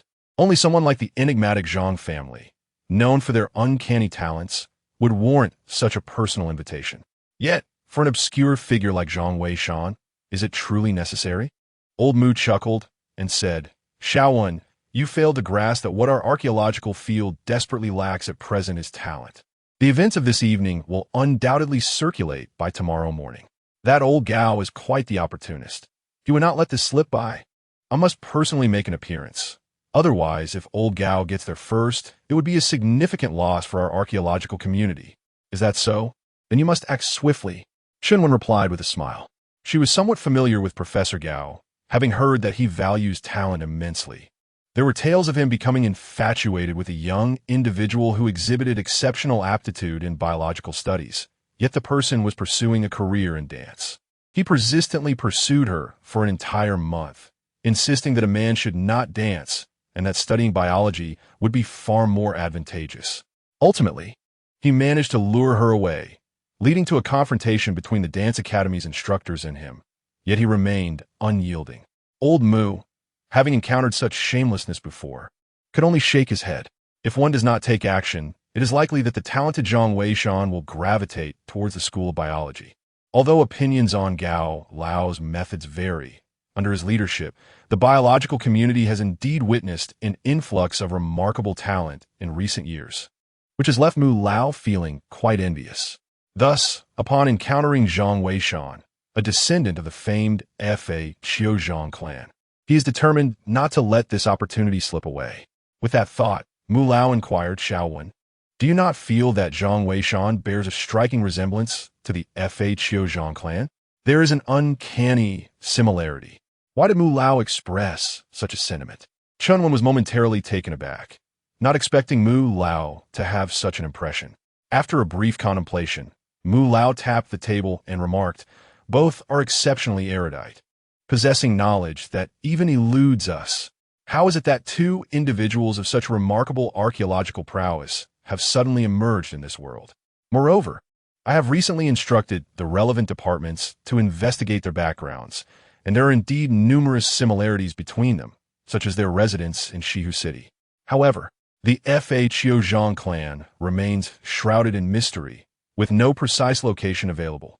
It is one thing to lack information on the Fa Qiuzhang clan, but it is perplexing that Zhang Weishan is also an undocumented individual. This compels one to ponder further." Chunwen, upon hearing this, was also somewhat astonished. However, she felt that the probability of Zhang Weishan and the Fa Qiuzhang clan being the same person was exceedingly low, comparable to winning a lottery jackpot. Furthermore, if Zhang Weishan were indeed the Fa Qiuzhang, it would be implausible for Shunwan, who spends time with him daily, to be completely oblivious to this fact. Upon observing Chun Wen's silence, Mr. Mu chuckled. "Ha, this is merely my conjecture and should not be taken too seriously. Nevertheless, both of these individuals are quite formidable. The Zhang family from Feiqiu is exceedingly challenging to persuade. We must ensure that we secure Zhang Weishan. Once the archaeological team emerges from their current expedition, we must make it a priority to meet with Zhang Weishan." Chunwen nodded in agreement, sharing similar sentiments. The Zhang family's ancient tower was perilously dangerous. Discovering everything in one go would prove to be quite difficult. Moreover, to speak frankly, the artifacts within this ancient structure hold little significance for the archaeological community. Their excavations primarily aim to uncover historical gaps and enhance archaeological methodologies. While the Zhang family's ancient tower is indeed breathtaking, it pales in comparison to the substantial importance of tombs belonging to kings and nobles. Thus, Chunwen contemplated temporarily setting aside the excavation of the Zhang family's ancient tower, believing that a more mature understanding of archaeological techniques in the future would facilitate the process significantly. Meanwhile, Zhang Weishan found it impossible to drift into slumber. Lying in bed, he listened to the excited voices of Shun Wan from the adjacent room, inferring that the archaeological team was likely unharmed. He even heard Shun Wan's exuberant footsteps as he rushed out of his room, seemingly eager to share the good news. However, upon reaching the door, he refrained from knocking and retreated, perhaps concerned that Zhang Weishan had already settled down for the night. Zhang Weishan merely smiled, choosing to remain silent. The night passed in tranquil silence. The following morning, upon rising, Zhang Weishan discovered Shun Wan seated in the living room, engrossed in a live broadcast. He inquired, "Aren't you supposed to be working on your thesis?" Shun Wan, with a smile, replied, "I have already completed it. I couldn't sleep last night, so I took the opportunity to write. After several days of diligent effort, my thesis is finally finished. Now, I simply await the chance to present it to my professor. By the way, when shall we visit the museum?" "Well, let's wait until we have some free time," Zhang Weishan responded. There's no rush regarding the museum. Our primary concern now is to address the issues with the archaeological team. With this thought, Zhang Weishan settled down to enjoy his breakfast while simultaneously logging into the live stream on his phone. However, as soon as he entered the live stream, Shenwan exclaimed excitedly, "The Great Master is online. The Great Master is online. Zhang Weishan, come quickly and see." Zhang Weishan felt a wave of embarrassment, thinking it was unnecessary to make such a fuss over merely checking in on the stream. Yet, upon glancing at the live chat, he soon realized that Shenwan was not the only one filled with enthusiasm. The chat was inundated with messages. "The Great Master has finally arrived. Great Master, I have waited so long for you. Promise me you won't disappear for such a long time again. Great Master. Great Master, please assist the archaeological team. They have encountered a venomous snake." Indeed, have you ever seen that kind of venomous snake, Great Master? The barrage of questions was dizzying in its abundance. Chapter 57.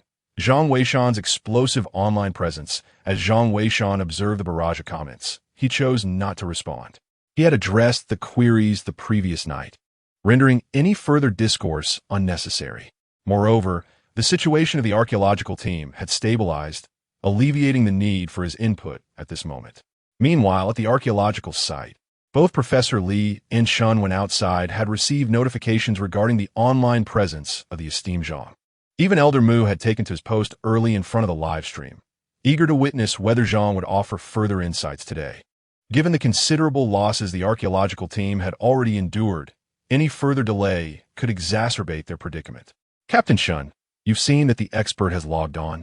Perhaps we should inquire about our next steps?" Professor Li suggested discreetly to Chunwen. After a moment's contemplation, Chunwen replied, "I would advise against it. I doubt he will respond, as Zhang is not one to engage in superfluous dialogue. Your inquiries during the live sessions are crucial. I shall pose any unrelated questions myself." Professor Li nodded in agreement. Indeed, past experiences indicated that Zhang often refrained from unnecessary conversation. To approach him with queries about the nature of the serpents or how to tackle them would likely yield no response. The events of the previous evening had made their way across the internet, and undoubtedly, Zhang was already aware of them. Thus, posing such questions would only serve to diminish their standing in his eyes. After discussing their thoughts, Professor Li and Shen, when conferred briefly with Captain Qin, the archaeological team then commenced the organization of their equipment, preparing to embark once more. Meanwhile, Chunwen urged Yun Yun to open a live streaming session, confronting the camera to voice her lingering doubts. "Mr. Zhang, are you there? I have several inquiries I wish to pose to you. Last night, we received information indicating that this venomous serpent is known as the Red Viper, and it is averse to bright lights. We tested this theory, and it appears to be effective. This suggestion was provided by a friend of ours. I wonder what your thoughts on this are." Chunwen felt a tumult of anxiety within her, fearing that the Zhang family of Fakyu might overlook her questions, which would leave her in a rather awkward position. Nevertheless, in her quest to ascertain the reliability of Zhang Weishan's method, she decided to take the plunge. Should the Fakyu Zhang family endorse Zhang Weishan's approach, it would substantiate his capabilities significantly. Wait, last night's method was proposed by someone else. Impressive. Who is this friend? Indeed, the individual who suggested this must be quite formidable. I too am curious about their identity. I assumed it was a renowned expert as proposition. The expert was offline last night, so it's certainly ISNTM. Then who could it be? The viewers in the live stream were left in astonishment. Yet the Fakyu Zhang family remained silent. Chunwen's unease only intensified. Suddenly, a golden comment appeared, silencing the entire live stream as everyone's attention was drawn to this singular golden message, which contained but a simple statement. He is correct. This seemingly simple statement appeared to seal Zhang Weishan's capabilities with a mark of approval. All of Chunwen's doubts and speculations evaporated in an instant. The fact that Zhang Weishan's prowess had garnered the recognition of Fa Qiu Zhang was indeed a testament to everything. Wow, the master actually said he was right. Who is this person? I have no idea. Even Professor Chen isn't saying anything. Is it a joke that he can't reveal it? Perhaps the archaeological community needs to keep this person confidential. Impressive. First a master, and now an enigmatic figure emerges. the field of archaeology is truly brimming with talent. While observing the chat in the live stream, Chunwen suddenly conceived a bold idea. She directly inquired, "Mr. Zhang, do you know that person?" She refrained from mentioning a name, as Elder Mu was concerned about being outpaced by Elder Gao.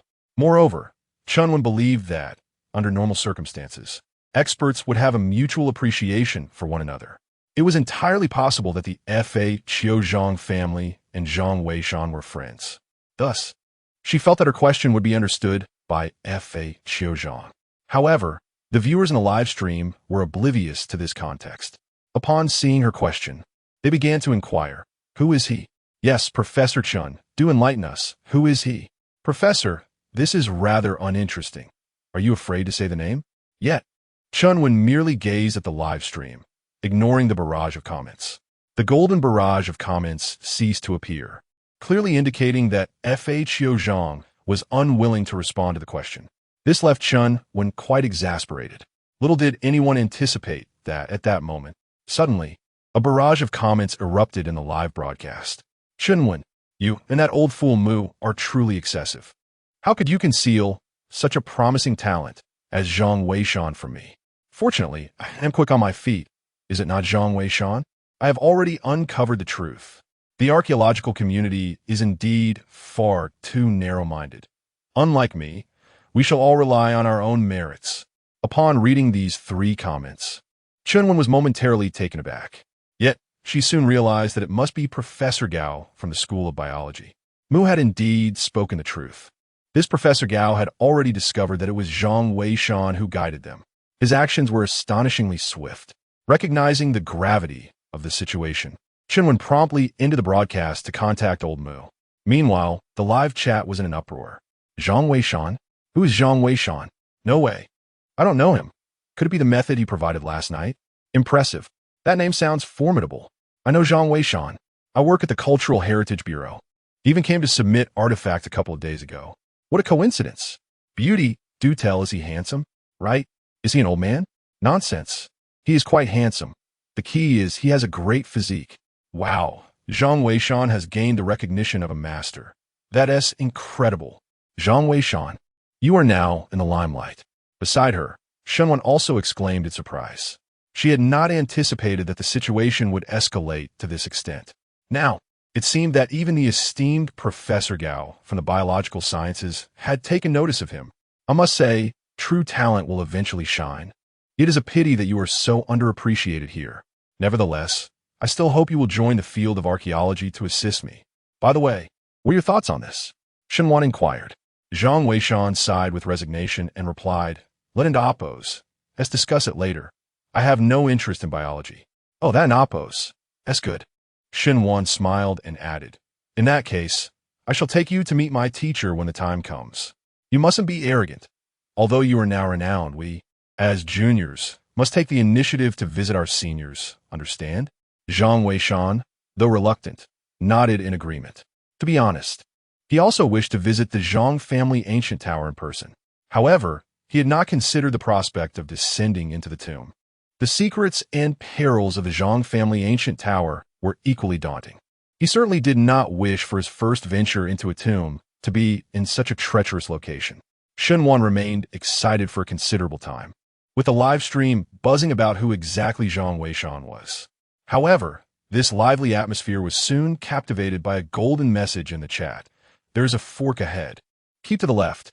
The entire live stream fell silent at the sight of this golden message, followed by an outpouring of enthusiastic comments.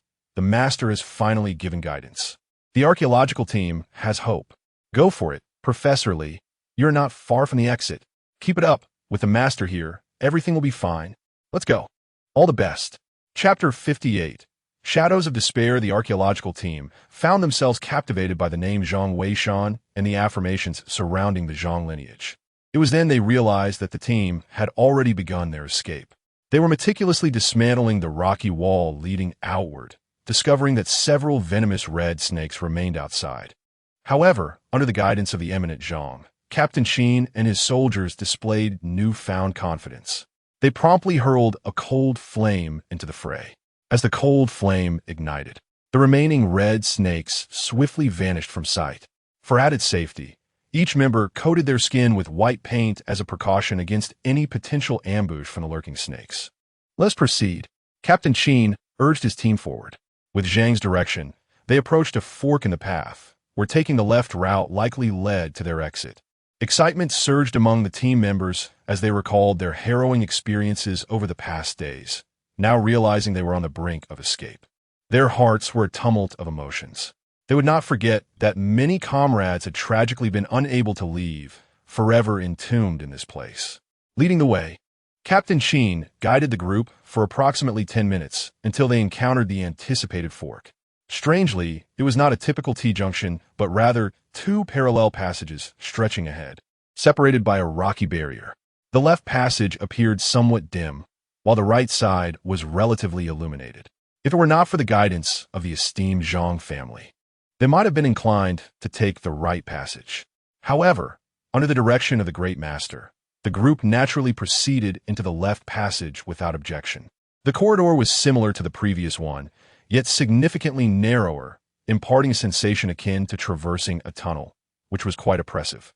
Nevertheless, the thought of emerging into the open air allowed everyone to muster the fortitude to persevere. Meanwhile, at the base, Chunwen had already placed a call to Elder Mu, updating him on the situation in the live broadcast room. In fact, Elder Mu was already aware of the events, having seen that Elder Gao had revealed the name of Zhang Weishan. However, he appeared to have anticipated this, exhibiting no undue surprise. Elder Mu, aren't an amp, Oppos, to you the least bit worried? Chunwen inquired, puzzled. Elder Mu chuckled in response. There's nothing to worry about. Old Gao has inadvertently made a misstep. We have never heard of this Zhang Weishan before, suggesting he is likely a person of little ambition. By disclosing his name, Old Gao may have inadvertently touched upon a sensitive matter for him. Thus, the situation may actually be in our favor. Chunwen nodded in agreement, recognizing the truth in his words. By the way, Elder Mu, my student Xinwan mentioned that she could bring Zhang Weishan to meet me. What are your thoughts on that? Upon hearing this, Elder Mu was momentarily taken aback and quickly replied, that would be splendid. It will likely take Old Gao several days to reach Shihu City. If Xinwan brings Zhang Weishan to the archaeological site, it would leave Old Gao with nothing but a wild goose chase. Moreover, at the archaeological site, we shall have a better opportunity to assess the capabilities of Zhang Weishan. Once the time is confirmed, do inform me, and I shall join you. However, Mu Lao, this location is exceedingly remote. I fear for your well-being. Chunwen expressed her concerns. Yet, Mu Lao remained resolute, responding earnestly, no matter, as the ancient saying goes. 3 visits to the thatched cottage for the sake of a talent. Today, for the sake of one exceptional individual, my health is of little consequence. Chunwen found herself unable to dissuade Mu Lao and ultimately acquiesced. At that moment, Mu Lao suddenly exclaimed, oh no, how has the archaeological team encountered such a creature again? In a live broadcast, the archaeological team had come to a halt. They had been walking for a substantial 20 minutes, yet the shadows within the surrounding rock walls had multiplied ominously. Initially, the group had not taken notice, but now, upon realization, the shadows on either side of the rock walls had become too numerous to count. What shall we do, Captain? One of the soldiers inquired. Do not panic. The path indicated by Mr. Zhang must hold significance. We shall proceed. Captain Qin expressed unwavering trust in Fa Qiuzhang. However, the archaeologists nearby began to stir with unease. Captain Qin, but can this passage be traversed? Indeed, with so many specters already present, advancing further may lead to trouble. Moreover, were these apparitions here from the beginning, or have they gathered since our arrival? What worries the crowd is that if these apparitions have gathered later, their speed must be astonishing. The archaeological team might have been surrounded by these phantoms even before they could venture out. Captain Qin, perplexed by the situation, decided to let the archaeologists rest while he returned with his team to investigate. After a brief period, he returned, noting that there were no apparitions on the way back. These entities likely remained in that very spot. Moreover, we have been here for some time, and there are no signs that these specters intend to emerge. The path indicated by the divine guide is undoubtedly reliable. We shall continue our journey. Upon hearing this, the crowd felt considerably reassured. However, the road ahead grew increasingly desolate. In less than 5 minutes, the apparitions within the surrounding rock walls multiplied exponentially. Initially, one could discern the forms of the apparitions, but gradually, the entities crowded so closely that only their heads were visible. The scene resembled a wall crammed with innumerable heads peering out. Countless figures densely packed within the walls gazed at them. Not only the archaeologists present, but even many viewers in the live stream found it unbearable due to their fear of crowded spaces. My goodness, what on earth is this? I simply cannot bear to watch. Please notify me when the archaeological team passes through here. Is there truly no better route? Oh, divine guide? The divine guide is indeed formidable. I feel immense sympathy for the archaeologists. I worry they may suffer a mental breakdown. Watching the lively discussions in the chat, Shun Wan felt a tightening in his heart. She instinctively turned to Zhang Weishan and asked, Zhang Weishan, is there any danger on this path? I can't shake the feeling that something will happen to the archaeological team. Zhang Weishan replied with a calm demeanor. The guidance from the skilled tomb raider should not be mistaken. These phantoms may not pose any real threat.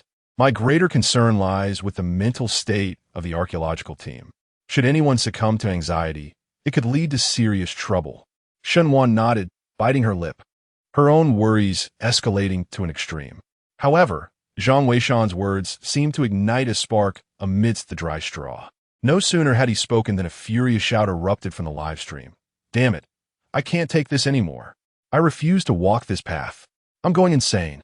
One of the archaeologists, overwhelmed by the immense psychological pressure, completely broke down.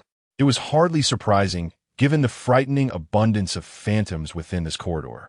To make matters worse, another passage ran parallel to this one, with an intersection every 100 meters or so. The immense pressure of having a potential escape route proved too much for this archaeologist to bear. After sprinting a few dozen meters, he dashed into the corridor on the right. Captain Sheen, noticing this, urgently exclaimed, "Hurry and catch up to him. Be cautious. That passage may be problematic." Understood. Several soldiers, not daring to delay, hurriedly pursued him. Professor Lee did his utmost to reassure everyone and quickly followed as well. However, upon reaching the scene, they discovered that the archaeologist was standing in the right side corridor, a look of sheer delight on his face. Upon seeing the others approach, he exclaimed with excitement, "Professor Sheen, Captain, how splendid this path is. Why must we venture down that way? Even the great ones are human. Could they not err? Come, take a look for yourselves." Chapter 59. The archaeological team enters a perilous realm. Xiaowu meets his untimely demise upon witnessing this scene. Shun Wan felt a chill settle in her heart. She had only just concluded a discussion with Zhang Weishan regarding this matter, and now, unexpectedly, it had come to pass. Yet, upon reflection, it was not surprising. Although Zhang Weishan was not present, he possessed an uncanny ability to perceive the inner workings of each individual's mind. The archaeological team had suffered a series of casualties. Were it not for the prior guidance of the Zhang family of tomb raiders, along with the reassurances of Professor Lee and Captain Sheen, the atmosphere of panic would have undoubtedly enveloped everyone. After enduring so much, they were finally on the brink of escape, only to find the path ahead fraught with terror.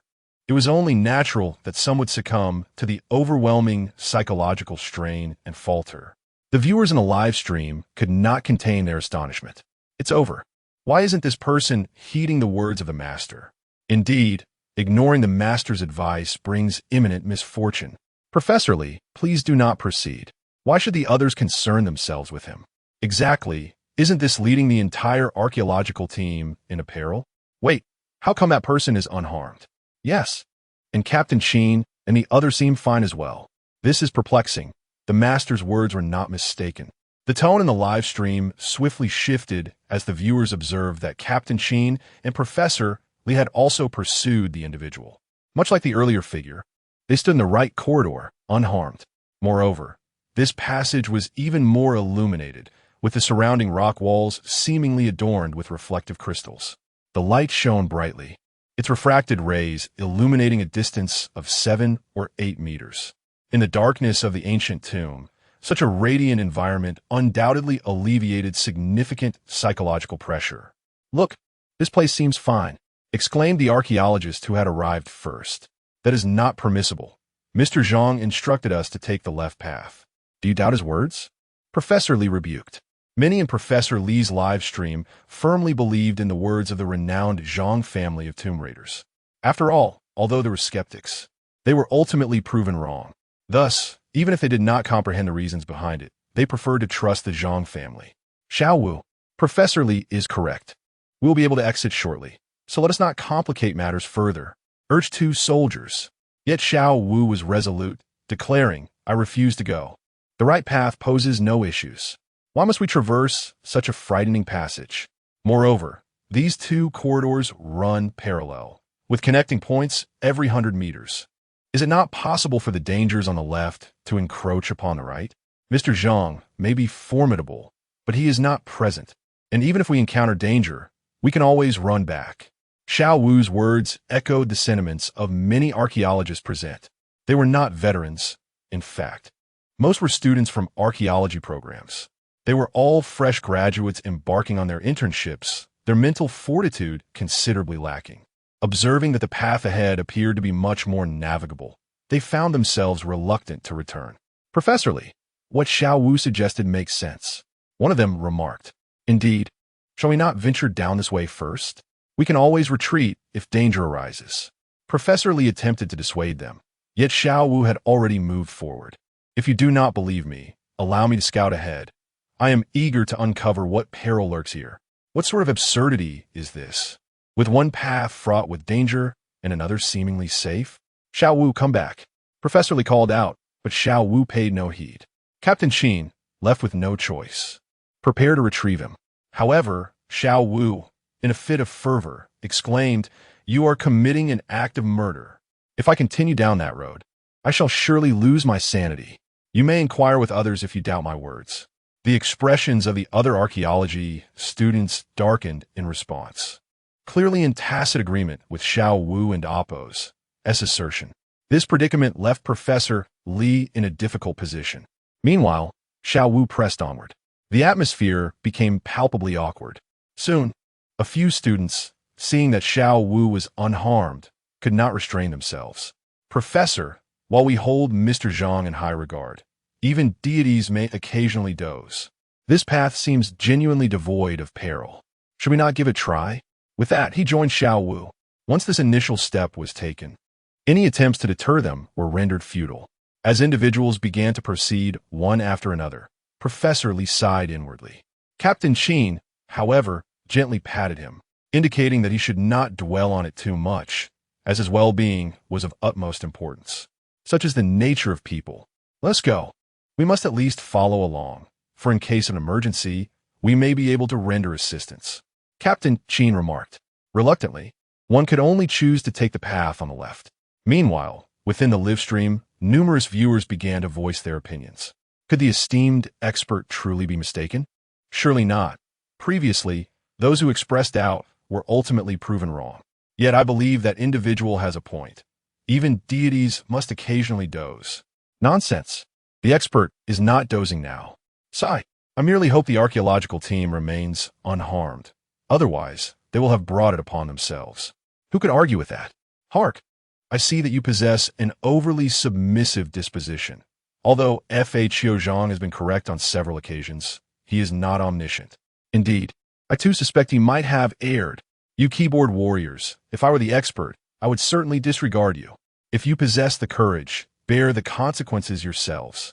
Alas, but you are not. The live stream erupted into chaos. Zhang Weishan, observing the movements of the archaeological team, realized that these individuals were still unable to overcome their internal struggles. He had said all that needed to be said. Since his words had fallen on deaf ears, he would naturally refrain from further discourse. Such was the indifference of his character. Zhang Weishan, do you think the archaeological team might be in danger? Shenwan suddenly inquired.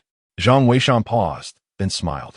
Perhaps. The esteemed expert has indicated such, yet they refused to heed his warning.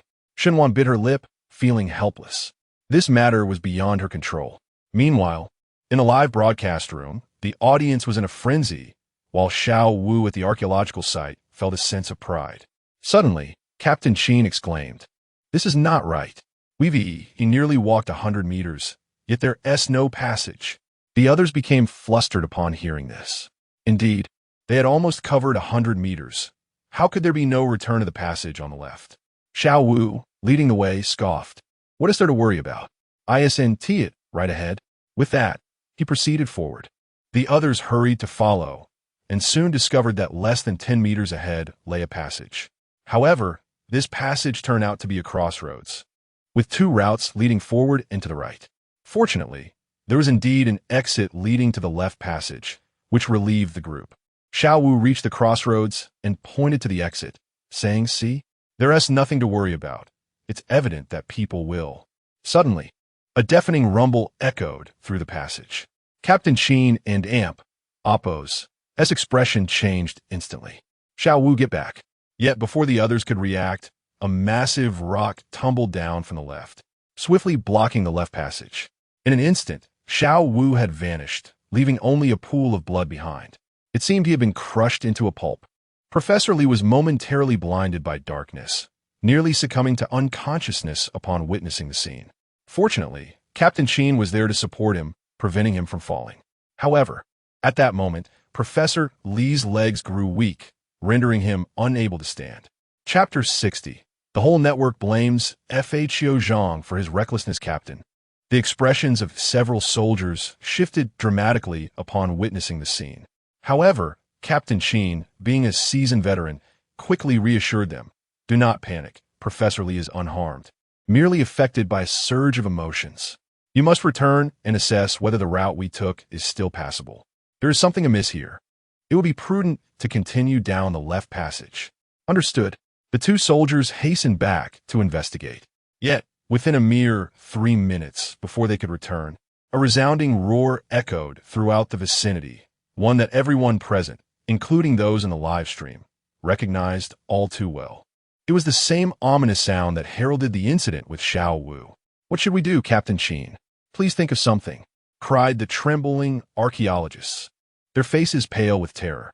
Some, gripped by fear, collapsed to the ground, unable to articulate their distress. Seeing their panic, Captain Sheen admonished them. "Why are you so flustered? Professor Lee is a man of considerable experience. He remains composed, yet you young ones cannot withstand the pressure." The soldiers were left speechless, yearning to voice their thoughts. It was evident that Professor Lee was not unafraid. Rather, he was still grappling with the shock of Xiao Wu's demise. Just as the discussion unfolded, the soldier who had gone to investigate finally relayed a warning. "Captain, take cover. A stone is hurtling towards us. Quickly, take cover." Upon hearing the voices of the two soldiers, a heavy dread settled in the hearts of nearly everyone present. They realized that there was truly no escape this time. The trap had indeed befallen them. A few soldiers, possessing resilient spirits, managed to maintain their composure. However, the archaeology students were utterly consumed by despair, with some frantically attempting to flee. Yet, ahead lay a colossal boulder blocking their path, while behind them, another stone was descending. It was a dire situation, akin to being trapped with no way out. In the live stream, countless viewers erupted in outrage. How could this happen? They deserve it, truly. Indeed, but what do Professor Lee, Captain Sheen, and those soldiers have to do with this? Damn it, I sympathize with Captain Sheen. Those foolish experts insisted on going right despite the warnings. This is infuriating. If I were an expert, I certainly wouldn't rescue these fools. Enough said. The expert hasn't even spoken yet. It seems they are also frustrated. I believe the expert should disregard them. If they refuse to listen, that foolish Wu deserves his fate. Yet they drag down Captain Sheen and the others. Exactly, why should these soldiers bear the brunt? They are faced with such disobedient individuals, which is truly infuriating. The fury in the live stream continued to escalate. Even the host, Yun Yun, found herself at a loss for words. Defending the archaeology team would undoubtedly make her the target of public ire.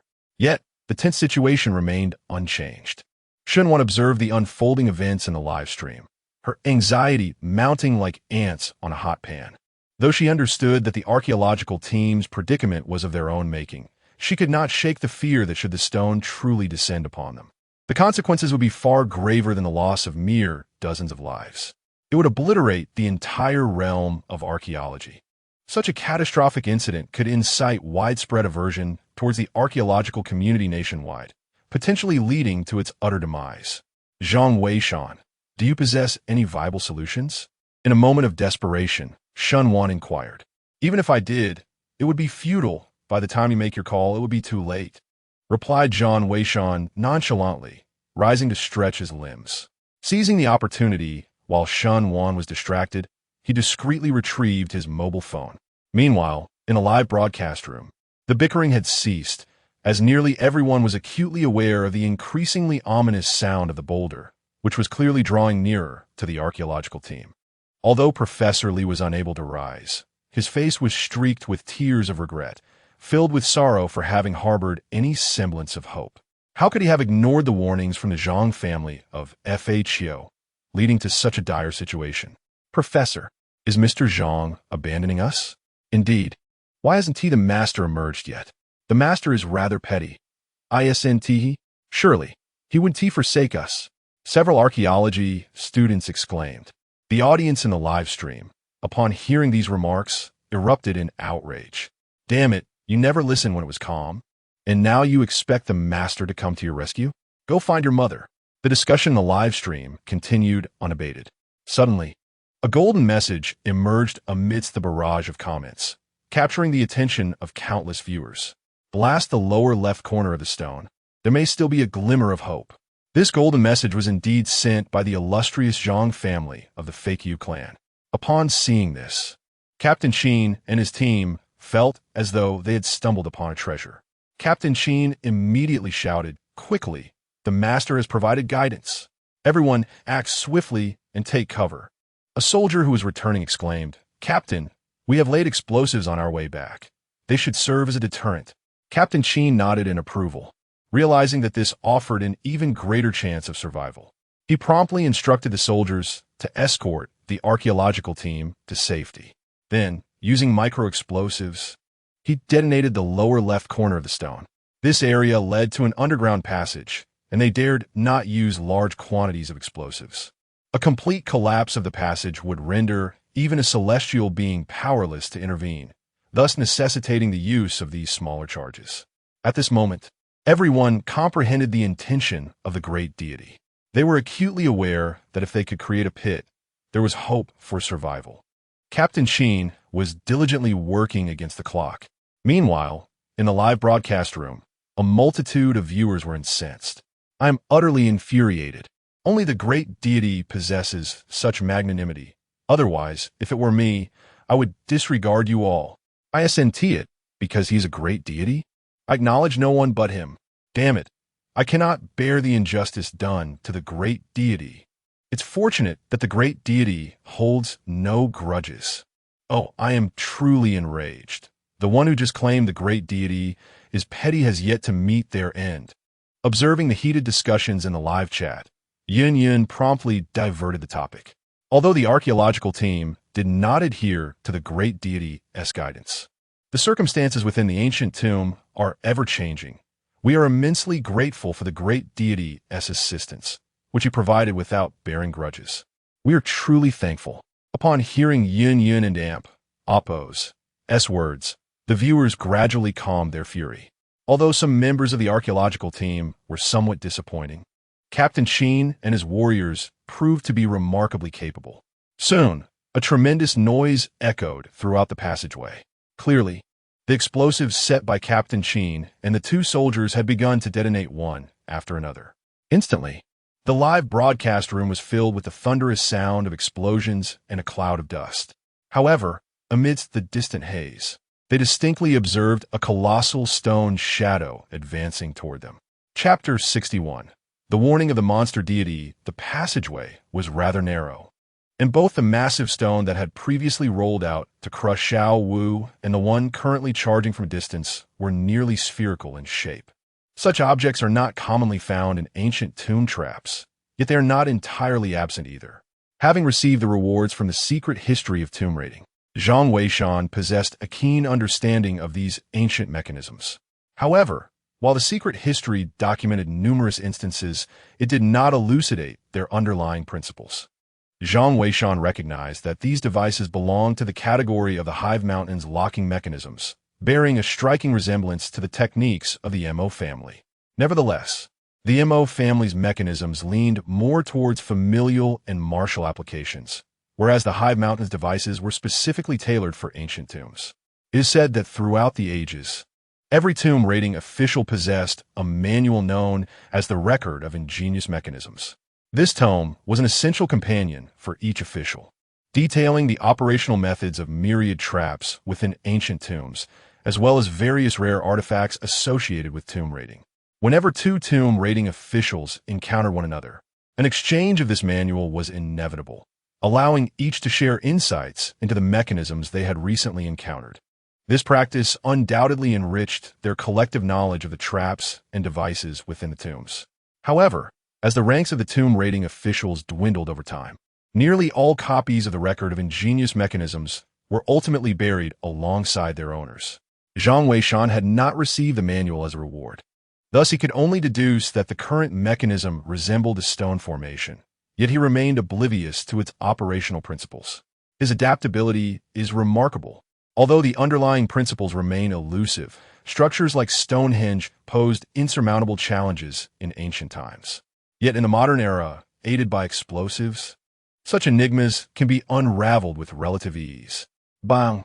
Bang! With two resounding explosions, the dust within the passage thickened considerably, accompanied by the ominous sound of trembling ground. Nevertheless, the gathered individuals understood that this was the result of the two warriors who had previously laid explosives along their path. The stones rolling towards them had undoubtedly been detonated, though the outcome remained uncertain. Captain Sheen hastily gestured for several soldiers to inspect the space created by the explosion. Upon arrival, he could not suppress his joy. The massive stone blocking the intersection had a substantial portion blown away from its lower left corner, and the wall bore a deep cavity where the explosion had occurred. Although the area was not vast, it could accommodate several dozen individuals, albeit in a rather cramped manner, which was unavoidable. Observing this, Captain Sheen, without hesitation, called for his team to hurry over. He promptly shouldered Professor Lee and, along with several soldiers, surged into the opening.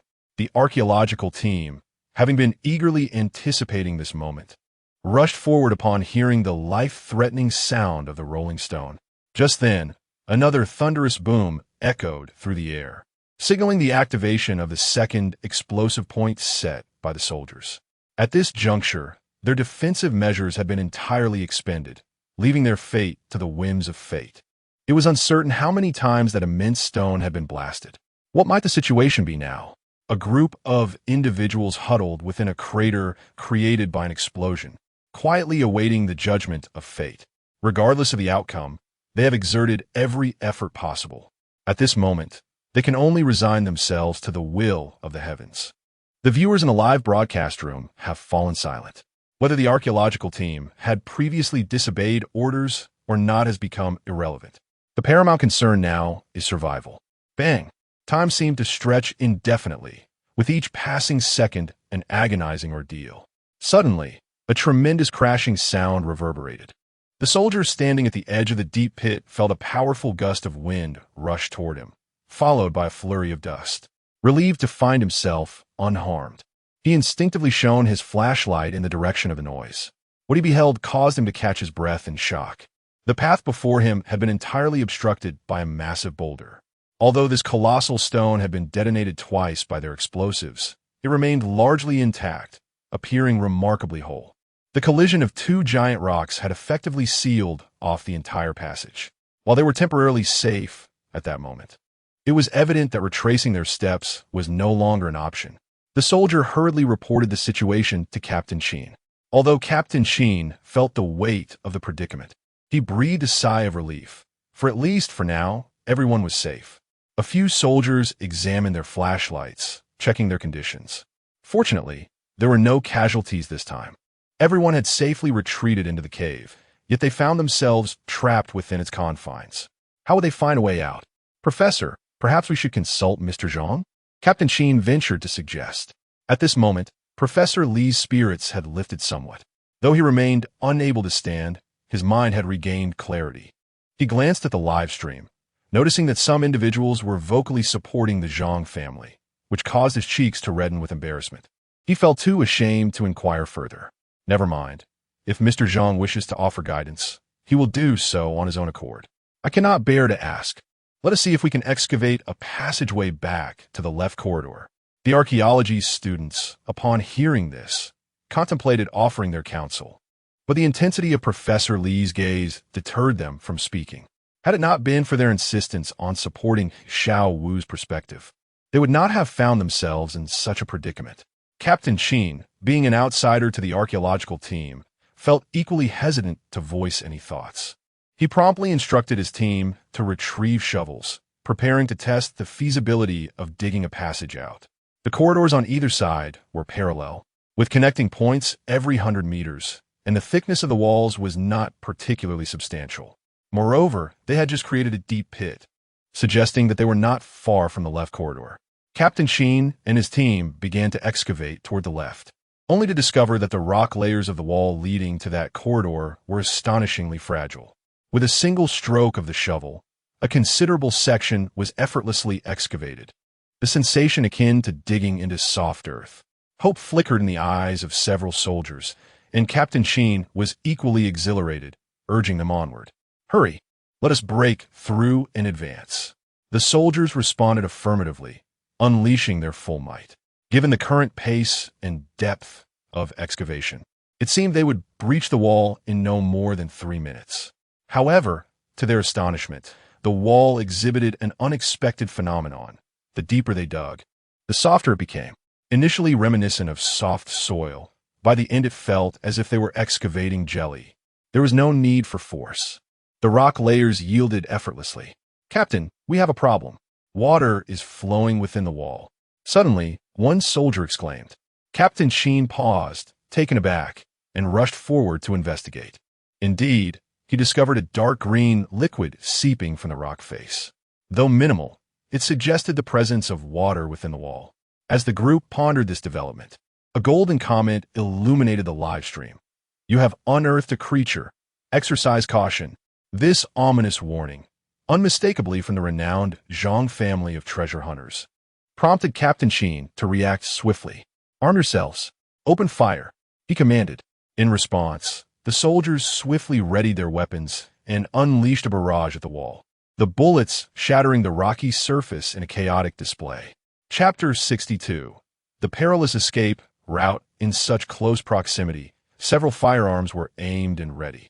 The bullets swiftly chipped away at the rocky layers, sending fragments cascading to the ground.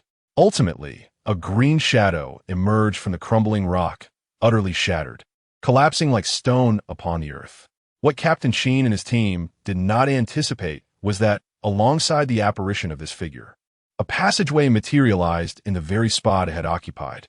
This passage was a labyrinthine network, forming a concealed space within the walls. The group was momentarily bewildered, and in the silence, no one knew how to proceed. However, Captain Qin was acutely aware of the implications. This passage likely mirrored the perilous situation they had previously encountered when trapped. They could not afford to linger, otherwise, an influx of monstrous entities might overwhelm them. Let's move quickly, he urged. We must press forward and clear the passageway, even if we have to shoot our way through. Understood. The soldiers charged into the passage with determination, followed closely by Professor Li and a few archaeology students. The passage was short, barely 5 meters long. It was obstructed by a solid wall at its end. Captain Qin ran his hand along the surface of the wall, and a realization dawned upon him. The structure before him was entirely distinct from the interior. The stone felt as resilient as jade under his touch. The exterior felt even more rigid and frigid, composed of celestial star rock. This situation had been previously understood by them. Initially, when the Zhang family of the Fakyu designated their entry point, the archaeological team had utilized detectors to probe the entire mountain. A layer of celestial star rock enveloped the mountain's exterior, seemingly preventing these creatures from departing the mountain. No wonder the deity had instructed them to take the left path. Although that area was rife with spectral beings, the protective celestial star rock rendered those apparitions unable to emerge. Instead, Driven by fear, they had inadvertently ventured into the right passage, resulting in their current entrapment. However, upon recognizing this issue, the solution appeared straightforward. Captain Sheen hastily summoned his team, and with vigor, they struck the wall repeatedly. Remarkably, they managed to breach the celestial star rock barrier. Consequently, the previous passageway was revealed. Upon sighting the exit, a wave of exhilaration swept through the group. At last, they had returned to the safe passage indicated by the deity. Many among them silently vowed that, even if it meant facing death, they would never stray from this path again. They had encountered no troubles while on the route advised by the deity. It was their own recklessness that had led to their plight. If such occurrences were to happen even a couple more times, the archaeological team would surely face a complete ruin. This is utterly infuriating. If they continue to disregard the wise words of the Master, they truly deserve to be annihilated. Indeed, though the Master may not hold grudges. We are all witnessing this. Absolutely. Let us see if they will heed our warnings in the future. The participants in a live stream expressed their sentiments, causing the archaeology students present to hang their heads in embarrassment, reluctant to watch the broadcast. Captain Sheen offered a calm smile and said nothing further. With Professor Lee on his back, he was the first to exit, followed by several soldiers and then the students of the archaeological team. Finally, 2 soldiers brought up the rear. The sizable group swiftly made their way through a significant portion of the passage. However, no one anticipated that at that very moment, a sudden cry erupted from within the crowd that had yet to exit the corridor. "Old 8, be careful! Old 7, save me!" Following the exclamations was a barrage of gunfire. The other soldiers attempted to rush in to assist, but the archaeologists were trying to exit, preventing any of the soldiers from entering. Fortunately, most had managed to escape just in time. After a tense 10 seconds, once everyone had emerged, the soldiers hurriedly dashed inside. Yet upon their arrival, their hearts sank. Within the rocky layers, Old 8 had vanished without a trace, while Old 7 was covered in blood, gun in hand. His eyes ablaze with fury. "Old 8, Old 7 bellowed, ready to charge in to rescue his comrade. The other soldiers raised their weapons, prepared to follow suit. After all, he was their fellow warrior. They could not abandon him so easily. However, who could have foreseen that at that very moment, a voice echoed from the passageway, exclaiming, "Run! I'm beyond salvation. Quickly go." Following this, they heard the unmistakable sound of metal sliding, a sound they were all too familiar with. The unmistakable noise of the pin being pulled from a portable explosive device. Lao Ba was prepared to self-detonate. Lao Ba! The eyes of all the soldiers turned crimson. Yet, they dared not linger. One by one, they surged toward the passage. Almost simultaneously, a desperate cry resonated from within the corridor. "Damn it! If you want to take me down, you'll perish alongside me." "Captain, go!" As the voice faded, a violent explosion erupted. Several soldiers were swept away by the force of the blast. Captain Sheen's eyes too filled with tears, but as the leader, he could not allow others to take risks. He gathered a few soldiers, but before he could utter a word, the entire passageway's rock formations began to fracture. Lao Ba's explosion was devastating. Perhaps due to its depth, it had shattered the very layers of Tianqing rock. There were too many monsters within. Should they emerge, the soldiers would be engulfed in an instant. "Move!" Captain Sheen shouted, his eyes ablaze. The soldiers could only wipe away their tears and hasten forward. Yet, Lao Ba would remain forever in that place. In later discussions, they would learn that at that moment, Lao Ba had been ambushed from behind by 2 monsters, leaving a gaping wound in his abdomen. Whenever Old 7 reflects upon this incident, he can only blame himself for his negligence. The warriors escorted the archaeological team forward with great determination. They soon dashed beyond the reach of the fissures. However, the sounds emanating from behind grew increasingly intense. It was evident that the wall could no longer withstand the sheer number of creatures within. A collapse seemed imminent. At that moment, at the forefront, the passageway had reached its terminus, revealing a stone door. Captain Sheen, unwilling to linger, commanded, "Divide into 2 teams. Those with ample ammunition will guard the rear, while the others proceed to blast open the door." Yes, the team promptly split into 2 factions. Captain Sheen personally led his squad to secure the rear, with rows of firearms aimed at the passage behind them. Should those monsters dare to approach, they would certainly face dire consequences. Meanwhile, the other group hastened to set explosives in preparation to breach the door. Just then, Professor Lee interjected, "There is no need to blast the stone door. It can be opened by activating a mechanism over there." This revelation was indeed a stroke of fortune. A soldier quickly activated the mechanism, and the stone door swung open instantly. "Captain Sheen, the door is open. Quickly, let's move," a soldier urged. A throng of individuals hurriedly retreated inside. Almost simultaneously, the rock layers behind them collapsed entirely. The wailing of infants erupted like a chorus of malevolent spirits. Just as Captain Sheen and the others had barely entered the stone door, several creatures emerged from the passageway behind. "Open fire," Captain Sheen commanded, and the bullets surged forth like a torrent of fire. The foremost monsters were instantaneously reduced to mere fragments. However, the sheer number behind them was overwhelming, obscuring any view of the end. One of the warriors shouted, "Captain, it's impossible to defeat them all. We should detonate this place to block their advance." Chapter 63. The Supreme Being has logged off. The most incredible reward, Captain Sheen nodded. He had already discerned that the walls beyond this stone door were composed of celestial star rock. This indicated that as long as those monsters were obstructed, they would be utterly unable to advance. It seemed this place might indeed be the destination indicated by the Supreme Being. Once they entered through the stone door, they could be close to an exit. Captain Sheen hastily summoned his team to prepare for the detonation. The explosives had already been strategically placed, and now it only awaited his command.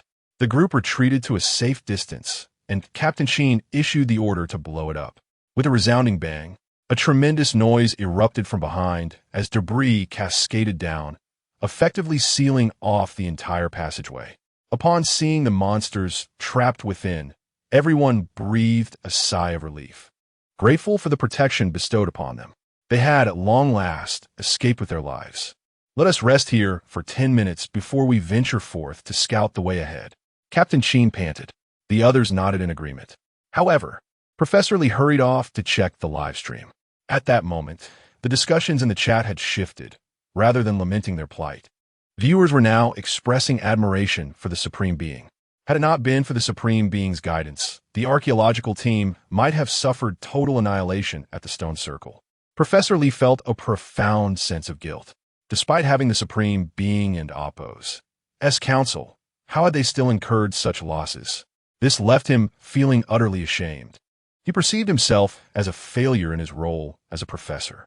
Alas, why is the Supreme Being logged off? I indeed went offline, and my name has turned gray. Could it be that the esteemed expert is still displeased? How could that be? If they were angry, they would not have offered guidance in the first place. Perhaps it is a matter of pride? Now that the archaeological team is temporarily safe, the expert has chosen to go offline. I wonder, what will become of the archaeological team? The final commentator struck a chord. What indeed will happen to them? Professor Lee and his colleagues exchanged glances, each feeling a sense of despair. Could it be that the expert truly no longer cares for their plight? Reflecting on their past actions, it is only reasonable that the expert would choose to distance themselves. Professor, do not overthink it. You must rest when it is most needed. Moreover, I believe that Mr. Zhang is not the sort of person to abandon us. Captain Sheen patted Professor Lee on the shoulder, as he too had nearly finished resting. He then signaled the soldiers to scout ahead. If all is well, they would continue their journey. Meanwhile, at the archaeological team's camp, student Liu hurried over, brimming with excitement. "Teacher, we have just obtained the results from the latest scans." Upon seeing the results chart, Chunwin's spirits lifted immediately. They rushed to disseminate the information, urging the archaeological team to act swiftly. Yes, Liu dashed into the live-streaming tent. In the antique shop, Zhang Weishan rose and approached the entrance. Gazing out at the warm sunlight, he felt a deep sense of melancholy, mixed with a hint of frustration. Despite having made 3 transactions that morning, it was now nearly noon, and he had yet to receive a single reward. This made him inevitably ponder what grand scheme the system was concocting this time. Could it be that he was to receive a reward akin to a glitch in reality? While he was lost in thought, The system's voice suddenly echoed through the air. Ding! The archaeological team has successfully escaped danger. Reward. Evolution of Constitution. Acquired everlasting Constitution, now integrated. As the system's announcement resonated, Zhang Weishan was momentarily taken aback. Everlasting Constitution? Does that not imply he would possess an inexhaustible lifespan? My word, this is undoubtedly the most extraordinary reward imaginable. With this boon, even if he chose to remain at home instead of venturing into tombs, as long as suitable disciples were cultivated, he could gradually nurture a multitude of renowned treasure hunters and tomb raiders. This is truly the finest reward for revitalizing the legacy of the treasure hunters. However, he soon regained his composure. While that path was indeed viable, if he refrained from exploring tombs, would not those he taught merely be engaging in idle speculation? Whenever they inquired, "Master, have you ever entered a tomb?" how would Zhang Weishan respond? "I have not, but I have observed." Such a statement would lack any persuasive power. Lost in contemplation, he suddenly felt a surge of vitality coursing through his veins, accompanied by a sharp pain in his back. The sensation was so intense that he had to bend over and brace himself against a nearby shelf. What could have triggered a reaction from the Qilin tattoo and Qilin blood? Zhang Weishan wondered, perplexed. Yet, as the pain from his blood and the tattoo on his back gradually subsided, he realized that his constitution seemed to be undergoing a transformation. Could it be that this everlasting constitution is, in fact, the fusion of the Qilin tattoo and Qilin blood? Zhang Weishan was puzzled. It seemed to be undeniably true. These matters were of little consequence, as long as the so-called ageless physique was indeed sufficient. "What's the matter with you? Are you feeling unwell?" Shenwan inquired, noticing Zhang Weishan's demeanor, prompting her to rise hurriedly. "No, it's just that I'm hungry." Zhang Weishan waved his hand dismissively. "By the way, haven't you always wanted to visit the museum? The weather is splendid today. Let's go in the afternoon." But the archaeological team has yet to emerge, and online reports indicate that the deity has logged off in anger. What will happen to the archaeological team next? Shenwan expressed her concern. Zhang Weishan smiled and asked, "What is your perspective?" Shenwan bit her lip in contemplation.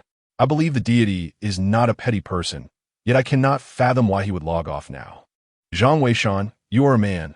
Why not provide some analysis?"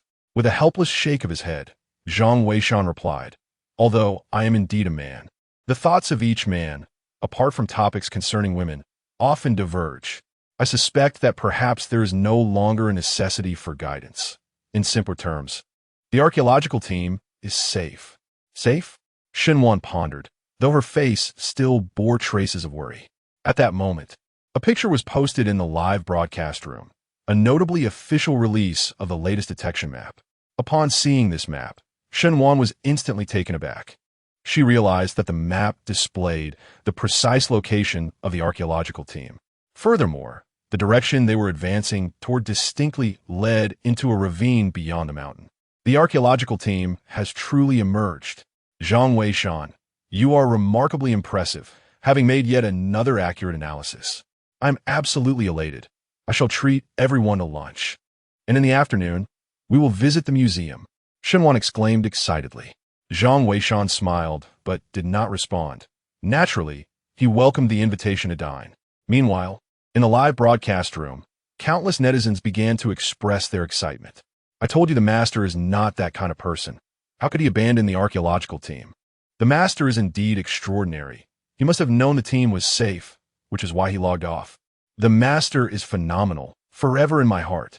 I am genuinely in awe. I sincerely hope the authorities can locate the master as soon as possible. Yes, on behalf of countless women, I implore to meet the master." The live broadcast room buzzed with fervor. When Captain Sheen and the others saw these messages, they were overwhelmed with emotion, tears of joy streaming down their faces. After enduring so much, they were finally about to be free. Not a single member of the team complained of fatigue. Each one pressed on tirelessly. After an hour, they caught sight of a glimmer of light. The group rushed towards it in excitement, only to discover they had exited the cave and emerged into a mountain valley. Gazing up at the bright blue sky and the warm sun, many were moved to tears, weeping like children. Even Captain Sheen, a stalwart man of iron will, could not help but have tears welling in his eyes. Silently, he removed his helmet and turned to look back at the cave behind him. The other soldiers mirrored his actions. As Captain Sheen rendered a salute, all the soldiers donned solemn expressions, imbued with profound sorrow. They paid the highest tribute to those who sacrificed their lives in the pursuit of archaeology. The members of the archaeological team also rose, bowing their heads in silence, mourning for their comrades who would forever remain here. Chapter 64. The museum exhibit is all a facade. Thank you all for your support. Our archaeological live broadcast will be on hiatus for a while. However, the channel will continue to replay this thrilling journey. The live program will resume once the archaeological team has organized the artifacts. Here, Yin Yin would like to present a delightful surprise. The archaeological team has invited the nation's foremost ancient artifact appraisal expert, Professor Su Tian. Professor Su will personally lead his team to the excavation site, providing immediate insights in the artifacts unearthed from the ancient tower. Please pay attention to the announcements in the live stream. Thank you for watching and goodbye. Hey, Yin Yin, are you leaving already? Yes, dear, just wait a moment. I haven't had my fill yet. You shameless lot. Yin Yin is my wife. Hold on, I only want Xiao Wan Wan. By the way, where's our Wan Wan? Who knows, maybe she has been whisked away by a deity. A deity? Does that mean I stand no chance? The live stream concluded amidst laughter and chatter. Only then did Shun Wan turn off the computer, sighing as he prepared to take Zhang Weishan out for dinner and visit the museum in the afternoon. Yet, Zhang Weishan stared at the computer, somewhat lost in thought. The atmosphere of the live stream had shifted too rapidly. After enduring so much, both the archaeological team and the warrior group had suffered significant losses. The archaeological team, in particular, had sustained severe damage. Yet, it seemed as if the joyous ambience of the live stream had, in a mere instant, erased all memory of these hardships. One cannot help but feel a pang of melancholy. Although the mention of those who have sacrificed themselves evokes solemnity, the shift in atmosphere inevitably chills the hearts of those very individuals. This sentiment elucidates why Zhang Weishan is reluctant to hastily descend into the grave. Even though his popularity is currently soaring, revealing his identity might attract even greater scrutiny. Yet, what purpose would that serve? Would he rush to his demise, proclaiming before the end, "I am a descendant of the esteemed Feikyu Tianguan. We, the Feikyu Tianguan, hold great prowess, and I aspire to elevate this vocation"? Such a notion is nothing short of absurd. Perhaps some may remember the term Feikyu Tianguan, but it is likely to fade from memory as swiftly as a fleeting meal. Thus, he understands that in order to truly honor the legacy of Feikyu Tianguan, he must ensure his own survival. Once life departs, all opportunities vanish. "What are you thinking?" Shenwan suddenly inquired. Zhang Weishan snapped back to reality, smiling and shaking his head, indicating that he was fine. "Do not dwell on it. Casualties are an inevitable aspect of archaeological expeditions." Shen Wan, discerning Zhang Weishan's thoughts, continued, "I have heard from my teacher that whenever an archaeological team is formed, the members sign a life-and-death agreement. Such matters are commonplace for those in the field. This is precisely why my father has always been opposed to my working on-site in archaeology." Zhang Weishan nodded, understanding a father's instinct to shield his daughter from peril is entirely justifiable. "Let us not dwell on this any longer. Let us proceed to lunch," Shenwan cheerfully suggested. Zhang Weishan nodded in agreement, and the two promptly departed from the antique shop. They chose a dining establishment located near the museum, both having no particular culinary preferences. Anything palatable would suffice. During their meal, Shen Wan inquired, "By the way, Zhang Weishan, when do you think we should visit the archaeological site?" "From what I gather, the professors are unlikely to consider excavating anytime soon. The recent setbacks faced by the archaeological team have been significant, and it seems that the decision to explore the ancient tomb within this old building is still up for discussion. The immediate task at hand will likely involve categorizing the artifacts. So, when shall we make our way to the site?" Shenwan had previously mentioned this matter. Zhang Weishan indeed harbored a desire to experience the atmosphere of an archaeological dig. Since the team would not be descending into the tombs for the time being, he would not be receiving any guidance or rewards. Thus, a visit to the site seemed a worthy endeavor. "I still have some free time, but what shall we do about the shop if we both go?" He pondered. Do not concern yourself with that. Just trust me. My father will surely accompany us. Shenwan responded with unwavering confidence. Zhang Weishan paused, realizing he had overlooked this detail. Shenwan's father often frequented places rich in antiques and had visited archaeological sites in the past to seek out treasures. It was likely that he would indeed join them this time. I have no objections. However, as a non-registered individual, I may not be able to participate, Zhang Weishan expressed, feeling somewhat troubled. Yet, Shenwan reassured him. Rest assured, I shall discuss this matter with the teacher tonight. She will undoubtedly have a solution. Indeed, Zhang Weishan nodded, recognizing that resolving the household registration issue would be exceedingly beneficial. The two engaged in conversation while dining, and soon they had finished their lunch. Without further ado, they made their way to the museum. Upon arrival, Zhang Weishan was struck by the unique architecture of the museum, which bore a remarkable resemblance to a rectangular shape. The structure was narrow at the base and broader at the top, reminiscent of an inverted trapezoid. It is noteworthy that this design closely parallels that of a coffin found within ancient tombs, resembling an upside-down sarcophagus. Have you noticed? Shenwan remarked with a smile. It is said that the designer of this museum was also an archaeology enthusiast, and this design was inspired by a particular idea. This museum was actually constructed atop an ancient tomb. Initially, a tomb belonging to a lord of the Lu state was discovered here. Due to the abundance of relics and the potential damage that could arise from transporting large artifacts over long distances, coupled with the site's proximity to the city, the notion of building a museum on the original site emerged. The designer, likely influenced by these factors, crafted the entire structure to resemble an inverted coffin, symbolizing that the artifacts, having emerged from the coffin, are destined to remain forever within its confines. Let's proceed. Shenwan beckoned, and the two entered through the grand entrance. As it was currently the off-season, admission was complimentary. No tickets were required. However, during peak holiday periods, a fee would be imposed. Two individuals swiftly entered the museum, where they were immediately greeted by a vast glass enclosure housing an enormous crimson vessel. This magnificent artifact, known as the vermilion ding, is the earliest relic ever unearthed. Its fragility is apparent, as it is entirely crafted from cinnabar with a sprinkling of other materials. Quite impressive, isn't it? Zhang Weishan smiled, but remained silent.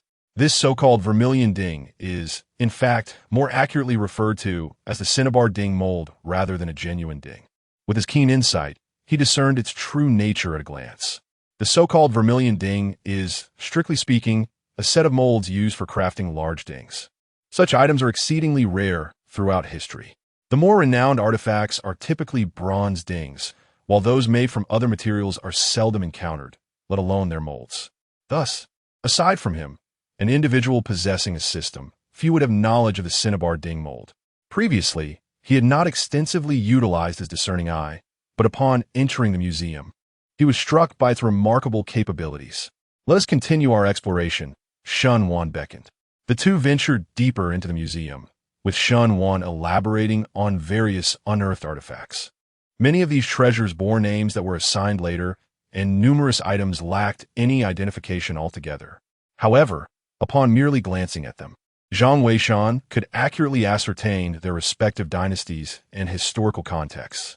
Initially intrigued, he soon found himself growing weary, as he realized that not a single artifact within the museum was authentic. All of it is fabricated. Chapter 65. The young master makes a bold bet. Shenwan gradually discerned that Zhang Weishan appeared somewhat disinterested, prompting her to inquire about the matter. Zhang Weishan replied nonchalantly, "It is nothing, merely a sense of ennui." Ennui? Why so? These artifacts have all been painstakingly unearthed by archaeological teams. How can you claim they are dull? Shenwan questioned, perplexed. Zhang Weishan, however, could only chuckle in resignation. Because they are all replicas. In his past life, he had harbored a keen interest in antiques, often frequenting museums. One day, his mother revealed to him, Xiaoshan, the items in museums are largely forgeries. Genuine artifacts are rarely displayed. At that time, Zhang Weishan found it hard to believe. After all, was not the purpose of excavating artifacts to preserve and showcase them? How could what was unearthed ultimately be mere imitations? Yet, as time passed, he began to comprehend the truth.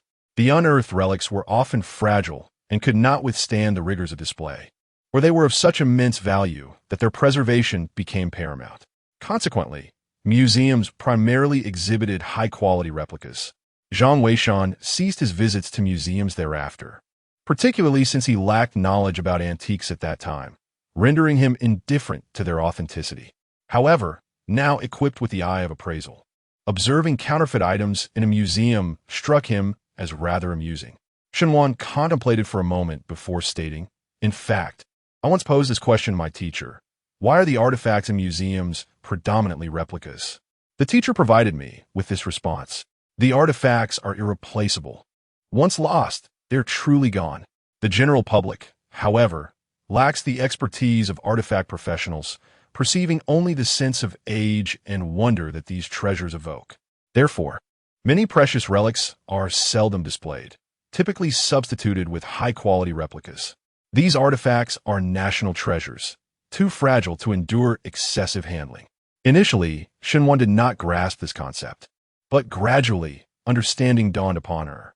Outsiders may not appreciate antiques, and even if the genuine article were presented, it would elude their comprehension. It is far better to utilize replicas for educational purposes, thereby preserving the authentic antiques. This reflects the heartfelt considerations of archaeologists. Zhang Weishan's expression grew somewhat complex upon hearing this. I find myself in disagreement with this perspective. If the situation were truly as you suggest, it would be understandable.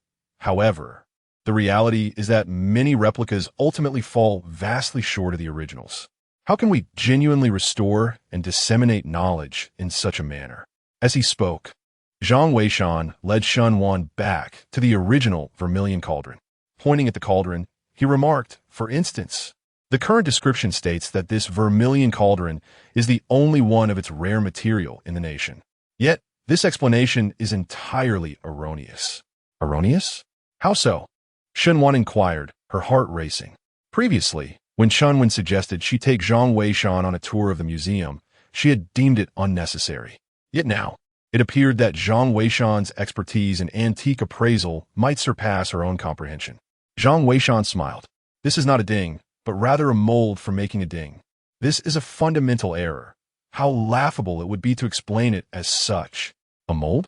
Shenwan was taken aback, completely unprepared for Zhang Weishan and Oppo's assertion. A mold? Who mentioned a mold? How absurd. Shenwan intended to inquire further, but at that moment, a scornful voice interrupted. Shenwan and Zhang Weishan turned to see a young man, his hair slicked back with what appeared to be a copious amount of pomade. His haughty demeanor further irked the two. "Our conversation is none of your concern." Shenwan frowned. However, upon seeing Shenwan, the young man's eyes widened in disbelief. You are Shenwan. Little Wan, what brings you to my family's museum?" he exclaimed, his excitement palpable. Shenwan glanced at the name badge he wore, which indeed bore a name and title. Young Museum Director, Li Zhu. It was true. This museum belonged to his family. Shenwan was momentarily taken aback. Many museums are state-owned, yet some are privately operated. Naturally, if a private entity finances a museum, it is typically managed by professionals. However, the proceeds from ticket sales might be shared with the investor. Little Wan, who is this? Is he your friend? If not, I shall promptly have security escort him out. I have encountered many who feign knowledge in ignorance. Li Zhu remarked with a smile, his eyes brimming with admiration for Shenwan. Shenwan perceived a hint of malice in his gaze and remarked, "He is my friend. Furthermore, as the young master, you must be quite occupied, so we shall not impose upon you any longer." This was her subtle way of issuing an eviction notice. Yet, Li Zhu seemed utterly oblivious to her intent, responding, "Oh, Wan, you misunderstand. Although I am a young master, I truly have little to do and merely wander about aimlessly. Today, I am genuinely delighted to see you. By the way, how did you come to know such a pretentious friend?" He continued, "This cinnabar red ding is indeed authentic. Could I, as the young master, possibly deceive you?" Upon hearing this, Shenwan's expression darkened further. The matter was not one of authenticity. She could discern that the cinnabar red ding was a counterfeit. Her current concern was how Zhang Weishan had determined that it was merely a mold. With this thought in mind, Shenwan spoke up. Spare me your deceit. I'm also a student of archaeology. Am I unable to discern the authenticity of museum artifacts? I wish to inquire whether you are aware that this cinnabar red ding is a mold. A mold? Little one, how can you utter such nonsense? This cinnabar red ding was personally verified by my instructor, who is renowned for his expertise. How could it possibly be a mold? That fellow is just spouting nonsense. My teacher is a well-known authority on antiques. Li Zhu interjected hurriedly. However, Shenwan evidently remained skeptical, replying, Then can we visit and see the genuine cinnabar red ding? I recall my teacher mentioning that students from the Archaeological Institute are permitted to request visits to museums to observe genuine artifacts. The archaeological prowess of our nation is formidable, thus granting such privileges to its students. Upon hearing this, Li Zhu quickly interjected, Of course, it's possible. However, this cinnabar red ding is indeed an authentic vessel, without a doubt. Moreover, your friend is not a student of the Archaeological Institute. Would it be appropriate for him to attend? Furthermore, if you claim this is a mold, you are casting aspersions on my teacher's expertise. Why should I allow him to go? Upon hearing this, Shenwan's expression darkened as she was about to introduce Zhang Weishan as someone highly regarded by her teacher. However, Li Zhu spoke first. Rest assured, I, Li Zhu, am not a petty person. I can take you to see the genuine cinnabar red ding. But if you are mistaken, then this ding is indeed a vessel, and not merely a mold. You shall owe my teacher an apology. And what if he is correct? Shenwan asked with a smile, suddenly intrigued by the debate between Zhang Weishan and Li Zhu's respective teachers regarding who was right. That is simple. If he is correct, I will immediately contact my teacher to reaffirm the authenticity of this antique. Furthermore, I shall publicly apologize for our erroneous judgment. Agreed. It's a deal. Shenwan nodded. Though she found Li Zhu disagreeable, she acknowledged that his willingness to propose such a wager reflected a respect for the ancient artifacts. Chapter 66. Zhang Weishan's strength stuns Su Tian as a student of the Archaeological Institute. If Zhang Weishan's assertions were indeed true, she would inevitably demand a rectification from the museum. The primary purpose of establishing a museum is to enlighten the public about history. Such fundamental errors cannot be tolerated. Li Zhu led the two of them towards a side passage. Genuine antiques are meticulously stored in the basement, where specialized security personnel ensure their safety. Who is your teacher? Shenwan inquired, trailing behind. Li Zhu chuckled. 1-1. Although I am your admirer, my teacher is certainly not someone just anyone can know.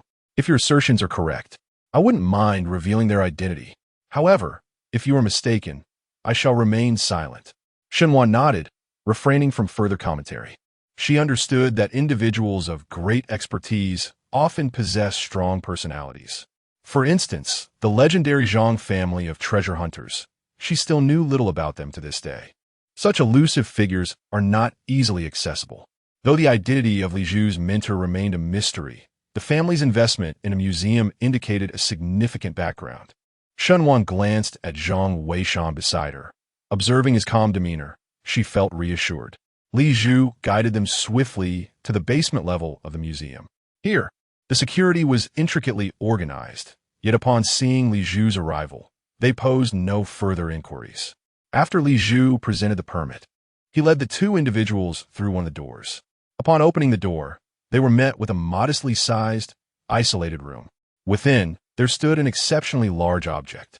Li Zhu switched on the light, only to find that it resembled a shadowless lamp commonly found in hospitals, casting no shadows at all. In the center of the room was a magnificent red cauldron, encased in glass for protection. This was, unmistakably, the vermilion red cauldron. Compared to the one outside, this cauldron exhibited a certain degree of wear. Its surface was marred with numerous pockmarks, embodying the true essence of an antique. Do you see?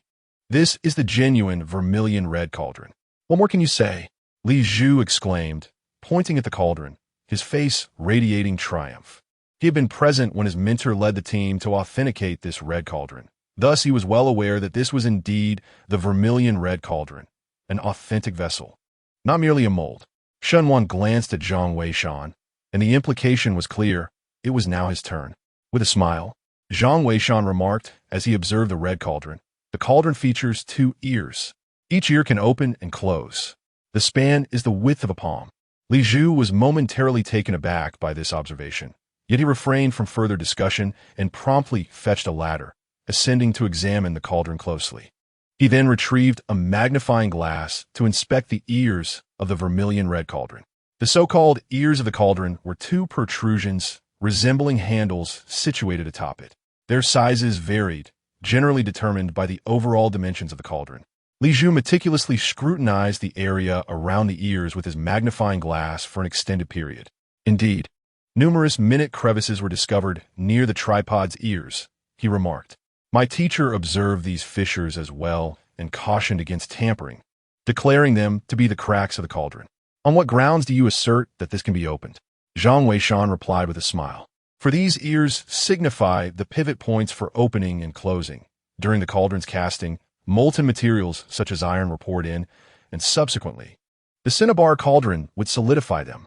Surely, you have not employed instruments to probe its interior? Yet, did you not notice the considerable weight of the cauldron when it was relocated? Li Zhu was taken aback. Indeed, ancient artifacts should not be examined with detection devices, as these instruments may damage the relics.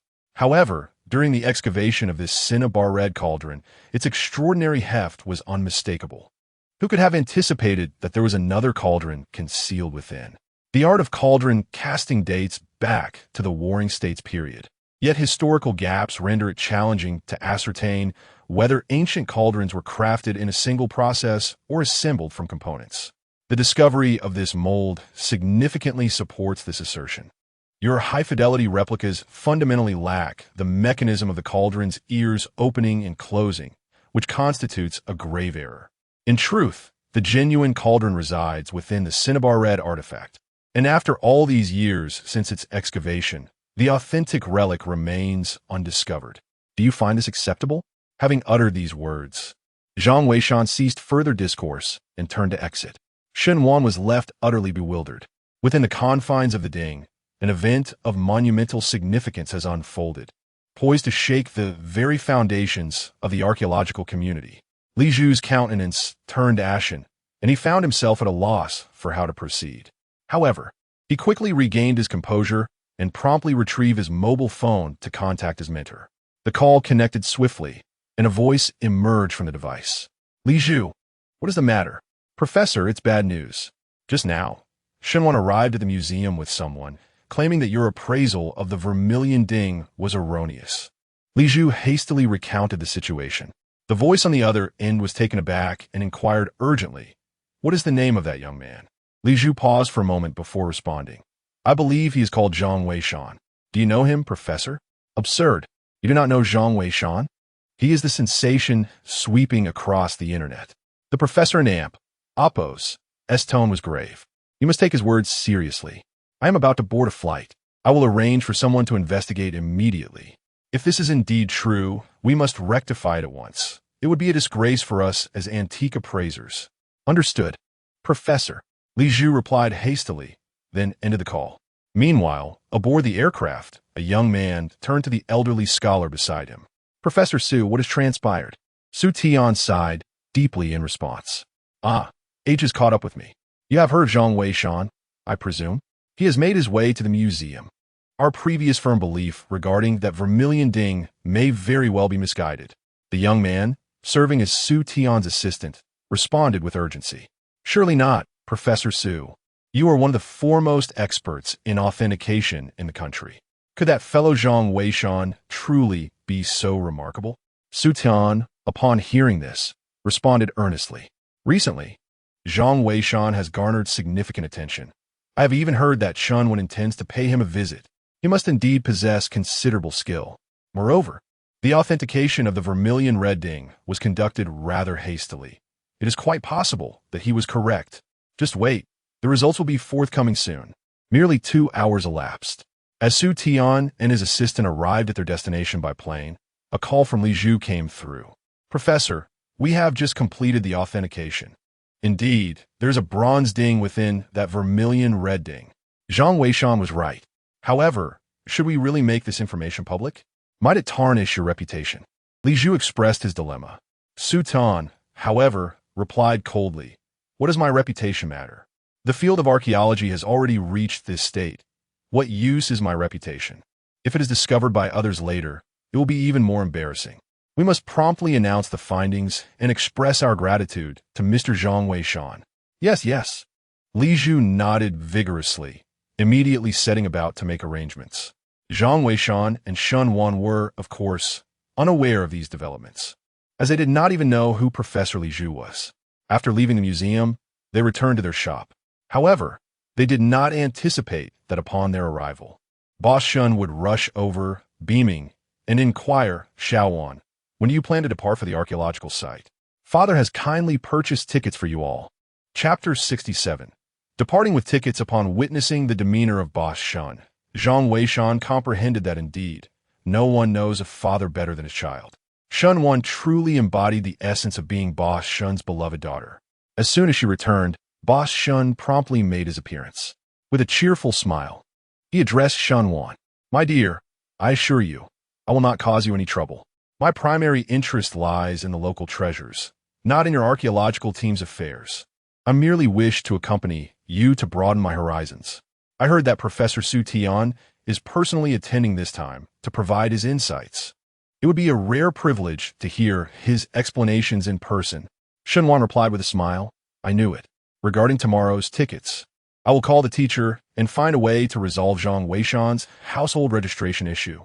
Boss Shun, upon hearing Shun Wan's agreement, was instantly filled with excitement and hurried off to book the tickets. But boss, Zhang Weishan interjected, what about our shop? To his surprise, Boss Shun chuckled. What shop are you talking about? In this trade, 3 years can pass without any business. Once we return, I'll find another partner. If you manage to join the archaeological team, that would be a prestigious endorsement. What are you thinking? With that, Boss Shun went off to check the tickets. Zhang Weishan felt a sense of resignation. To be honest, he was no longer opposed to the idea of joining the archaeological team. As matters concerning the Zhang family's ancient tower reached a conclusion, he found himself possessing an increasing array of skills. At times, he could not help but feel a strong desire to personally embark on the adventure. After all, merely providing guidance from behind cannot truly elevate the legacy of the Fakyu Tianguan. Moreover, he is eager to meet that young Zhang, the student of Professor Li. This individual bears a Qilin tattoo, marking him as an exceptionally rare talent. If nurtured properly, it is conceivable that the Fakyu Tianguan may have a worthy successor. As for the matter of Zhang Weishan's unregistered status, it is certainly not an easy issue to resolve. Nevertheless, Shun Wan has heard that tomorrow, Shun Wan and Zhang Weishan will be heading to the archaeological site to seek her out. Naturally, she is quite pleased and hurriedly contacts the relevant authorities to obtain a special permit, thus resolving Zhang Weishan's inability to fly. Little does Zhang Weishan know, on this very night, the news of their impending journey to find Shun Wan swiftly reaches Elder Mu and Appo's ears. What did you say, Xiaowen? Zhang Weishan is coming to find you? Elder Mu is taken aback upon receiving this information. He is acutely aware of the significance represented by Zhang Weishan. Though he may not compare to the Fakyu Zhang clan, he is undoubtedly a rare gem in the current archaeological field. Yes, Elder Mu. Xiao Wan is coming to submit his graduation thesis and has invited him to join. Thus, I hasten to inform you. Very well. I shall find a way to reach there by tomorrow. Elder Mu replies with urgency. Elder Mu, your health. Shun Wan expresses her concern.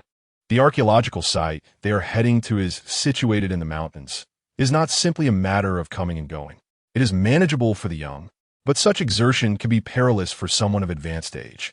However, Master Mu had resolutely decided, I must personally make this trip. Furthermore, your teacher misses you. Hence, tomorrow, I shall accompany Elder Chun. It is imperative that we enlist Zhang Weishan into our archaeological team. Additionally, keep this matter confidential. The esteemed Gao from the biological realm has likely already set off. Let's allow him to return empty-handed this time. Shun Wan nodded, surprised at how recently this Zhang Weishan had gained such prominence. If we were to locate the actual Zhang of the Qiuzhang clan, his fame would be unimaginable. Contemplating this, Shun Wan could not help but feel a sense of anticipation for the meeting tomorrow evening. She wondered what kind of person this Zhang Weishan truly was. That evening, with the tireless efforts of Shun Wan and Boss Shun, 3 tickets for the following morning and Appo's flight were finally secured. However, the flight was not direct, as the archaeological site was quite remote. Nevertheless, Zhang Weishan was of utmost importance to the team. Under Master Mu's coordination, the complexities of the archaeological site security were managed by Captain Qin, who temporarily arranged for several helicopters to facilitate transportation. Consequently, once they landed at the airport, they could directly board the helicopters bound for the archaeological site.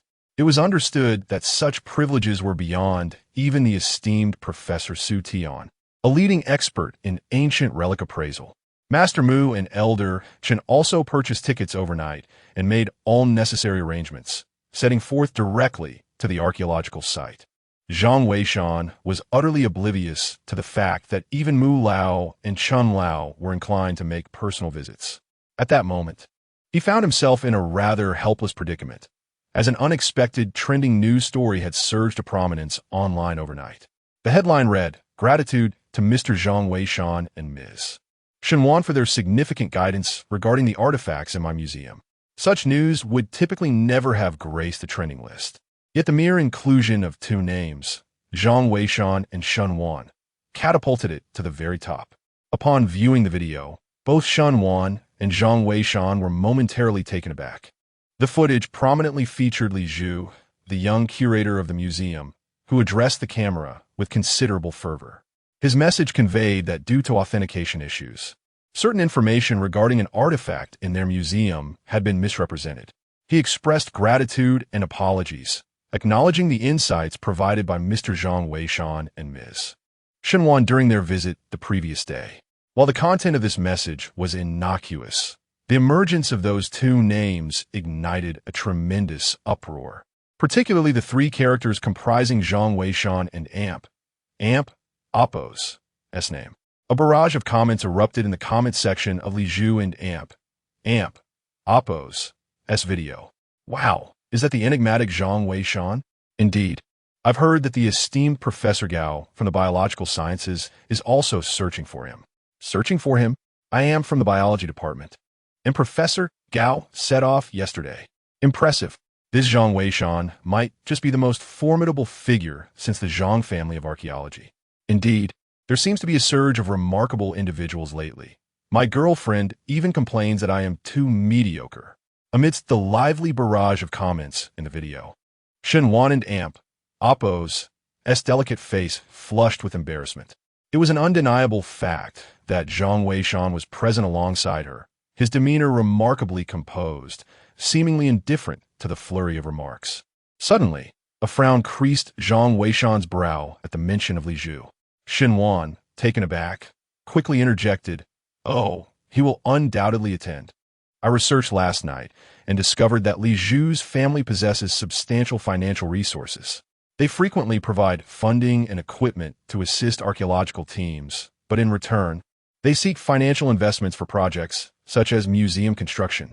It's a mutually beneficial collaboration with the archaeological teams, ensuring their presence is often felt at excavation sites." Continuing, Shenwan added, "Moreover, I must inform you that I found out Professor Su Tian has connections with their family as well. It's quite possible that Li Zhu's mentor is Professor Su. He will also be at the site this time, and should we cross paths, it may lead to an awkward situation, so it would be wise to brace yourself." Chapter 68. The live broadcast reopened. Zhang Weishan was momentarily taken aback by the mention of Su Tian, but he quickly regained his composure. He was unfamiliar with Su Tian. Had it not been for Yunyun and Oppo's brief mention in the live stream, he would have remained oblivious to the meticulous division of labor within the archaeological community. In truth, the specialization among archaeologists is not as pronounced as it may seem. The reality is that due to the severe fragmentation of archaeological practices in Huaxia, coupled with relatively antiquated techniques, larger excavation sites often witness tragic losses among the personnel involved. This necessitates the deployment of soldiers to safeguard those engaged in archaeological endeavors. While some exhibit a fearless disposition towards danger, there are equally those who cherish life, making such outcomes inevitable. After all, human perspectives vary significantly. Moreover, the official stance has never been one of coercion. Consequently, a group of archaeological professors reluctant to engage in frontline work, spearheaded the establishment of an institution dedicated to appraisal, which operates under the auspices of the Archaeological Academy. Su Tian, the leader of this appraisal institution, is a figure worthy of admiration. It is said that he has 3 children, all of whom, under his influence, have pursued careers in archaeology. However, fate has been unkind. 2 of his children sacrificed their lives for the field, and the remaining child has suffered the loss of a leg.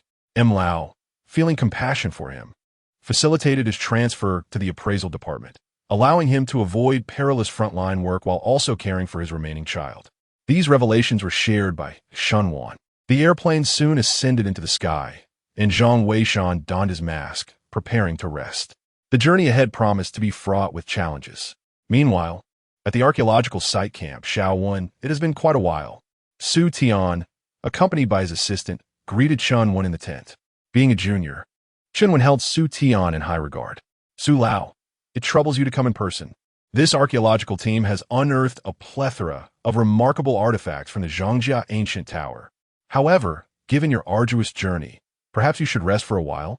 Although it was still early in the afternoon, Chunwen wanted to ensure Su Tian did not tire himself too much. Unexpectedly, Su Tian replied with a smile. No need for that. I am used to hard work.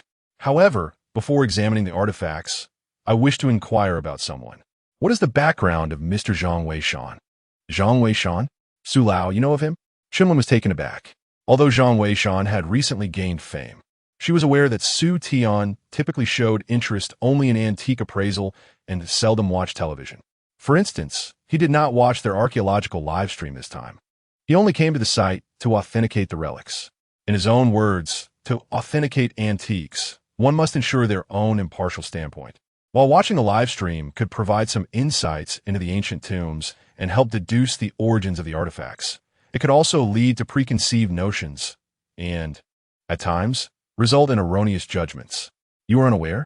Just yesterday, your student Shunwan and Zhang Weishan visited the museum in Shihu City. They questioned the authenticity of the vermilion red ding that I authenticated years ago and gave me quite the lesson. I find myself quite intrigued by Zhang Weishan as well.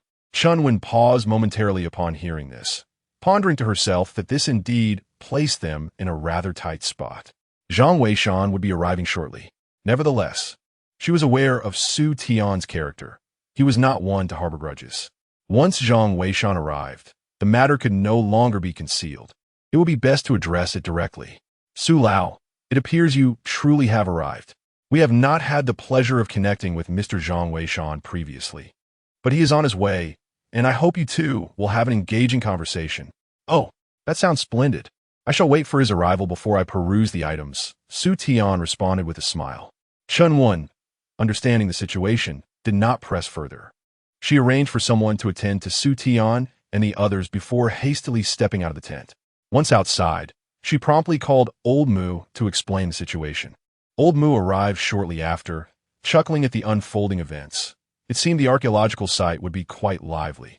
Old Mu, we had initially planned to live-stream Professor Su Tian's appraisal, but if Zhang Weishan arrives, would it be inappropriate to expose him? Chunwen inquired anxiously.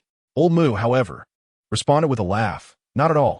Letting him be exposed might help those like Gao Lao who have taken an interest in him understand that he is someone we in the archaeology community hold in high regard.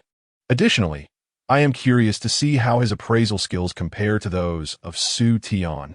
Chunwen nodded, admitting that she too was quite interested. With Old Mu's approval, the matter was thereby simplified. Immediately, Chunwen notified Yunyun that they would commence the live broadcast as soon as Zhang Weishan arrived. Around noon, Zhang Weishan and his companions disembarked from the helicopter arranged by Captain Qin. Almost simultaneously, the archaeological live stream was initiated. Why did it suddenly start? It's quite alarming. I just joined, and this person's luck is simply astonishing. Where is Yunyun, my dear? Come out and let your husband see you. Get lost. Yunyun is my wife. Stop the nonsense. Oh look, Yunyun is here. Soon, Yunyun entered the live broadcast, with the camera prominently focused on a temporary helipad near the archaeological site. A few figures rushed over to greet them. Hello everyone. I am Yunyun, and I have some exciting news to share with you. Antique appraisal expert Professor Su has already arrived at our camp. And I believe everyone saw Mr. Zhang Weishan's guidance on Professor Su's vermilion red ding yesterday.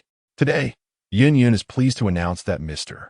Zhang Weishan has also reached our archaeological site. What kind of sparks will these two appraisal experts ignite? Let's stay tuned. All right, Mr. Zhang has just disembarked. You can see her special guest, classmate Shenwan, beside him. And next to her is her father, Mr. Shun. The other individual is Mr. Zhang Weishan. Mr. Zhang is surprisingly young, my goodness, Yin Yun exclaimed, as the live stream audience erupted in excitement. Yesterday, when Li Zhu released his video, he did not display any photographs of Zhang Weishan or Shenwan. Consequently, no one had yet laid eyes upon Zhang Weishan. At that moment, those present in the live stream, including the audience on site, were astonished to discover that Zhang Weishan appeared to be nearly the same age as Shenwan. Oh my, he is exceedingly youthful. Indeed, he seems to be around the same age as Shenwan and Damp, Oppo's, his wife. Goodness, at my age, I'm still immersed in computer games. Well, you're fortunate. At that age, I was laboring on a construction site.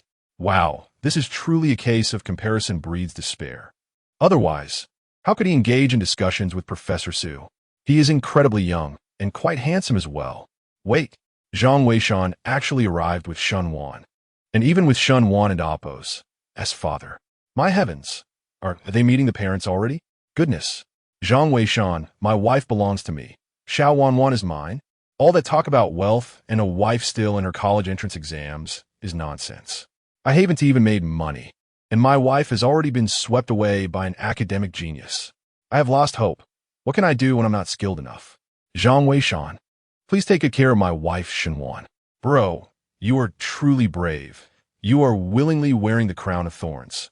Haha, the barrage of comments flooded the live stream. Meanwhile, Zhang Weishan remained blissfully unaware of these reactions. He didn't even realize that the live stream had commenced the moment they disembarked from the plane. Teacher, upon seeing Shenwan was filled with excitement. Shenwan reciprocated the enthusiasm and promptly exclaimed, "Follow me. The noise from the helicopter is too loud here." She then led the group to a nearby tent. Chapter 69. Su Tian seeks guidance from Zhang Weishan. 10 minutes later, within the confines of the tent, Shenwan had completed her introduction. Zhang Weishan finally discerned that the other two individuals present were none other than Su Tian and his assistant, Xiaowan. Mr. Zhang, Mu Lao and the others will arrive shortly. Professor Su is quite interested in you. Would you like to engage in conversation? Shenwan suggested with a smile. She was in no rush to persuade Zhang Weishan, knowing that once Mu Lao and her mentor, Chun Lao, arrived, they would take the lead. At this moment, her words held little significance. The entire online community was eagerly anticipating what sparks might ignite between the enigmatic Zhang Weishan and the esteemed expert Su Tian. Zhang Weishan nodded without further comment. Meanwhile, Su Tian approached with a smile. Mr. Zhang, your insights from yesterday have left me humbled. May I inquire about your mentor? Su Tian asked, cupping his hands in respect. In the field of archaeology, age holds little weight. It is the merit that prevails. Zhang Weishan's ability to identify the vermilion red ding that had eluded even him commanded Su Tian's respect for the young man before him. However, Zhang Weishan remained silent. Observing Su Tian, Professor Su, you are mistaken. Zhang Weishan is an orphan without a mentor. Shenwan interjected with a grin. He is entirely self-taught. Oh, self-taught? Impressive, Su Tian exclaimed, taken aback. In that case, I shall not dilly-dally. Mr. Zhang, I have come to assess the artifacts brought back by the archaeological team. Might you be interested in collaborating? To accompany remarkable individuals in the appraisal of antiquities is undoubtedly a splendid opportunity, one that Zhang Weishan would never decline. Others, too, were eager to witness the artifacts that the archaeological team had unearthed. Excellent. Team Leader Chun, please lead the way. Su Tian expressed his anticipation.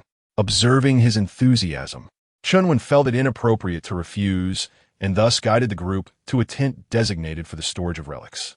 Inside, there lay two substantial boxes, presumably containing the artifacts retrieved. Chunwan signaled to the staff to open them, and indeed, the sight that met their eyes was a collection of artifacts still cloaked in dust, with no time yet afforded for cleaning. Su Tian's gaze widened with astonishment upon seeing the items, as he recognized many of them to be exceedingly rare. Meanwhile, Zhang Weishan furrowed his brow. For although the artifacts were undeniably invaluable, they lacked the crucial pieces he had anticipated. In his recollection, the Zhang family's ancient tower harbored a ghost seal and even a black gold ancient dagger. Yet, the dagger was missing, and the ghost seal had not been retrieved either. Was it possible that the ghost seal was lost as well? Zhang Weishan, having never ventured inside, remained unaware of the actual circumstances regarding the artifacts within. Nevertheless, the items that had been brought forth were indeed of significant worth. "Professor, your item." At that moment, Xiao Wang approached discreetly from the side, handing Su Tian something surreptitiously. Su Tian nodded and then rose, smiling as he made his way toward Zhang Weishan. "Mr. Zhang, I am unable to discern the significance of this item. May I seek your guidance?" Upon hearing this, Zhang Weishan's lips curled into a subtle smile. While others may have been oblivious to Xiao Wang's earlier actions, he was certainly not. After enhancing his physical constitution, such whispered conversations were impossible to evade. Zhang Weishan beheld the objects Su Tian had produced, a string of brownish-yellow beads. They bore a striking resemblance to the amber revered in ancient Tibetan Buddhist traditions. However, a mere glance was sufficient for him to recognize its dubious nature. "Here it comes. That seems to be amber, right?" "What do you mean in Oppos?" "Seems in Oppos." "It undoubtedly is. I am in the jewelry business, after all. How could I not know?" "Amber comes in various types, does it not? This piece in Professor Su's possession appears quite precious. Indeed, let us hear what Zhang Weishan has to say." At that moment, the audience and Oppos' attention shifted toward the unfolding discourse.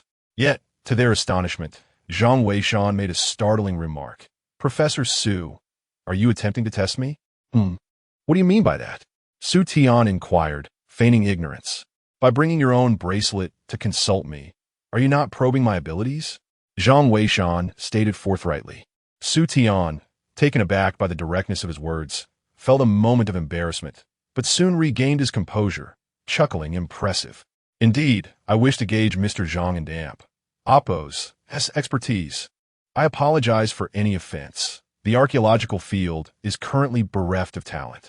I find myself in a difficult position, and I sincerely hope you do not take it to heart." Realizing his intentions had been laid bare, Su Tian no longer felt the need to conceal them. On the contrary, the young Wang beside him was quite perplexed and inquired, "Mr. Zhang, could you elucidate how you discern that? I intentionally used the dust on these antiques to create an aged appearance, yet you perceived it without even a touch." Shun Wan and the others also gazed at him, evidently baffled by his insight. Zhang Weishan, feeling helpless, was aware that he had actually deduced it audibly. However, he could not articulate such a notion. The luster of the bracelet was too radiant to be concealed by mere dust. Its polished sheen suggested that it had been handled within the past month. With just these two sentences, both young Wang and Su Tian nodded in understanding. Even Shun Wan and the others were taken aback, as they had not anticipated that such a simple refinement could reveal so much. Indeed, this exemplified the adage that amateurs observe the spectacle while experts discern the intricacies. I have learned a valuable lesson. My earlier assumptions were hasty. What is your perspective on these unearthed artifacts, Mr. Zhang? Su Tian asked. In response, Zhang Weishan shook his head. They are precious, yet not significant. The Zhang family and Amp, Oppos' ancient structure should not be excavated. The contents within hold no value for the archaeological community. Let us cease this endeavor. Upon hearing this, everyone was astounded. Young Wang quickly interjected, Mr. Zhang, you must be jesting. Your words are astonishing. The archaeological team has sacrificed so much, and you claim there is no need to excavate the Zhang family ancient structure? Others echoed his confusion. Yet, only Chun Wan and Su Tian exchanged appreciative glances, particularly Chun Wan, who possessed the deepest understanding of the situation at hand. The room erupted in disbelief upon hearing Zhang Weishan's words. Goodness, does this fellow truly think so highly of himself? Even the esteemed master F.A. Qiu Zhang never spoke in such a manner. Indeed, after so many sacrifices, he simply refuses to relent? Nonsense. How can these artifacts lack significance for archaeology? Exactly. Could it be that this young man is merely a charlatan? I can't shake the feeling that he might be. I long for the wisdom of the master. If only he were here to expose this charlatan. Zhang Weishan, why do you say such things? Shenwan inquired hastily. She understood that Zhang Weishan was not one to speak without purpose, and she knew he must have his reasons. Zhang Weishan merely smiled in silence. It was Su Tian, standing beside him, who interjected with a smile. Young Wang, do not act irrationally. Mr. Zhang perceives the situation more clearly than any of you. He gestured toward the 2 boxes of artifacts. These 2 boxes contain mostly trinkets and jewelry. Their value is undeniable. However, for the field of archaeology, they are indeed lacking in relevance. First, they are not from the tombs of nobility, thus lacking historical excavation significance. Second, there are no bamboo slips or ancient texts, rendering them devoid of archaeological importance. Third, the ancient tower is perilous, and sending someone down merely to retrieve these items is utterly futile. Mr. Zhang's insight is profound, and this is precisely my point. Everyone was taken aback, with only Chun when nodding in agreement. Indeed, this aligns with my thoughts as well. Mr. Zhang is truly remarkable. Ultimately, these matters must be decided by Elder Mu and others. However, it is imperative for Professor Su to first conduct the necessary authentication and classification of these artifacts. Chapter 70. The hacker's unauthorized live broadcast of Mu Lao's integrity. Su Tian nodded. After all, this was his responsibility. However, he had not anticipated that during his conversation with Zhang Weishan, they would share a mutual understanding regarding the Zhang family's ancient residence. Mr. Zhang, this is my personal phone number. If you have time, I would love to engage in further discussions with you. Su Tian said with a smile as he presented his business card. Zhang Weishan chuckled and pocketed it, finding Su Tian to be quite a commendable individual. Indeed, the field of archaeology is in dire need of talents like him. Chunwen subsequently led Zhang Weishan and his party back to their original tent, while Yun Yun and the others remained behind to witness Su Tian's appraisal of antiques via live broadcast. Upon entering the tent, Chunwen promptly addressed Mr. Zhang. Mu Lao and the others will be arriving shortly. Please bear with us for a moment. With that, she gestured for Shen Wan to follow her outside. Shen Wan quickly took her father's hand, aware that they could not be present for what was to come. This was, after all, the purpose of their visit, to persuade Zhang Weishan to join the archaeological team. Yet, the outcome remained uncertain, as it seemed that Zhang Weishan had little enthusiasm for joining the expedition. Outside the tent, Chunwen whispered, Xiao Wan, please accompany your father to another tent to rest. Mu Lao and the others hold Zhang Weishan in high regard, and a serious discussion is likely to ensue. Understood, teacher. By the way, I have finished my thesis. When you have time, I would appreciate your feedback. Shenwan replied. Shenwan nodded, and then proceeded to settle the two. Within the confines of the tent, Zhang Weishan surveyed his surroundings. He noted the multitude of surveillance cameras integrated into the base's Eye of Heaven system, even within the tent itself, likely installed to deter any potential theft of artifacts. However, at that moment, the camera appeared inactive, its light extinguished, suggesting it had been disabled. After a brief interval, the sound of hurried footsteps and anxious voices echoed from outside. How could we keep Mr. Zhang waiting? My sincerest apologies. Suddenly, 3 figures entered.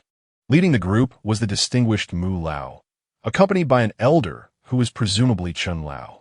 Chun when brought up the rear, and upon entering, she gestured for the guards at the entrance to prevent any interruptions.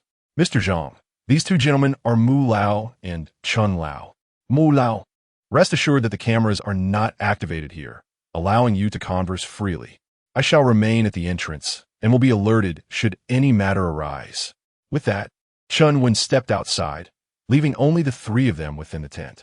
Zhang Weishan regarded the 2 elderly gentlemen before him, feeling somewhat at a loss for words. Nevertheless, he remained silent. Mu Lao, visibly excited, stumbled over his words. Mr. Zhang, I am Mu Tianming, a scholar of archaeology. We have crossed paths before, albeit briefly. I have come here with the intention of inviting you to join our archaeology academy. As you are aware, Our academy is in dire need of talents, such as yourself at this juncture. Please, feel free to express any conditions you may have. I assure you that I will fulfill your desires. Mr. Mu is truly sincere. However, Zhang Weishan harbors little interest in joining the Archaeological Institute. Mr. Mu, please refrain from further discussion. My enthusiasm for joining the Institute is non-existent. Zhang Weishan was forthright in his response. This candid reply left both Mr. Mu and Mr. Chen momentarily at a loss for words, and the atmosphere became palpably tense. Meanwhile, in a live broadcast room, viewers expressed their concerns. Why is the program solely showcasing steadfast artifacts? What about Zhang Weishan? Indeed, where is that enigmatic figure? It seems Mr. Mu is on his way, likely to engage in a private discussion with Zhang Weishan. What could there be to discuss? It's not state secrets. Precisely. Let us initiate a live broadcast. Isn't it tedious to watch artifact appraisals endlessly? Faced with the audience's demands, Yin Yin found herself at a loss. She could only instruct her staff to inform Chen Wan, hoping to initiate a broadcast featuring Zhang Weishan. However, the response was unequivocal.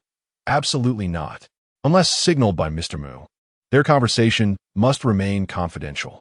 Unexpectedly, at that moment, another staff member responsible for the live streaming platform rushed out from a nearby tent. Team leader, we have a situation. Our system has been compromised by a hacker, and it appears to have originated from abroad, possibly from Maru. What? Chunwen's countenance darkened dramatically upon hearing this. Captain Sheen, upon receiving this alarming news, issued a swift command. All personnel, assume a state of heightened alert. Understood.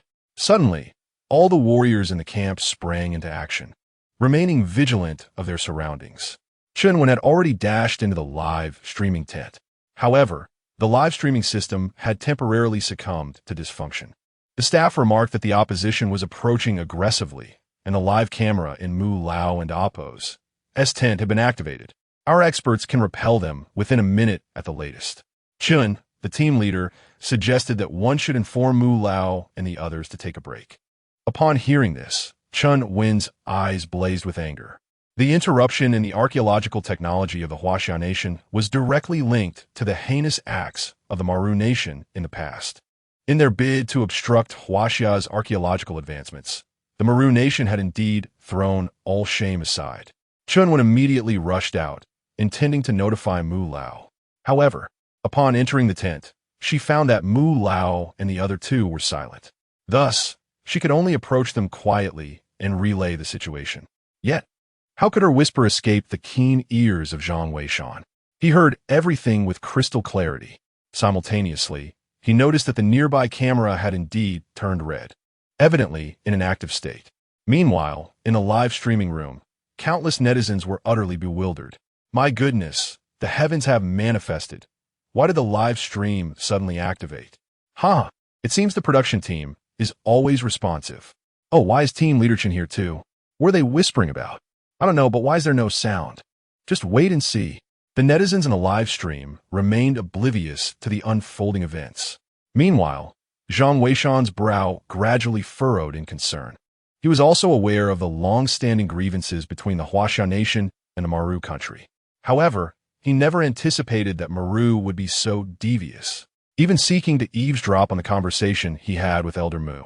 This only fueled Zhang Weishan's indignation. Yet, how would Elder Mu choose to respond in that moment? Zhang Weishan was eager to witness the outcome. Chun Wen swiftly recounted the situation, only for Elder Mu to suddenly slam his hand on the table and declare in a stern voice, "How can these petty miscreants intimidate us? So what if Maru's hackers forcibly breached our live stream? Let them watch if they wish. Is there a time when the archaeological field of Huaxia has sunk lower than now? As a vast nation, why should we fear a mere speck of land in Appo's blockade? I firmly believe that the resurgence of Huaxia's archaeological community is an inevitable trend. Only a nation devoid of ancient civilization would resort to such underhanded tactics. Let them watch the live stream. I hold no fear, nor does Huaxia." Elder Mu and Appo's words resonated with a powerful conviction. Far removed from the demeanor typically associated with someone of advanced age, particularly the assertion that they should be allowed to watch. Such fortitude was remarkable. Chunwon was momentarily taken aback, but quickly regained her composure. With a solemn expression, she affirmed, yes, and exited the tent. No sooner had she stepped outside than a staff member approached, reporting that the system had been restored. The hacker's location had been traced, and a counterattack was underway. Should the live stream be terminated? Chunwon resolutely replied, no need. Master Mu is indeed correct. If they wish to see, let them behold. The rise of archaeology in the land of Huaxia cannot be hindered by mere prying eyes. Chapter 71, Identity Exposed. Zhang Weishan emerges from the Zhang clan of Feiqiu. In the live broadcast room, after a brief silence, an overwhelming torrent of comments erupted like a geyser. What on earth is happening? A hacker attack? Wow, what level of hacker could pull this off? That is not the point. What matters is that it seems Old Mu suggests it was hackers from Wanghua. These rogues truly are despicable. ISNT this just typical of their character? Old Mu is impressive. His integrity is commendable. No wonder Old Mu is a towering figure in the archaeological community. He is the backbone of our field. Old Mu must be inviting Zhang Weishan to join the archaeological circle. I sincerely hope Mr. Zhang will accept. Indeed, we cannot allow those petty individuals to belittle us. While that may be true, we cannot impose moral constraints. Ultimately, it is up to Zhang Weishan to decide. The discussion in the live broadcast room was vibrant and animated. Meanwhile, in the tent, Old Mu finally turned to Zhang Weishan and spoke again. Mr. Zhang, could you please consider this? We come with genuine sincerity. The archaeological community truly needs talents like you. If you could join the Archaeological Academy, I would even be willing to relinquish my position. What? This is an extraordinary offer. With such treatment, he must agree. If Zhang Weishan receives such a privilege, then the entire archaeological community of Huaxia would surely heed his command. Incredible. In a moment, the entire live stream erupted with a cacophony of voices. Some hailed Zhang Weishan's prowess, while others questioned whether Old Mu was overreacting. After all, is it truly necessary to extend such lavish benefits to just one individual? Yet, Zhang Weishan, observing Old Mu, merely shook his head. He understood that by declining at this juncture, he might face moral condemnation from the online community. However, he remained indifferent to such pressures. He was simply a person who embraced his preferences candidly. Approval or disapproval, he expressed it plainly without any veiled sentiments. As expected, the moment he shook his head, the live stream erupted in outrage. How dare he refuse this, thinking he's all that? I swear, I want to knock this Zhang Weishan down a peg. Who does he think he is? Exactly. Even with Old Mu and Appo's backing, he still won in Appo's. T agree. Who does he believe himself to be? Damn it, it infuriates me. How could Xiao Wanwan possibly fancy someone like him? He shows no sense of responsibility. Indeed, he should just leave our homeland. Damn it, this is driving me crazy. The chat was a tempest of vitriol. Shenwan wished to defend Zhang Weishan, yet her attempts were drowned out by the avalanche of vitriolic comments. Although she did not comprehend why Zhang Weishan would refuse, she was certain he was not the type to take pleasure in another's misfortune. He must have his own reasons. Old Mu, witnessing this tumultuous outcome, allowed a resigned sigh. Mr. Zhang, could you perhaps provide an explanation? Is there something we have done amiss, or do you have other considerations? Old Mu, truly unwilling to concede, ventured to inquire. Zhang Weishan shook his head and replied, You have no issues. My dilemma lies within myself. I detest being constrained. While I can forego joining the Archaeological Institute, should you encounter any difficulties in the future, feel free to reach out to me. Upon hearing this, both Elder Mu and Elder Chun were momentarily taken aback. Although Zhang Weishan had declined the invitation to the Archaeological Institute, he had not refused to assist their archaeological endeavors. In essence, this was no different from joining the Institute. He simply remained outside the formal structure. Elder Mu found this acceptable. Elder Chun, filled with excitement, exclaimed, This is wonderful. Elder Mu, equally thrilled, nodded vigorously, Excellent. We shall heed your words, sir. This is truly splendid. We are immensely grateful to you. Simultaneously, the tone in the live stream chat shifted dramatically. Wow, so this is what Zhang Weishan meant. My apologies for the misunderstanding, brother. I knew it. Any patriotic son of the Han Nation would never refuse to aid in the country's development. Well done, Zhang Weishan. I always believed Zhang Weishan wouldn't act that way. Those keyboard warriors were so quick to criticize him. Exactly. His level of understanding far surpasses yours. He is supporting the archaeological community without seeking any financial compensation. Such a grand vision. Hey, don't flatter yourself. Just a moment ago, you were the loudest. The conversation in the live stream chat shifted more rapidly than a woman's change of heart. Elder Mu and Elder Chun were both profoundly moved, even though they had not invited Zhang Weishan to join the Archaeological Institute. At the very least, a response had been received from the other party, expressing a willingness to assist the Archaeological Institute, which was sufficient. Mr. Mu rose to convey his gratitude. However, at that moment, a cacophony erupted outside the tent. Observing this, Mr. Chin quickly stood to investigate. Mr. Mu hastily remarked, with Mr. Zhang's assurance, "I am at ease. It is nearly mealtime. Shall we proceed to dine, gentlemen?" Mr. Zhang Weishan, indeed feeling famished, did not decline the invitation. The three men rose and departed the tent, with Mr. Mu trailing behind, when suddenly his phone rang. Mr.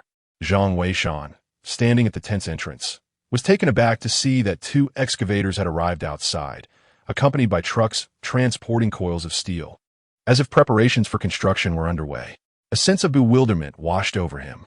Ms. Chinwen was there, overseeing the operations. Meanwhile, the sound of Mr. Mu speaking on the phone resonated within the tent. "Hello, Mr. Mu. We have made a new discovery. Zhang Weishan might be the descendant of the famed Feiqiu Zhang clan. What is happening? Please elaborate." Mr. Mu promptly explained, "The situation is as follows. Previously, we had only traced both Zhang Weishan and the Feiqiu Zhang clan to Shihu City, and both were undocumented, leaving us with no leads. However, there exists a distinction within the undocumented. Zhang Weishan is indeed a person, albeit without registered household information, while the Feiqiu Zhang clan remains entirely elusive. Hence, we were unable to ascertain whether they were one and the same. Yet, we have recently conceived a method. We compare the times when Feiqiu Zhang and Zhang Weishan appeared in live broadcasts, along with Zhang Weishan's activity trajectory in Shihu City. It has come to our attention that whenever the renowned Zhang of the Feiqiu lineage is online, Zhang Weishan is invariably present in his shop. Conversely, during the periods when Zhang of the Feiqiu lineage is offline, Zhang Weishan is often occupied with various external matters. Admittedly, there have been a couple of instances where Zhang Weishan was outside while the Feiqiu Zhang was online, yet remained silent. We suspect he might have been utilizing his mobile device to access the live stream, keeping an eye on the archaeological team's endeavors. Although these pieces of evidence may not provide direct proof, they certainly suggest a probability of around 70 to 80%. Upon hearing this, Old Mu's heart raced with excitement. He quickly lifted his gaze to meet Zhang Weishan's, only to find that Zhang Weishan was also looking back at him. A knowing smile graced Zhang Weishan's lips, imbued with significance, as if he had indeed overheard the conversation on the phone. The truth is, he had. "I understand now. This matter must remain confidential. A top secret within our Archaeological Institute. You need not pursue this any further. I have grasped the situation." Upon witnessing Zhang Weishan's smile, Old Mu realized that the individual before him was undoubtedly the great Zhang of the Feiqiu lineage. Given that he wished to conceal his identity, it was clear that he would not be foolish enough to divulge such information. That would be the act of a simpleton. At this moment, Zhang Weishan felt a sense of resignation. He had not anticipated that his movements would inadvertently reveal his identity. However, this was of little consequence. He had never intended to maintain this guise indefinitely. He simply preferred not to draw attention to himself. After all, it would be rather absurd for him to announce, "I am Zhang of the Feiqiu lineage. Behold my presence." It is inconsequential. Now that Mr. Mu is aware, it is quite beneficial, at least many times when offering advice. With Mr. Mu presiding, the field of archaeology will be more inclined to heed such counsel. Chapter 72. The archaeological situation is grim. Li Zhu must enter the tomb. All right, everyone. Today's live broadcast comes to a temporary halt. Shortly, we shall present even more captivating content, the host Yun Yun announced. Thank you for watching. I am Yun Yun, and I shall see you shortly. As her voice faded, the live stream ended momentarily. Nevertheless, the audience lingered, deeply engrossed in discussions regarding the recent hacker attack. At that moment, Shun Wan sat within the tent, absorbed in the broadcast, yet an unsettling feeling gnawed at her. Just then, Zhang Weishan entered, exclaiming, "Come on, Team Leader Chun has invited us to lunch." Shun Wan nodded in agreement and promptly exited alongside Boss Shun. However, her unease persisted, prompting her to inquire during their meal, "Zhang Weishan, don't you find it peculiar? My computer was infected last time, and now hackers have directly targeted the live streaming platform. Could it be that my previous computer issues were also the work of those hackers?" Zhang Weishan paused, contemplating her words. That seems unlikely. If it truly were the hackers, it would be beyond the capabilities of a mere computer repair shop owner. Nevertheless, we cannot entirely dismiss that possibility. After all, Marikoku is intensely focused on our archaeological endeavors in Huaxia. They might indeed have plans targeting students from your archaeology institute. Shun Wan nodded, finding merit in Zhang Weishan's reasoning. Although she could not definitively ascertain whether her computer troubles were linked to those hackers, she could not shake the suspicion that the virus-laden software might very well have been crafted by them. Through this incident, Zhang Weishan has come to the realization that the state of archaeology in the Huaxia nation is indeed rather bleak. The chasm in archaeological technology is quite pronounced, compounded by the relentless pursuit and obstruction from foreign institutions. It is no wonder that over the years, the pool of talent in the field of archaeology has remained so meager. It is likely that a significant number have been lured away by foreign entities. After a meal, seizing the opportunity presented by the fresh mountain air and the pleasant sunlight, Zhang Weishan decided to survey the surroundings. Having acquired a variety of skills, he had long awaited an opportunity to apply them, and now that he had finally arrived at an archaeological site, it was only natural to practice. Not to mention, the intricate feng shui patterns contained within the yin-yang diagram could certainly be tested one by one. It is said that ancient grand tombs were typically constructed in locations with exceptional water-dividing configurations. The yin-yang diagram not only encompasses the principles of feng shui, but also includes the secrets of dragon searching. Thus, it would be advantageous to employ the dragon searching technique to examine the topography of the mountains and rivers here, allowing him to become more familiar with these abilities. Shun Wan has also gathered information regarding the archaeological teams. The recent expedition to the Zhang family ancient tower resulted in significant losses for the team, and there are currently no plans to continue exploring. This aligns closely with what Zhang Weishan had previously mentioned. Although the Zhang family ancient tower is stunning and perilous, its significance in terms of archaeology is rather limited. Rather than risking further peril, it would be wiser to conserve their strength in order to unearth tombs of substantial historical value, such as those belonging to nobles or remnants of ancient states. The excavation of these ancient tombs often brings forth significant historical and archaeological value. Mr. Shun expressed a desire to venture up the mountain, for it is known that most of the items in the village were collected from the earth or the mountains. Given the confirmed presence of ancient tombs in this area, the prospect of uncovering more on the mountain would render their journey worthwhile.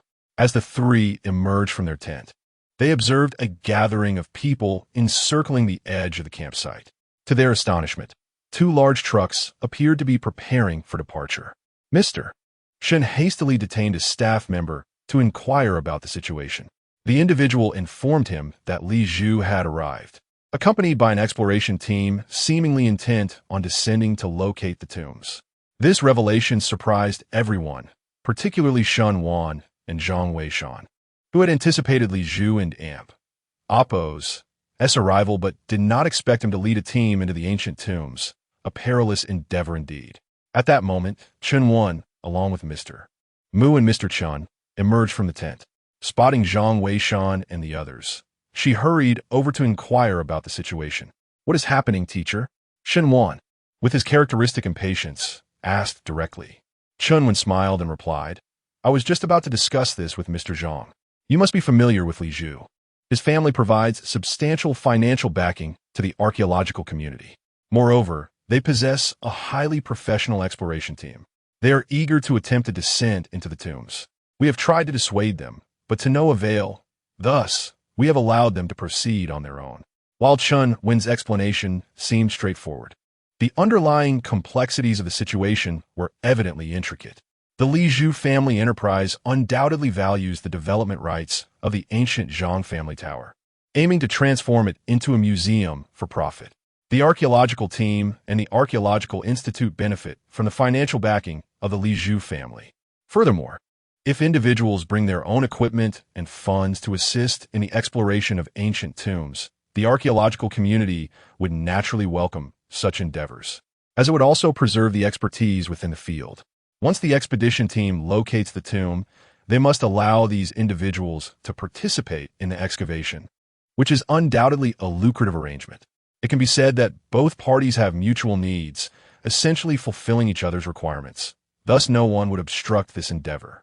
Of course, should any mishaps occur, responsibility would rest solely on the individuals involved. The archaeological team would not bear any accountability for such incidents. Shenwan nodded, though he felt a twinge of discomfort. While this may be the reality, involving certain familial powers somewhat contradicts the original intent of archaeology.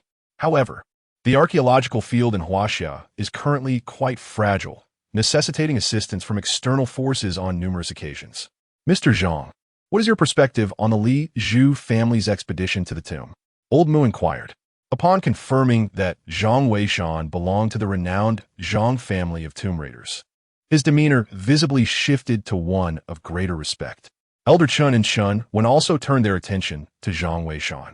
Their understanding of him was limited, primarily recognizing his prowess in antique appraisal, yet they lacked sufficient insight regarding his views on tomb exploration. I have heard that Li Zhu has brought a significant amount of steel rolls, specifically those iron sheets. They intend to follow the same route we previously took. Cover the tunnel with steel coils, extending all the way to the ancient building. The large truck that just passed carried the steel coils, Chun Wen hurriedly explained. Zhang Weishan found this amusing. Using iron sheets to pave a tunnel was indeed a rather modern approach. But would it truly be effective? It was evidently not. Zhang Weishan chuckled and declared, "They must emerge within an hour. Otherwise, there will be no need for coffins." With that, he turned and headed towards the camp's outskirts, intended to take a look around. "Teacher, let's first explore the surroundings," Shenwan said with a smile, and promptly followed along with Boss Shun. "Old Chun, what are your thoughts?" Old Mu inquired, glancing at the Elder Chun beside him. After a moment of contemplation, Elder Chun replied, "Could it be that Mr.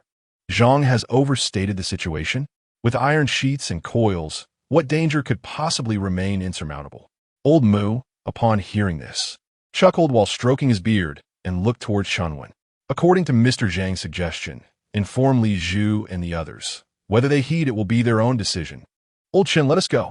I wish to share a matter over a drink." "Oh, it seems to be something good. Old Mu, it has been ages since you last indulged." Elder Chen responded with a grin. Old Mu was also in high spirits and replied, "Indeed. Today, we must celebrate with a drink." As they spoke, the two men made their way towards the tent. Chen Wen, feeling helpless, could only proceed to inform Li Zhu. Chapter 73. Mr. Mu's decision on the Warring States tomb plan. I never anticipated the intricate relationship between the archaeological community and these prominent families. I must have been too naive. Along the way, Shun Wan expressed her sentiments. Boss Shun chuckled. "Little Wan, you are still quite young. It is understandable that you are unaware. The revival of the archaeological field in Huaxiao relies not solely on manpower. Financial support is indispensable as well. However, you need not worry. Both Team Leader Chun and Mr. Mu hold the reins of power. The matter of Li Zhu descending into the tomb remains within manageable limits, and it is not without merit to allow the archaeological team to take risks. It is all quite acceptable." Shenwan nodded, aware that the intertwining of money with archaeology seemed to alter its essence. "Let's proceed to that hilltop and take a look," Zhang Weishan suggested, pointing to a nearby hillside. Although the elevation was modest, the open terrain provided an excellent vantage point for observing the surroundings. Moreover, it was conveniently close, allowing for a swift return should any complications arise. Meanwhile, within the camp, Chun Wen had also found Li Zhu. The latter was engrossed in his work, fervently directing the workers who were commencing the laying of steel coils. The members of the expedition team were busy preparing to set off at a moment's notice. Team Leader Chun, what brings you here? You and the archaeological team should rest. We can handle these matters. Li Zhu replied with a smile. However, Chun won in oppose. S brow furrowed with concern as she said, Mr. Mu has sent me to inform you that Mr. Zhang insists you must emerge within an hour. Otherwise, there will be no hope. Decide for yourselves. Huh? Li Zhu was momentarily taken aback, yet he felt a twinge of skepticism within. Captain Chun, we are professionals in exploration. Although I do not deny Zhang Weishan's exceptional skills in antique appraisal, could he truly handle the realm of exploration? We certainly must investigate the ancient tomb. Rest assured, we are all experts in this field. Chenwen, upon witnessing his demeanor, smiled and chose not to elaborate further. After all, they were not operating within the same framework. Some matters were best left succinctly stated, for excessive discourse could lead to annoyance. As Li Zhu watched Chenwen depart, he felt a sense of unease. Although he suspected that Zhang Weishan might be exaggerating the dangers, the situation surrounding the Zhang family as ancient building was undeniably perilous, and he intended to descend personally this time. Hence, it was imperative to meticulously arrange security measures. With this thought in mind, he summoned the expedition team leader. Old Ma, when we enter the tunnel, have the brothers spaced every 10 meters. He instructed, if anything unusual occurs, they must exit immediately. Understood? Old Ma nodded and promptly set about making arrangements. Li Zhu felt that such a strategy would ensure utmost safety, and thus he went to change into his gear in preparation for the descent. Meanwhile, within the tent, Old Mu personally poured a glass of wine for Old Chun. Unable to contain himself, Old Chun remarked, Old Mu, stop keeping me in suspense. The way you're drinking now suggests it must be something monumental. You cannot simply gloss over it. Pray tell, does it concern Mr. Zhang? Old Lady Chun had a profound understanding of Elder Mu. He would never indulge in alcohol unless it were a matter of great significance. Elder Mu nodded, yet he remained silent, instead rising to glance outside. He summoned 2 soldiers to cut the power supply to the cameras within the tent, subsequently instructing them to guard the entrance, permitting no one to enter. With the power disabled, even the most adept hackers would find it impossible to activate the cameras. Observing this, Old Chun straightened his posture, realizing that what Elder Mu was about to disclose would likely be of grave importance. Indeed, Elder Mu lifted his glass and took a sip, his first words being, Mr. Zhang Weishan must not be allowed to leave with Gao. He is exclusively one of our archaeological community. Furthermore, I wish to invite him to lead our Warring States tomb project. What? Old Chun was taken aback. Are you jesting? Mr. Zhang possesses remarkable skills in antique appraisal, but that does not equate to proficiency in tomb excavation. To assign such a talent as a leader for such perilous endeavors would be a disservice to him. Old Chin's agitation was palpable, yet Elder Mu raised his hand, urging him to remain calm. Do not be hasty. Who informed you that he is solely adept in antique appraisal? You heard his insights regarding Li Zhu and the others. This indicates he is certainly aware of certain conditions surrounding the Zhang family's ancient building. And so what? Li Zhu and his companions have yet to descend. Who can ascertain the veracity of his claims? While I too have confidence in him, the Warring States Tomb Project is the utmost secret of our archaeological institute. Even Chun, one lacks the qualifications to serve as the team leader. It may not be appropriate to assign him that role. Elder Chin still harbors reservations. The Warring States Tomb Project has been under preparation for the past year, and its implications are immense, potentially revitalizing the entire field of archaeology. Elder Chun is convinced that if the Warring States Tomb Project can be executed successfully, it will undoubtedly become a monumental discovery that astonishes both domestic and international audiences. The enthusiasm for archaeology in the Huaxiao Nation would reach unprecedented heights, and perhaps this momentum could lead to a qualitative leap in the nation and Oppo's archaeological endeavors. Therefore, it is imperative that the Warring States Tomb Project encounters no errors. Our initial resolution stands. Individuals may perish, but once the Warring States Tomb Project commences, it must not be halted. Elder Mu chuckled, acknowledging the importance of the Warring States Tomb Project as if to say, am I unaware? However, allow me to finish my thought. My choice of Zhang Weishan as the team leader is well-founded. Let me ask you, would you have any objections if I were to invite the FHO Zhang clan to lead the Warring States Tomb project? Naturally not. We all recognize Mr. FHO Zhang's formidable abilities, and I too wish to recommend him. Yet this individual is elusive, rarely seen. Before Elder Chun could finish his sentence, a sudden realization struck him. His eyes widened in astonishment as he gazed at Elder Mu. Are you implying that Zhang Weishan is FHO Zhang? Elder Mu remained silent, merely nodding in affirmation. Elder Chun quickly covered his mouth, seemingly fearful of being overheard. Old Mu, this is no time for jest. This matter involves significant implications. Do you truly believe I am jesting? Old Mu chuckled, simultaneously gesturing for Old Chun to take a sip of his drink to steady his nerves. Both men savored their beverages, and only then did Old Mu divulge the contents of the earlier phone call to Old Chun. Although certainty eludes us at this moment, based on the gathered information and Mr. Zhang's previous gaze, I can assert with conviction that he is indeed a descendant of the famed Fakyu Zhang clan. Moreover, we now possess an opportunity to validate this assertion. As he spoke, Old Mu retrieved his mobile phone and sent a message to Chun Wan. I have already informed Chun Wan to initiate a live broadcast, showcasing the situation of Li Zhu and his companions as they delve below. Firstly, if Li Zhu and his team encounter no issues after an hour, it would simply indicate my waning eyesight. However, should a predicament arise within that hour, the prowess of Mr. Zhang requires no further elaboration. Furthermore, we shall observe, for Mr. Zhang is currently absent from a base. He has the chance to log in and post comments. Should he log in and post, the nearby devices will capture the signal's origin. We can then confirm his identity as a member of the Fakyu Zhang clan. Once this is established, do you believe there will be any objection to my invitation for him to lead the Warring States Tomb project? Old Chun, taken aback by the revelation, quickly inquired. Old Mu, do you not think this course of action may be ill-advised? If Mr. Zhang were to discover this, he might become incensed. Chapter 74. Ambitious aspirations before the tomb. Upon hearing this, Old Mu chuckled. That will not be the case. Mr. Zhang is aware of our investigation, yet he has never concealed anything. Therefore, I surmise that Mr. Zhang simply prefers to remain low-key, and our intentions are not to delve deeply into his past. As long as we ascertain his identity, that suffices. Moreover, this matter of identity should remain known only to you, me, and at most, Old Sunday. No one else should be privy to this information. This is what Mr. Zhang cares about.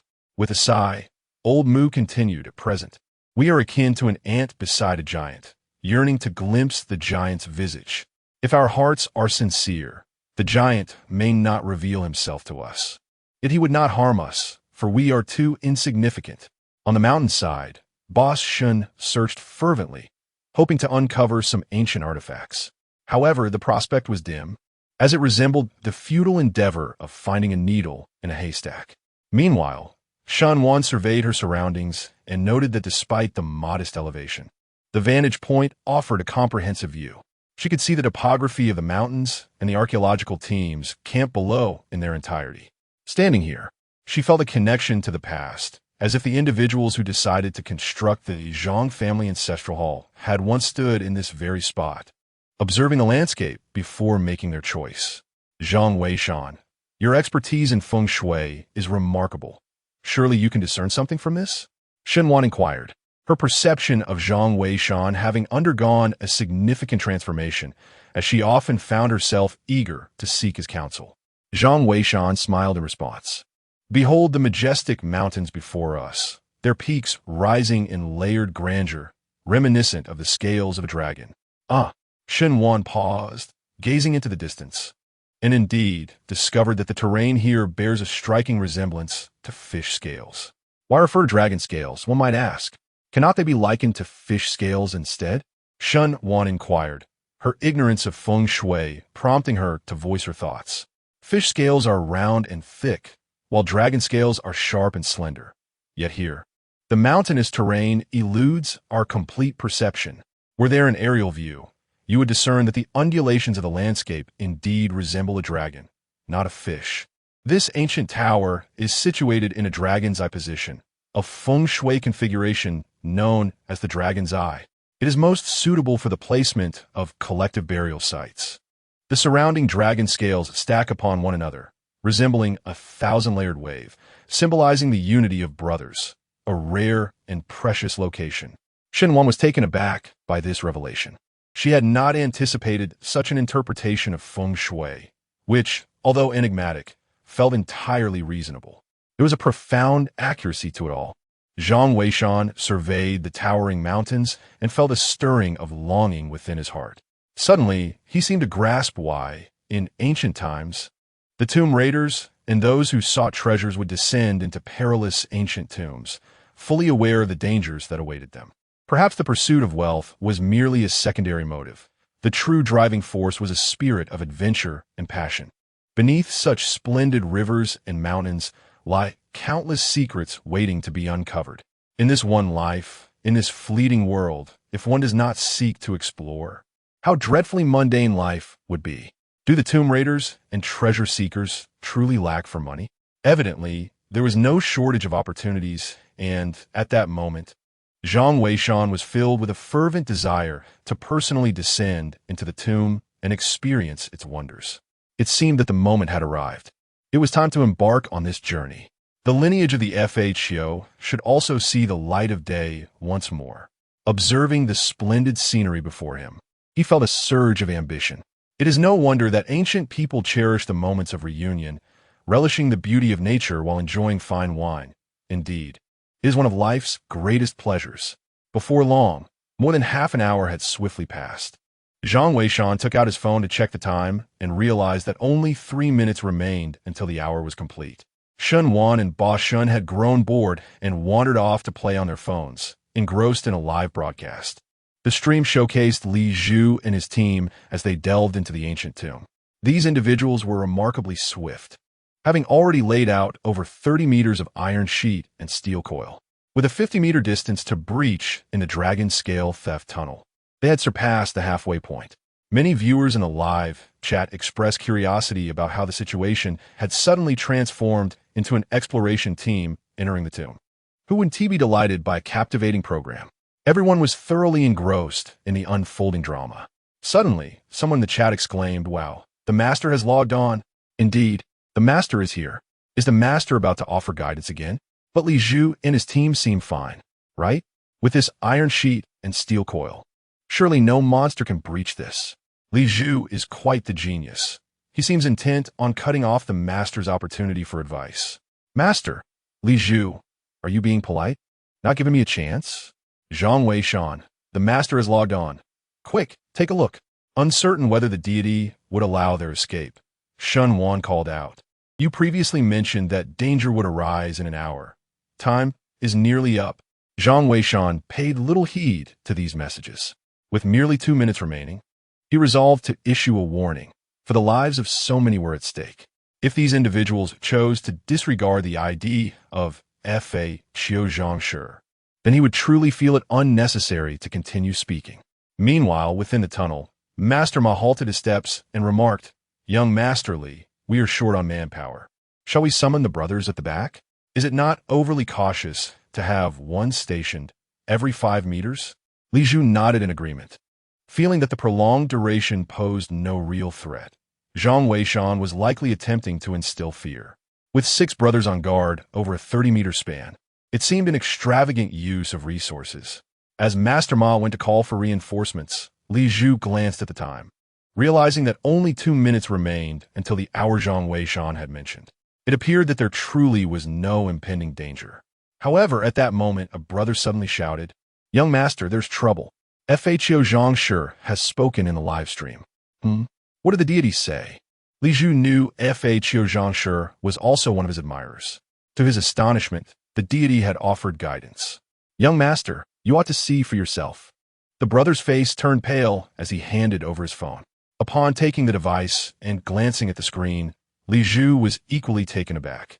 A golden message shimmered in the live stream, radiating brilliance. "You have 1 minute left to exit. If you delay any further, Take this opportunity to bid farewell to your families. The Zhang family's ancient tower is no longer accessible. Heed this warning. Li Zhu was momentarily taken aback. 1 minute? Wasn't there still a full 2 minutes remaining until the hour was up? Zhang Weishan's timing seemed off, a full minute behind. However, when Li Zhu glanced at the clock, he was left speechless. It turned out he had misunderstood. From a moment he saw the comment until he finished reading it, precisely 1 minute had elapsed. Indeed, only 1 minute remained. He exchanged glances with Zhang Weishan, realizing their timing was eerily synchronized. While he could dismiss Zhang Weishan's words, he dared not ignore the warning from the Zhang family. In a sudden outburst, he shouted, "Everyone retreat quickly! Hurry!" With that, he dashed toward the exit. The others, sensing the urgency, followed suit, hastily making their way to the exit. Ma Laoda felt somewhat perplexed, but upon hearing the urgent call from the crowd, he hesitated no longer and led his group in haste. Meanwhile, in the live broadcast, countless viewers were in an uproar. What on earth is happening? Wasn't everything fine? Indeed, I am puzzled as well, but the words of the master must be taken seriously. Absolutely. If the master's words can be doubted, then what's the point of playing? Wait a minute. The master's words seem to carry a deeper meaning. What does he mean by the Zhang family's ancient tower being off limits? Is he no longer offering guidance? I too share this sentiment. Could it be that this is not the last time the esteemed expert will offer guidance? What shall we do if the venerable expert ceases to provide direction for the archaeological team? And what of the ancient Zhangjia Tower? Its excavation remains incomplete. Chapter 75. The identity of the Fa Qiuzhang clan is confirmed. Invitation from Old Master Mu. The audience in the live broadcast room was engaged in a fervent discussion when, unexpectedly, a sudden change occurred at the archaeological site. The iron sheets that had been laid against the walls began to exhibit peculiar dents. These steel sheets were of exceptionally high quality. It was said that not even bullets could penetrate them, making it virtually impossible for an ordinary person to manipulate them. Yet at that moment, the iron sheets on the walls were inexplicably caving in. What started as a single indentation gradually morphed into a gaping hole, culminating in a complete collapse of the entire section. In some areas, the fallen rock layers were even exposed.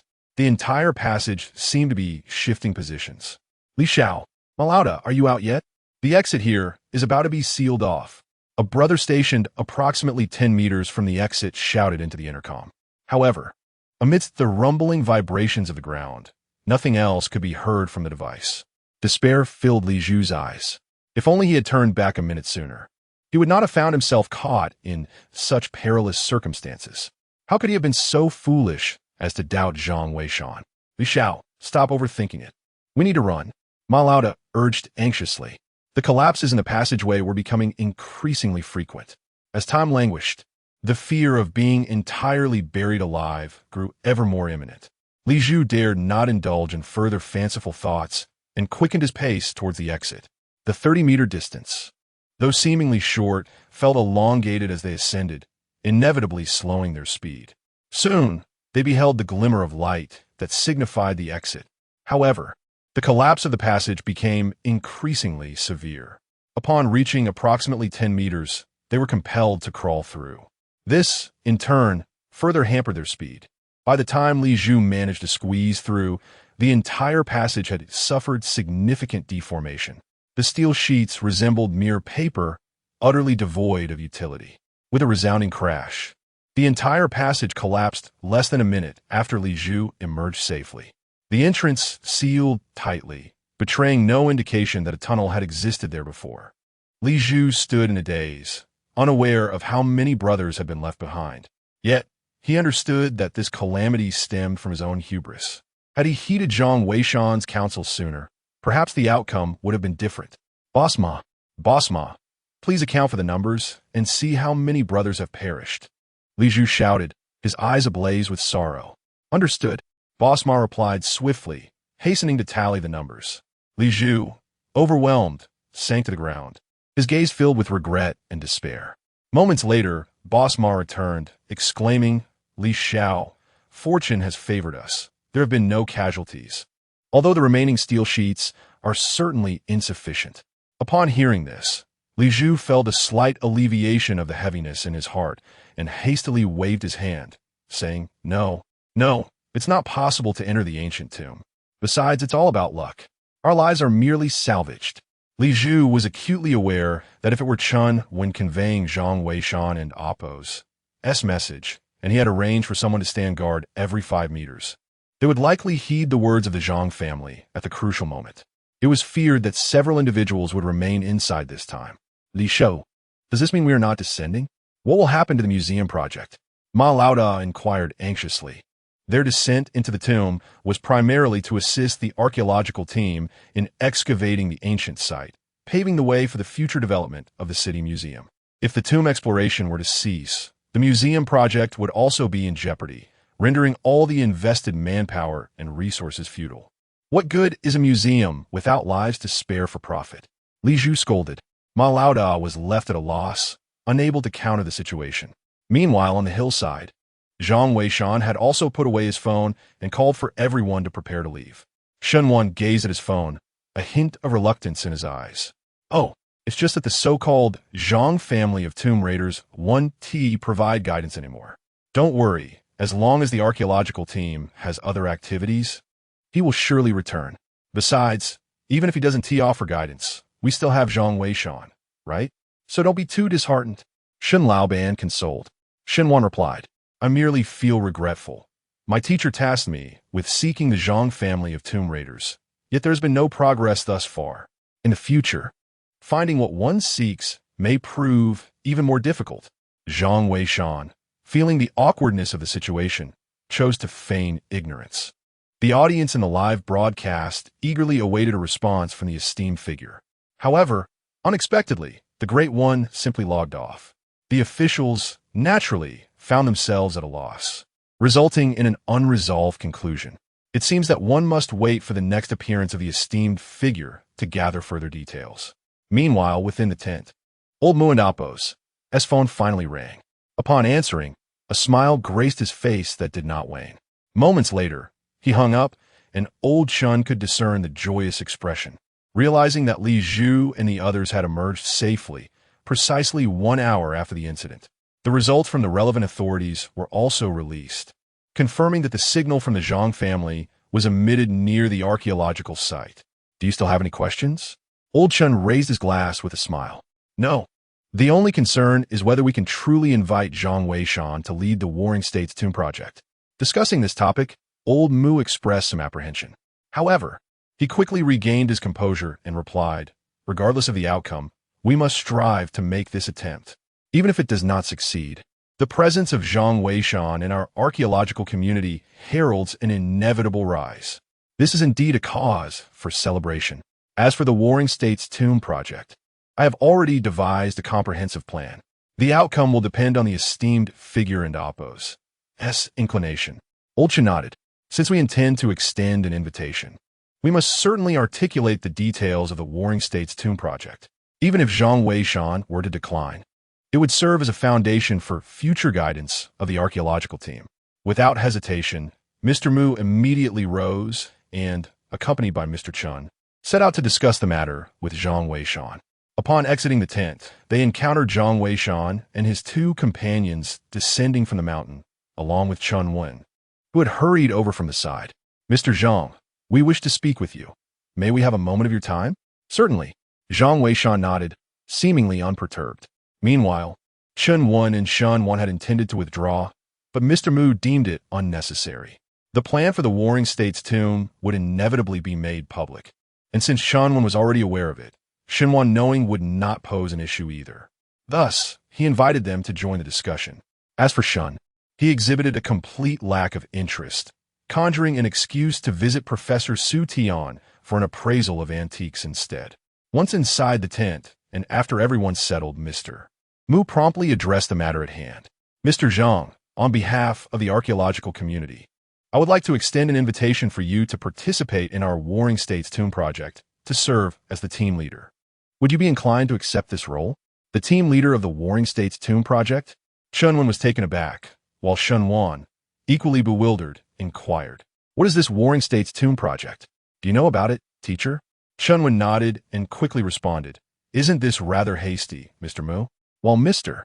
Zhang possesses formidable expertise, I have heard that the Warring States tomb is said to be quite perilous. Chunwen was not well versed in the details. Mr. Mu waved his hand dismissively. It is not hasty. This decision was reached after consultation with Mr. Chun. If the initiative for the Warring States tomb is to commence, Mr. Zhang is undoubtedly the only one capable of leading the endeavor. I wonder, Mr. Zhang, would you be interested? Naturally. Old Mu could not disclose that Zhang Weishan belongs to the renowned Zhang family of tomb raiders, as the latter clearly preferred to keep his identity concealed. Thus, he could only leverage his own standing to suppress the matter. As long as Zhang Weishan consented to take on the role of leader, he could manage any ensuing issues. Zhang Weishan regarded Old Mu, finding the Warring States tomb project rather intriguing, and then spoke up. Please elaborate. Chapter 76. The reward of the archaeological revelation. The archaeological community was shaken by the revelation of the intricate plans surrounding the Warring States tomb. Upon recognizing the potential, Old Mu promptly divulged the entire scheme. The introduction alone, detailing the origins and procedures of the Warring States tomb project, consumed a full hour. When he elaborated on the comprehensive aspects of the undertaking, it took an additional 3 hours to conclude. Throughout this extensive discourse, neither Zhang Weishan nor Old Mu, along with Shun Wan and others, excused themselves for even a moment, as the complexities involved in the Warring States tomb project were staggering. They were utterly captivated, particularly Shun Wan, who had previously been unaware of the so-called Warring States tomb plan. Chun Wan possessed a modicum of knowledge, yet upon grasping the full scope of the project, even she found herself momentarily paralyzed. The two remained in a state of astonishment for an extended period, failing to notice whether Zhang Weishan had nodded in agreement or shaken his head in refusal. They were immersed in the grandeur of the plan until Zhang Weishan finally rose to bid farewell to Old Mu and the others, still oblivious to their surroundings. That very evening, Zhang Weishan, Shun Wan, and Ba Shun departed from the archaeological site. No one anticipated that their visit would be so fleeting. It lasted merely a day, with no overnight stay. Old Mu and his companion also took their leave that night. After disembarking from the plane back in Shihu City, Shun Wan finally posed a question. Zhang Weishan, did you accept Old Mu and Appo's invitation? Zhang Weishan smiled and countered. Were you not present at the site as well? I was so engrossed in the discussions about the Warring States tomb project that I failed to pay attention. Shun Wan admitted, a hint of embarrassment in her voice. Zhang Weishan smiled slightly, choosing to remain silent. Noticing his demeanor, Shun Wan refrained from probing further, sensing that Zhang Weishan had tacitly agreed. The Mu elders departed in haste, likely to prepare for something. She had an inkling that a significant shift was imminent in the realm of archaeology, and it would not be long, perhaps just within the next couple of days. In truth, events unfolded even more swiftly than she had anticipated. The group returned home by 10 o'clock the following morning. At noon, the official examination committee's live stream released an announcement. Tonight at 8 o'clock, a major revelation in the archaeological community will be unveiled. Please stay tuned. A simple headline that captivated countless individuals, eagerly awaiting the news. As 7:00 and Appo's clock approached, with merely an hour remaining until the announcement, the live stream's viewership began to surge. A flurry of comments flooded the screen as numerous netizens began to speculate. Hey, does anyone know what the archaeology officials are up to? This seems quite grand. I have no idea. They haven't broadcasted since yesterday. This must be something significant. Could it be that they are about to unravel the mysteries of the Zhang family's ancient tower? No way. Didn't the experts say they wouldn't descend unless absolutely necessary? The consequences would be theirs to bear. What if the archaeological team has discovered the experts? Could the experts be joining the archaeological team? I perceive the possibility that if the esteemed expert were to join the archaeological team, there would indeed be no need for him to provide guidance in the live broadcast. The thought of what the expert might look like truly intrigues me. Indeed, Zhang Weishan appears remarkably youthful. I have a strong feeling that the expert must be even more handsome. However, what does looks matter? I wonder if the expert has a girlfriend unbeknownst to Zhang Weishan. He is currently nestled in his room, astonished as he gazes at a booklet in his hands. This booklet has come as quite a surprise to him, for it is a reward he received after his journey at the archaeological site. The records of the subtle mechanisms is presumably a reward bestowed upon him by the system after he provided guidance to Li Zhu and others in the live broadcast. Nonetheless, Zhang Weishan finds it peculiar that during the latter stages of the archaeological team and Oppo's endeavors, rewards were typically granted after 1 or 2 instances of guidance. He did not anticipate receiving the records of the subtle mechanisms after just 1 instance this time. He suspects it may be due to the guidance he offered on site. If that is the case, he would indeed feel quite at ease, as it signifies that even in the absence of a live broadcast, by personally leading the team into the tomb, he could still receive rewards.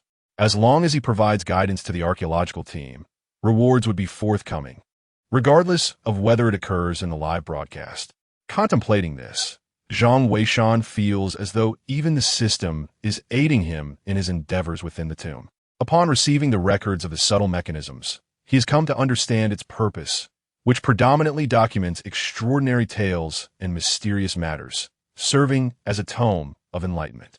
The tomb excavation manual and the record of various insects respectively document the tools for deciphering ancient tomb mechanisms and a myriad of venomous creatures found in the world. In contrast, the craft of the tomb raiders serves as a compendium of magical artifacts. If the tools listed in the tomb excavation manual, such as the Probe Claw and the Flying Tiger Claw, are considered weapons, then the contents of the craft of the tomb raiders pertain to mystical treasures and secret techniques. The breadth of knowledge contained within the craft of the tomb raiders is both diverse and profound. For instance, the 100-flower bee can trace a person's whereabouts, while the blood of the old fox can reveal the entrance to ancient tombs. When dropped upon the earth, it congeals without being absorbed, marking a site of dense energy. Moreover, applying the blood of a weasel to one's forehead can ward off illusions.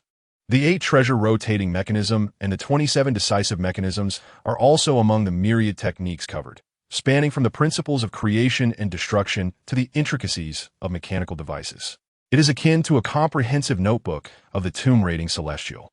Legends even suggest that the techniques of Honeycomb Mountain and the art of moving mountains and filling seas, practiced by later generations, originated from the craft of the tomb raiders, gradually evolving into their own elaborate systems. Zhang Weishan possessed some knowledge of the craft of the tomb raiders. His ancestor, Zhang Sanlian, had once owned a copy, a legacy passed down through generations. It is said that the tomb raiding celestial possessed a copy for personal reference, exchanging insights upon meeting to fill in gaps in their knowledge. The volume in Zhang Sanlian's possession was the last of its kind. Even upon his passing, he could not gather the golden talisman to locate the tomb raiding seal. Consequently, he took the sole remaining craft of the tomb raiders with him to the grave, leaving behind a testament of ancestral wisdom. If in the future someone were to discover the Fakyu seal, they could open the ancient tomb and retrieve the Fakyu craftsmanship record, thereby reviving the illustrious reputation of the Fakyu celestial officials. However, until the era of Zhang Weishan, no one had successfully located the Fakyu seal. Even if it were found, it would merely be regarded as an antiquity, likely subject to confiscation. To his astonishment, after traversing to this new realm, the system rewarded him with a volume of his own. The revival of the Fakyu lineage was now within reach. Hope glimmered in Zhang Weishan's eyes. He quickly stepped outside, eager to witness the impending show. Shen Wan's voice resonated from beyond. Zhang Weishan replied affirmatively, suppressing his excitement as he made his way out. Observing his heightened emotions, Boss Shun assumed something was amiss and hurried to offer comfort. "Come now, why are you looking so teary-eyed, big man? Did the old Moo and his crew cast you aside? Rest assured, if they fail to recognize your worth, you can stay here with me. With your skills, fortune will undoubtedly follow. Once you amass wealth, I shall help you find a bride. Life will be delightful." "What are you talking about, Dad?" The archaeology team is quite fond of Zhang Weishan. Shenwan interjected hurriedly. Moreover, Old Moo has even invited him to lead the Warring States tomb project. I just hope he accepts. Regardless, he has caught the attention of the archaeology team, so you should refrain from hindering his progress. Perhaps it's time to recruit another assistant. Upon hearing this, Boss Shun was elated and exclaimed, "Seriously? Zhang Weishan, you are destined to soar like a phoenix." Just remember not to forget my kindness when you rise to greatness. Without further ado, it will be delightful to promote my business as well. This establishment has been dormant for nearly a decade. Zhang Weishan chuckled softly, choosing not to respond, as Boss Shin still relished in jest. Nevertheless, he harbored genuine gratitude for this father-daughter duo. However, once tonight and oppose, as program commences, it is likely that the entire archaeological community will be stirred. Consequently, he may have to depart from this place, which has provided him with warmth akin to that of home. Chapter 77. The announcement of the Warring States Tomb Plan. It has begun, Shenwan exclaimed with palpable excitement. The live broadcast had commenced, and the momentous occasion for the archaeological community to unveil significant news had finally arrived. Ladies and gentlemen, thank you for your patience. Without further ado, let us delve straight into the matter at hand. This evening, we have two important announcements to make. The first pertains to the upcoming arrangements for the excavation at the Zhangjiao Ancient Tower. The second announcement is the unveiling of the Warring States Tomb Plan. The first announcement will be presented by Yun Yun, while the second will be entrusted to team leader Chen Wen.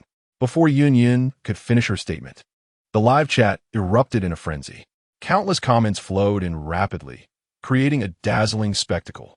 The majority of the comments, it seemed, were centered around the second announcement. In contrast to the Zhangjiao Ancient Tower, it was clear that more individuals were eager to learn about this so-called Warring States Tomb Plan. What is this Warring States Tomb Plan? Come on, dear, stop keeping us in suspense. Indeed, last night in bed, you didn't mention it like this. A bunch of keyboard warriors. Have you ever seen the real Yin Yin? I have. Seriously, dreaming of my wife while staring at her?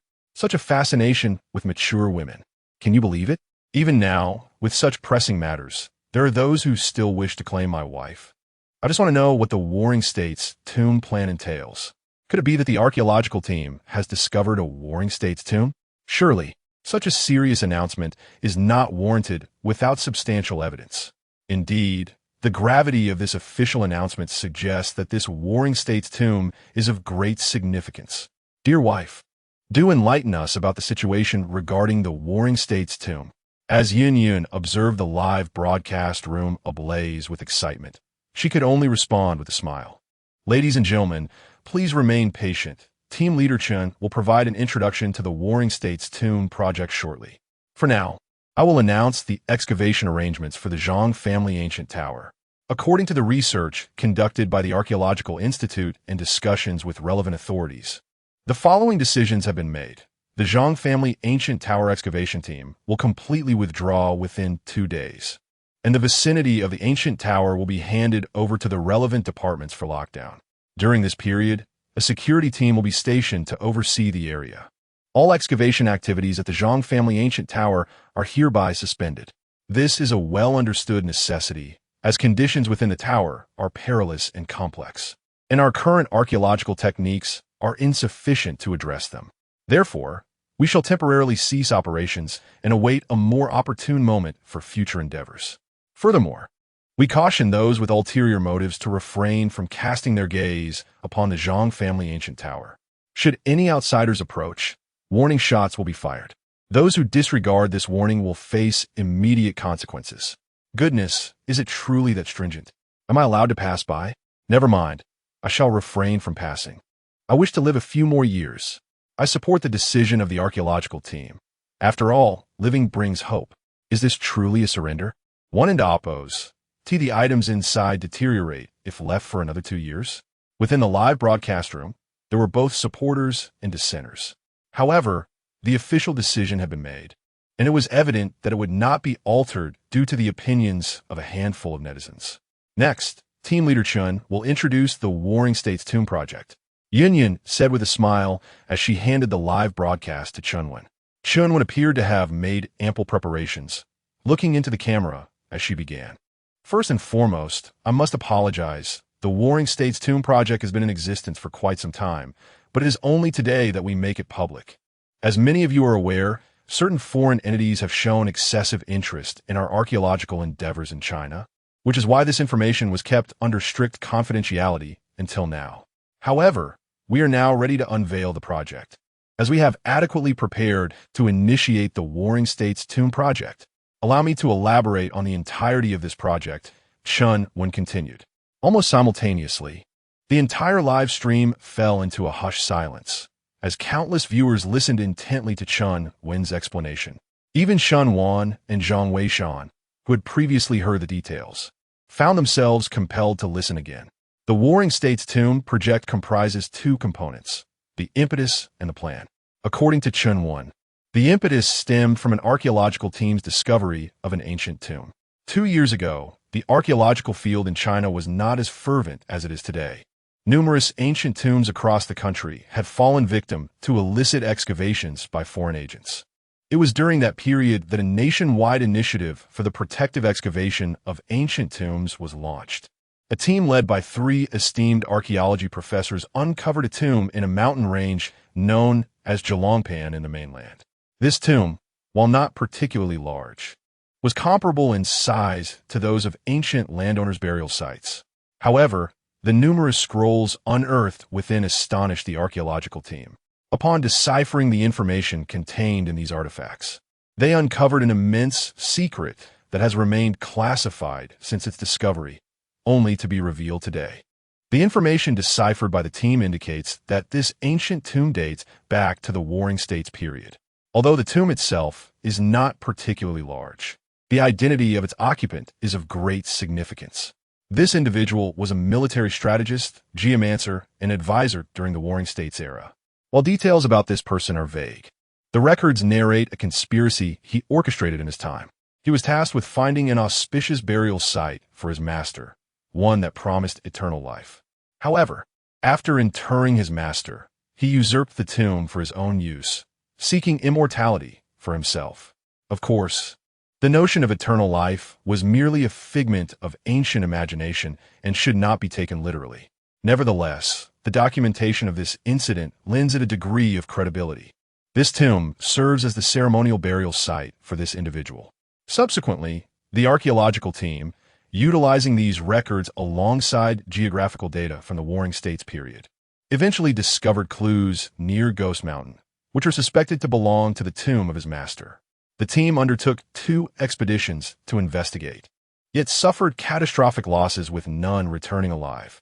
They only managed to ascertain that the area is fraught with peril, claiming the lives of those who ventured close, further complicating the excavation of the Warring States tomb project, which has been delayed until this day.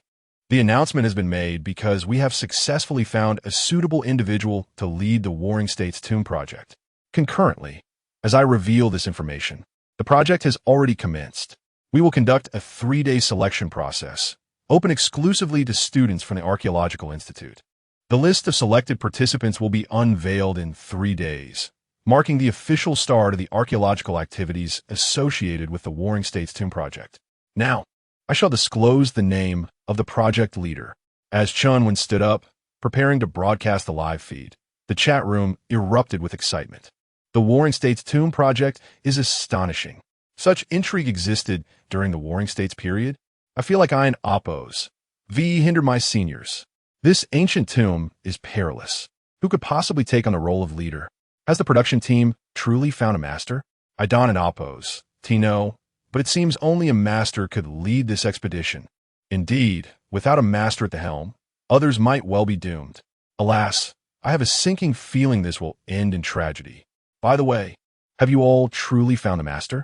The chat room suddenly began to reminisce about the legendary F.A. Qiuzhang.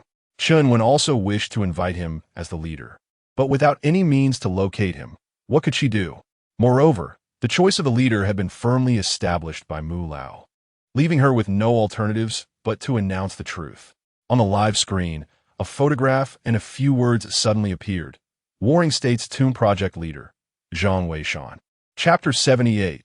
Zhang Weishan leads the archaeological team into the tomb. Zhang Weishan? Who on earth is that? No way, it's this kid. Calm down upstairs. Could someone please enlighten me on who Zhang Weishan is? Wow, he is my classmate. Impressive. Wait, your classmate is named Zhang Weishan? Yes, exactly. But hold on. My classmate is a girl, and she works at a medical school. Are you really sending a woman to be the leader? Huh, you must be mistaken. That's just a coincidence of names. Oh, my apologies, I misread it. My classmate's name is Zhang Weishan. Sorry. Are you here to amuse us? Huh. Zhang Weishan, you crack me up. Shen Wan laughed heartily, clutching his stomach, leaving Zhang Weishan beside him feeling quite embarrassed. What a coincidence to share a name and find oneself in a live broadcast. You become a team leader now. That's impressive. Make sure to tell everyone that you've made it through my tutelage, Shen Wan remarked with a grin. Zhang Weishan nodded with a smile. Among those in the live stream, there were many newcomers and several others who had never watched the broadcast before, thus they were unfamiliar with Zhang Weishan's identity. However, with explanations from others, it didn't take long for everyone to learn who he was. Yet, knowing his identity didn't change much. Many still held reservations about his capabilities. Isn't this a bit rash? Although Zhang Weishan possesses considerable skill and is reputed to be an expert in antique appraisal, is it truly appropriate for him to lead the team? Indeed, merely gazing at the photograph evokes the impression of a playful puppy. Entrusting him with leadership may well leave him seeking the comfort of an elder sister's embrace. The archaeological team has been rather hasty in their decision. That location is fraught with danger, and it would be prudent to consider a more esteemed expert. Without a doubt, the suggestion to appoint a more distinguished individual is warranted, and we share the sentiment. I too champion the cause of the esteemed expert. Chen Wan, well aware of such circumstances, chuckled softly. I regret to inform you that the selection of Mr. Zhang Weishan was a well-considered decision from the Archaeological Institute. Even if you were to rally 108 supporters, it would prove futile. She continued, moreover, Mr. Zhang possesses considerable expertise. The Archaeological Institute's endorsement of him is not without justification. That concludes my remarks. The identities of the other team members will be revealed in 3 days, she announced. This will also mark the commencement of the Warring States Tomb Project. I kindly ask everyone to anticipate this with great interest. Thank you. With that, Chen Wan exited the live broadcast, and Yun swiftly took over. Shen Wan turned to Zhang Weishan, poised to speak, when suddenly, she received a phone call. After hanging up, she sighed in resignation. Sister Yun has requested me to join the live stream as a guest. When my father returns, we shall prepare a sumptuous feast for Mr. Zhang as a farewell gesture. Indeed, Shen's father nodded, taken aback by the evident care his daughter was showing. Observing their interactions over the past few days, it was clear that their relationship had blossomed. Reflecting on Zhang Weishan's impending departure, Shen and Apos, as father felt a wave of sentiment wash over him. Although your return has been brief, you are quite endearing. I have never had a son in my life, and I truly regard you as one. Well then, I shall go purchase some snacks to accompany our drinks. Let's enjoy a couple of glasses together. With that, Bashan rose and stepped outside. Zhang Weishan smiled as he surveyed the shelves in the shop, filled with items that had languished unsold for months. He felt a pang of reluctance. There's a saying, alone in a foreign land, I feel the ache of homesickness even more during festive times. The past is irretrievable. Yet the present Bashan and Shun want to become akin to family for him. Suddenly, the ringtone of Zhang Weishan's mobile phone echoed, and upon checking, he saw it was a call from old Mu. Mr. Zhang, we shall commence the selection of archaeological team members tomorrow. Do you have any specific requirements? None, Zhang Weishan replied, but after a moment in Apos, as thought, he added, it would be best to select some clever and obedient individuals. Additionally, how is Professor Li faring? Professor Li? He is recuperating in a hospital. The expedition to the Zhang family ancient tower has been quite a blow to him. His student, Xiao Zhang, has been attending to him. Will that Xiao Zhang be participating? Zhang Weishan inquired. Mr. Zhang, are you? Old Mu hesitated, uncertain whether Zhang Weishan wished for him to attend. He is quite capable, and I hope he will join us. Zhang Weishan stated plainly. Xiao Zhang bears a Qilin tattoo. He is inherently suited for the role of a tomb raider. It would be a great pity to miss this opportunity. Understood. I shall make the arrangements at once. Old Mu hurriedly hung up the phone. Zhang Weishan, keen on nurturing young Zhang, naturally wished to keep him close for observation. Meanwhile, old Mu, with his meticulous nature, had already grasped much of the situation. He felt a surge of excitement and promptly arranged for someone to replace young Zhang's position. Old Mu, what good fortune do you have this time? Old Chun inquired with a smile. Old Mu stroked his beard and replied, You remember young Zhang. don't you? Mr. Zhang has taken a liking to him. Indeed, it is splendid news. With Mr. Zhang's capabilities and resources, if he decides to mentor young Zhang, our archaeological institute might just gain a future luminary. Furthermore, should they flourish in their careers, Mr. Zhang would be intrinsically linked to our archaeological community. That old fellow Gao is bound to miss out this time. Haha. Old Shun, upon hearing this, was equally exhilarated. However, little did they know that at that moment, old Gao was nearly beside himself with rage. He had first rushed to Shihu City, only to find nothing. Upon hearing that Zhang Weishan had gone to the archaeological site, he hurried there overnight. Yet, just as he arrived, he learned that Zhang Weishan had already returned. At that very moment, he had just disembarked from the plane, making his way toward Zhang Weishan. Half an hour later, in the shop, Zhang Weishan and Boss Shun sat at the table, both having consumed copious amounts of liquor, especially as Boss Shun held Zhang Weishan's hand, chattering incessantly. Young Zhang, look at all these goods in the shop. Do you think I, Boss Shun, am not worried about food and clothing? Even if I have a plethora of items, they simply want to sell, and I am quite anxious. After much effort in nurturing such an exceptional daughter, I certainly do not wish to hinder her progress. Xiao Zhang, has Boss Shin troubled you in any way? This time, you must lend me your assistance. Zhang Weishan was taken aback, realizing that the pretense of drinking was merely a guise, while the true intention was to exploit his goodwill. Boss Shun, if my salary is reduced any further, I shall be left with nothing. Nonsense. Who would dare to lower your wages? I would rather increase them. Boss Shun retorted. I have but one request. As he spoke, Boss Shun produced his phone and directed it toward Zhang Weishan. For the next 3 days, I require the use of your visage. I intend to host a live stream to sell products, using your face. Zhang Weishan was utterly bewildered. What did it mean to use one's face? Fear not, you need not do anything out of the ordinary. Just carry on as you usually would. I will live stream and occasionally capture your image, if you catch my drift. Boss Shin chuckled. Upon hearing this, Zhang Weishan began to comprehend Boss Shin's intentions. Under normal circumstances, he would dismiss such a request from anyone else. But given that Boss Shun had treated him kindly and possessed a rather playful disposition, he nodded in agreement. Indeed, it seems my kindness has not been in vain. Let's give it a try.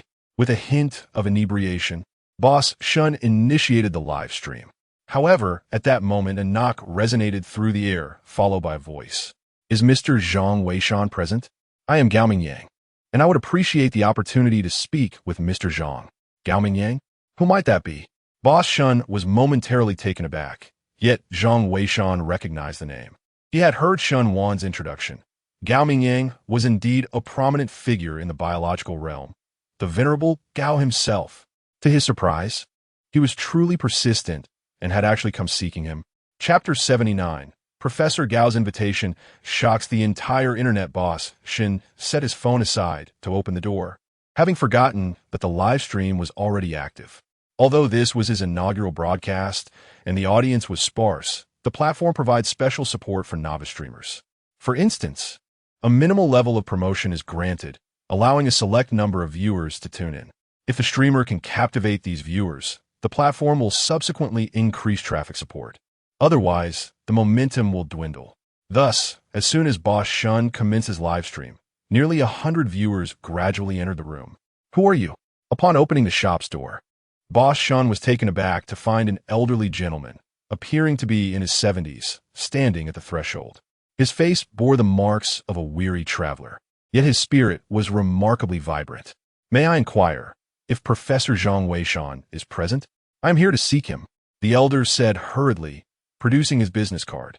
Upon glancing at the card, Boss Shun was momentarily stunned.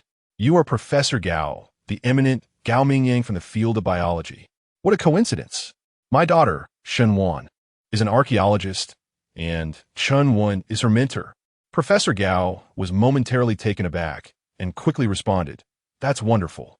Mr. Zhang is here with you. I urgently need to speak with him. Please come in. Boss Shun eagerly ushered him inside. As soon as they entered the shop, Professor Gao and Appo's eyes fell upon Zhang Weishan, and his expression ignited with excitement. Zhang Weishan felt somewhat embarrassed, as he had not anticipated that even those from the biological realm would be drawn to him. Elder Gao, brimming with excitement, stepped forward to scrutinize Zhang Weishan, akin to selecting a son-in-law. Elder Gao, what brings you here? Zhang Weishan inquired, feeling uncomfortable under the intense gaze. Marvelous. At such a young age, to possess such profound expertise in archaeology and biology, you are indeed a rare gem. Elder Gao exclaimed. Mr. Zhang, you must be aware of my intentions. Feel free to state any conditions. I shall fulfill them all, provided that you join our biological community. Elder Gao was direct and unambiguous. Nearby, Boss Shun was taken aback and hastily interjected, Professor Gao, it seems you have arrived a bit late. Zhang Weishan has already been invited to lead a project concerning the Warring States tomb. However, unbeknownst to them, Professor Gao was unfazed. He waved his hand dismissively. What Warring States tomb project? We are all sensible individuals here. Let's not engage in euphemisms. That is merely a plan for self-destruction. I am aware that 3 archaeological professors previously ventured to that tomb site, and none returned. You are still so young, Mr. Zhang. Why risk such an adventure? Elder Gao turned to Zhang Weishan, emphasizing the need for self-preservation.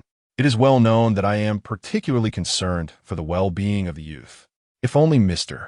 Zhang would consent to join our biological community, I would guarantee it with my reputation. A complete house is being generously gifted, and assistance with securing a job for one's spouse is also offered. In that moment, the few netizens present in Boss Shun's live stream couldn't help but feel a pang of envy upon hearing such enticing conditions. What kind of job is so remarkable that it is still seeking candidates? Indeed, sir, do you think I would be suitable? I am young and robust, ready to cater to a wealthy lady. Sir, are you blind? This is Gao Mingyang, a distinguished professor in the field of biology. Are you joking? How could the biological community have fallen to such a state, broadcasting in such a small live stream? I am unsure, but he is undoubtedly Professor Gao. I am a student in the biological sciences. Nonsense. A friend of mine is also from the biology department. I'll call her over to confirm. The viewers in the live stream eagerly rushed to bring in more people, and the popularity of the stream continued to rise. Professor Gao exuded confidence, chuckling as he spoke. While it is true that the field of archaeology requires dedicated individuals, a promising talent like yours should not be subjected to such risks. Mr. Zhang, perhaps you should reconsider? Zhang Weishan, feeling somewhat awkward, replied, I appreciate Professor Gao's kind intentions, but I am currently unmarried. Being unmarried is not a problem. We have an abundance of female students in our biology department. Professor Gao continued earnestly. ISNT, they're saying, when seeking a spouse, there are 2 places to look: the archaeology department, known for its fierce women, and the biology department, where one can bring their parents along. Once you arrive at our biology department, you can simply bring your parents to help you choose. I assure you, I'm not deceiving you. The number of female students in the School of Biology surpasses that of the archaeology department by 10-fold each year. My dear fellow, one cannot remain single solely based on merit. Zhang Weishan felt increasingly awkward as he listened. Indeed, Gao Lao's recruitment tactics were as legendary as rumored. He had previously heard Shunwan mention that once Gao Lao set his sights on a talent, there was no one he could not entice away. The conditions offered were nearly impossible to refuse for any capable individual. Had Zhang Weishan not traversed through time, he might have genuinely been tempted. However, he was acutely aware of the weighty responsibility resting upon his shoulders as the appointed guardian of the tomb, making it inconceivable for him to settle into the School of Biology. Gao Lao, I truly cannot accept your offer. Please do take your leave. At this moment, the viewership of the live broadcast surged dramatically. Many viewers who had initially been in the official archaeology live stream to watch Shunwan were drawn over. What on earth? It's Zhang Weishan again. Even Gao Lao is trying to recruit him. What on earth is so special about this individual? I have no idea. I don't even know him. Wasn't he the one who identified that red venomous snake earlier? How come I don't enjoy such treatment? Both the archaeology and biology fields are after him. That's impressive. Zhang Weishan is incredibly arrogant, outright rejecting the offer. What kind of family background does he have? The discussion in the live chat was fervent.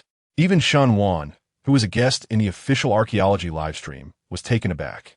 Gao Lao, however, remained oblivious to all this. He clearly had no intention of giving up, smiling as he continued. "You are truly resolute," Zhang Weishan remarked with a smile. "Speak your desires. I reiterate, I shall not be stingy with what I can provide. I lack nothing. I merely wish to behold the tomb of the warring states." Gao Lao replied, his tone apologetic yet firm. "Forgive me, but I cannot sway your decision."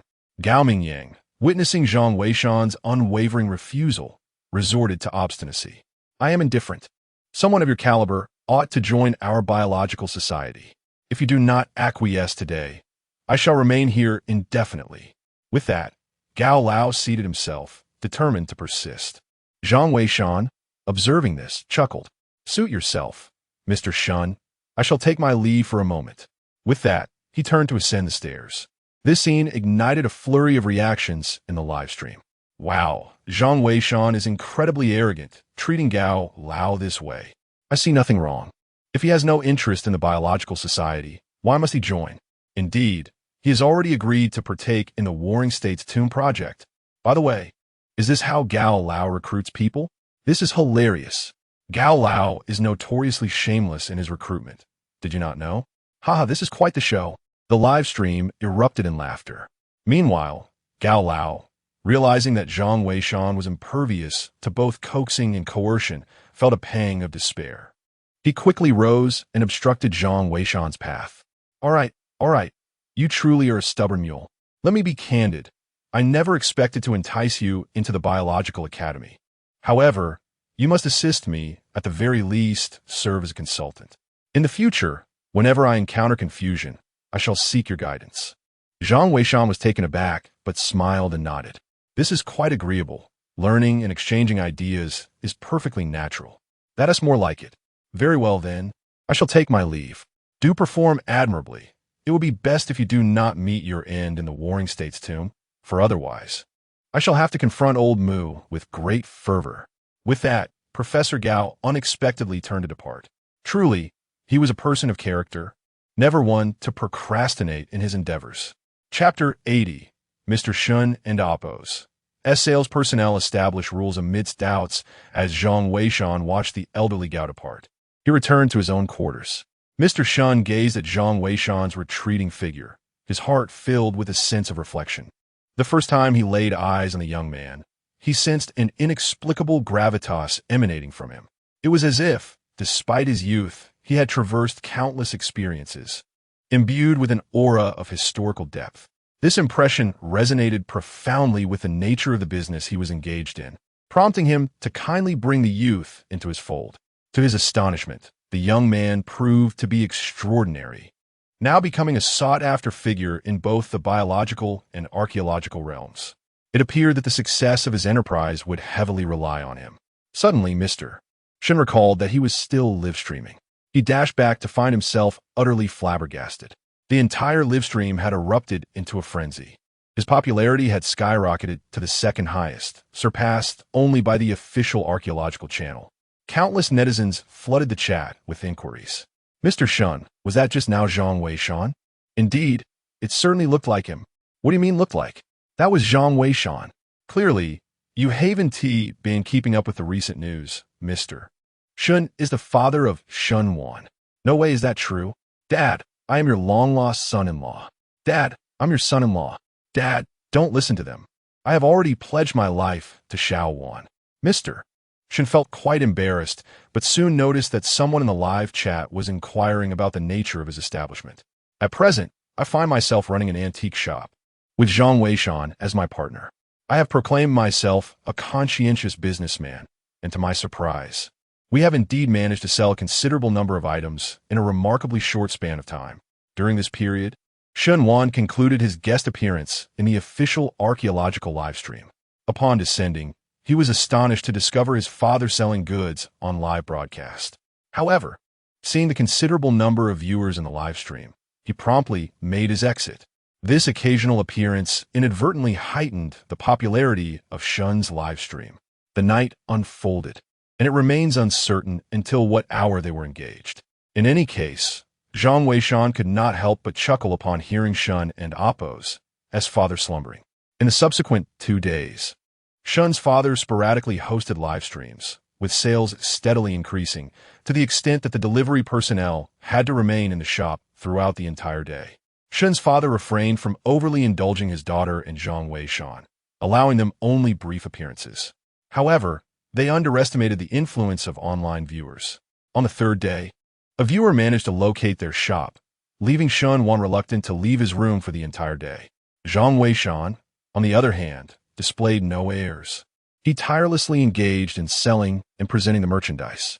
As the 4th day arrived, finally, Mr. Mu's call came through, informing Zhang Weishan that the selection of archaeological team members had been finalized. He would soon dispatch a helicopter to collect him. Thus, that evening, Zhang Weishan bid farewell to Shun Wan and Shun's father, embarking on the helicopter destined for the campsite. As he was about to leave, he noticed an unmistakable reluctance in the eyes of Shun Wan and the other individual. Having spent such a considerable amount of time together, it was only natural that he felt a profound attachment to them. Yet, each person is destined to follow their own path. After all gatherings in this world must eventually come to an end. Moreover, Shun Wan is a student at the Archaeological Institute, and there may yet be opportunities for them to reunite in the future. The aircraft that arrived was a military helicopter dispatched by Captain Qin. The archaeological work at Zhang's ancient tower had reached a temporary conclusion, and Captain Qin had been reassigned as the head of the security team for the Warring States Tomb project. Given his extensive experience, which made him uniquely qualified to address the safety concerns associated with this undertaking. On board the helicopter, a staff member presented Zhang Weishan with detailed documentation. Although Elder Mu had previously provided considerable insight into the specifics of the Warring States Tomb project, he had not disclosed the exact location of the tomb discovered by the archaeological team. The materials Zhang Weishan received contained precise geographical coordinates marking the site, known as Ghost Mountain. He observed that the area was indeed desolate, nestled deep within a mountain range. However, it was situated within the borders of Huaxia, surrounded by numerous large cities, which would facilitate logistical support. The base camp was established at the foot of the nearest mountain, allowing for a swift arrival within half an hour at most. In addition to this information, there was a list of personnel presumably determined by the archaeological team for the Warring States Tomb project. To Zhang Weishan's surprise, he noted that he remained the team leader, while the blank spaces below had been filled in with names. Astonishingly, the lead professor was none other than Shun Wan. This revelation took him by surprise. Typically, the conclusion of an archaeological site would afford the team leader and professors a moment of respite to organize the information gathered from the excavation of the ancient tombs. Unexpectedly, Shun Wan was also present this time. Following this was a list of several team members, prominently featuring Xiao Zhang. However, Zhang Weishan found it peculiar, as Xiao Zhang and Appo's name appeared as such rather than his given name. This intrigued him. He wondered why this individual did not use his own name. Surely, the archaeological team should be aware of his true identity. With no answers to his queries, Zhang Weishan resolved to seek clarification once they arrived at the camp. This young talent was indeed worth his attention. Aside from the few familiar names, the others were all noted as graduates from the Archaeological Institute, each boasting a minimum of 2 excavations of ancient tombs. Clearly, the archaeology field had invested significantly in this endeavor. The helicopter swiftly transported Zhang Weishan to the camp, and upon disembarking, it was already past 9 in the evening. Yet, the camp was ablaze with lights, with many individuals gathered in the square, seemingly there to welcome him. This made Zhang Weishan feel somewhat bashful. "Welcome, Team Leader Zhang," Shun Wan exclaimed as he stepped off the helicopter. Immediate applause erupted. Feeling slightly embarrassed, Zhang Weishan gestured for them to refrain. However, Shun Wan smiled and replied, "It is our honor to collaborate with someone of Mr. Zhang's caliber. I am about to announce an important message. According to the decision of the Archaeological Institute, from the moment Mr. Zhang enters the camp, he will be entirely responsible for the affairs of this Warring States Tomb project. Everyone must adhere to Mr. Zhang's directives. Any defiance will result in immediate expulsion from the archaeological team. Those who have objections may leave now." Upon hearing this, the crowd was momentarily taken aback, including Captain Sheen, who appeared somewhat surprised. Does this include our security team? Leader Chun? Captain Sheen inquired. Indeed it does. Leader Chun affirmed. As a military man, Captain Sheen, though puzzled, offered no further protest and simply acknowledged the command. Meanwhile, the other members of the archaeological team began to whisper among themselves. Although Zhang Weishan had recently gained considerable notoriety, delegating full responsibility to him, with an expectation of unquestioning obedience, seemed excessively stringent. It was well known that during Leader Chun Wen's tenure, while she held authority, certain matters could still be discussed. Why, then, under Zhang Weishan's leadership, was there no room for negotiation? Was it to be that should he command them to peril, they would be obliged to comply? Before long, a voice of dissent arose.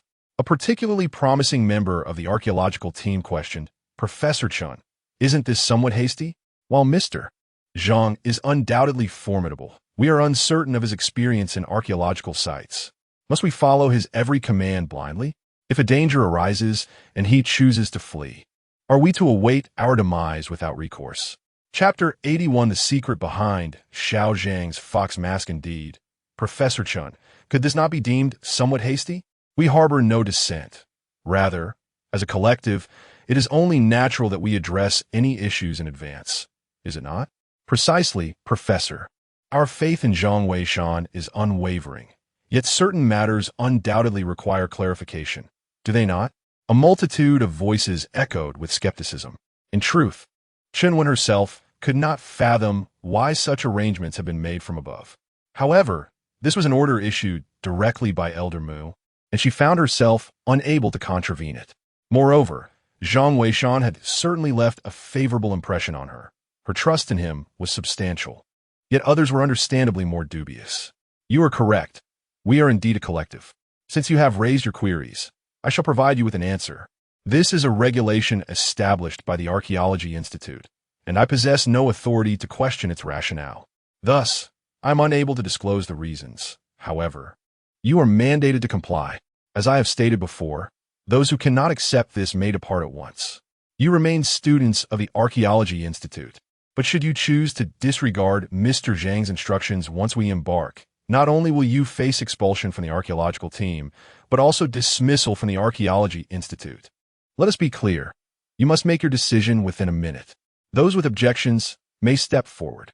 Chun Wen articulated her stance with clarity. Though the students of the Archaeology Institute were filled with confusion, they reflected on the arduous journey they had undertaken to participate in the Warring States Tomb Project. At this juncture, to relinquish their opportunity would indeed be a lamentable loss. Ultimately, no one emerged. Chun Wen, without further ado, turned to Zhang Weishan and said, Captain Zhang, the personnel have assembled, and the preliminary departure time is set for tomorrow noon. Should there be any issues, please feel free to inform me directly. Tomorrow morning, we will conduct the final information sharing before departure. Zhang Weishan nodded, indicating that he had nothing to add. Observing this, Chun Wen refrained from unnecessary conversation and promptly instructed the team members to take the opportunity to rest. Subsequently, she led Zhang Weishan to her tent. The conditions within the tent were relatively satisfactory, and a table had been prepared specifically for Zhang Weishan. However, as it was merely for one night's stay, he was not overly concerned about such matters. Mr. Zhang, it's Xiao Zhang.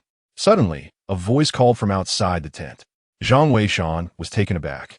It was rather unusual for Xiao Zhang to seek him out directly. Though he had a keen interest in this individual, his initiative felt somewhat peculiar. Mr. Zhang, Professor Chen sent me. He mentioned that the materials for tomorrow's sharing should be reviewed by you first. Xiao Zhang explained. All right, come in. Zhang Weishan nodded, already comprehending the situation. It seemed that when he had mentioned Xiao Zhang to old Mu, they had understood his intentions, thus delegating the task of delivering the materials to him.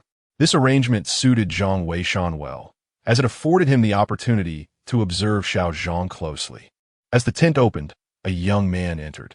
Upon seeing him, Zhang Weishan recognized him as the Xiao Zhang he had previously encountered during the live broadcast. The young man was slender and possessed delicate features, which made him appear rather unfit for the field of archaeology. Yet, by a twist of fate, he truly became a member of the Archaeological Institute. Mr. Zhang, here are the documents. I shall take my leave now. Xiao Zhang placed the materials down and turned to depart. Zhang Weishan hastily gestured for him to wait. What is your real name?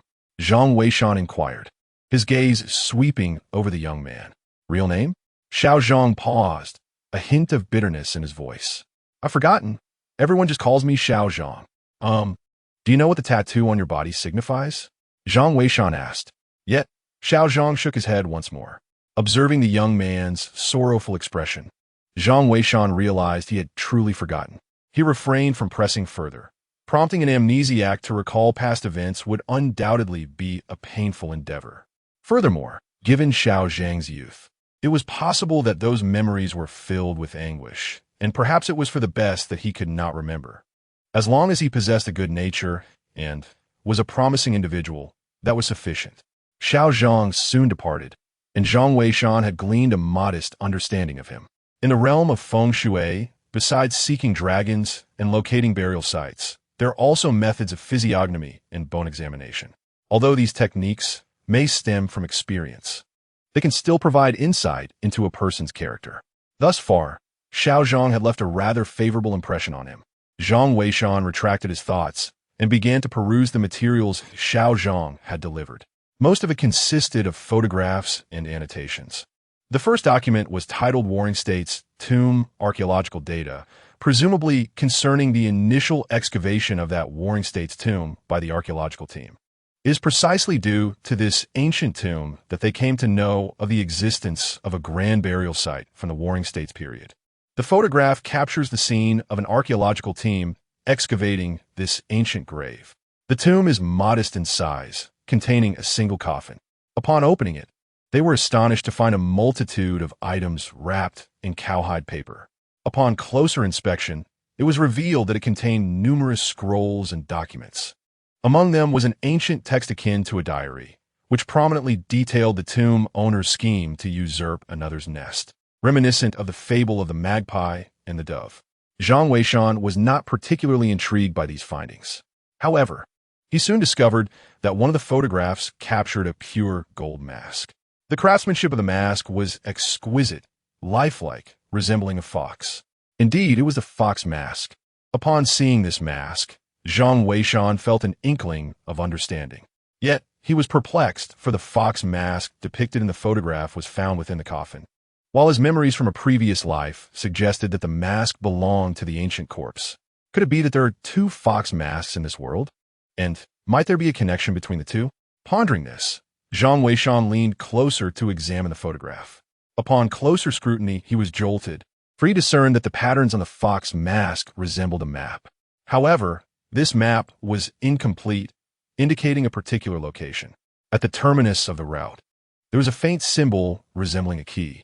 It seemed that the fox mask concealed a significant secret. On the other fox mask, could there not also be a hidden secret? Zhang Weishan was astonished. This was indeed a remarkable discovery. Unfortunately, the mask was merely a photograph, and many areas were obscured by lighting issues, rendering it difficult to ascertain the location of the treasure. Zhang Weishan set the photograph aside, his mind already formulating plans. The night passed in silence. The following morning, everyone rose early and gathered together. Meanwhile, Chunwen had made several copies of the information she had provided to Zhang Weishan the previous night, distributing them among the members of the archaeological team for their perusal. These were all crucial clues that the team members needed to memorize. As noon approached, the live broadcast was set to commence, signaling their imminent departure. Zhang Weishan stood outside the tent, gazing at the verdant peaks of the pine trees before him, feeling a sense of unease. He sensed that something ominous might transpire. He quickly closed his eyes and began to perform a ritual, drawing upon the feng shui records found in the yin-yang diagram, aligning them with the current time and the surrounding information to initiate a divination. However, moments later, his expression changed dramatically. He gestured for Captain Qin, who was nearby, to approach. "Mr. Zhang, what is it?" Captain Qin inquired, noting Zhang Weishan's grave demeanor. Without wasting words, Zhang Weishan replied, "Inform Professor Chun that the departure time has been postponed by 3 days. It is too perilous to ascend the mountain now, and I have other arrangements to make." Chapter 82. The reasons for the delay in departure spark outrage indeed. Captain Sheen did not hesitate and promptly notified Chunwen. Chunwen chose not to make a fuss about the matter. Instead, she fabricated an excuse to leave the tent and sought out Zhang Weishan directly. Captain Zhang, what are your plans? Chunwen inquired directly, bypassing any questions regarding the reason for the postponed departure. Given that Mu Lao and his associates had entrusted their authority to Zhang Weishan, Chunwen naturally held a great deal of confidence in him. Zhang Weishan pondered for a moment before responding.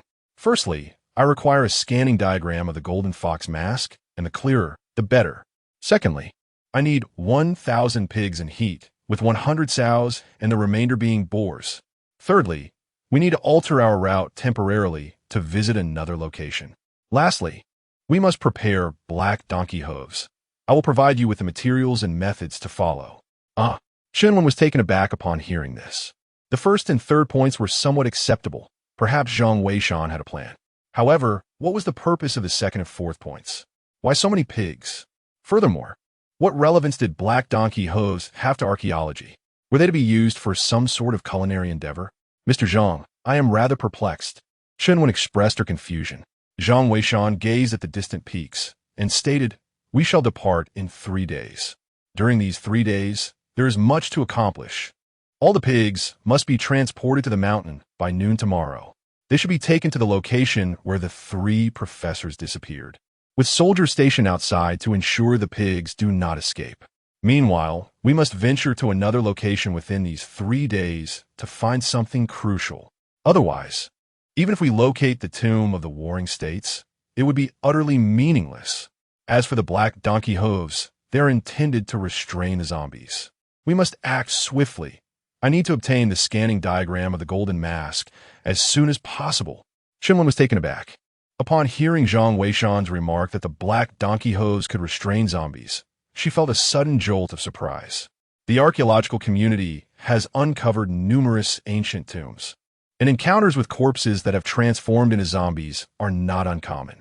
Most can be dealt with using bullets. However, some zombies are impervious to blades of firearms.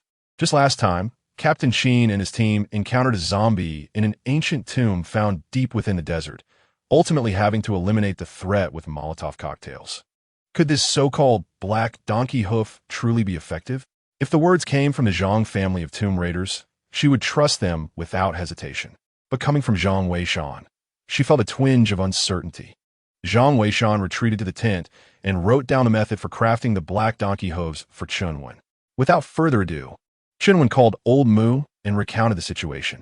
Old Mu was filled with excitement upon hearing the news. "Excellent. Little one, you must follow Mr. Zhang's instructions precisely. I will send you the scanning diagram of the fox mask immediately. 1,000 lustful pigs pose no problem. We shall set forth in 3 days as he desires. As for the black donkey's hoof, it is imperative that you regard it with utmost seriousness. Recently, Mr. Sun has been delving into the ancient techniques of tomb raiding.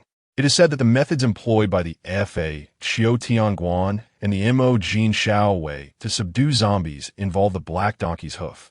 Mr. Zhang may possess knowledge on how to craft this item, and if we succeed, it would signify a qualitative leap in our archaeological techniques." Indeed, Chunwen nodded, her heart brimming with astonishment. She had not anticipated that Zhang Weishan would also be versed in such a long-lost archaeological skill. This inevitably brought to mind the esteemed Fa Chiao Zhang clan. Could it be that the heavens are truly favoring the field of archaeology? First, the Fa Chiao Zhang clan, and now Zhang Weishan. With these two titans, how could the archaeological community not flourish? In that moment, Chunwen forwarded the scanned images sent by Old Mu to Zhang Weishan, and subsequently set about informing the others. Captain Sheen and his team had no objections. However, transporting the lustful pigs would indeed be a considerable undertaking. The archaeological team, upon receiving the news, was stirred with excitement. "Professor, why the sudden change in schedule?" "Yes, wasn't it already set?" "Professor, even if team leader Zhang wishes to alter the timing, surely an explanation is warranted." "Indeed, is there to be no explanation at all? We are about to go live. How shall we elucidate to the audience?" Chunwen felt a headache coming on. the archaeological team could be commanded to comply. But with such a large audience in the live stream, the lack of reasoning might lead to rampant speculation. Upon contemplating this, Chunwen resolved to inquire with Zhang Weishan. At that moment, Zhang Weishan was engrossed in studying the fox mask. The scanned image was remarkably clear, and he was confident that he could unravel its secrets within 3 hours at most. "Is there something you need?" Zhang Weishan's voice emanated from within the tent as Chunwen approached. "Mr. Zhang, we're scheduled to go live shortly regarding the delay in our departure. We need to provide the public with an explanation." Zhang Weishan and Appo's thoughts were stirred, and he replied, "In the next 3 days, the geomancy and environmental conditions are optimal, with the flora on the mountain exhibiting heightened vitality. Ascending now would be perilous. The conditions will begin to diminish after 3 days, making that the ideal time to venture upward." "Understood." Chunwen nodded. Although the situation was somewhat esoteric, it was certainly better than having no rationale at all. She promptly informed Yun Yun, who would later announce the matter publicly during the live stream. After deliberation with Elder Mu, they decided to disclose all pertinent details. This would not only clarify their position to the public, but also demonstrate that they were not idling, but rather preparing. It would also serve to elucidate Zhang Weishan's role, given that this was his inaugural experience as the team leader. A lack of clarity could lead to misunderstandings among the public. However, the whims of the populace are notoriously difficult to manage. That afternoon, the live stream had just disseminated the news when the entire internet erupted. Countless comments flooded in. "What on earth? Why the 3-day delay? Are you kidding me? Is that Zhang Weishan too timid to seek out the ancient tomb? If he is, he should simply replace himself. Indeed, what a waste of time. Where is this so-called formidable expert? When it comes to descending into the tomb, has he lost his nerve? Moreover, the excuses he offers are utterly pathetic. The notion of feng shui and geographical conditions being incompatible, coupled with excessive plant vitality. What nonsensical drivel. If the conditions were truly incompatible, the plants would perish, and there would be no point in pursuing this endeavor. It seems to me that Zhang Weishan is simply afraid to venture into the tomb. He has shown cowardice. Furthermore, what is this demand for 1,000 head of breeding pigs? Is he planning to establish a pig farm? The crux of the matter is that he only needs 100 sows. If he exhausts them, it would be absurd. Even the donkeys from a production team wouldn't endure such treatment. Ha! You all are making me laugh uncontrollably. Speaking of donkeys, what is this black donkey hoof thing? I've only heard of donkey meat buns. Perhaps Zhang Weishan is yearning for a black donkey hoof teppanyaki. Ha! Let's swiftly replace him as the leader. It's utterly laughable. We must change him without delay. What kind of celestial reasoning is this? I am eager to see what Zhang Weishan will accomplish in the next 3 days. Indeed, I wonder how long he can endure this. The online community is nearly unanimous in their scorn. However, at that moment, Zhang Weishan was completely unconcerned with the uproar. Utilizing the information from the golden fox mask, he quickly pinpointed the precise location, just at the foot of a mountain not far from their camp. Once he finds that place and secures the so-called key, the secrets of the Warring States tomb shall surely be unveiled. Chapter 83. Gao Lao's support for the warriors meets adversity. While the atmosphere among the archaeological team grows gloomy, many felt a sense of indignation yet remained silent, as they grappled with the discomfort of online vitriol and slander. However, under the leadership of Zhang Weishan, they hesitated to voice their grievances. As Zhang Weishan delved into the study of the golden fox mask, other matters progressed concurrently. In a bid to expedite the arrival of the breeding boars, Captain Qin took personal command, orchestrating the deployment of transport helicopters. Nearly 100 soldiers assembled, successfully transporting batches of breeding boars to the mountains. The site of the previous disappearance of 3 professors from the archaeological team lay on the hillside of the rear mountains. Consequently, the soldiers dispersed, positioning themselves a kilometer away from the disappearance site, herding the newly arrived boars into the area. The breeding sows exhibited heightened mating instincts, with the boars displaying an aggressive desire for copulation. The startled sows fled into the forest, prompting many boars to pursue them. The soldiers stationed outside exerted little effort, accomplishing their task with ease. Naturally, the live broadcast showcased their mission, And the viewers in the chat could not help but engage in mockery and derision at the unfolding spectacle. Truly remarkable. Allowing these beloved souls to perish while Zhang Weishan oversees the breeding of piglets. You are indeed playing with fire. Indeed, Zhang Weishan is speaking utter nonsense. Had I known earlier, I would not have supported him. I fail to comprehend the significance of this. Sending a batch of pigs up the mountain. Are they preparing to breed piglets to supply the archaeological team with provisions? Is the archaeological team planning to reside on the mountain for eternity? This is utterly absurd. I cannot fathom how the authorities continue to act recklessly. However, just as the grievances filled the live stream, a figure suddenly appeared in the chat. It was none other than Gao Lao. Sure. You keyboard warriors, quiet down. What do you know? Stop your incessant complaints. Do you understand what plant vitality is? Do you know when plants enter dormancy? You know nothing yet still criticize. Do not presume to interpret Zhang Weishan and Oppo's intentions through your ignorance. I have witnessed carnivorous plants in my time. Those creatures consume living beings when they are active. Moreover, they predominantly thrive near ancient tombs. You merely speak without understanding the situation. If the archaeological team perishes, will you be responsible for their demise? This is quite outrageous. I am Gao Mingyang. Come challenge me if you have the audacity. Insolent fools. Gao Mingyang's remarks rendered the entire live stream speechless. Countless netizens were left bewildered.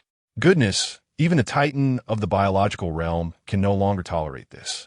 Yet, there remain some bold souls unafraid of death who dare to chuckle. I remarked to Gao Lao that even Zhang Weishan has joined the archaeological community, and yet there has been no official commentary from the field regarding this matter. Why are you so anxious? What does it matter to you? It is precisely your ilk of keyboard warriors that drives away talented individuals. When I see exceptional talent, I must protect it. As for whether the archaeological community takes action, that is of no concern to me. I shall defend those I deem worthy. Gao Lao did not engage in further discourse with them and abruptly ended the live stream. The archaeological community was not indifferent. Rather, the method of creating the black donkey hoof had stirred great excitement among Mu Lao and his colleagues. Upon learning of Gao Lao and Oppo's ruckus in the live stream, they hastily issued a statement. We solemnly declare that anyone who insults Mr. Zhang will face a complete ban on their account. Mr. Zhang has his own plans, and the black donkey hoof he proposed is a relic from ancient times, used by treasure hunters and tomb raiders to counteract zombies. We are diligently working on its production, and Mr. Zhang's selfless disclosure of the crafting method is already a significant contribution. I urge you to grant him some time, for as the team leader, he must consider not only how to navigate the tomb, but also the safety of the entire archaeological team. Should you continue in this manner, we will disable the comment functionality of the live stream. After Mu Lao voiced his concerns, the barrage of insults in the live stream subsided. However, many individuals remained dissatisfied and vowed to protest. Let us wait and see what the mysterious gourd of Weishan truly conceals. Indeed, once the 3-day period concludes, I am eager to witness what excuses he will conjure to evade responsibility. We shall proceed with patience and observe the unfolding events. The entire internet is abuzz with speculation, and Gao Lao's unexpected support has taken many by surprise. Hours have elapsed, a full 7 or 8, and that evening, Zhang Weishan finally unraveled the enigma of the golden fox mask, pinpointing the precise route and the location of the treasure. However, no one anticipated that on this very night, the team, transporting the agitated pigs up the mountain, would encounter peril. Captain Sheen remained at the camp, overseeing operations. The mission concerning the agitated pigs had nearly reached completion. Yet as he coordinated the personnel for withdrawal, a voice crackled through the radio, belonging to a helicopter pilot. Captain Sheen, something seems to have happened in the mountains. The air is filled with the anguished cries of pigs. Captain, we can hear it too. The sounds are horrifying, and they're echoing toward us, exclaimed several other soldiers in alarm. Quickly retreat. Ensure the safety of all personnel, commanded Captain Sheen. Understood. Countless helicopters commenced their rescue operations, with live footage streaming in real time. The rescue mission proceeded with methodical precision, and soon a helicopter pilot reassured everyone do not panic. The area of concern is confined to the mountain. You are all in a safe location. I, too, have observed that a boundary seems to lie a mere 1,000 meters ahead, and many pigs that have ventured forth appear unharmed. To my astonishment, I just witnessed a pig being severed in half by some unknown force. This place may indeed harbor carnivorous flora. The voices of warriors in the live stream echoed in a cacophony. Fortunately, there were no casualties reported. The viewers in the stream were momentarily rendered speechless by the unfolding scene. Why the sudden silence? A bunch of fools only know how to curse. Why aren't they spewing venom now? Indeed, what happened to those who derided Mr. Zhang? Why the lack of words now? Goodness, Mr. Zhang is truly formidable. How could he deduce the presence of man-eating plants without even ascending the mountain? Such prowess. To those who insulted my idol, may you meet your demise. Calm down. You up there. You were cursing before. I have screenshots, so don't think I wouldn't recognize you just because you changed your name. I'm out of here. Mr. Zhang is incredible. The distance he set is perfectly within the safety range. His capabilities rival those of deities. Indeed, but I miss the deities. I wonder where they have gone. Mr. Zhang is quite impressive. Those of you who once idolized the deities should refrain from disparaging Mr. Zhang. The viewers in the live stream exhibited a rapid shift in sentiment. Those who previously questioned Zhang Weishan now began to rally in his support. Meanwhile, the members of the archaeological team, upon hearing this news, appeared as pale as parchment. Thankfully, they had sent some frisky pigs ahead.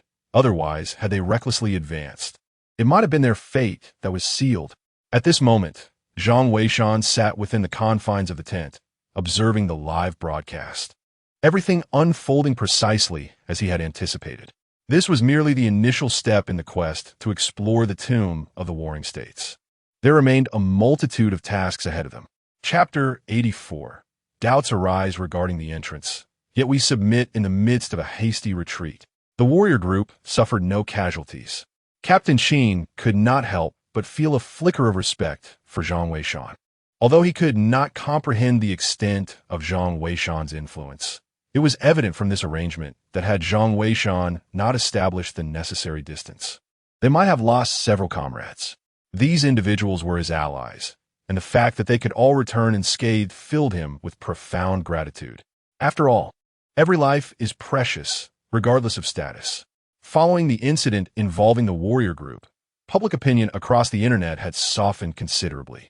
Nonetheless, many remained skeptical and watchful. Given the earlier mishap involving 3 professors, it was reasonable for most to suspect that danger lurked within the mountains. Thus, this did not seem particularly impressive. The forthcoming actions of Zhang Weishan would be the true test. The following morning, the archaeological team was assembled at dawn. Confusion swept through the crowd. Was their departure not scheduled for 3 days later? Why the sudden gathering on just the second day? Silence. Let us heed Captain Zhang's directives. Chinlin called out. The atmosphere immediately quieted. Zhang Weishan surveyed the group and proclaimed, "We need to locate a specific site. One that is of paramount importance to our entire endeavor concerning the tomb of the Warring States. Our time is limited, so we shall depart immediately." Without further ado, Zhang Weishan's command propelled both the archaeological team and the warrior group into action, setting forth on their mission. Fortunately, the distance was not great. A mere 20-minute drive brought them to their destination. Yun and the members of the live-streaming crew accompanied them throughout the journey. Although it was still morning, the popularity of the live stream had already surged, with many eagerly awaiting Zhang Weishan and Appo's next move. They had arrived near a wild lake, its expansive surface contrasting sharply with the steep, rugged cliffs on the opposite side, which were draped in various creeping plants, some even cascading down to the water's edge. Zhang Weishan pointed towards the cliffs and remarked, 100 meters to the left of the cliff's face, there lies an entrance. We must venture in to retrieve something. However, we do not require a large group for this task. Professor Chen, please make the necessary arrangements. Professor Chen promptly began to allocate personnel. Yet he, along with the other members of the archaeological team, were puzzled by the notion of an entrance in such a sheer cliff face. Nevertheless, Zhang Weishan seemed disinclined to elaborate, leaving them no choice but to comply. Team leader Qin led a pair of soldiers ahead to clear the path, while another group of archaeologists followed closely behind. Two boats set off directly towards the opposite shore of the lake. In the interest of the live broadcast, the crew had mounted their equipment on the boats, allowing them to capture the unfolding events. Meanwhile, viewers in the live chat began to speculate fervently. Why is Zhang Weishan searching for a cave instead of an ancient tomb? Indeed, it seems rather nonsensical.